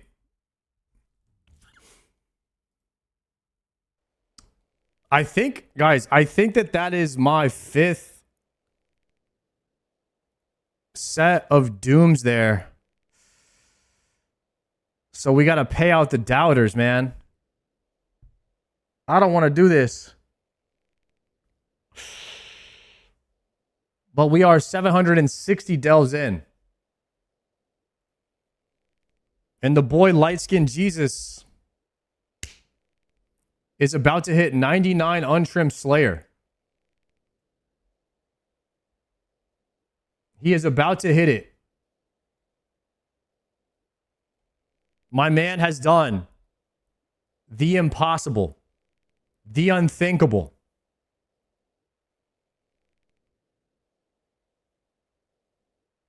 $47K Slayer XP.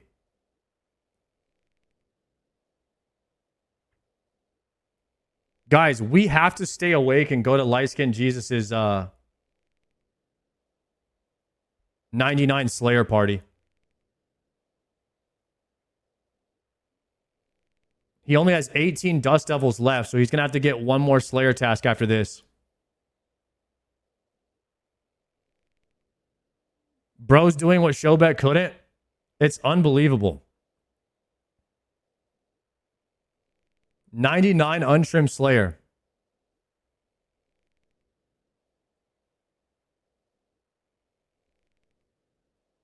The hardest untrimmed to get in the game. This is craziness.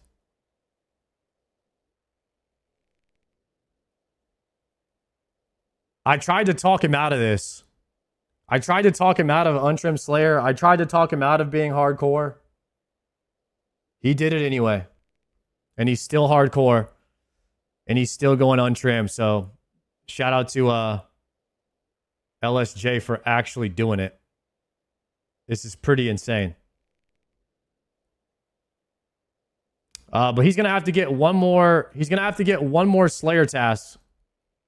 So we could send one last Doom, and then we can go to his 99 Slayer party. I want to be there for that.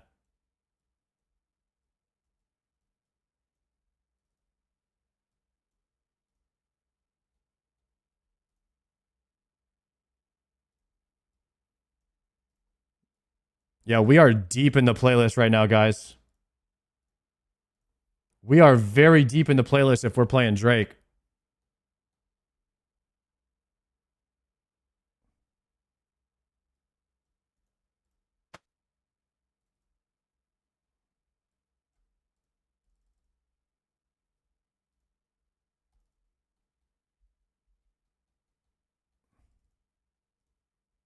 All right, one more sender. One more sender.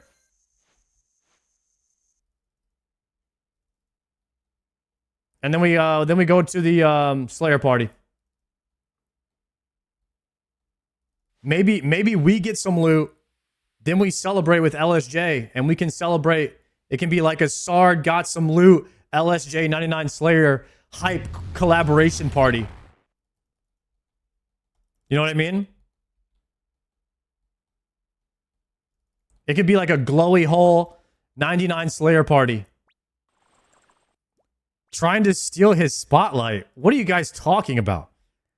I am not a spotlight stealer. What do you think of my Cox like? Cox luck. 4 chambers of Zarek Tebow. And a Dex? Nah.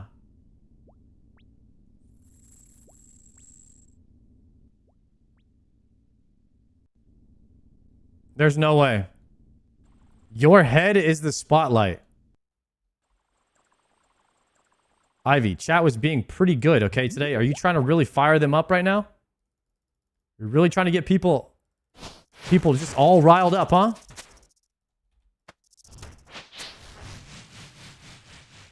Unbelievable.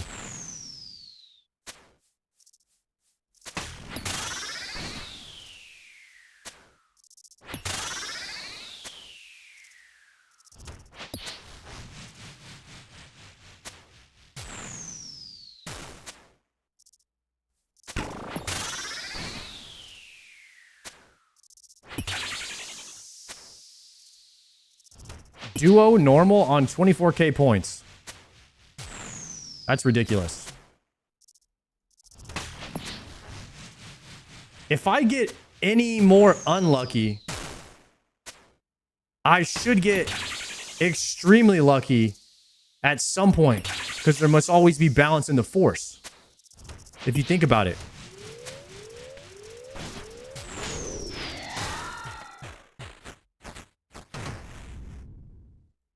So maybe if you don't have luck here, maybe we have to send like a raid or Cox or something like that, and we get a Tebow.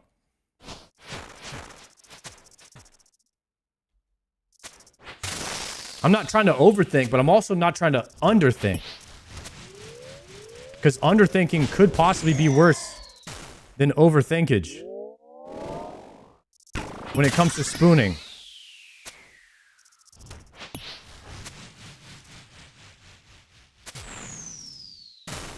And I'm not trying to underthink the spoonage if the spoonage wants me to overthink. Therefore, we could possibly outthink the bad RNG. And we can outplay it by moving around to different types of raids to see if our RNG is being hidden somewhere else.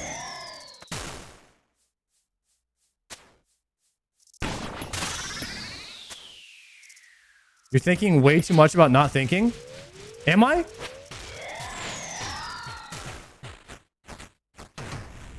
I don't want to... I'm not trying to be called out if I am.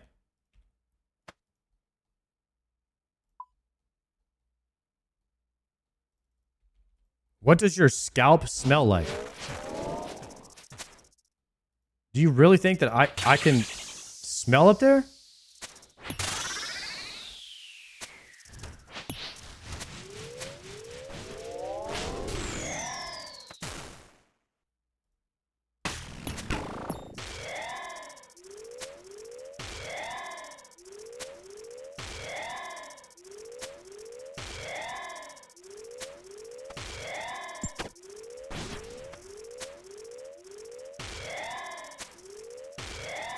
Guys, my head is not a scratch and sniff.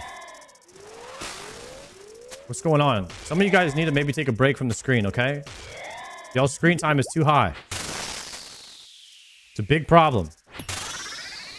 I hear a lot of parents are keeping their kids off the screen time. Maybe you should think about this same way, okay? Limit that shit.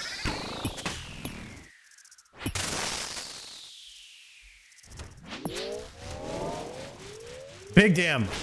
DC sploosh? No. The 1 HP'er.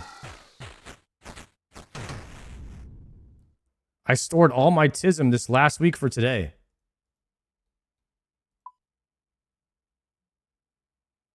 So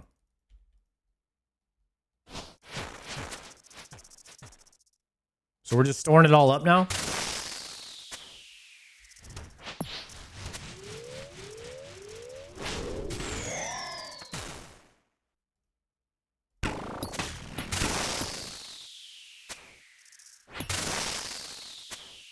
I don't know if we should be Tism retaining. Maybe you guys should go dump that somewhere else in someone else's stream and then come to mine. Just empty it all out and then come chill over here. Maybe hit up Triumphant stream for a bit.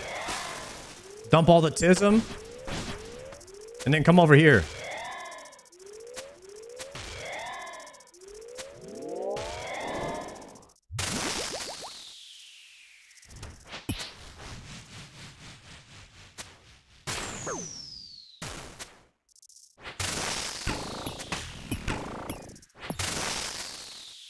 Chat is a reflection of the streamer, don't forget.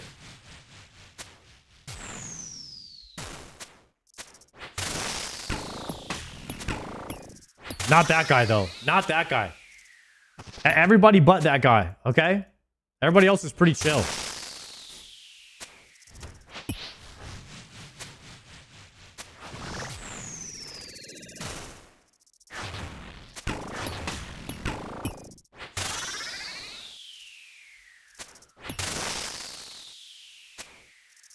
His head is a reflection of the streamer. Good one.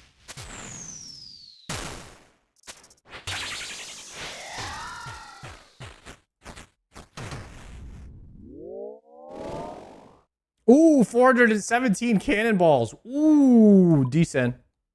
I need that, though.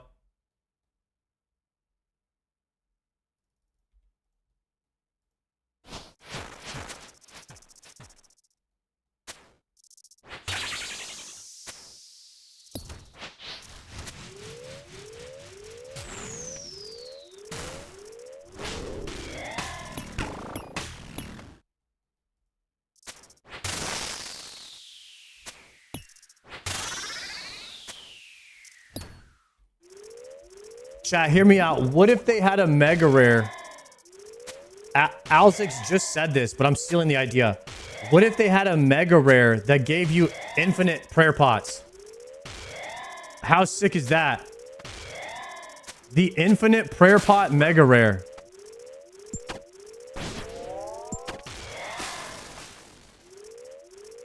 Damn. That's a full cook right there.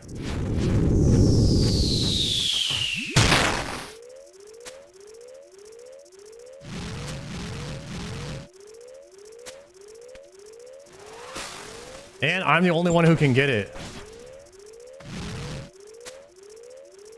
It's perfect. Everyone else has to farm Raynars but me.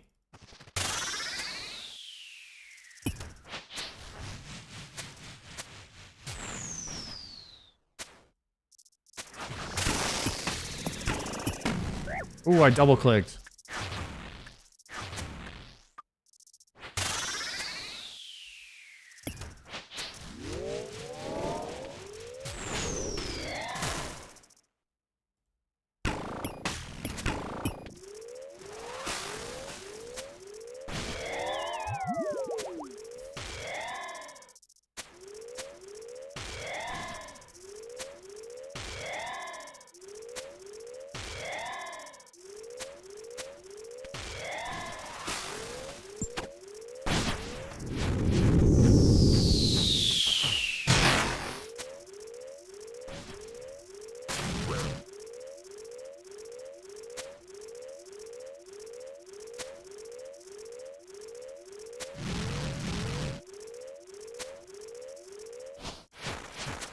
Dead. Easy. Okay, here we go. We're gonna double yellow, pink, blue, death charge, descend, click straight, activate Deadeye, attack move,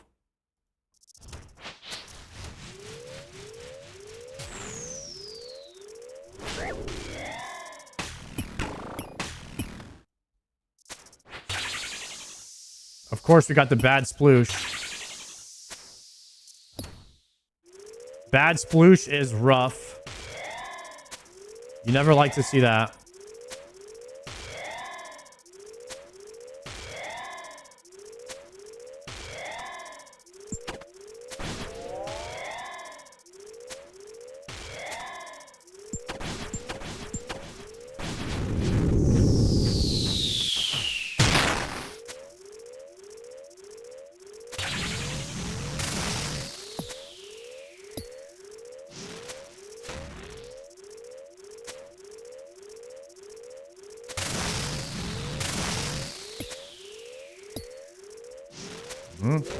Death charge.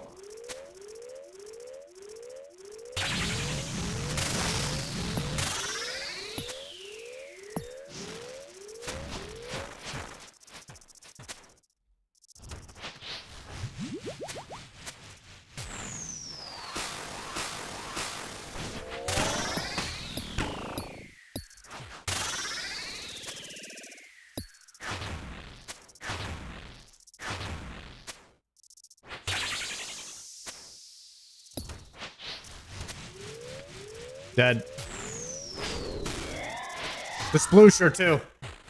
Oh, that is beautiful, you guys. Some people will be able to appreciate how beautiful that was. Getting fully splooshed. Back to full HP.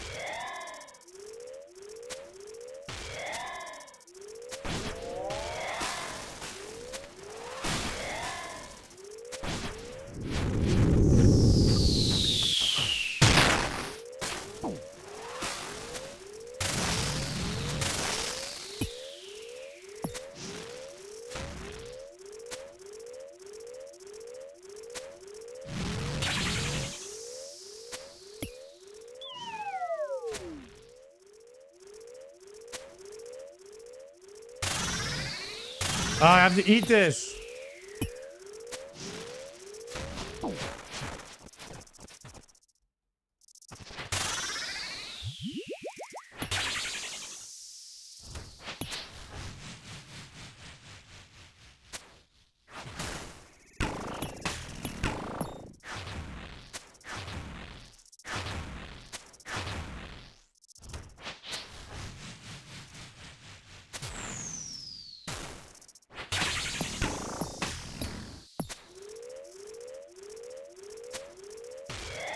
No. Not enough deeps, boys. Not enough deeps.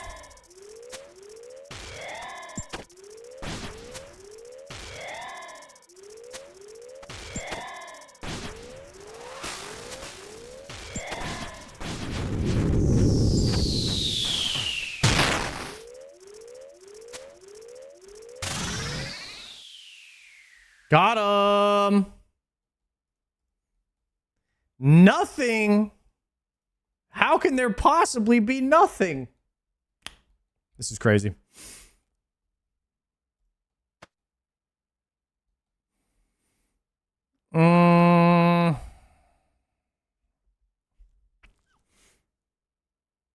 Screw it.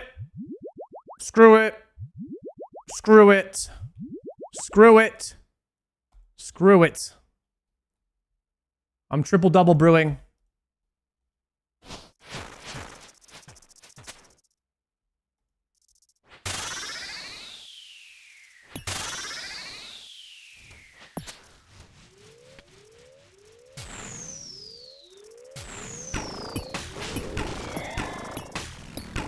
Pump!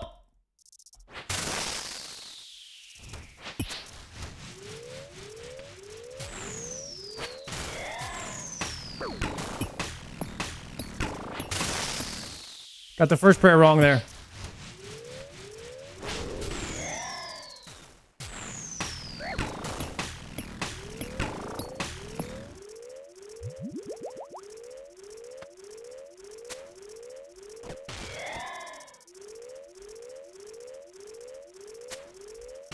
Nobody panic.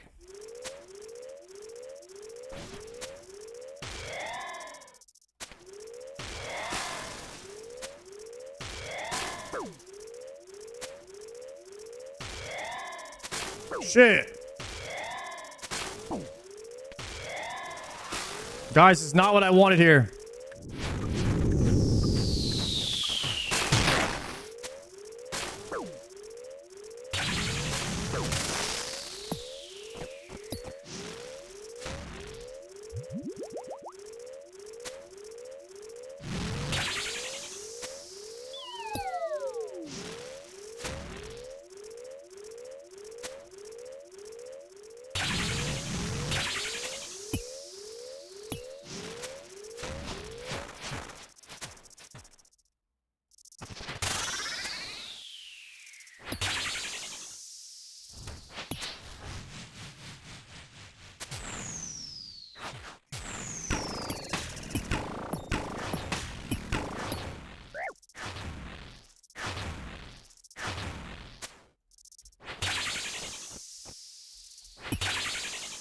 pump.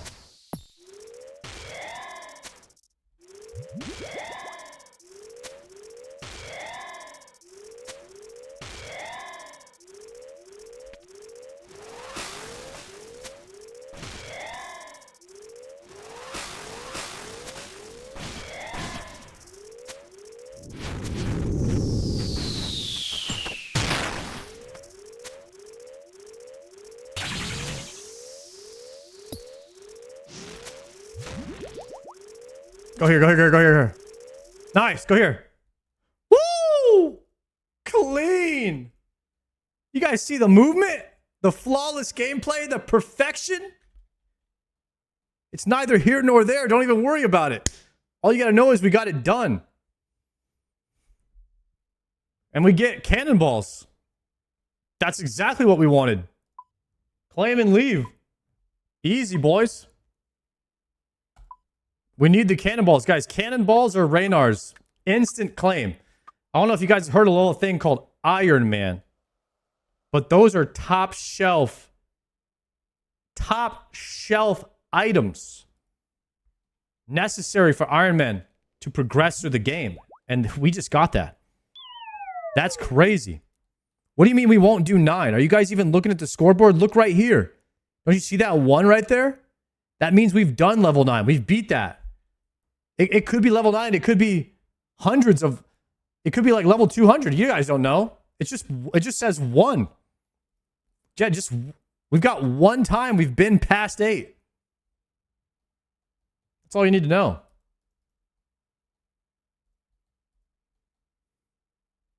That's how we do it over here. It just says you got lucky once. No, it doesn't. It says we're absolutely dominating. LSJ, 45K? Is he even trying? I checked in 30 minutes ago. He's at 45K. What's this guy doing? Making slaughter bracelets? Is he really making slaughters? 45K away from being max level. Is this guy milking? What's really going on over there?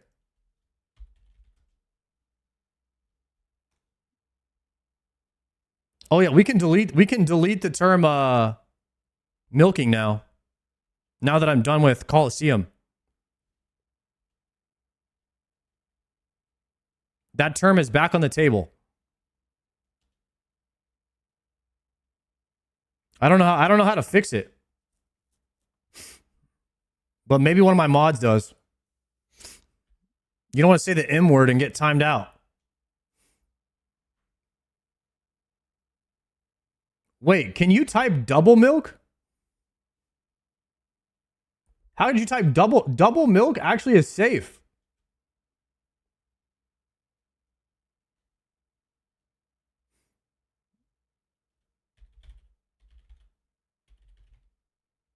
Maybe Tori knows how to delete all the milkers. Wait, milk is deleted. Chat, can I get some 07s in the chat? Can I get some 07s right now for a fantastic day back on the stream? Back from Jagex. Literally back from getting all the top secret information that I can't tell you until the 25th. Solid day for the no leakage. I'll be back tomorrow. 3 p.m. CST. You know me. Call me Sar Dougie. Guys, we're going to raid LSJ 1973. Whew. Guys, this is too much heat. We got to end the stream quick. Otherwise the stream might catch fire. Because this is some super hot bars right now. Guys, y'all have a good night. Say what's up to LSJ. Stick around. I'm going to be in there chilling. I'm going to hang out. We're going to go to the 99 Slayer party. Probably just about an hour from now. So if you can stay up for a bit, come celebrate with me and my boy. He's did something freaking phenomenal. Once in a lifetime thing to grind out 99 Slayer. Pretty impressive on the hardcore. I'll see you guys tomorrow, 3 p.m. Peace.